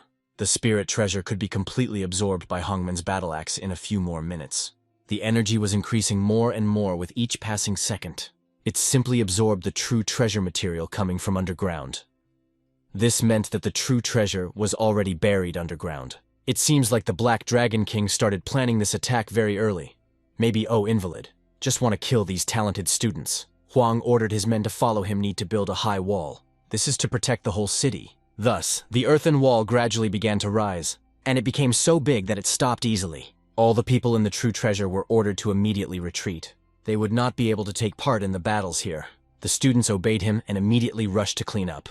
Sanya helped the boy escape this time. Chengyi was indignant. Why is Shihan contributing so much to this battle? He's just posing in front of the formation, feeling completely uninvolved. The boys turned their attention to him. The Bull King reported that when he fights next to the Sneeze, he feels involved in what is going on. He's thinking too much. Lian Shu confirmed that they were used to it, and he would get used to it too. The interlocutor didn't even know what to answer him. A moment later, Li Kaishan punched the Black Dragon King, so hard that it swiftly flew away somewhere to the side. The professor said that this imperial capital is a dragon city. If he dared to behave recklessly here, he would not leave here alive. It became clear to the demon that it was impossible to procrastinate. If one were to bring in these experts of the level of the House of Power, it would be problematic. While he was reasoning, the protagonists completed the absorption. It was better not to advance the battle axe here to avoid unnecessary problems. The true treasure was also completely absorbed. Therefore, he used the technique of the Heavenly Saint Body Small Heaven Realm 11th layer. And there were more and more layers like this. The technique increased, until even at all, the guy's skill had reached the 15th layer. He rejoiced indeed it was a true treasure after absorbing the Small Heaven Realm increased by 5 layers at once. The guys didn't understand what he was doing. Was he really taking some poses or practicing? Lian Shu called them a bunch of ignorant people. His brother's world would not share their opinion. The professor continued to fight alongside the Dark Dragon King. After their enormous forces collided, there was an explosion, and both of them ended up in the air. The demon informed Li Kaishan not to jump above his head. He couldn't kill him. After saying that, he used a true treasure, which literally began to appear from the ground. No one realized that there was such a commotion going on, as if the true treasure was about to appear. And soon it did indeed appear. It became clear to the professor that this was the true treasure. It looked like today was going to be a deadly battle. The demon informed him that with the true treasure in his hands, his enemy would die very quickly. He prepared himself to attack once again. Today would be the day that this Li Kaishan would die. The teacher realized that things were bad, because it would be difficult for him to fight. But still, he faced this true treasure. Despite its small strength, he destroyed it. He was confused, not realizing what had happened. Yes, and the man himself couldn't believe it. Was he really so strong that he could even smash the true treasure? Soon, the Black Dragon King realized that there was something wrong with his true treasure. It's most likely this kid of the state who did this to him. But he didn't realize exactly what it was. Li Kaishan reported, "Since the true treasure is useless now, it's his turn to attack. The enemy has retreated. Today, he admits his defeat. The true treasure is destroyed. Sooner or later, he will make them pay." At this time, Huan appeared behind his back, asking where he was going. The demon has reincarnated. He is like a Black Dragon King. He wants to leave and no one can stop him. The professor informed him that if he wanted to leave, he would have to pay the price. He attacked the limb of the creature's tail. The demon was in a lot of pain as the tail was cut off. But it didn't stop the Black Dragon King from moving, although he cursed Li Kaishan to the last. And in the end, he still managed to escape, and the severed tail limb fell to the ground. The hero had also completed his cultivation and absorption. Saving so many people had brought him certain fruits. The 9-profile mystic tree grew another leaf. Soon, the professor revealed that this mission was originally to find the keys and revitalize spiritual energy. Unexpectedly, they fell into the Black Dragon King's trap. Fortunately, everyone survived and the Black Dragon King was badly injured. Wang noted that it was a very difficult moment, and it was all thanks to Shu Han. If he hadn't broken through the true treasure barrier at the critical moment, the consequences would have been simply irreversible. Professor Li reported that it was certainly true. He had once again made a significant contribution. Aside from the usual school awards, I wonder if he wants anything else. The boy reported that if the professor wanted to reward him, how about a severed tail of the Black Dragon King? The man didn't understand why he wanted it. Shu Han reported that he wanted to send it to the barbecue. It should be delicious. The men didn't know what to say to him. In the end, the professor agreed down to the demonic beasts, really nutritious. However, its essence is difficult for humans to digest, but since they want it, they will give it to him. Sanya inquired, what should they do with this boy? Li Kaishan immediately approached him and wanted to test him. The boy was scared of him and just cried. The professor found out that everything was fine, so he informed so no one should worry, this boy is human. Everyone can already disperse further. The dragon guards will take care of it. The hero wondered, is this really the end of this case? Something's not right here. So he asked to wait for a second. The master asked, what happened? Shu Han explained that the essence of this mission was to investigate the truth behind the origin of the Earth's spiritual energy. The man reported that this was true, only they didn't expect it to be a trap set by the Black Dragon King. The hero wondered if he had details on what the next quest would be. The professor stated that he did. Since the assignment was fake, he can tell the guys everything. This assignment is to intercept something very important. This item was brought by a master from the battlefield, but after being stored in the capital, it was stolen because of a traitor among the humans. After that, the dragon's secret guards cordoned off the entire capital. Later, they received information that this item would be traded with the demon race, so the task was given. It became curious as to what such an item was. Master Li couldn't say it was the highest level of secrecy. He asked what Shu Han thought of it. The latter suggested that it was the capital of Guoguo. Even if the Black Dragon King has a true treasure, the result here would only be a defeat for him. Even if the big shots are stirring, he will still die. Is it worth taking such a risk? Setting a trap here to ambush a few talented disciples? Wang joined the conversation. Since he spoke in this, it seems there really are a lot of inconsistencies here. The third dragon shouted for him to spill everything he was thinking. The main character turned his attention to a small boy and said what they were looking for was most likely him. The people present were confused. No one had expected such a thing. Everyone stared at the boy, and this made him afraid. He didn't understand why the uncles and aunts were looking at him so intently again. Sonya didn't understand what Shu Han was trying to say. This boy was clearly a human, not some kind of creature. Master Li confirmed this as well. He doesn't see anything unusual about him. This boy is definitely not a demon.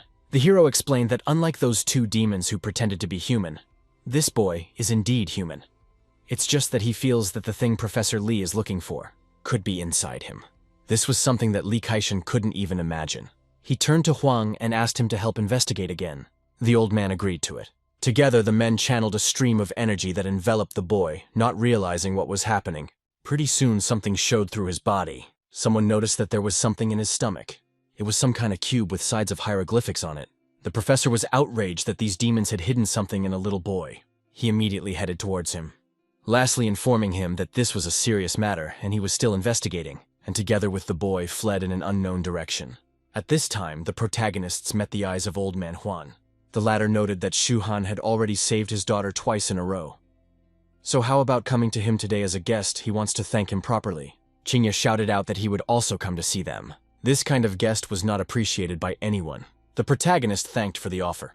Today had been quite a busy day and he would visit them another time. He realized that he needed to visit their place as well. He would need something from Dream's home after he crossed over to the Flower Kingdom. Now just wasn't a good time for that. Shortly after the events, the hero found himself at the school in the villa. There, he pondered the truth of the revival of the spiritual energy of the earth. As a former supreme being, he knows very little about it, what exactly is hiding inside the boy. He's curious about it too, but unfortunately it's top secret information. The professor doesn't want to reveal it to outsiders. Suddenly the door to the villa opened, and then Lian Shu walked in. The hero inquired what had happened. The comrade that he held in his hands and glowered, saying that these are contribution points. This card is Zhu Han's contribution card. He can check his contribution points inside it. Soon the boys were inside the school office building. Trangshu guessed that they could definitely get at least 500 contribution points this time. After all, he had 300 of them. The hero stuck his contribution card in, and the balance turned out to be more than 5,000 contribution points. The comrade did not expect such numbers. It is a lot. How did it happen? His brother becomes very rich. The main characters knew that the reward system for contribution points in the school is quite fair. After all, this time he saved a lot of people, and even the 9-profile mystic tree grew with new vigor. While the guy wasn't pondering, Lian Shu was informed that the dragon tail had arrived. The guy talked about how they already had the severed black dragon tail interestingly as they sat it down. Shu Han explained that he was not a supernatural being, so eating it wouldn't have much effect on him. But he could eat some soup.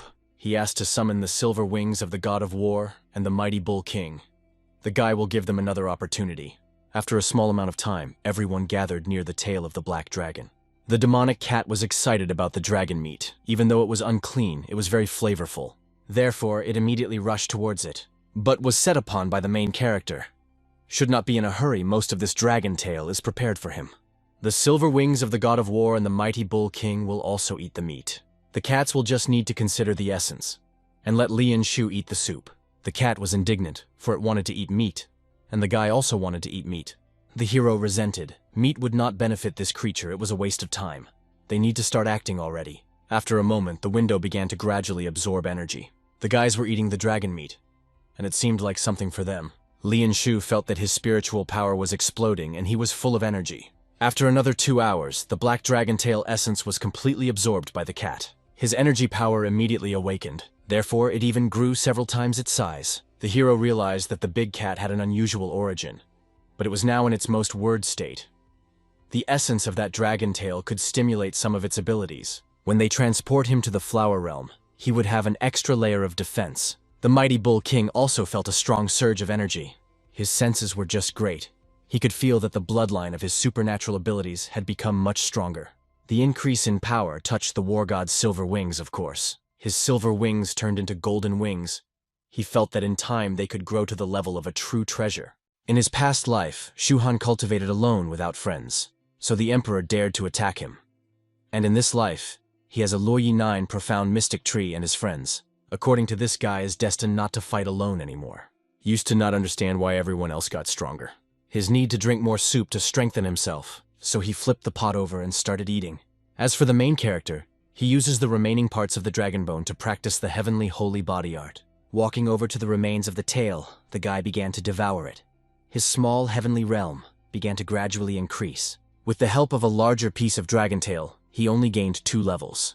Looks like the Black Dragon King is still far away from becoming a true dragon. The next day, the guys were going somewhere. Lianshu said that after the revival of spiritual energy, thousands of martial arts schools had sprung up all over the world. In their side, martial arts school competitions would soon begin. The hero asked, when would this happen? In his past life, he left the martial arts school and trained alone. He doesn't know much about martial arts schools. Comrade informed that it should happen within 3 months. The higher-ups have already begun preparations for it, mainly because there are now hundreds of martial arts schools in the Huacha country. Only Qingbei and Tianjing had received the most resources, because of which many other martial arts schools were left dissatisfied, especially the 7 top-ranked martial arts schools. All of them want to oust their Qingbei Academy and replace it. Shu Han pointed out that these academies were martial arts schools that existed before the spiritual energy revival. It was just that they were not known to the general public. So would the other schools have the strength to challenge them? Lianshu explained that it was hard to tell. The main thing was that after the revival of spiritual energy, a whole bunch of talents and geniuses had appeared in many places. Who knows? Maybe other schools have similar prodigies as well. In addition, there has never been such a competition before. Therefore, many schools are looking forward to this competition and will start preparing for it in advance. Shu Han reflected that the matter had come to an end. The next step is to upgrade the battle axe. The battle axe was the only weapon the hero had seen and knew that could grow indefinitely. And what it will become in the end, even the guy himself does not know. The creator spent countless efforts to make it evolve and grow, and it ended up cutting immortal treasures like vegetables. Now that the guy has a real battle axe, he's full of anticipation, so he decided to start modernizing it. This battle axe has absorbed all the essence of a true treasure. Moreover, the authentic treasure of the Black Dragon King is one of the strongest among the authentic treasures. So now, the villager's battle axe was now filled with furious power. It gradually began to burst out, and particles slid off the battle axe, revealing its true form. Due to this process, a large amount of energy was released. The hero simply watched as his weapon intensified. As one would expect, unusual things attract heavenly tribulations. The reverberations and growing stronger came from the neighborhood. Several students who were walking down the street noted this. A comrade asked what more thunder on a clear day, surely there was no mistaking it. But soon they both saw an even bigger roll of thunder. How come there was a lightning strike on a sunny day? What kind of karma do they have? Soon everything was ready, and Shu Han took his battle axe in his hands. His comrades came over to him, asking if he was all right. He hadn't heard any thunder from his side. The hero immediately swung his new weapon. The comrades didn't realize what he was doing. Q was using a gorilla's battle soul, and Aochin was using a dragon's soul. But even so, they were thrown a great distance away. The guy asked, has he gone crazy or fallen demonic cultivation? They don't understand why he is attacking them. The hero apologized. He was just testing the power of his new weapon. It turns out to be even more formidable than he even anticipated. It adds an extra chance of victory when entering the Flower Kingdom. Soon the hero found himself at school. There he met up with his comrades, who asked if he was not going to class today. Shu Han noted that he had other things to do. Although the teaching quality of the martial arts faculties in this university to perform acceptable to him, it was useless. Instead of wasting his time there, he would rather go to the cultivation energy room. That was where the real treasures would be. Thus, he soon reached the energy room. The recent acquaintance asked the comrade to wake up. Let him just see who's here. It was him again. Shu-han greeted the guys. They met again. He is on his way to the energy cultivation room. The interlocutor asked if he had obtained another energy room cultivation card. Last time, after getting a free cultivation card, he cultivated for 10 hours and let it empty the entire energy room. The guy hoped that he wasn't going to gift this one again. The hero pointed out that he didn't have any card this time. He was using cultivation points. The employees were happy that it was about points. In that case, they could be calm. Shu-han should know that the points needed to cultivate an energy room are very high. Most beginners can't afford it. Even for a senior who has been in school for a few years, it is considered a good tone if he can't afford to cultivate once every 6 months. The hero noted that he knew this perfectly well. With enough battle points, he might not have to worry. The employee reported that he continues to understand nothing about how expensive the energy room is. He knows that 1 minute of cultivation in the analysis room costs 8 contribution points. Let him listen carefully that it's not for an hour, but just 1 minute of cultivation. Shu-han reported that he understood everything. Let him start with 10 for him. The guys were confused. They didn't even know what to say to that. One of them asked to be allowed to check his card balance first. Even though he is outstanding, he continues to be a new student. The cost per minute in the energy room is 8 points and 480 points per hour. This is something that most new students cannot accumulate in 1 or even 2 years of study. I mean, he said it's necessary to open the analysis room to 10, so the guy doesn't even know where he got such confidence from. Suddenly, he turned pale, seeing a balance of over 5,000 points. He must be imagining it. That's right, it's really more than 5,000 points. He had never seen a new student with such a number of points. Even among the old students, there are few who have such wealth like him. One of the guys asked, why does Shu-han have so many contribution points? How did he manage to accumulate them? The hero replied that his mentor is Li Kaishan. Everything began to fall into place. Following this person had a high mortality rate. But at the same time, the people for him are very great, and he is indeed brave. The guy inquired if he could still come in. He was politely asked to wait. And last time, he had emptied the energy room, which affected its operation. So Hongya's group had specifically instructed them to let them know in advance if the guy would come again. After a while, a man entered the room and asked who Shu-han was. Seeing him, the hero wondered why this man looked so much like Fatty Hong from his past life. After that, it is definitely bad. Isn't it the slightly younger and slimmer Hong Fatty? The employee informed the hero that this person, the head of the Hunya group, is known as a fatty. But he is the great benefactor of their Qingbei Institute. Many extravaganza projects of the institute are supported and carried out by this group. The fatty asked if he had emptied the energy room this last time.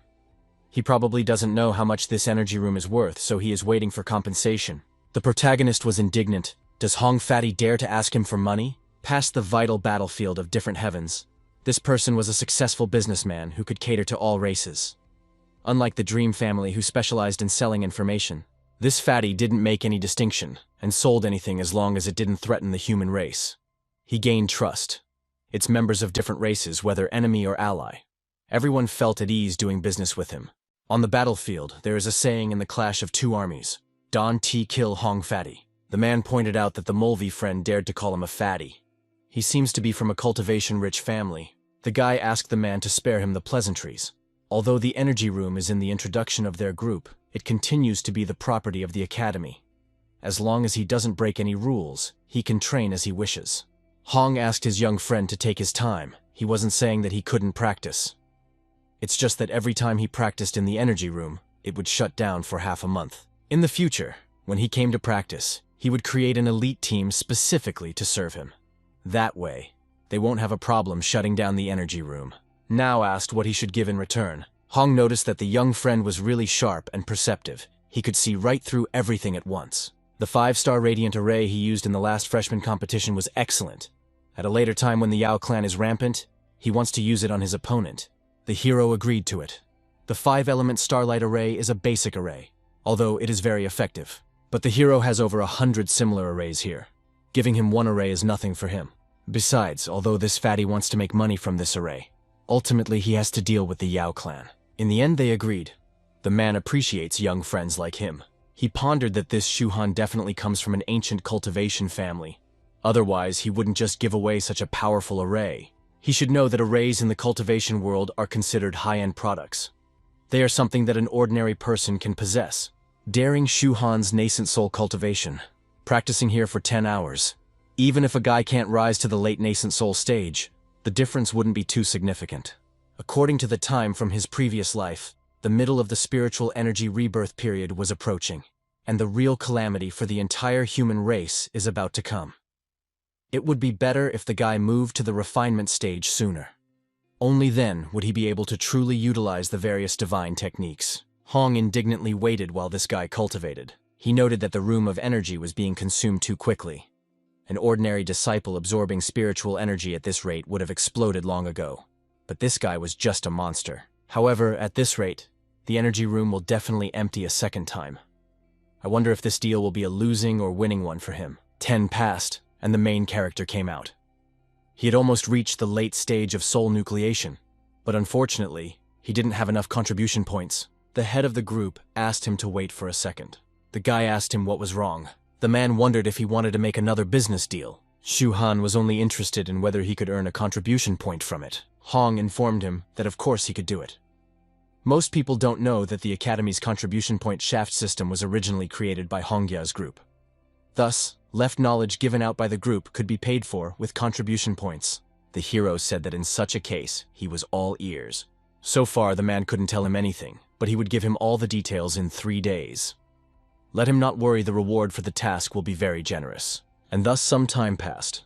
While walking down the street, the protagonist felt someone attacking him. It was a planned attack. The strangers tried to attack him, and there was an explosion. Shu Han was not hurt. He was glad that the Xuanwu creatures had finally appeared. The strangers suggested Shu Han to go along with them. The hero said that this academy was not afraid of whether he was openly present here and risk being killed. Or maybe they came here as cannon fodder sent by Xuanwu's creatures. The interlocutor told him that the energy of Xuanwu's creatures exceeded his imagination. Even the Hunya consortium is far inferior to the Xuanwu beings. Wise people adapt to circumstances. If he just informs them of the location of the 9 profound wonders tree and cooperates with them, who benefits from the Xuanwu creatures will surpass his imagination. Shu Han asked if Jiang Yuanying had sent them. Let him tell that bald donkey that those who take different paths should not collude. There will be retribution for what he does sooner or later. Judging by the timing, one of Xuanwu's top officials, Jiang Yuanying, is not now experimenting with ancient behemoths. This would eventually lead to the destruction of several cities. If humanity has the opportunity, one should definitely destroy these creatures. By doing so, preventing a tragic event for mankind would also be a great feat. The stranger called the guy a small nascent soul ignorant of the situation. Let them not be accused of being ruthless. They immediately attacked again in order to capture him. These guys used some kind of strange trap to do so, but the hero dodged it. After that, he used his battle axe to test it. Let them test his new weapon on their own skin. The strangers did not expect their net to be cut very easily. The protagonist in turn attacked. Now it was his turn. Thanks to his weapon, he severed the limb of one of the men. The stranger informed the similar President Jiang, though he was prepared. But he still didn't know how strong the man was. Since he couldn't take him alive, who would at least take his corpse? Taking advantage of his missile, he used an atomic attack. I heard it's very powerful, but it's enough to level the entire university as well. One hoped that he would not disappoint him and become ashes after what happened. Shu Han simply smiled and used an artifact to protect himself, which also absorbed the atomic missile that flew at the guy. Jinxie space is very large, and there aren't that many creatures in it. The explosion of this attack wouldn't have much of an impact there. The enemy didn't realize where his missile had disappeared to or what it was. While he was confused, the hero said it was his turn to attack, and immediately destroyed his enemy by chopping him in half. Xuanwu's research on the creatures is becoming more and more radical. This time was lucky now these two people were almost mechanical creatures of human skin. After the fight, he was about to leave when he suddenly heard something. A hologram appeared from his enemy's body, and it was Jiang Yuanying. The man noted that this must be their first meeting. He also introduced himself. Shu Han informed him that if he wanted to kill him or kidnap him, he shouldn't have sent 2 weaklings here. What did he want to accomplish with this? The interlocutor countered that it wasn't like that at all. He really wanted to kidnap him. But he just didn't expect him to grow up so fast. And if he sent people who were too strong, it would alarm Qingbei's high-ranking leaders. So it's not that simple. Hero didn't understand why he was having this long-distance conversation with him. He understood that if this person didn't harm people, then he could be considered an outstanding individual, especially a powerful weapon developed in the late stages of Xuanwu's creature research. He had once caught and killed an immortal. Zhang reported that he needed information about the mysterious tree. The hero became interested. The researcher kept saying that he was interested in this legendary artifact, but he didn't necessarily need to obtain it. The one who wants to obtain it is another high-level member of the Xuanwu creatures. Shu Han assumed that he was aiming for the Flower Realm. The old man called him smart. He knows that he has a Flower Realm card that gives him access to the Flower Realm. He needs the man to send him the coordinates of the entrance to the Flower Kingdom. The hero wondered what he would give him in return for this. Zhang Yuanying from his past life had entered the Flower Realm when it was opened. In other words, even if the guy rejected him, he would still find another way to get in, so it was better to seize this opportunity and get some benefit. Zhang revealed that firstly, he would persuade the Xuanwu creatures to stop harassing him for 6 months. Secondly, he could offer him a first-rate magic weapon, as well as a pill of divine transcendence, which will help the plan move to the perfection stage. I wonder what he would say about that. The guy said that the first condition was acceptable, but he didn't need either the magic weapon or the divine transcendence pill. He would trade them for something else. The man suggested that he probably didn't know how much a top-tier magic weapon as well as a divine transcendence pill cost. A top-tier magic weapon was second only to a true treasure. In their time, true treasures are extremely rare, so top-grade magic weapons are the most powerful weapons in terms of combat effectiveness. 90% of cultivations don't overcome it, or have an accident and die. The divine transcendence pill could provide a smooth transition to the refinement stage, which is a dream for many cultivators. The protagonist once again reiterated that he didn't need it, not to mention a top-level magical weapon. Even a true treasure wouldn't compare to Hunyan's battle axe, even by a billionth. As for the divine transcendent pill, that it is indeed very valuable, because breaking through to the refinement stage could cause a qualitative change in the primordial spirit. If one is not careful, one can become possessed by demons, and the failure rate will be very high. But as in the case of perfect foundation formation, the guy's goal, perfecting the core formation before entering the perfection stage. Therefore, the divine transcendence pill is completely useless to him. Jiang found it interesting that the guy knows the value of these two things, but continues to refuse so resolutely.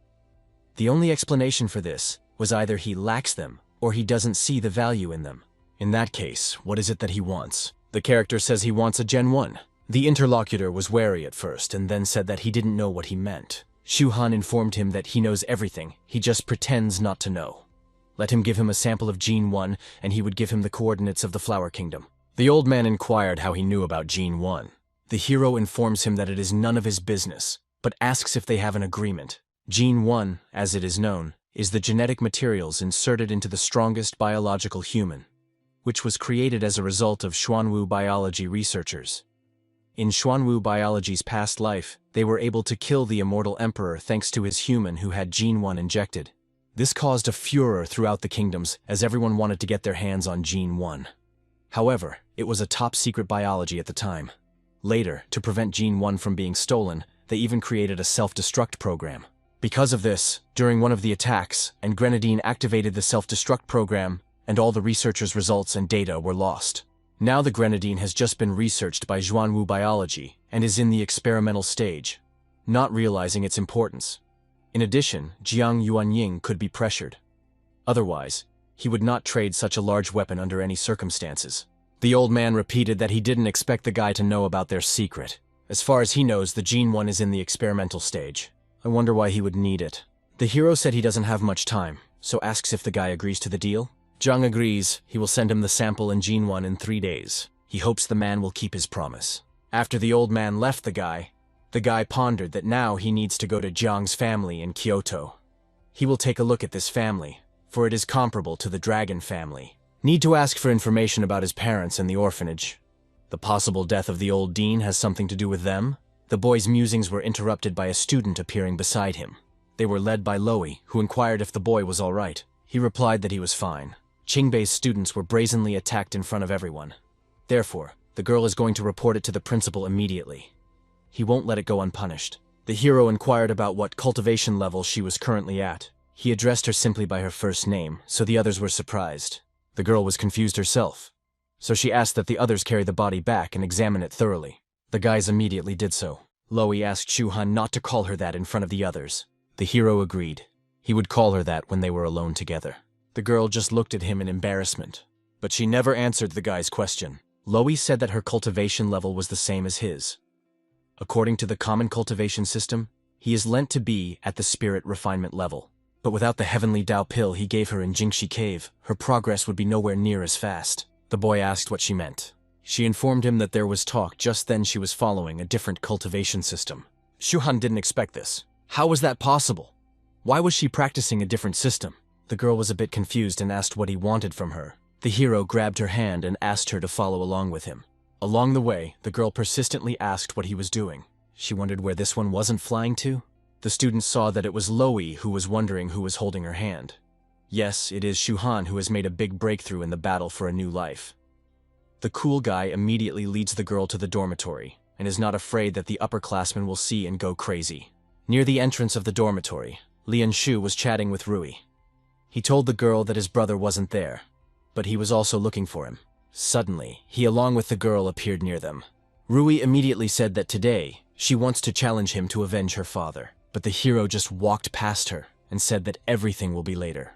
Comrade pointed out that your brother in April, he is a terrific touch #1 in the academy already, right in his dormitory. Lo noted that she knows very well that Shu-han has good feelings for her, although she also has some inexplicable familiarity for him, but it's all too quick. The hero simply informed her to take a seat. He headed over to her. The girl was confused. She thought he was going to do something weird with her, but the guy just walked up to her and used his power. Let her not move. Everything would be quick and fine. After a little while, the girl could exhale a sigh of relief. Shu-han reported that all of this was not normal. He didn't understand who would do this. Also, what he was accomplishing with all this. Loey asked what happened to him. Guy inquired if she knew what she was practicing now. She reported that she didn't know exactly. She only already knew that she was practicing the Xianfa system. The teacher said that this system was practiced several levels higher than the current practice system. And this was her chance. The hero understood that this was true. But this so-called practice system is the practice system of immortal clans and immortals from the myriad clans of ancient times. It was different from the common basic cultivation system used by the myriad clans at present. It is characterized by the absence of separate realms and leads directly to the Great Tao. In the basic cultivation system, there are core realms such as the end of the crowd and spirit refinement. If one does not have enough talent, he might not make any progress in this life. Whereas the immortal clans practice is a continuous progression, without any obstacles, up to the divine spirit stage. The basic cultivation method is only an intermediate realm. It already leads to 99% death to a cultivator. This system of practice leading straight to the divine spirit stage is the envy of cultivators of myriad clans. This is the root cause of the immortal clans prospering in the average myriad clans of ancient times. According to her past life, Loey had always practiced the basic practice system. Why did she now suddenly switch to the immortal clan's practice system? Was it because of his rebirth, or was someone behind it all? Suddenly, the girl said that Shu-han never answered her. Why did he send her to Qibao Temple in the Funyu Mountains back then? And why did he know that there would be battle armor there? The hero informs her that you will tell her about it later. He asks to be allowed to investigate the immortal clan's practice system in her body once more, to make sure she was all right. After saying that, the hero used his power again. The girl kept saying what he thought he could tell her everything now, because of the immortal inheritance that she received at the Seven Treasures Temple on the mountain, along with the battle armor. The protagonist asked, what did she mean by that? He was confused. Loey wanted to say something to him, but Shu-han asked to let him think for a while. He is sure that in the early period of recovering spiritual energy in the past life, in the Qibao Temple in the Funyu Mountains, only an artifact that violates the laws of nature appeared, and its battle armor, and there was no so-called Sanfa transmission. It should be known that people from the immortal clan are extremely proud of their few, and they cannot transmit the Tao to other races. Most importantly, the immortal clan immortal practice system places extreme perverse demands on talent. Inasmuch as all immortals are immortal spirits, those who can obtain immortal inheritance usually possess exceptional physiques. I wonder if it could be a mere coincidence. Soon the guy realized that it was no coincidence at all. Therefore, he grabbed Luoyi and proposed to go to the Qingbao Temple on Mount Funyu together.